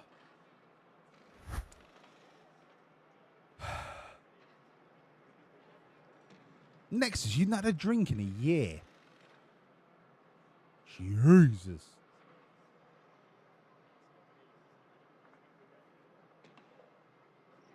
Yeah, magic. 100%, mate.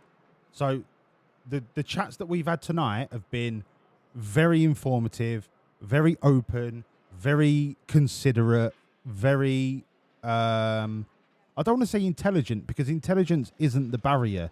Understanding is the barrier.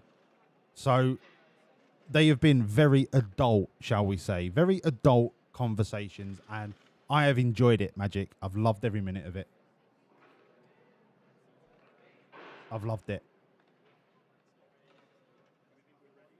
Yep, without falling out or calling each other names or resulting to juvenile bullshit. It's been very wholesome, very good, and I've enjoyed it. I've loved it.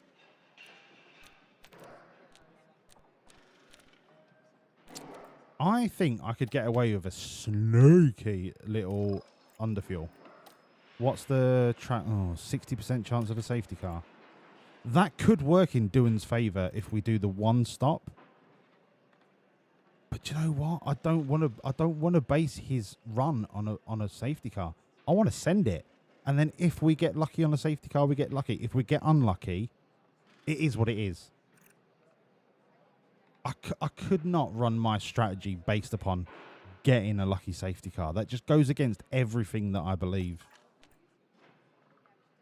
85 kilos, right? 84.7. That's a 10 kilo underfuel. With Piastri, I'm going to go 5, so 90 kilos-ish. Just to give him a little bit of extra help off the line, Doohan can give it a good fucking punch. Here is the gamble. You know what's coming. Doodog to Podog. Yes or no? It's a straight up 50-50. Do you believe or do you hate? You've got 2 minutes starting now.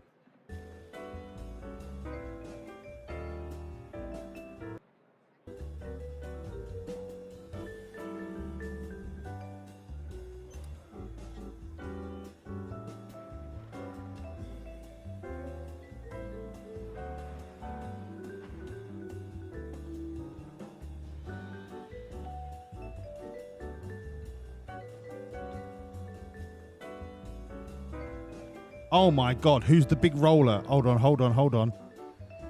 Jen, 20 grand on yes. Yes, Jen, I love you. Who put 14 grand on? I can't see who put 14 grand, or there's 3 other people. But nobody's voted for no. I'm just waiting for Chief Lazarus to vote like 10 bricks on no. Or Ace. Ace always does that. Who put 1? Who put 1? Imgren, you rat.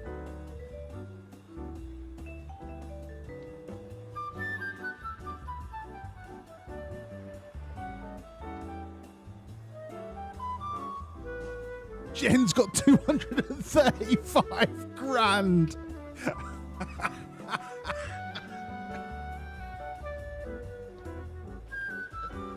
Jen, are you saving up to nuke the VIPs? Because that would be amazing.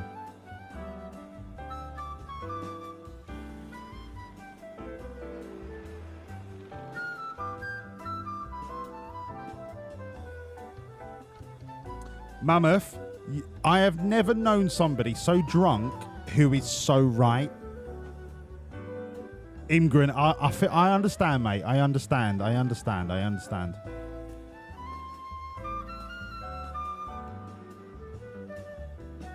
just going to wait for the bet to finish, and I want to talk to Mammoth because he just gets it. All right. So there are not many people that wanted to take up on Jen's 20k bet.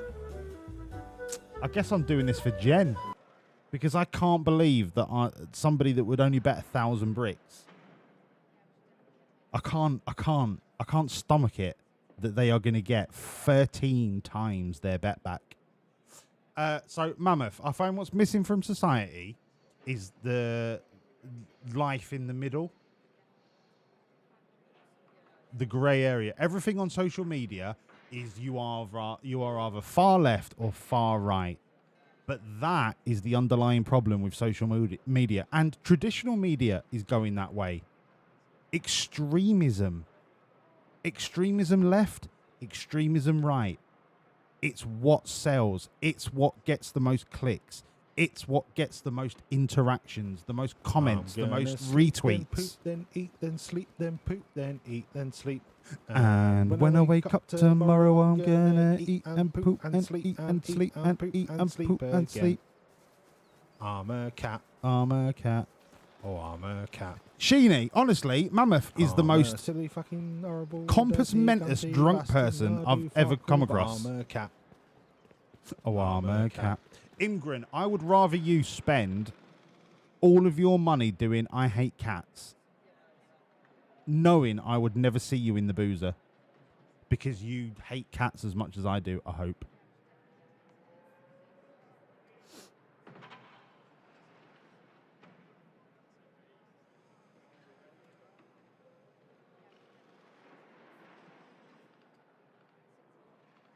Jen is the secret like pro gambler. Look, Dex, all right, relax. Stop whinging. Roll with the punches. Dex, did you ever see my season 1? Right? There is nothing you can say that is gonna surprise me or make me feel sorry for you, because I've been there. I've done it. I dealt with it. I've had Zach O'Sullivan. All right? So pull your socks up, build a bridge, and get the fuck over it.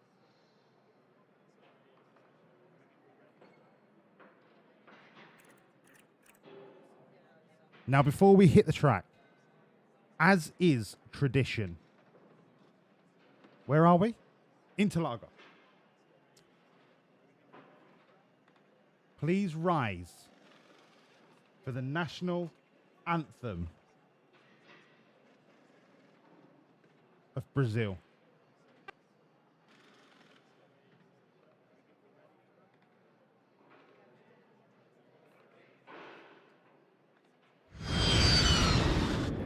Por causa das condições do tempo, o voo 409 para Paris está atrasado.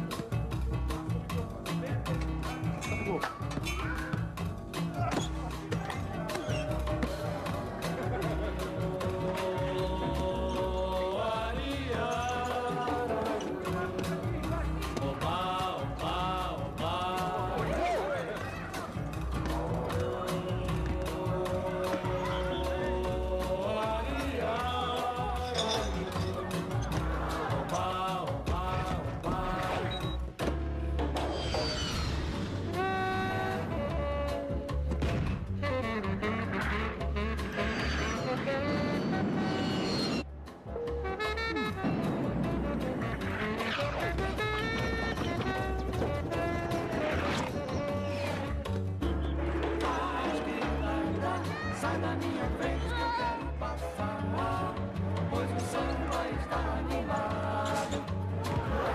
É samba, esse samba que é misto de maracatu.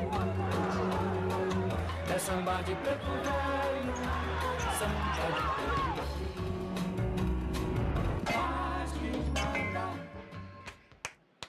One of the best.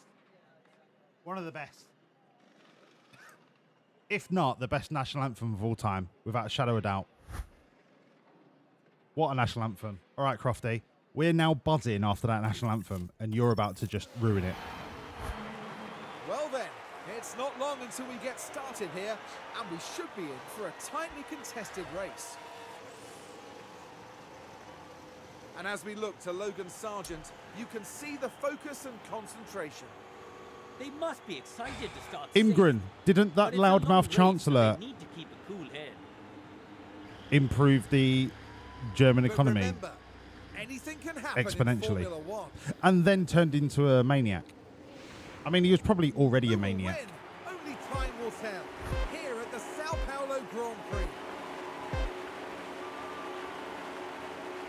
And it's lights out. And This is away we go. all. This is now all about the Doodog chase down. All right, Piastri can do his own thing. He can do what he wants. I want to mollycoddle him the minimal amount. This is all about Doodog. Send it. That's it. Do the Astons. Already you've done them. Now get past that one. Get past Bearman. Come on, Doodog. Come on. Come on. You're better than everyone else around you. And you've just let Ocon just make you look like an absolute mug.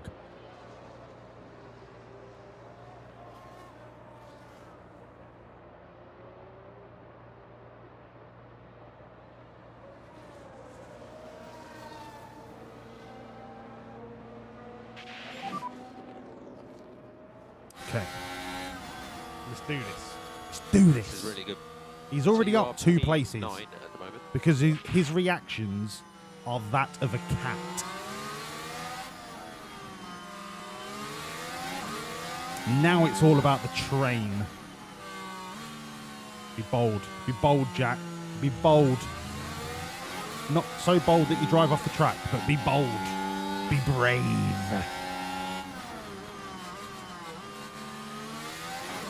Todd, I could mullet a pizza. Oh, see you later. That wasn't even with DRS. That's just because Leclerc DRS is washed. is active. The samba, la samba. 0.7. Car behind Leclerc. Come on, dude. We're better than this. The fact that Sargent is ahead of you should be embarrassingly incentive enough Lovely stuff. to sort your shit out. This is what we need, exactly. Good job. Now, I don't think I can push Doohan on the fuel for too long. Doohan's at 83. Porsche's only at 81. Antonelli's at 81. Right. I'm just going to push him a little longer whilst... It's broken! Anti-stall! It's off. Fuck! Thank you, Pickle. Pickle, I thought you went to bed. Can you not just keep away? Are we just that entertaining? When I say we, I mean me. It's lovely to have you back, mate.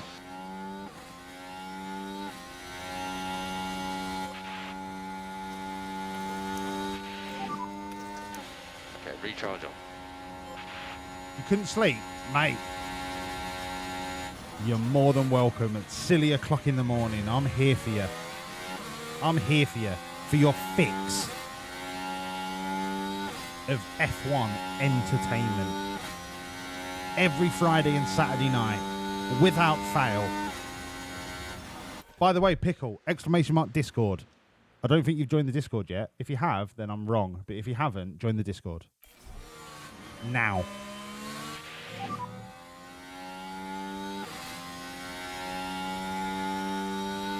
Try everything. La samba, la la bi la la ba ba samba. We will need recharge on. And more charge. Double the lift off for the moment. I'm going to start conserving just because I'm uber nervous. Have a lift off.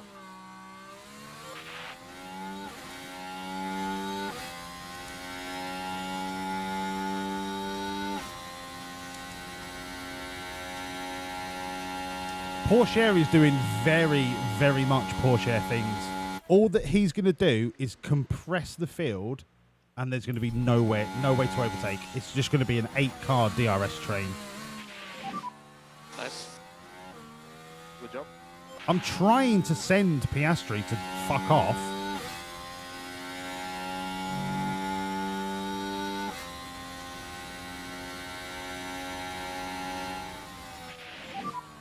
Yeah, no worries. 2 hour race. Gasly behind you. 1.4 behind. Doohan's lost the DRS of the front pack. He's not going to get that back. He's not going to get that back unless I send these tyres to the Nether Realm.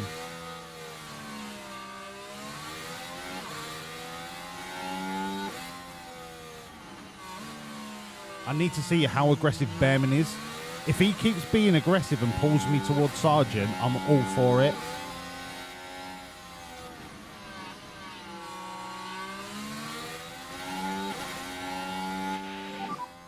Just to confirm, it's thermal deg. Yeah, it's just thermal deg. Yeah. It's just thermal deg. You'll be fine.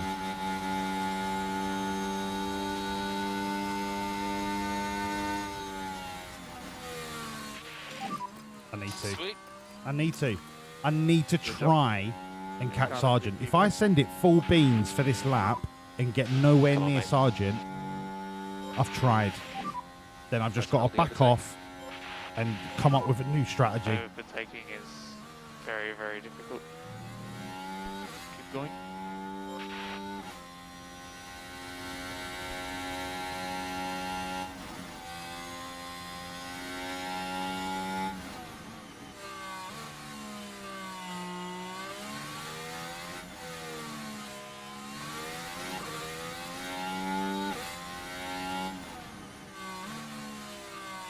We're getting there. We're getting there. But the next DRS is going to pull them even further away from me. We are so close. Walls is perhaps the biggest sweetheart I've ever met. Thank you, Magic. And now they fuck off again when I've got no battery. Right, fine. I'll keep pushing. I've got nothing to lose. I'll keep pushing. I'll probably run out of fuel at the end of the race, but I'm going to keep pushing because I've got nothing to lose. Where am I at the minute? What, 4 points? Who gives a fuck? 4, 5 points? Best. Oh, wow. What did he do? For info, we are fuel limited. Yeah, I know we're fuel limited, dickhead. I'm trying to make magic happen here. Once I get into DRS, oh my God, we're into DRS. Once I get into confirmed DRS, I'll turn everything off. Okay, everything off, everything off, everything off. Just focus on bringing the tyre temperatures down. Okay, I need fluid. Okay, recharge on.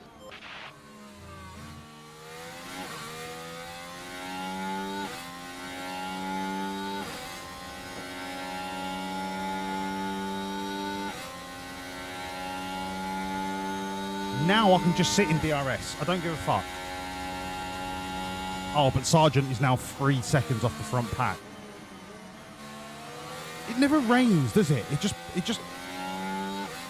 just pours down with big, massive clumps of diarrhea.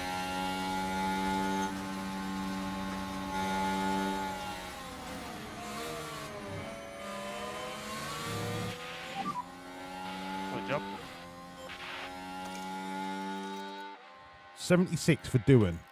We're only 2 kilos heavier than Porsche.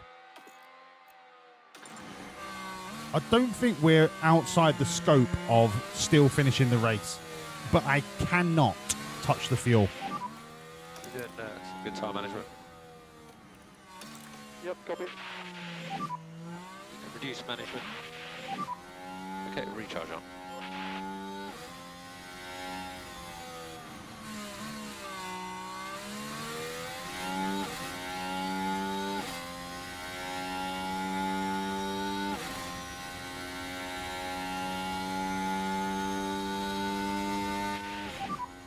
Head down.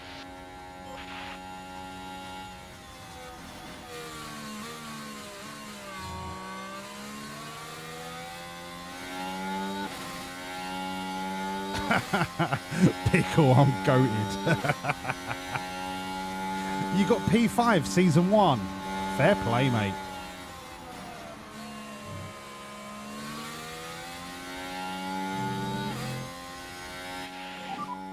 Try your best. Keep at it. Now, the problem there was Sergeant. Gasly's got 4 Gasly. seconds of clean air. I don't think he's going to slow roll this. I think he's just going to be mildly aggressive, which means we are going to be able to follow him all the way to the front pack. Whether he gets there or not is a different question.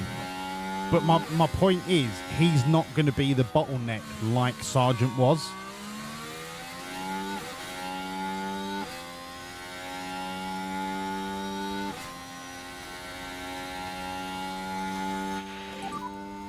Has DRS.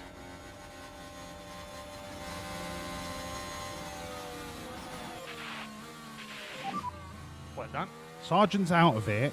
This is now going to be a DRS swap situation with Gasly, which is not the worst situation in the world. As long as it just doesn't happen in the corners. Gap 4.7.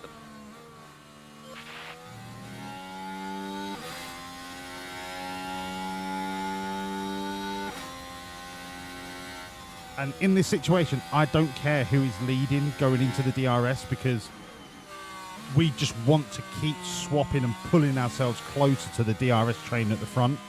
Otherwise, in 5 laps, we're going to be 8 seconds off the pace, and then that is just, we're not going to recover.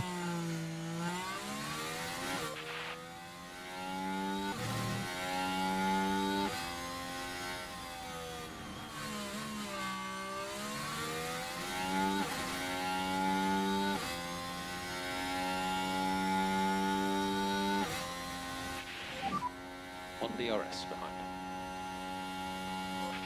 Hadjar falling out of DRS there was... He has been in the race, no worry. That could end up being the saving grace. And now he's back in DRS. Oh, for fuck's sake. Just stay focused. Sargent now behind. I don't like any politician.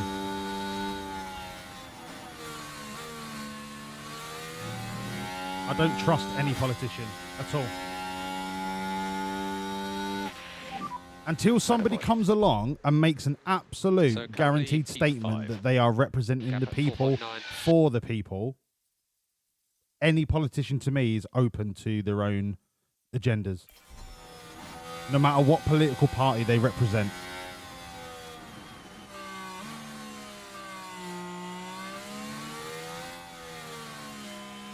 But I'm not saying that in a fanatical way. Like somebody comes along and goes, make Britain great again. No. I need somebody that is going to do what is best for the people. But I need to know off the bat, like immediately, I need to understand what your economic policy is. I need to understand what your healthcare policy is. I need to know what your public spending policy is, what your defense spending policy. I need to know the nuts and bolts of what you are doing. And right now, any political party in the last 25, 30 years, all their manifestos have been bullshit, buzzword, fucking false promises that they're just trying to sell. I don't need to be sold to. I just need to be told what you're going to do.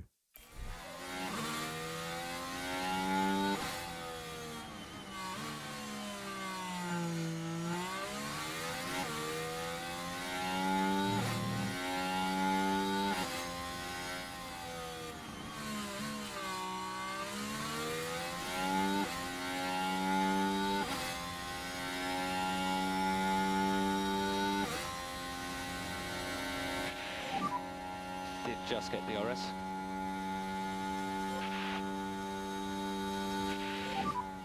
Yeah, don't worry, mate. Sargent behind. I mean, to answer your question, Magic, if I had to pick one, it would be Labour, because I'm a socialist at heart.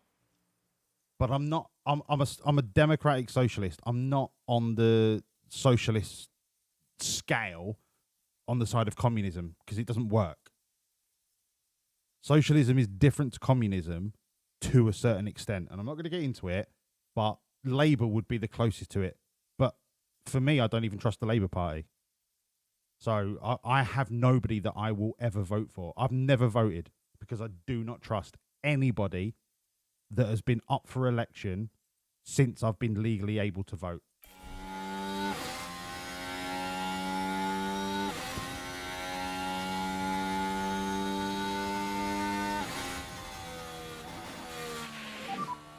The race is still on for us.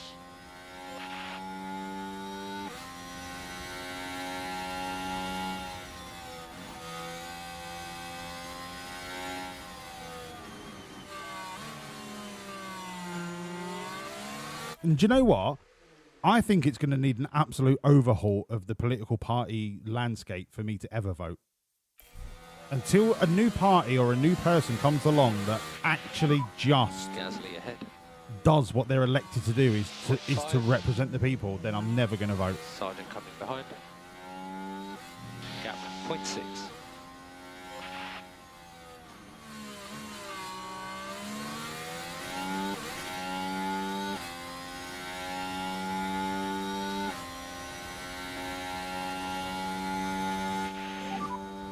Only just on DRS this time.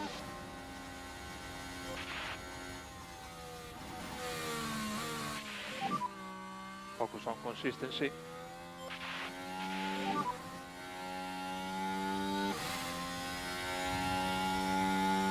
Good job with that.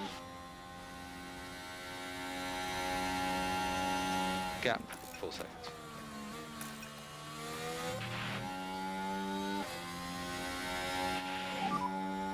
Get back. So you've got Sargent behind. Focus on the race. Focus on the race. We are slowly eating into this front 4-car train, probably by about 1 to 2 tenths per lap, but we're eating into it nonetheless.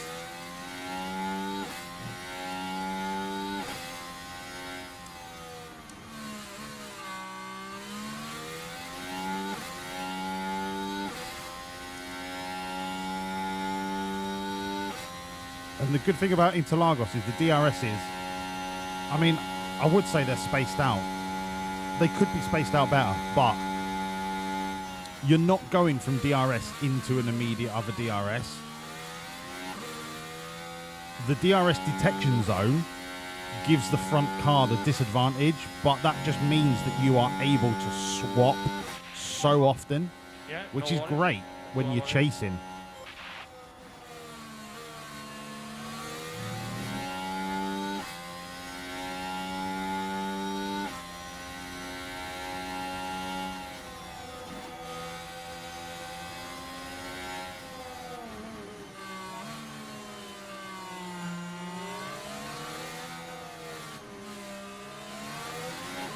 And that lead has been eroded. We were down to 3.2. We've lost 7 tenths since, well, not since Gasly came ahead of us, but Gasly's not pushing anywhere near as hard as we need him to on 63% softs. He started to slow down.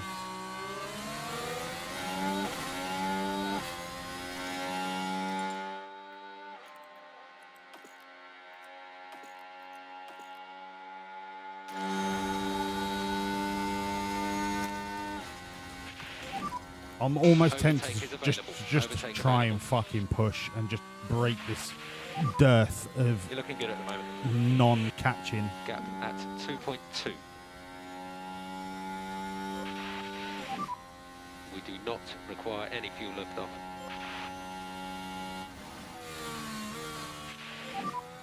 Good.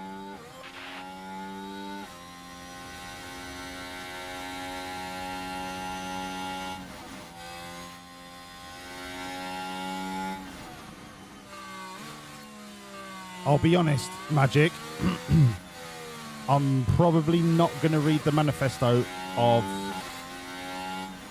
anyone that I'm not interested in. Because ultimately I don't need to know and I don't care.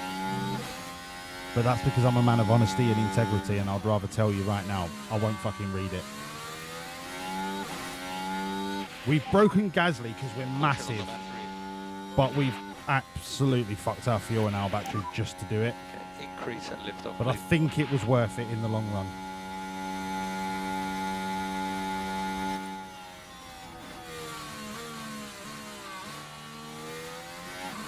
No, it wasn't worth it at all.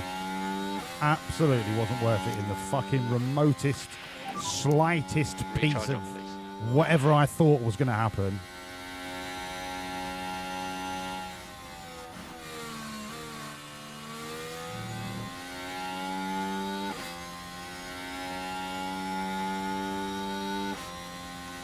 That front four have just got a DRS train and are just They're gone.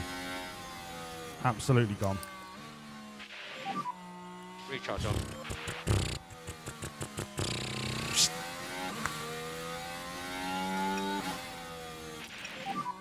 Cool the tyres. Absolutely gone. Copy. As hard as I try, just not going to happen.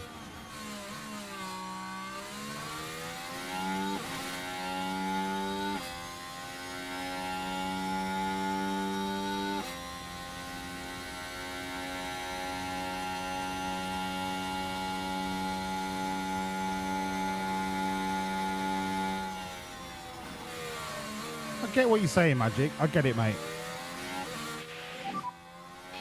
Focus on the race ahead.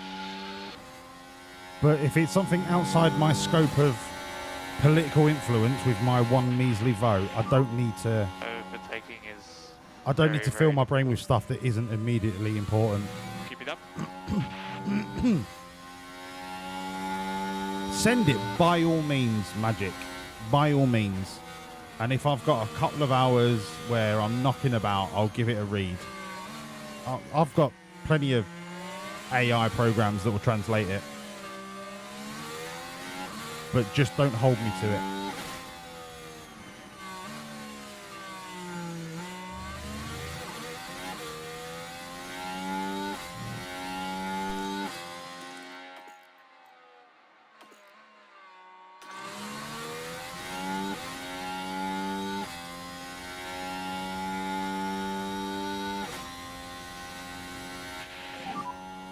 Has DRS.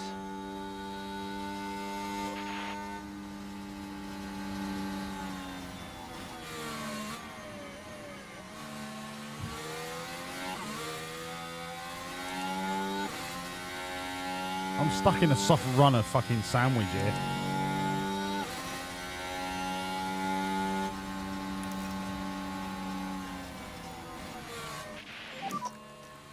Full concentration. Oh, throw me a bone.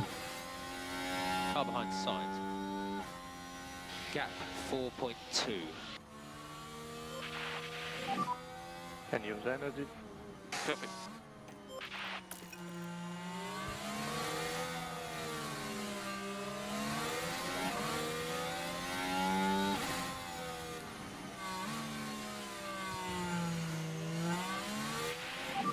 This might just end up being a procession. There's nothing about our strategy that is going to be better than anyone else's strategy. It's just a straight up dogfight. And the fact that the front four cars are in a DRS train means that everyone else behind them is out of the race. There's just no catching it. Barring a safety car, there is no catching that front four.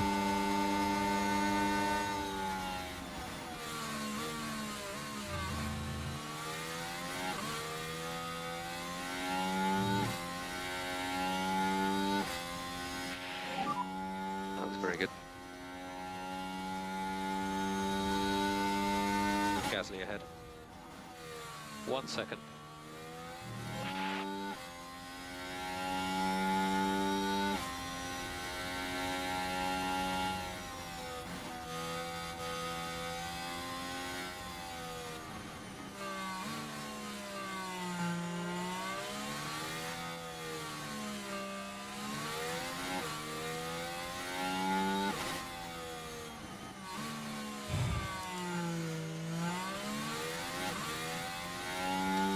Alright. I've had enough.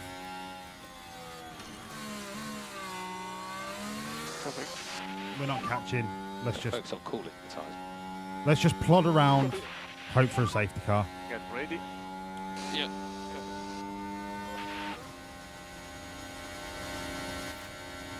Let's just get all the temperatures back into spec. And just relax. And recharge on. Focus on bleeding some temperature. Copy.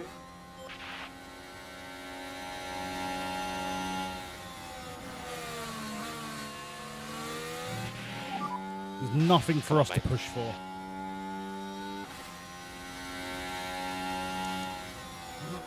Get behind. Not whilst doing his 8 seconds off the lead.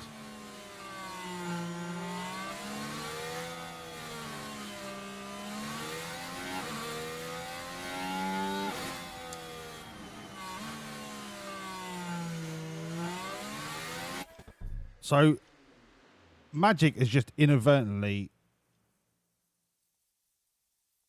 confirmed my point about not just UK, but worldwide politics, right? Magic had the option to vote,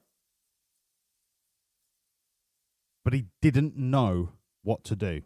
So,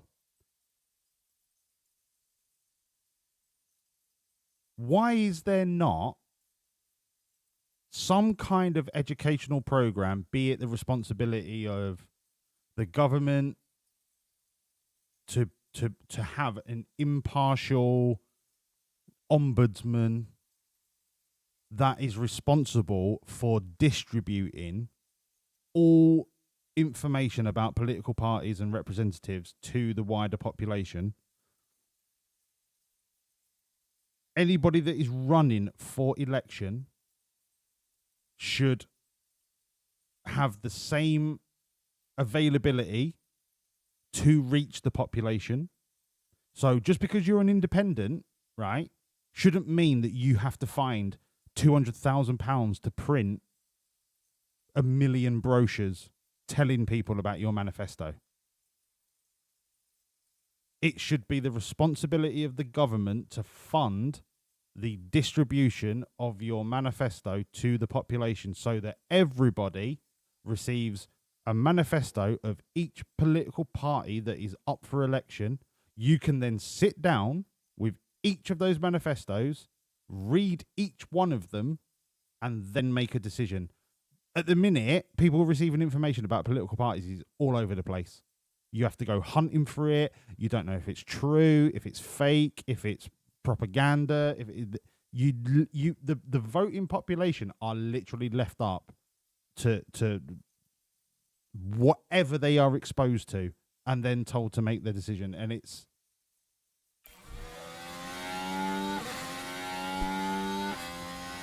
not good enough. It's not good enough.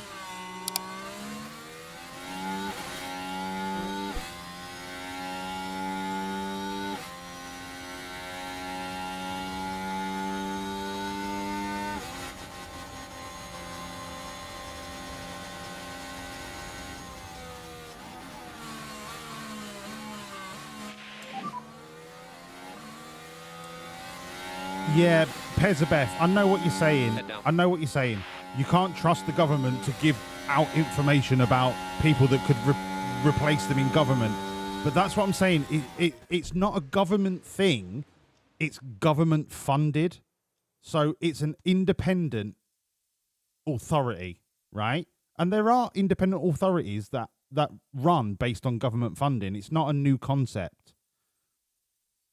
But what I'm saying is there needs to be some way that no matter whether you're right-wing, left-wing, racist, horrible, knobby, cunty, bastard, centrist, it doesn't matter what your political persuasion is. The population should have your information readily available or accessible on an equal level.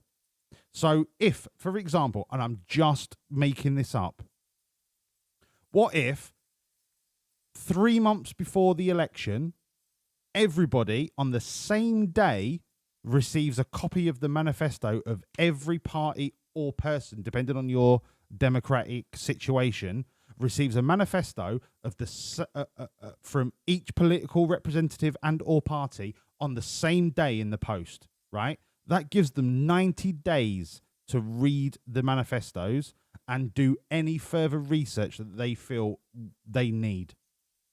That way, everybody, and yes, this is going to be expensive, but I'm trying to work out ways that democracy can be made readily available to a wider population. Everybody then has received a document which is made by the party, so there is no interference in what information they put in that manifesto, right? detailing what they're going to do. Everybody then has the option to read it and go, okay. Now, once they've done that and they make a vote, you as the democratic country can't do any more, right? You can't control what's on social media and all the rest of the bullshit that goes on. You have provided your population with documents detailing an explanation of what each political party represents and what they're going to do. You have educated them as much as you can. Now, for those of people that are deaf, blind,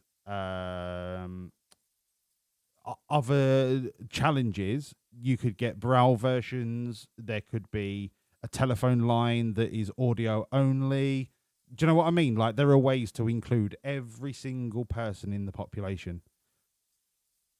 Whether the party sticks to that manifesto is a different question and a different fucking ethical situation entirely. But for now, at least people are being given the material to educate themselves at their leisure in a unified way that isn't just relying on Facebook posts from their Aunt Esmeralda that shared a video about how one party is doing this when it's all like, do you know what I mean?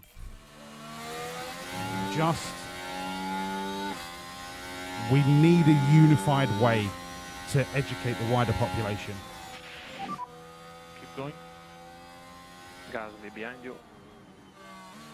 Because I do not want to live through another Brexit. I don't want to live through another MAGA.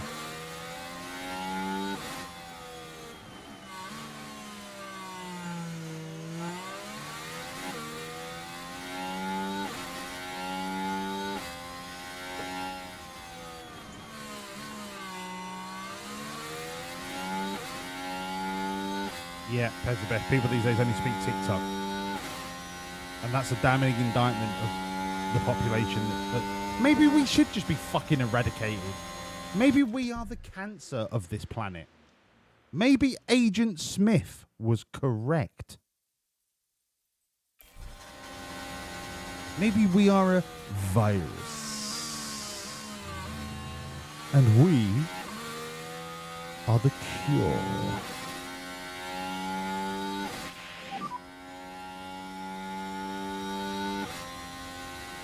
Yeah. Nicely done. Yep. Piastri ahead. Yep. Pezabeth, you are right on the money.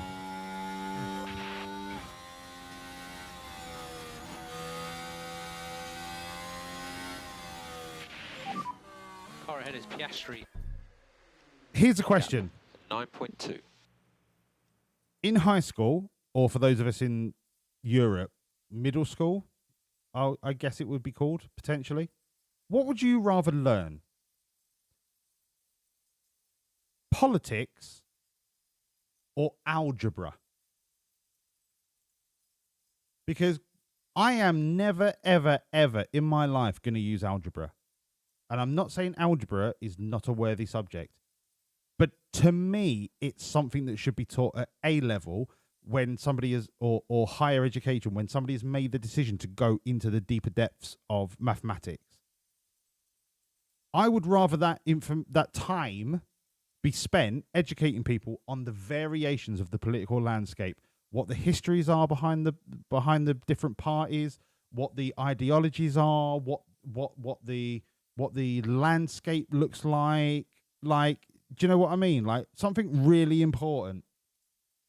And then on the side of that, why don't we educate people of young ages, so teenagers, how to open a bank account, how to invest safely in their future. So investing in pensions and EFTs.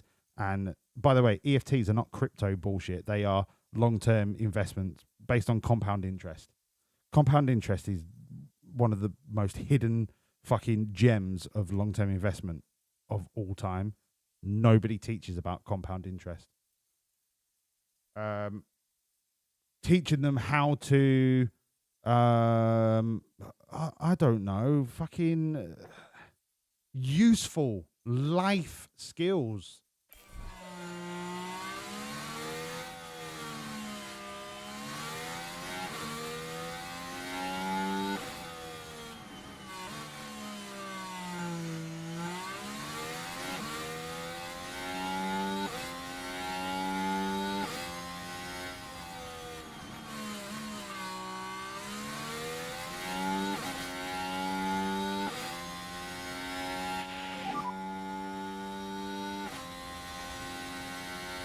Copy. Snike, in your job, would you say that you would have needed to do higher level mathematics to get your job? What I'm saying is, can we put algebra into a higher tier of education? Now, don't get me wrong. I'm all about addition, subtraction, division, multiplication, long division, BODMAS, all of that, right? The core basics of mathematics should be hammered home. Like, it's a core foundation of being able to understand numbers. Dyscalculate people aside, they require extra attention and extra education. But the core foundation of mathematics, that should remain. But algebra and calculus and trigonometry, to me, they're all like almost university level types of mathematics that I don't need to know in my everyday life.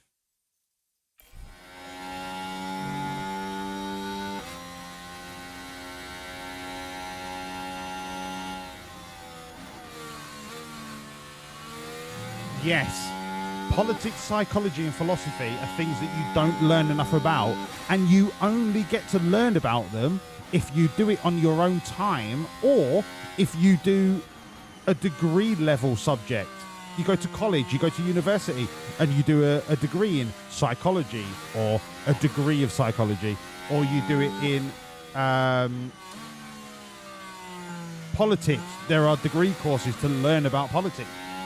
That stuff should be foundation level.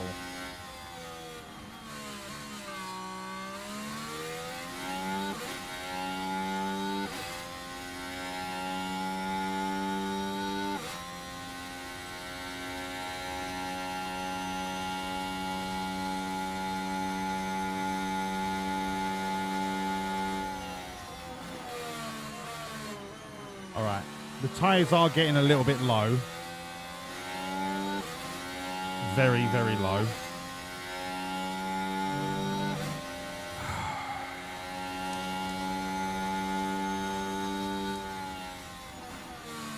But for Doohan, compared to the car that he's fighting, Doohan's got the advantage. I'm going to keep Doohan going. Really good. Compared to how deep everyone else has run, Yeah. I'm going to give another 5% on these tires. For us, for Doohan, I don't think the undercut was an option.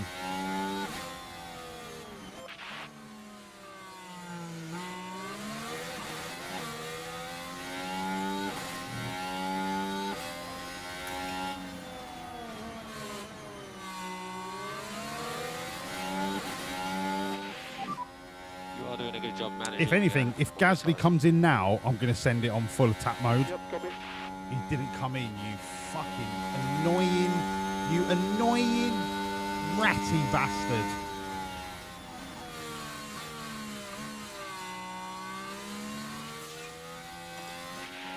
I've had enough. Send it.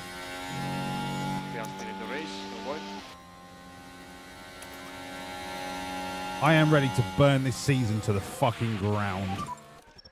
Piastri's going to come in this lap for hards, and then Doohan next lap. Although, no, Doohan could actually double stack, because we are 6 weeks behind Piastri. Please confirm and box. Copy box. Less lift off. Yeah, copy. Yes. An increased emphasis on sociology would reduce the far left, far right partisan bullshit. Pez. Absolutely. Absolutely. Sociology should be a core subject like English, maths, biology, chemistry, physics, sociology, physical education. Like, it shouldn't be a specialist subject. It should be a core subject.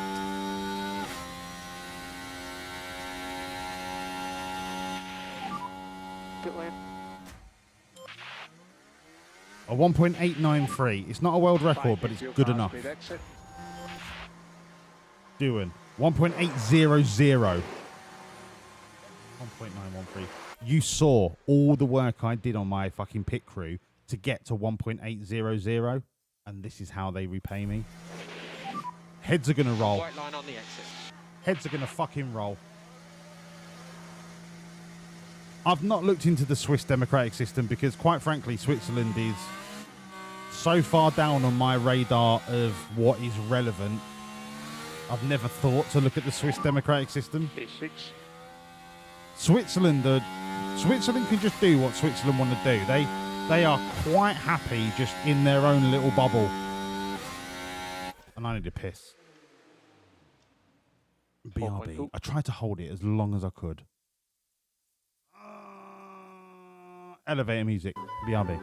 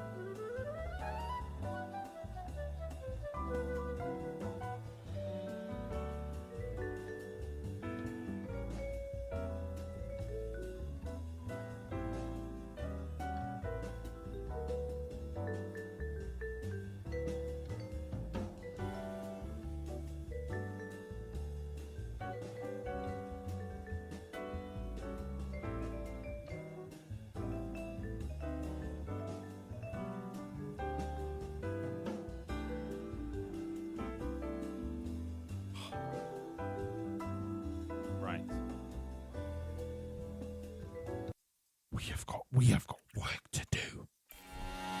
Send it.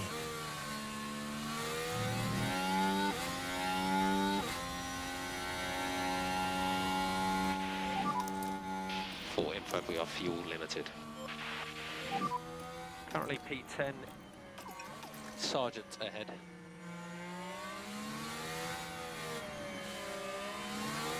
Gap. Okay, is doing over the fuel threshold. 55 kilos.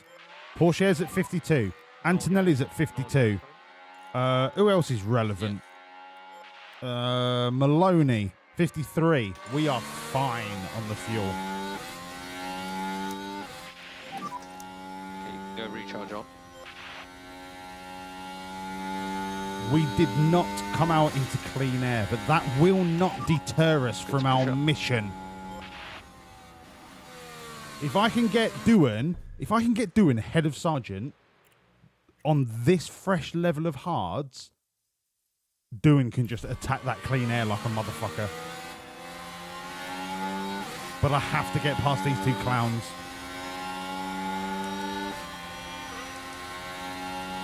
Send it! Yes! Yes! Yes! Yes! Yes! Yes! Do him. Fucking do him. I'm not fucking about doing. This is what will make you an absolute icon of this team.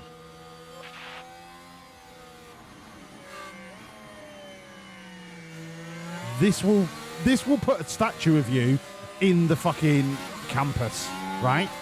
And there has to be an AI software that can generate me a fucking granite statue of Jack Doohan. There has to be. Come on! We are out of DRS. Fuck. Recharge on.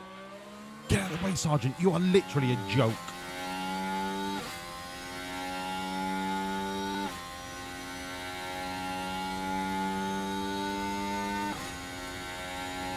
Did I have any issue at the Cota with pits?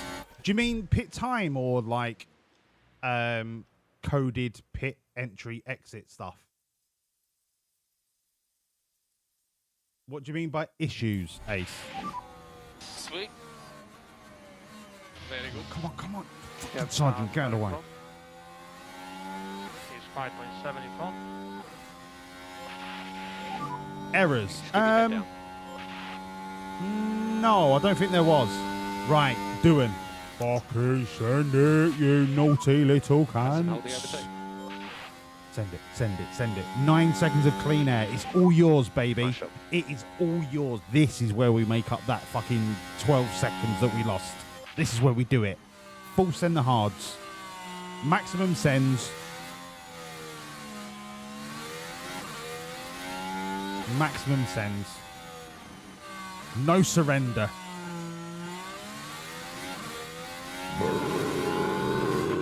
Sorry, I had pickled aubergine for breakfast. Sergeant is out of DRS. Do and send it. Come on.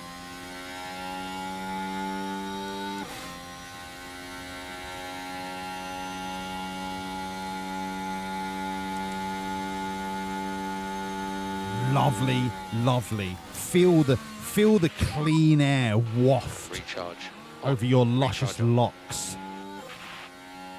Feel it waft in between your pubes.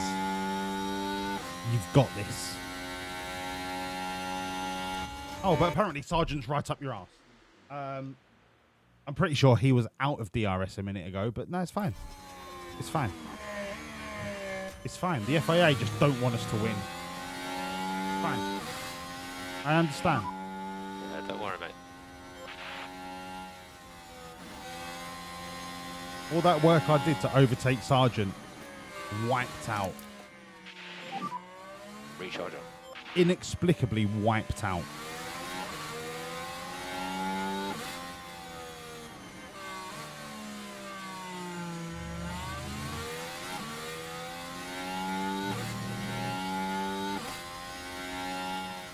Walls for Prime Minister. Mate, I'd fix the country in a heartbeat. In a heartbeat.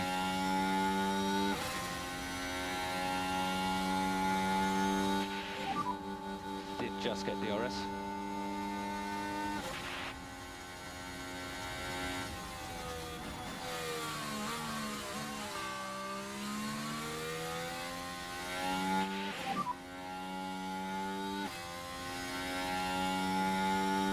Hold on, not sure.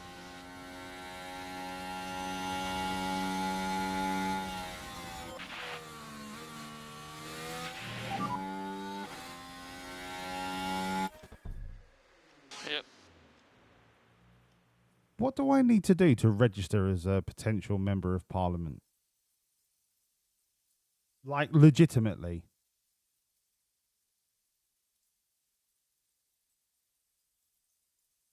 What do I need to do to register to stand as an independent?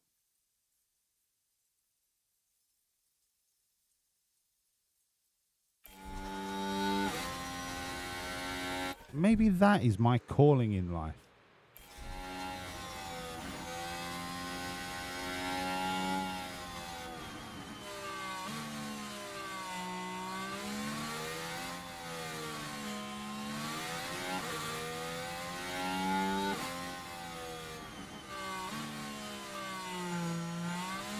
Fuck Piastri. I literally give no shits about Piastri. Thank you, Lordly, for the reminder, but Piastri's not where my heart lies. My heart lies with Doodog.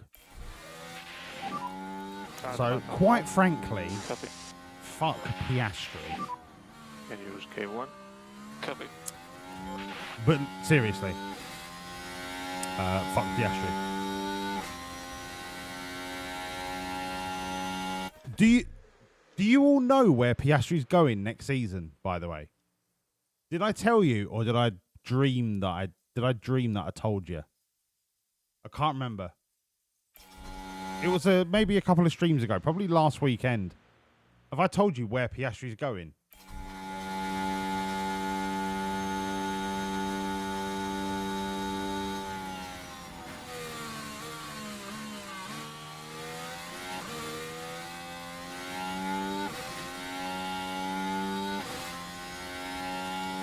See you later, Nexus. Thank you, mate. I'll check the Discord messages.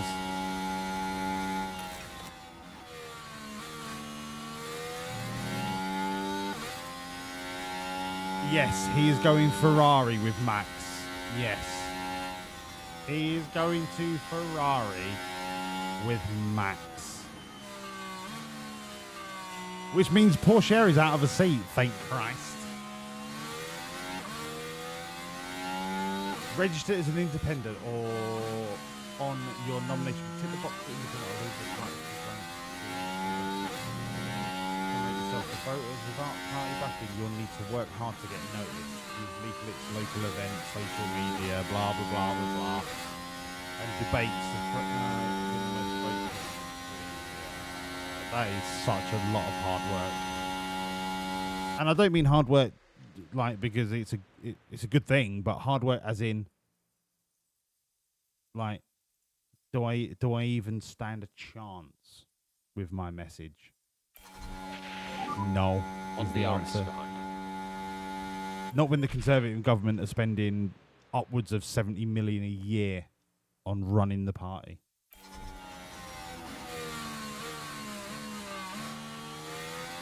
Just on maintenance costs, on running the party, 70 million.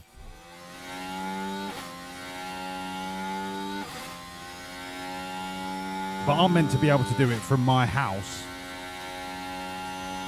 just for free.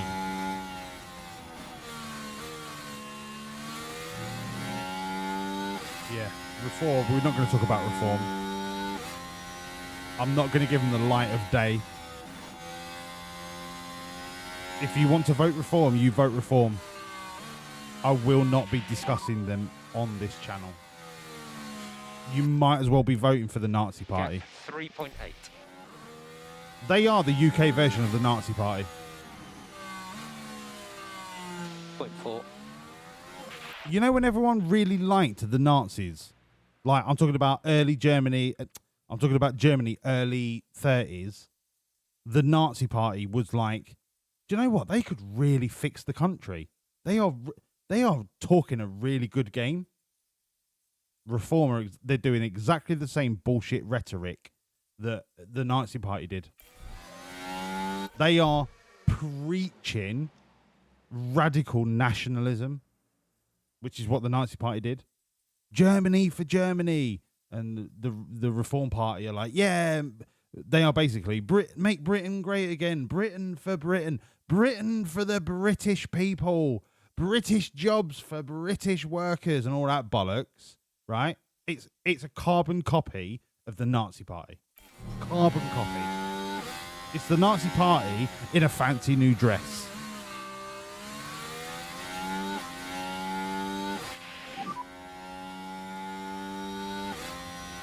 Minus the obvious genocide, because they're not going to get away with genocide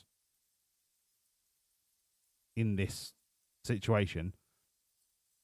But it is the Nazi Party in a new dress. We need to look after the front left, it's quite hot. Copy.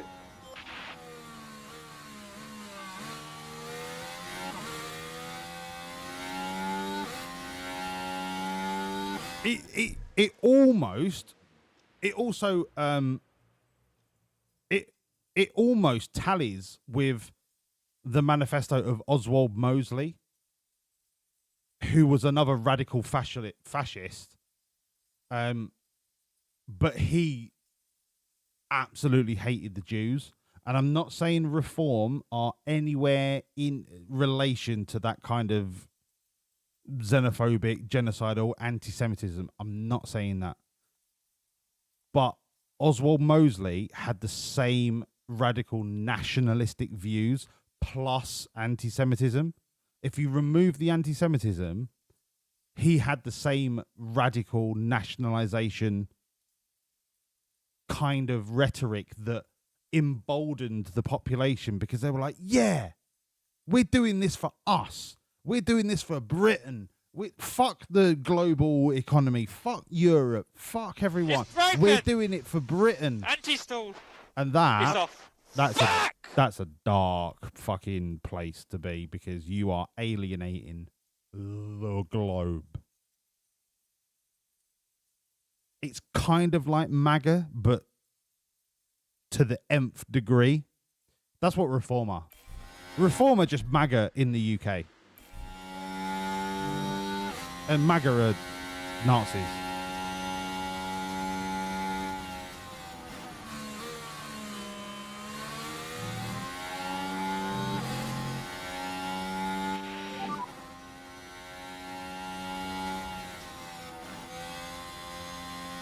Full concentration, anything can happen still.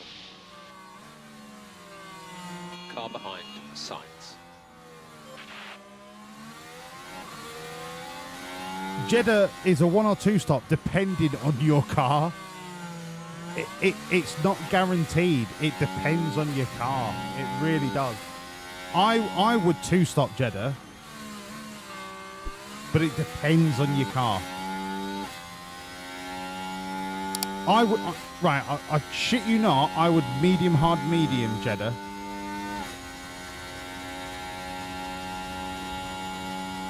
Just as a baseline. Medium, hard, medium. I certainly wouldn't run a soft at Jeddah.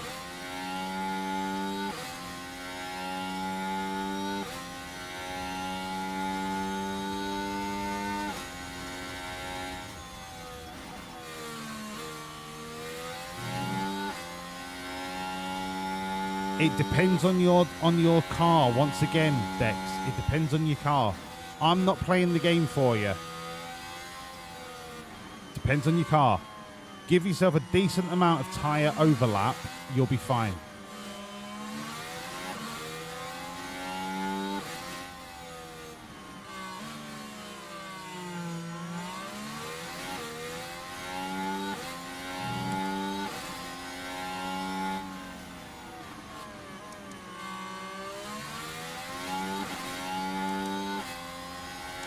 Maloney's slow rolling these softs and I don't like it. Only just on DRS this time. I'm going for a push. I'm sick of just sitting here. I'm going for a push. Yep.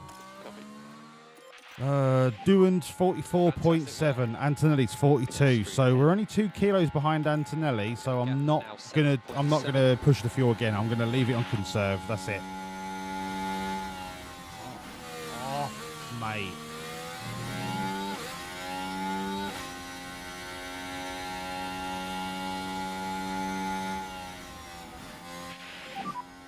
You're doing some good time management. No safety car, please. We are bang in the middle of a run. A safety car now would be horrible. Look, this is what happened. All good at this point. That's it. That's the spin. Dirksen doing Dirksen things. You don't want to be doing that.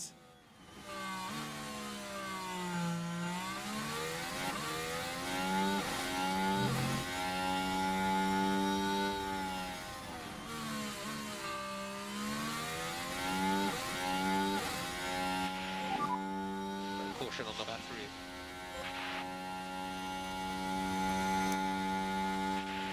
All right. Doodog is out of the danger of the DRS. Doodog can afford a full harvest lap whilst pushing the tyres.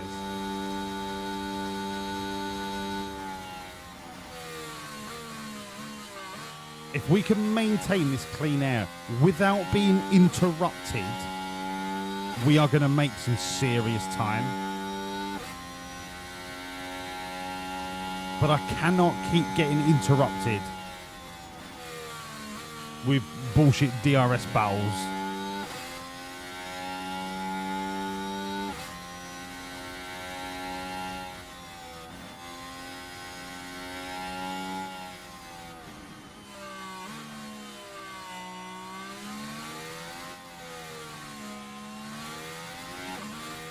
I'm letting Piastri have a full battery dump just to try and catch up to Porsche because he's out of DRS. If there was ever a time to push, it was now. No DRS. No DRS for it. Just to try and shave off maybe a second. Start button on.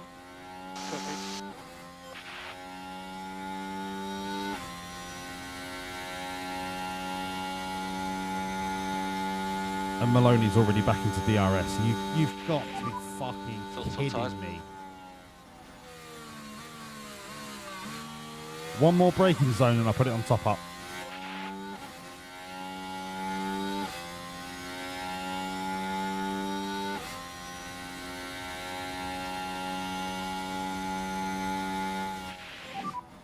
Right, Has top up. DRS. Yep, copy. Recharge on.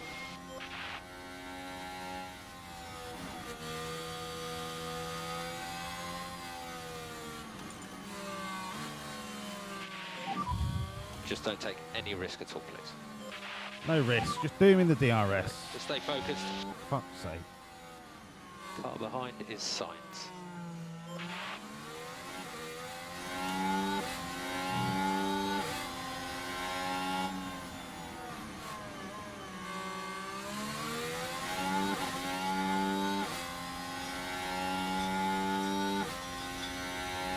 Right, if there's a safety car, you're in charge.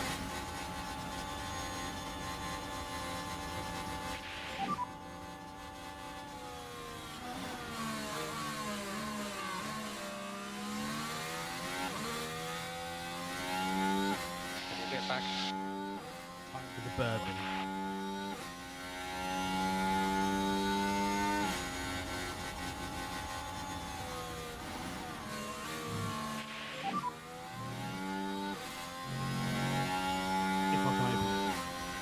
Come on, mate.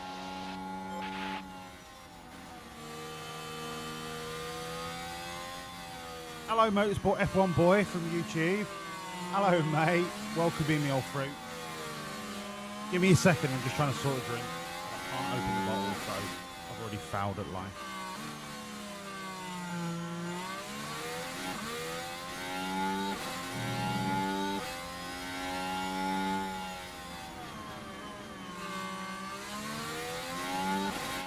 Yeah, this is like getting into Fort Knox.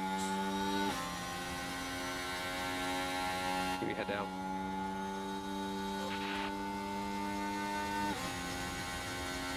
What I'm doing? Fuck some shit up.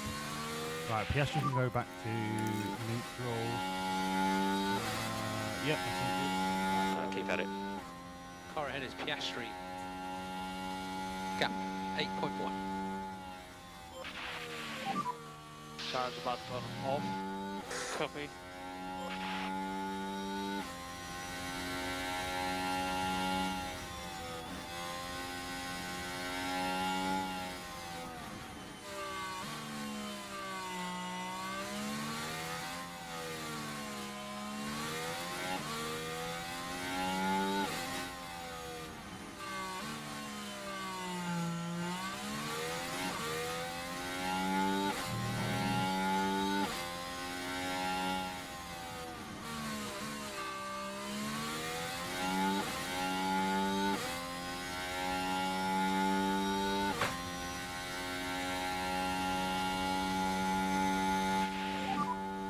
Did just get DRS.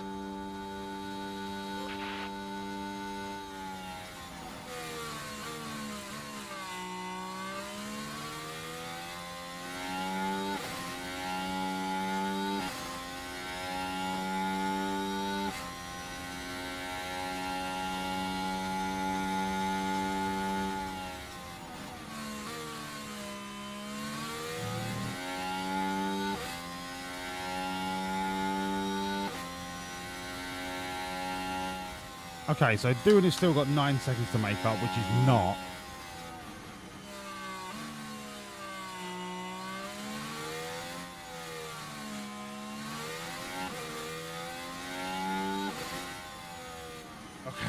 Okay.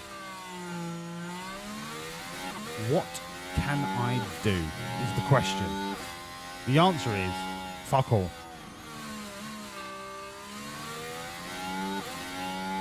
Maloney's engine is going to blow up. That is my only saving grace right now.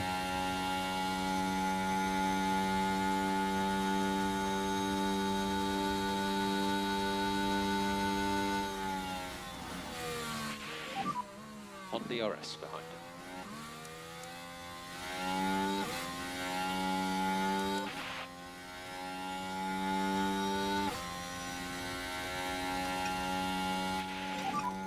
Cool the tyres.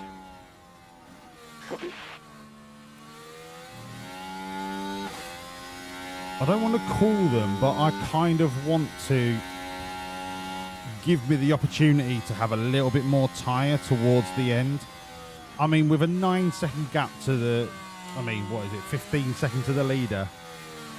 No matter what I do with the tyres, I ain't getting anywhere near them without a safety car.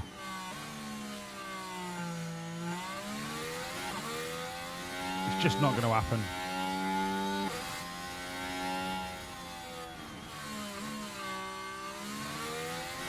But look, I've got to try. I've got to try something. I've got to try and think. Think. Cars ahead of me, right? Their tyres are munted. We don't need to munt ours. We should naturally just catch up to them. Unless you've got Zay Maloney up your fucking shit pipe.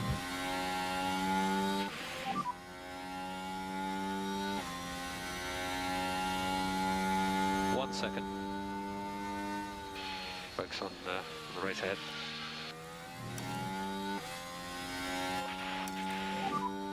Prep ourselves for a push.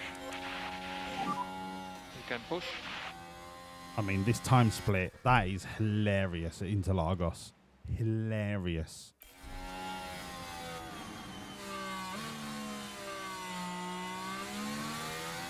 It's so fucking hilarious, I'm fast forwarding it.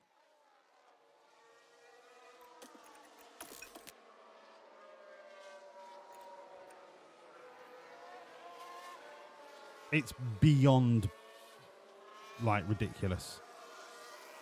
The fact that these two are literally just DRSing their way around the track and nobody else can catch up. I need a safety car, otherwise it's curtains.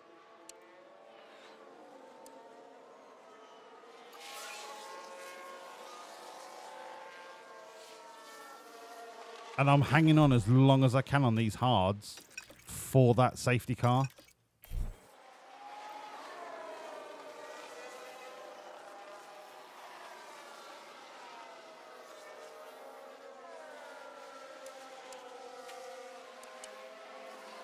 The safety car's just not coming.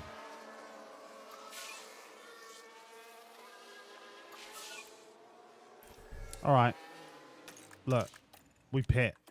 But the potential now is that we pit onto softs.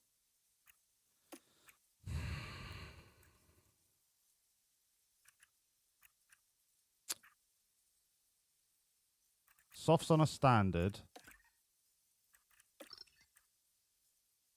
versus mediums on an aggressive.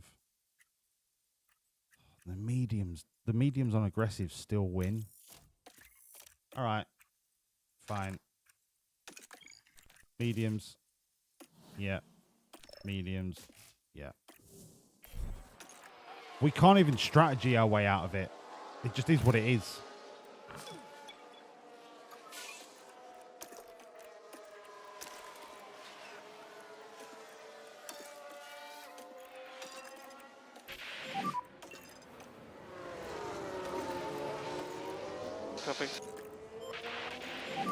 Can't even strategy our way out of it. We are just at the behest of the front two DRS swapping their way out into oblivion.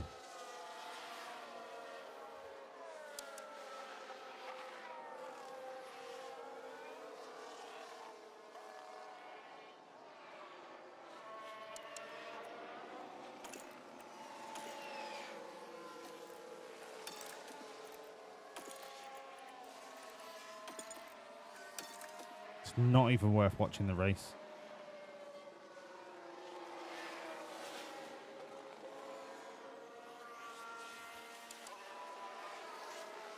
Unless these are going to pit. And then everything changes. But there's only 5 laps to go. They're not going to pit. But I'm not going to make up 11 seconds in fucking 5 laps. So, full send.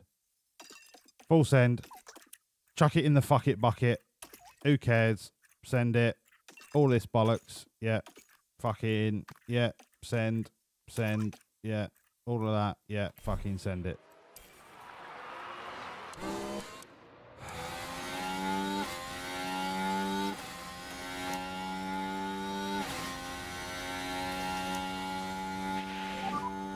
Recharge on. Charge button on. Jack Doohan is doing his best to throw away this title. Absolutely throw it away. Yeah. Although he did start from 11th, so he has gained 6 places. So fair play to him. Kinda.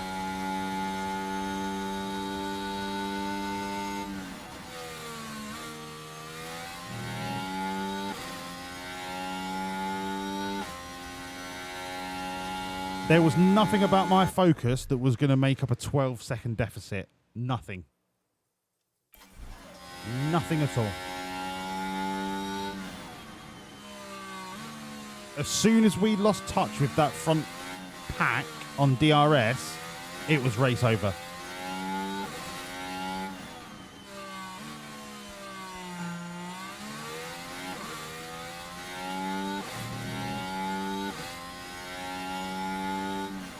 And the most hilarious thing is, I'm going to show you the McLaren car after the race.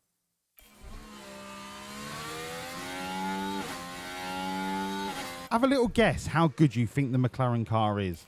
Because you're wrong. No matter what you think, you're wrong.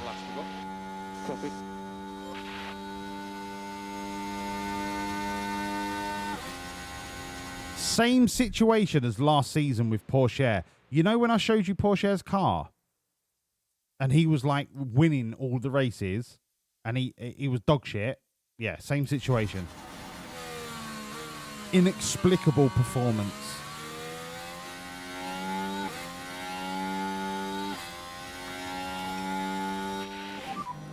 Increase at liftoff. Copy. Recharge on. Right, let's just get to the end of this fucking race. Doodog's done well to gain 6 places, but do you know what? In the grand scheme of things, you might as well have just finished outside the points. Just to confirm it's You know what I mean? deg. Fuck off with your thermal deg, GP. Do you know what? Sometimes, GP, you just need to know when to shut up. Here now. 4th and 5th. Absolute dog shit. Taking the flag. Taking the flag. I'll tell you what, I'll take the flag and I'll wrap it around your throat. But I won't because I love Ricardo There we Adami. have our drivers' What are you champion. celebrating for? The title, at last, is theirs. And with that, they join the illustrious list of F1 champions. Just doing win the title with that dog shit performance from 11th. How do you think they'll be feeling in the team garage at the end of that? No doubt they'll be pleased. Both drivers really delivered. And what's more, there were lots of positives to be taken away from the race. And from our team in Sao Paulo, a big thank you for joining us this No weekend. way. The next did round of the season he was started the Formula One 11th, return to the drove to stage, 6th and the glitz to and the glamour secure of the Las Vegas title. awaits. No.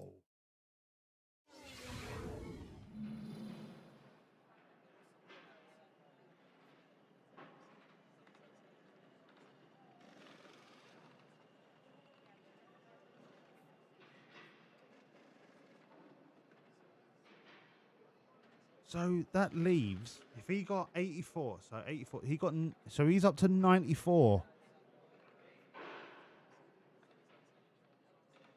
Oh my God, there's so he's 94 ahead with only 78 remaining after this race.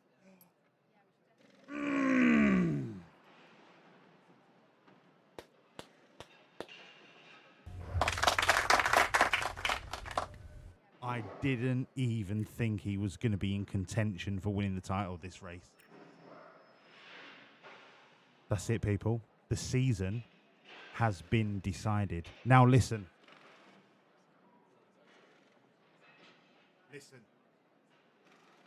Listen. We can all celebrate Doodog's championship, right? Defending his championship. And remember, Ace said that Doodog would never be a champion. Guess what? He's now a 2-time champion. There are now 2 ways that this stream goes. And I understand it's 3 o'clock in the morning. But you know what? I'm buzzing. Do we now sim the rest of the season, get it out of the way? All right? We've won everything. Get it out of the way. Do we start the new season next Friday? I'm not going to do the car reveal tonight. I'm not going to do the team reveal. I'm not going to do anything. But do we spend the next half an hour just simming the rest of the season? There's nothing to play for. Get it simmed. And we start season 8 next Friday. Amazing from Doodog. Amazing.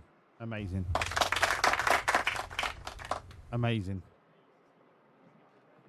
2-time world champion, Jack Doohan.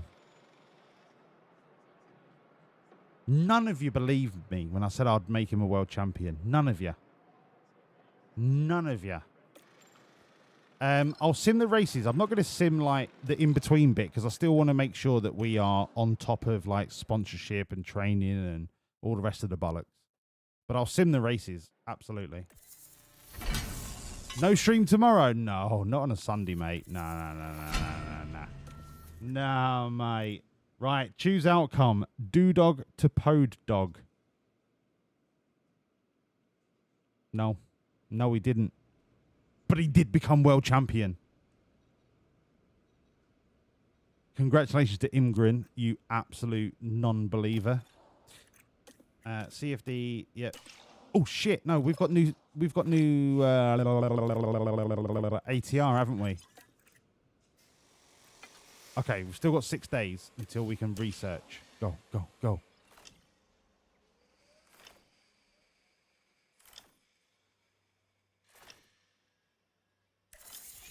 Mate, a Doodog shoey, honestly, I would love that. I would love a Doodog shoey. But right now, I can't shoey this because it's a JD and Coke, but cheers, everyone. What a drive from Jack Doodog. Gained 6 places. Maybe it was only 5. I lost count. There were so many overtakes. Okay, side pod research is done. What did I say was next on the list? Underfloor chassis. So we do 1.5 and 20 on the chassis. Now the chassis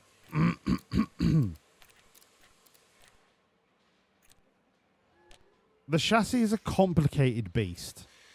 All right, because you can design a chassis that is amazing at cornering, or you can design a chassis that is amazing at straight line speed.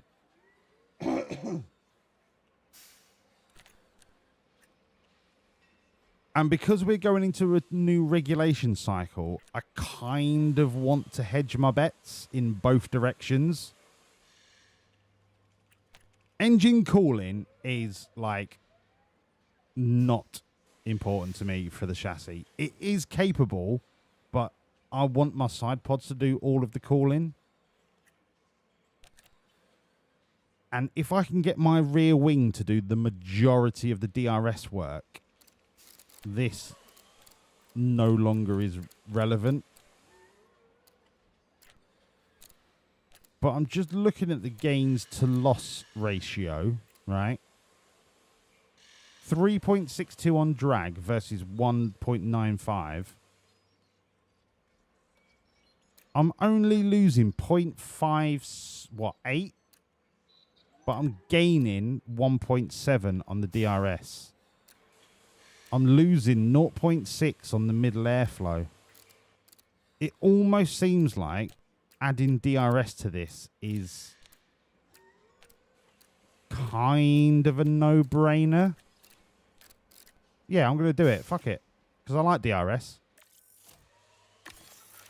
I think having a strong DRS is brilliant. So in 2 days, we can put through the last third of our ATR, which I want to put through on suspension, which is good because suspension's the one that's just about to finish. Boom. Onwards. Onwards.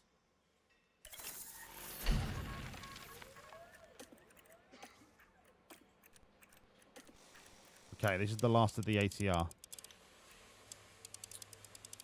Now, suspension, you want primarily tyre preservation. All right? That is what your suspension is primarily for, tyre pres. But you can also use it to have drag reduction, and that'll improve your top speed. Now, if you look, minimal drag reduction gives us a 0.06. Maximum almost doubles that to 0.11. You can make up a lot of your straight line speed with your suspension. The addition to that is airflow front. Now, normally you would just leave this at 0 or like minimum, but it can improve your cornering speed. In this situation, I think it eats too much into tyre preservation for me to warrant it. And that's how important I rate tyre preservation. I'm going to get my cornering out of the underfloor. And I think tyre preservation is one of the most important characteristics of your car, full stop, not just of the suspension. If you can make your tyres last longer than everyone else, you're already onto a winner. I could just minimize drag reduction, but I really don't want to be like the slowest car in a straight line. I think that's a good balance for me. Send. Third ATR goes into suspension. Save. Right. Let's crack on. Go.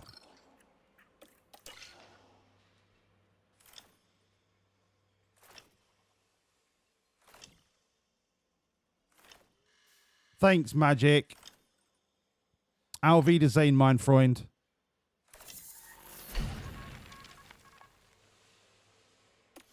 Front wing research. So we can now actually chuck in another research on non-ATR terms.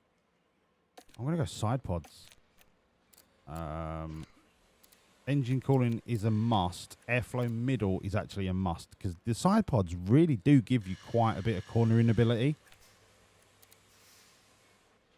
And they do give you a fair amount of top speed. Done. Next. Yeah.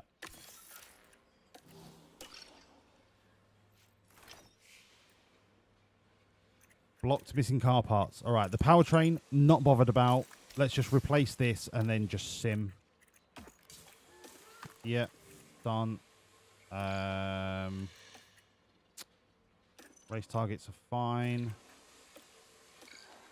I do want to put the affiliates in, though, for FP1. So if I choose to put them in, I can't sim it, can I? To the silver state of Nevada. No, Crofty, we ain't got time for your bullshit, mate. We're already the champion of the champions.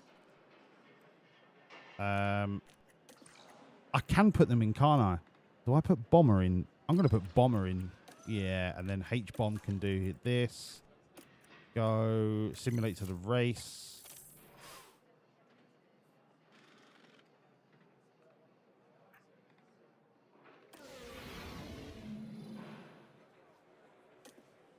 Yep, that's great. 4th and 5th? Fair enough. Simulate.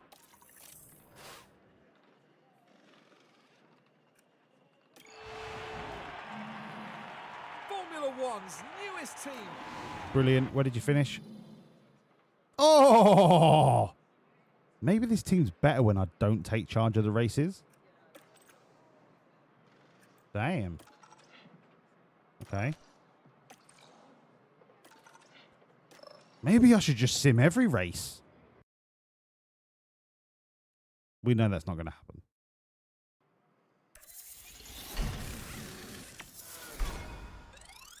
Sponsor plan. Give me the 11 million. Love that. Okay, is there a new facility that we want to improve?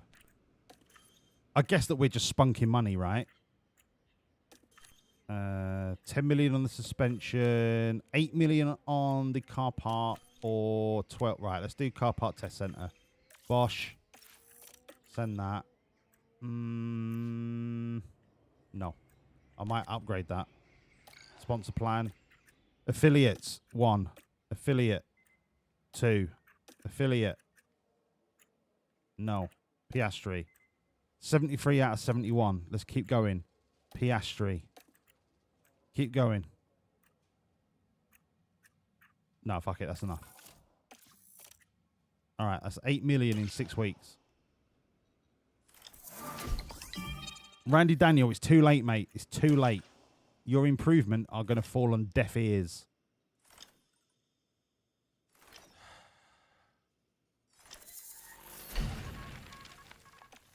Underfloor research done. Right. More research. What did I do? Non-ATR. I did side pods, didn't I? Okay, let's do some rear wing. So rear wing, you want drag reduction, you want DRS, you want middle. That's it. Airflow sensitivity is optional, but that is your dirty air tolerance. For me, I get my dirty air tolerance out the front wing, so minimal for that. It won't reach the completion date. That is the end of our research. I'm sorry to say it. We have researched our arses off this season.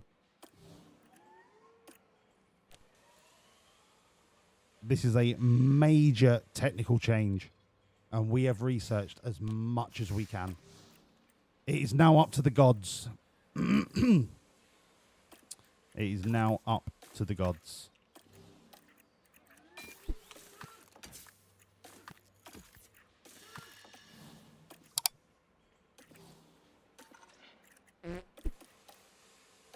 Okay, same again. We'll put the kids in, we'll sim it, we'll sim the race. Bosh. Our calendar brings us to the Blah, blah, Middle blah, blah. East. Shut up, Crofty, shut up. Continue, so bomber, car 1, H-bomb, car 2, sim to race. Is anyone else nerve-sighted for Season 8 when we've got Bomber in the car and potentially our car is going to be amazing? Maybe we do the car reveal tonight. I don't know. I've not decided yet. I'm feeling fruity.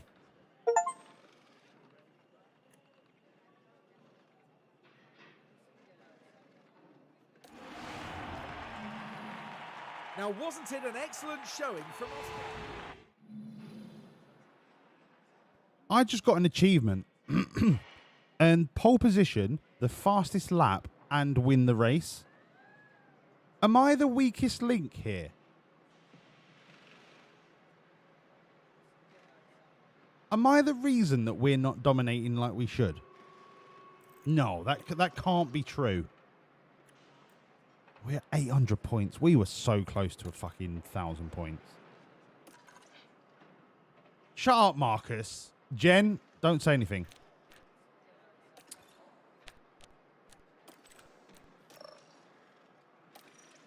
I'm getting so many achievements since I stopped actually managing.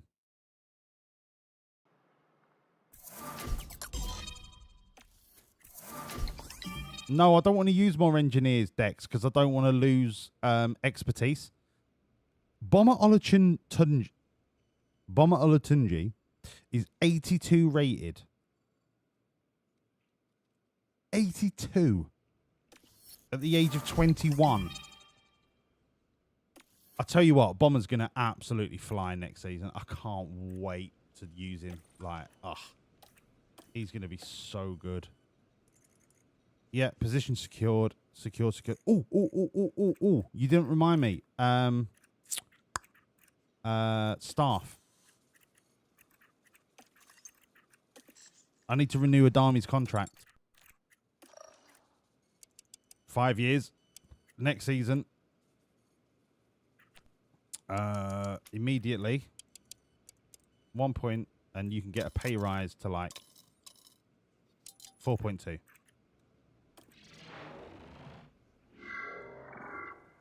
He fucking loves it. He loves it at Wawlliamz. Of course he does. Ricardo Adami is the heart of Wawlliamz. Love Ricardo Adami. Let's go hunting. Staff changes. That's all fine. Yep. Pit crew. I almost don't want to do this, but I have to.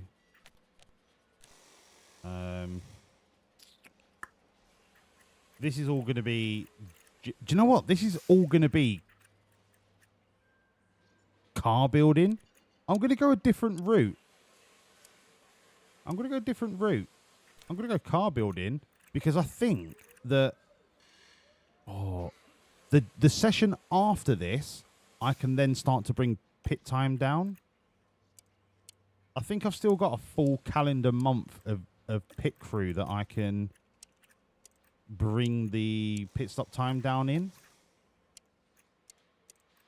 And if we were to do gym now, it would literally be wasted. Because we would just be maintaining them at 1.8 when we don't need to.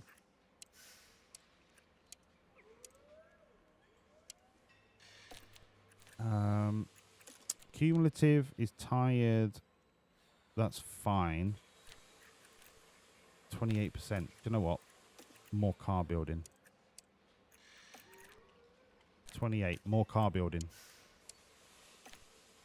37. That's good. Okay, this.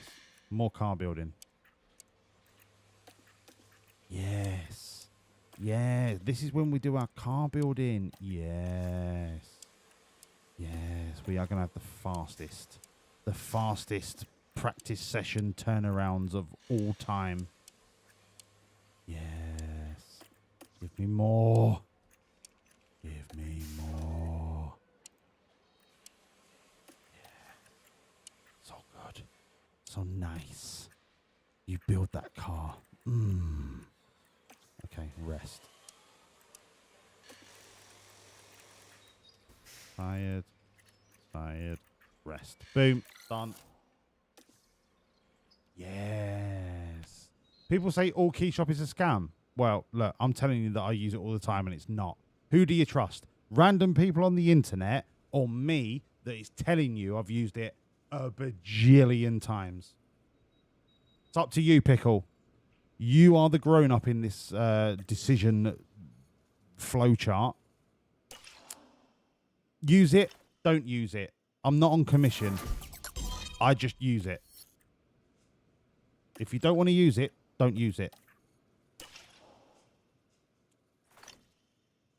But if you do get scammed, don't blame me. I'm just telling you, there's no... This is like one of those car parks that says, parking here is done so at your own risk. Any loss of life and or property is not the responsibility of the person that owns the car park, right? I'm just putting it out there. That is an official, legally binding disclaimer that I've just issued to you.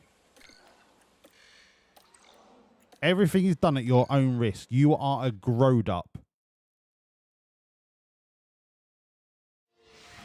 I'm just saying, I've used it. Your mileage may vary. Right, bomber, in you go, son. In you go. H-bomb, yep, sweet as a nut.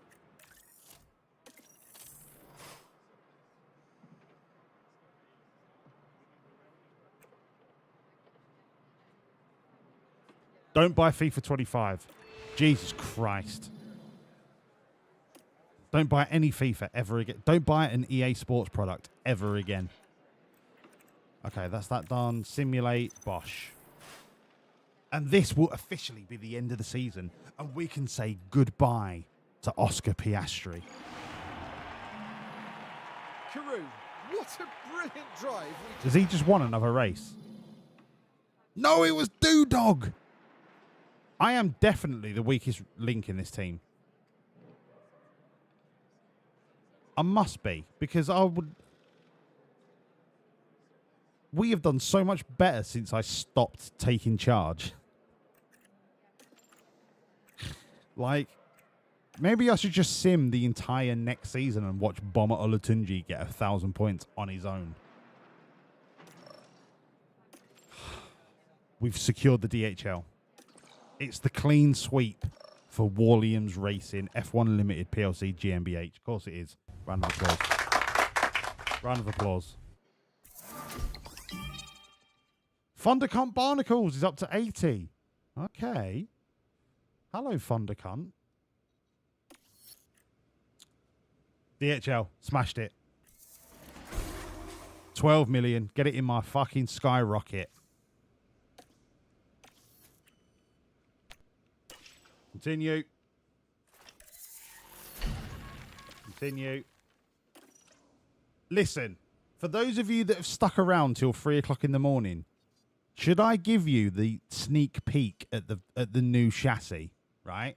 Should I give you the hot off the press early access to what the new car looks like? I think you've earned it by still being here at 3 o'clock in the morning. I think you've earned it. I wanted to keep it till next Friday, right? But I don't know. You deserve. Bomber's only gone on one F2. Oh my God, the top 3 are all of our affiliate drivers. Oh, mate. We are the hotbed of Formula One right now. Bomber Olatunji has won F2. What more poetic, like, reasoning do you need to promote Bomber to the first team? God, this is gonna be a story for the ages. Hello, Daddy. I want to do my congratulations. Right, you're Sauber. You're shit. Although technically you're not. You've got the fastest car, but you're shit.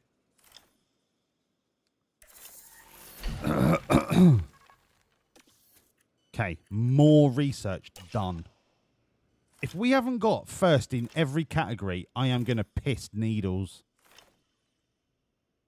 We physically did research. Every time one finished, we did a brand new one. We have to be massive. 22 million in the bank. Facilities. Do we want to gamble a bit more on our facilities? Or do we want to save that money for next season and then start thinking about it? When's the new sponsor money come in? 2 weeks till we get another 8 million. What does that 8 million let us do? No. 10 for the suspension.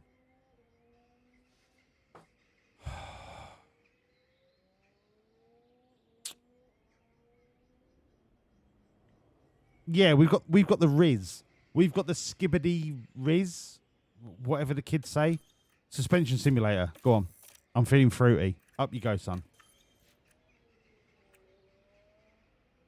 Oh, keep going. Keep going. I'll refurb them later.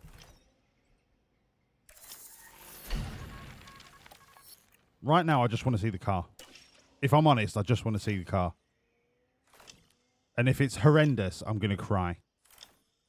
I'll probably resign and retire.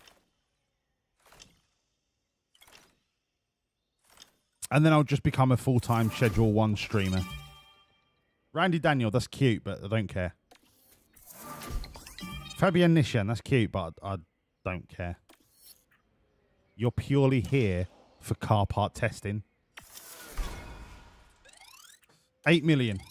Love that. We are now the most marketable team on the grid.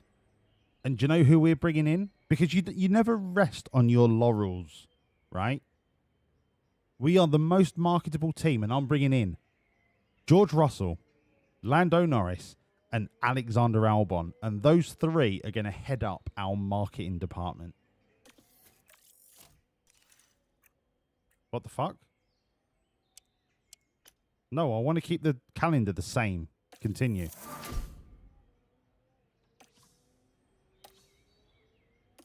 I mean, it's just we are the best team in the world. Best team in the world. Massive. I am the best team principal that's ever lived. But look, this just confirms it. Team rating. We're the best team. We're the biggest team in the world. As if it was ever in doubt. As if it was ever in doubt. Right, that's fine. Don't need to know about that. Don't need to know about that. Although Doodog, do you know what? If Doodog carries on, he's going to be 90 rated before long. Would any of you believe when we started this journey that Doodog was going to be 90 rated? None of you. I bet I've got the highest rated Jack Doodog in the history of the game. I'd put money on it. Sorry, it wasn't 70. It was a combination of 50 and 70% regulation changes. Okay. That makes more sense now when we looked at the regulations before, when it was like 48%. Continue.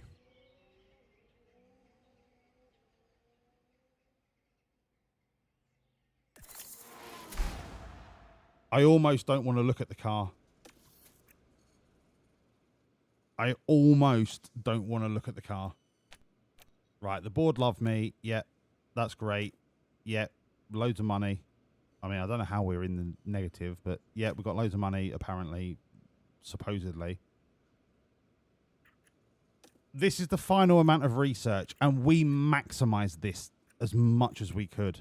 That is a healthy chunk of research.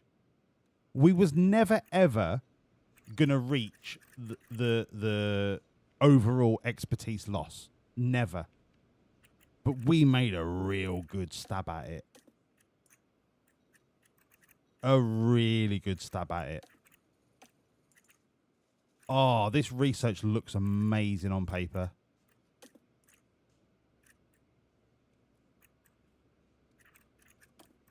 We're in double figures for everything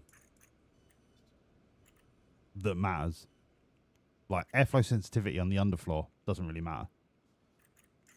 Okay, underfloor suspension. Yeah, that suspension is healthy. Okay, onwards. Onwards. Onwards. Mercedes, till the day I die, we are Mercedes. Continue. I don't want to look at the car.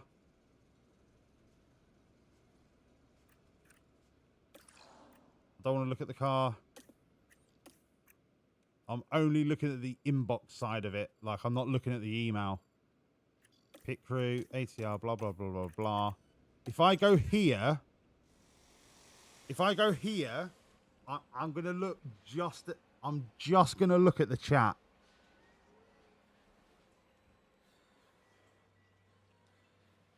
How does the car look? Pickle, you got doing to 95.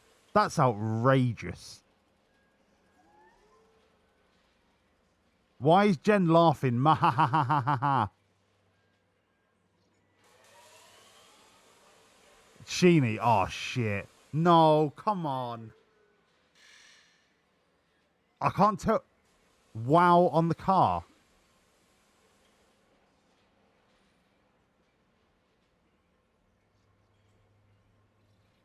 Mid-car at best. Right, look. I'll ask you one question. Did our research work? Yes or no? Did all of that work that we did, and the reason we were so shit at the end of the season, was it worth it?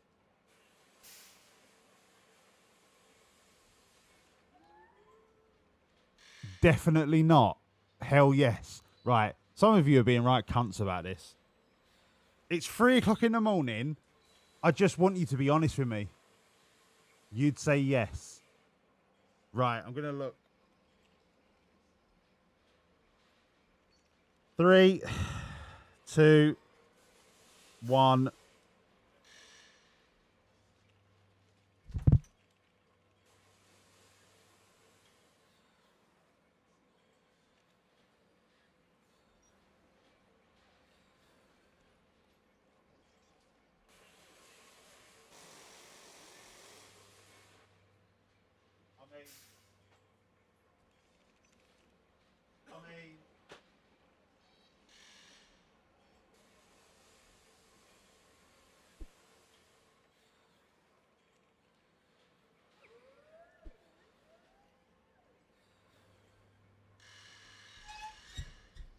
Completed it, mate. Completed it, mate. Completed it, mate. We're not even just first. We are so far ahead of the midfield. I mean,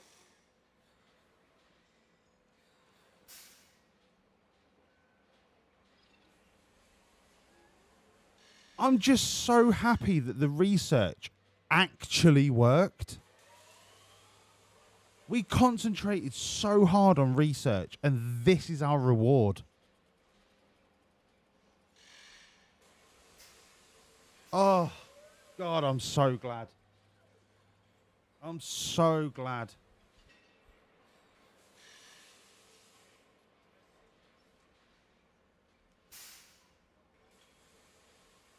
That like I'm looking at that and I'm thinking that's frightening. That's uncatchable.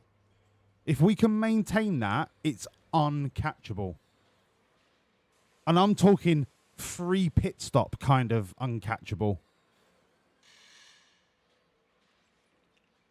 This could be our 1,000 point season car.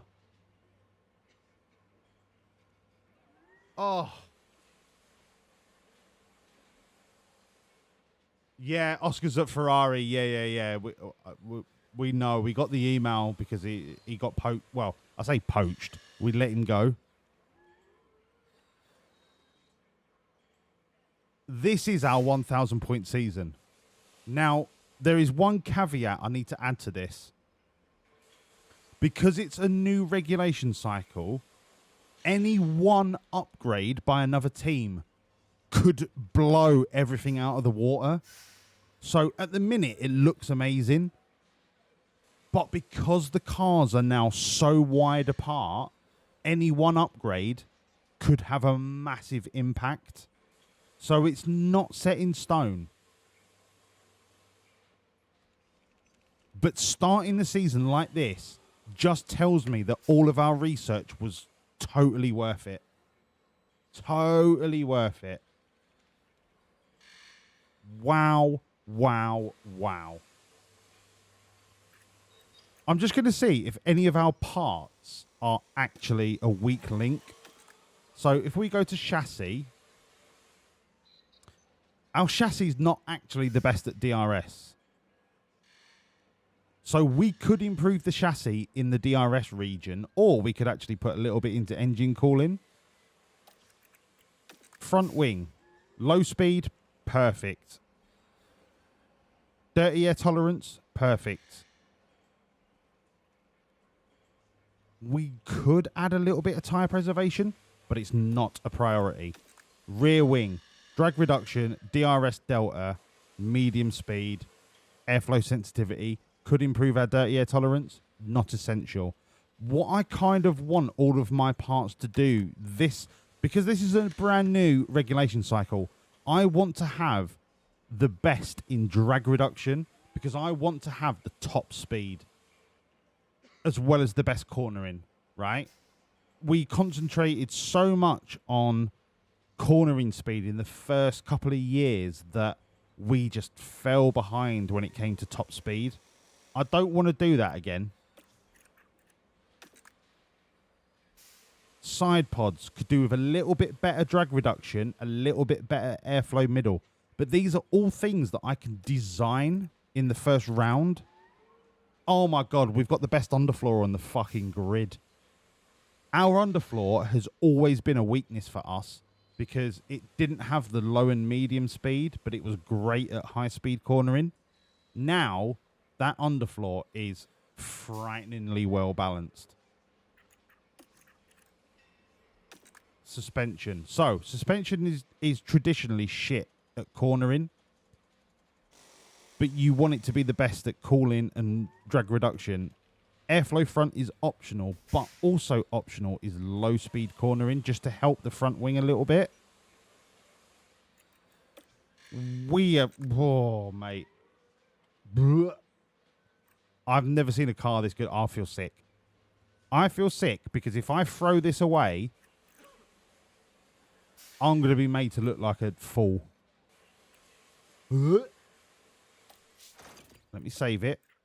Now, I did say that I wanted to give you that little sprinkling of late night loyalty. Shall we have a look at the driver lineup? Would that tickle your pickle? Now, we can't do it the traditional way via email because I think I need to go forward a few days and I want to go through the car and do a load of upgrades and stuff. So I don't want to continue past this point. But we can go down the scouting route and look at the drivers this way.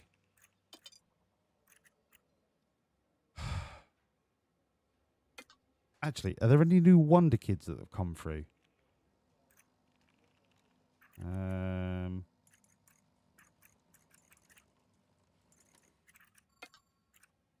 58. It doesn't really look it. 57, 57, 58. Okay, I don't really see any Wonder Kids that are jumping out at me, so that's fine. But I'm going to do this the old-fashioned way because if I press continue, I'm going to lose a week just to get to the email. Or I could do it and just not save. That's not a bad idea, actually. Yeah, let's do it that way. Save. Let me just make sure I've got 2 copies of this. Save. Okay, let's do it. Let's do it with the email. Confirm. Oh, no, I've got pick crew. Confirm. Yes. Yes. Continue.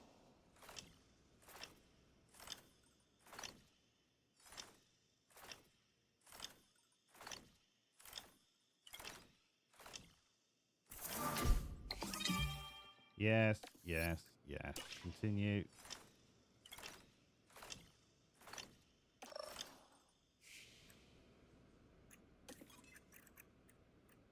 Team roster. Team roster. Here we go. Here we go. Okay.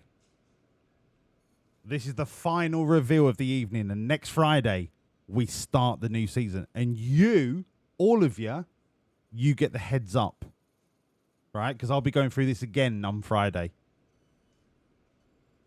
You've got early access to this information at fucking 3:30 in the morning.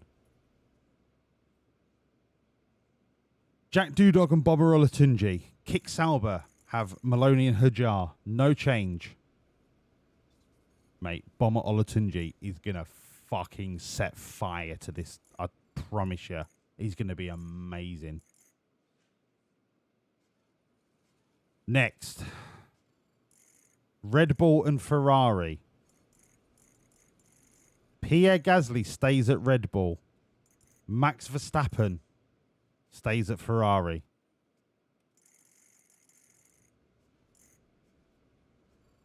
Antonelli makes the move from Mercedes.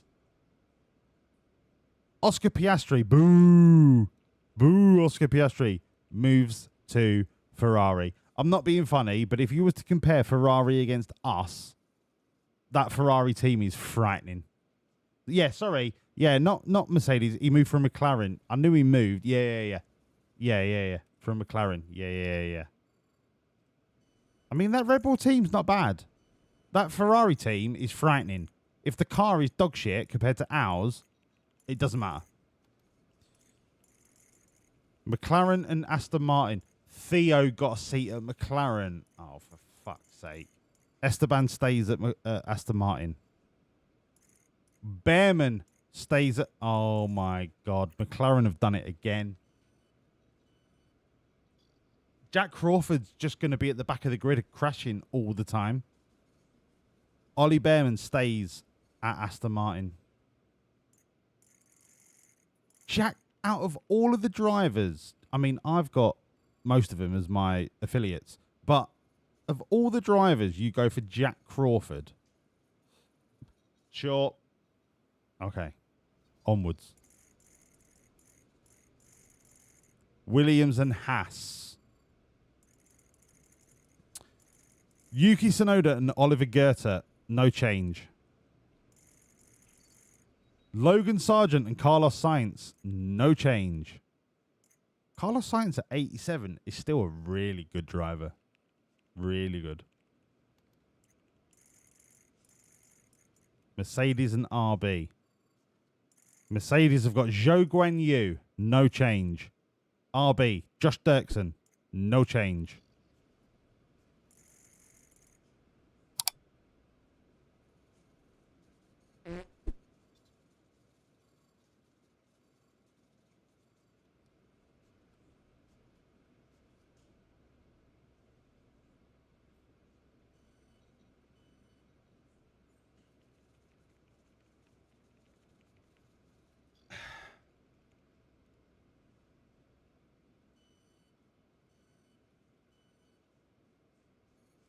How does Zach O'Sullivan keep... It's broken! Anti-stall. It's off. Fuck! Thank you, Pickle. How does Zach O'Sullivan keep finding seats? Not to mention... It's broken! Anti-stall. It's off. Fuck! What do I need to change? Are you telling me to change something, Pickle? Not only does Zach O'Sullivan keep miraculously finding seats, Lance Stroll is still going. But now at RB. And finally, we have Alpine. Gabriel Mini, no change. Charles Leclerc, no change. And that is your lineup for 2031. Where's Lewis? Lewis retired about 10 years ago. We're in 2031, Pickle.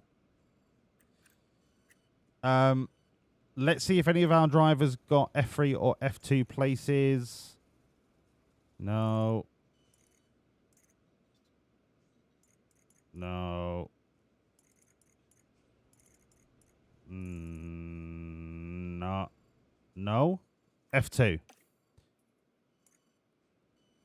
Thundercomp Barnacles has got a seat in Victor Racing. She'll win this title this year. Roman Stanek got a seat. Miguel Gonzalez looks like he's fought a war against the Colombian cartel. He's about 75 years old. Miguel Gonzalez has seen some shit. Roman Stanek gets a seat.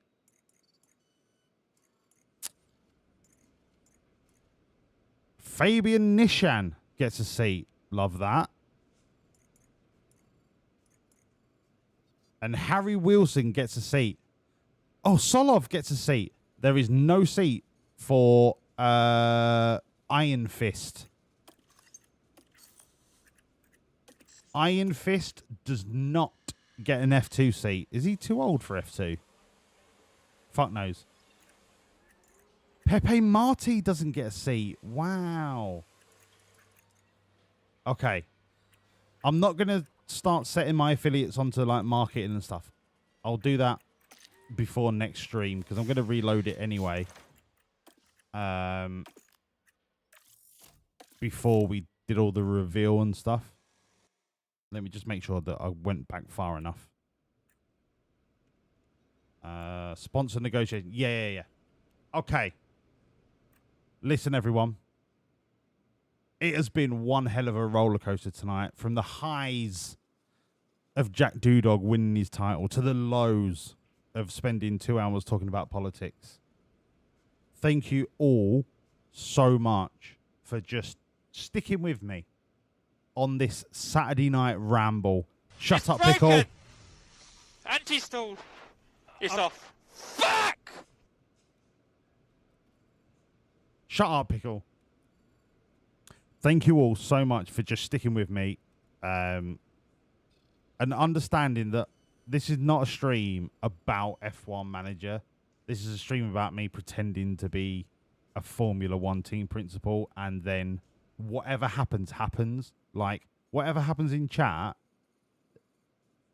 sometimes there are things that need to be talked about that are more important, right? And I love that from you lot. I love that you're all just willing to roll with the punches. And if you're not, and you want to go watch some 12-year-old play Valorant, then see you later. But thank you all. I cannot believe that there are so many people still in my chat at 20 to 4 in the morning. Like, unbelievable. Blows my mind. Schedule 1 needs to be incorporated somehow. I'm going to think about it over the next week. Before we start the new season, I think Schedule 1 has to be involved. We should be sponsored by a drug dealer. I'm just saying, if we can get the Schedule 1 logo to be the main sponsor, and I know the Fire Nexus, right? He's the main sponsor, but that was for this season. I feel like being sponsored by Schedule 1 would be chef's kiss. All right, everyone. Thank you so much. I'm going to go eat some chicken and spinach and green beans. Or I'm going to go for a wank and go to bed. I can't decide. Thank you so much. I will... Been hooked on it since everyone started mentioning it. Snike. I am proper addicted.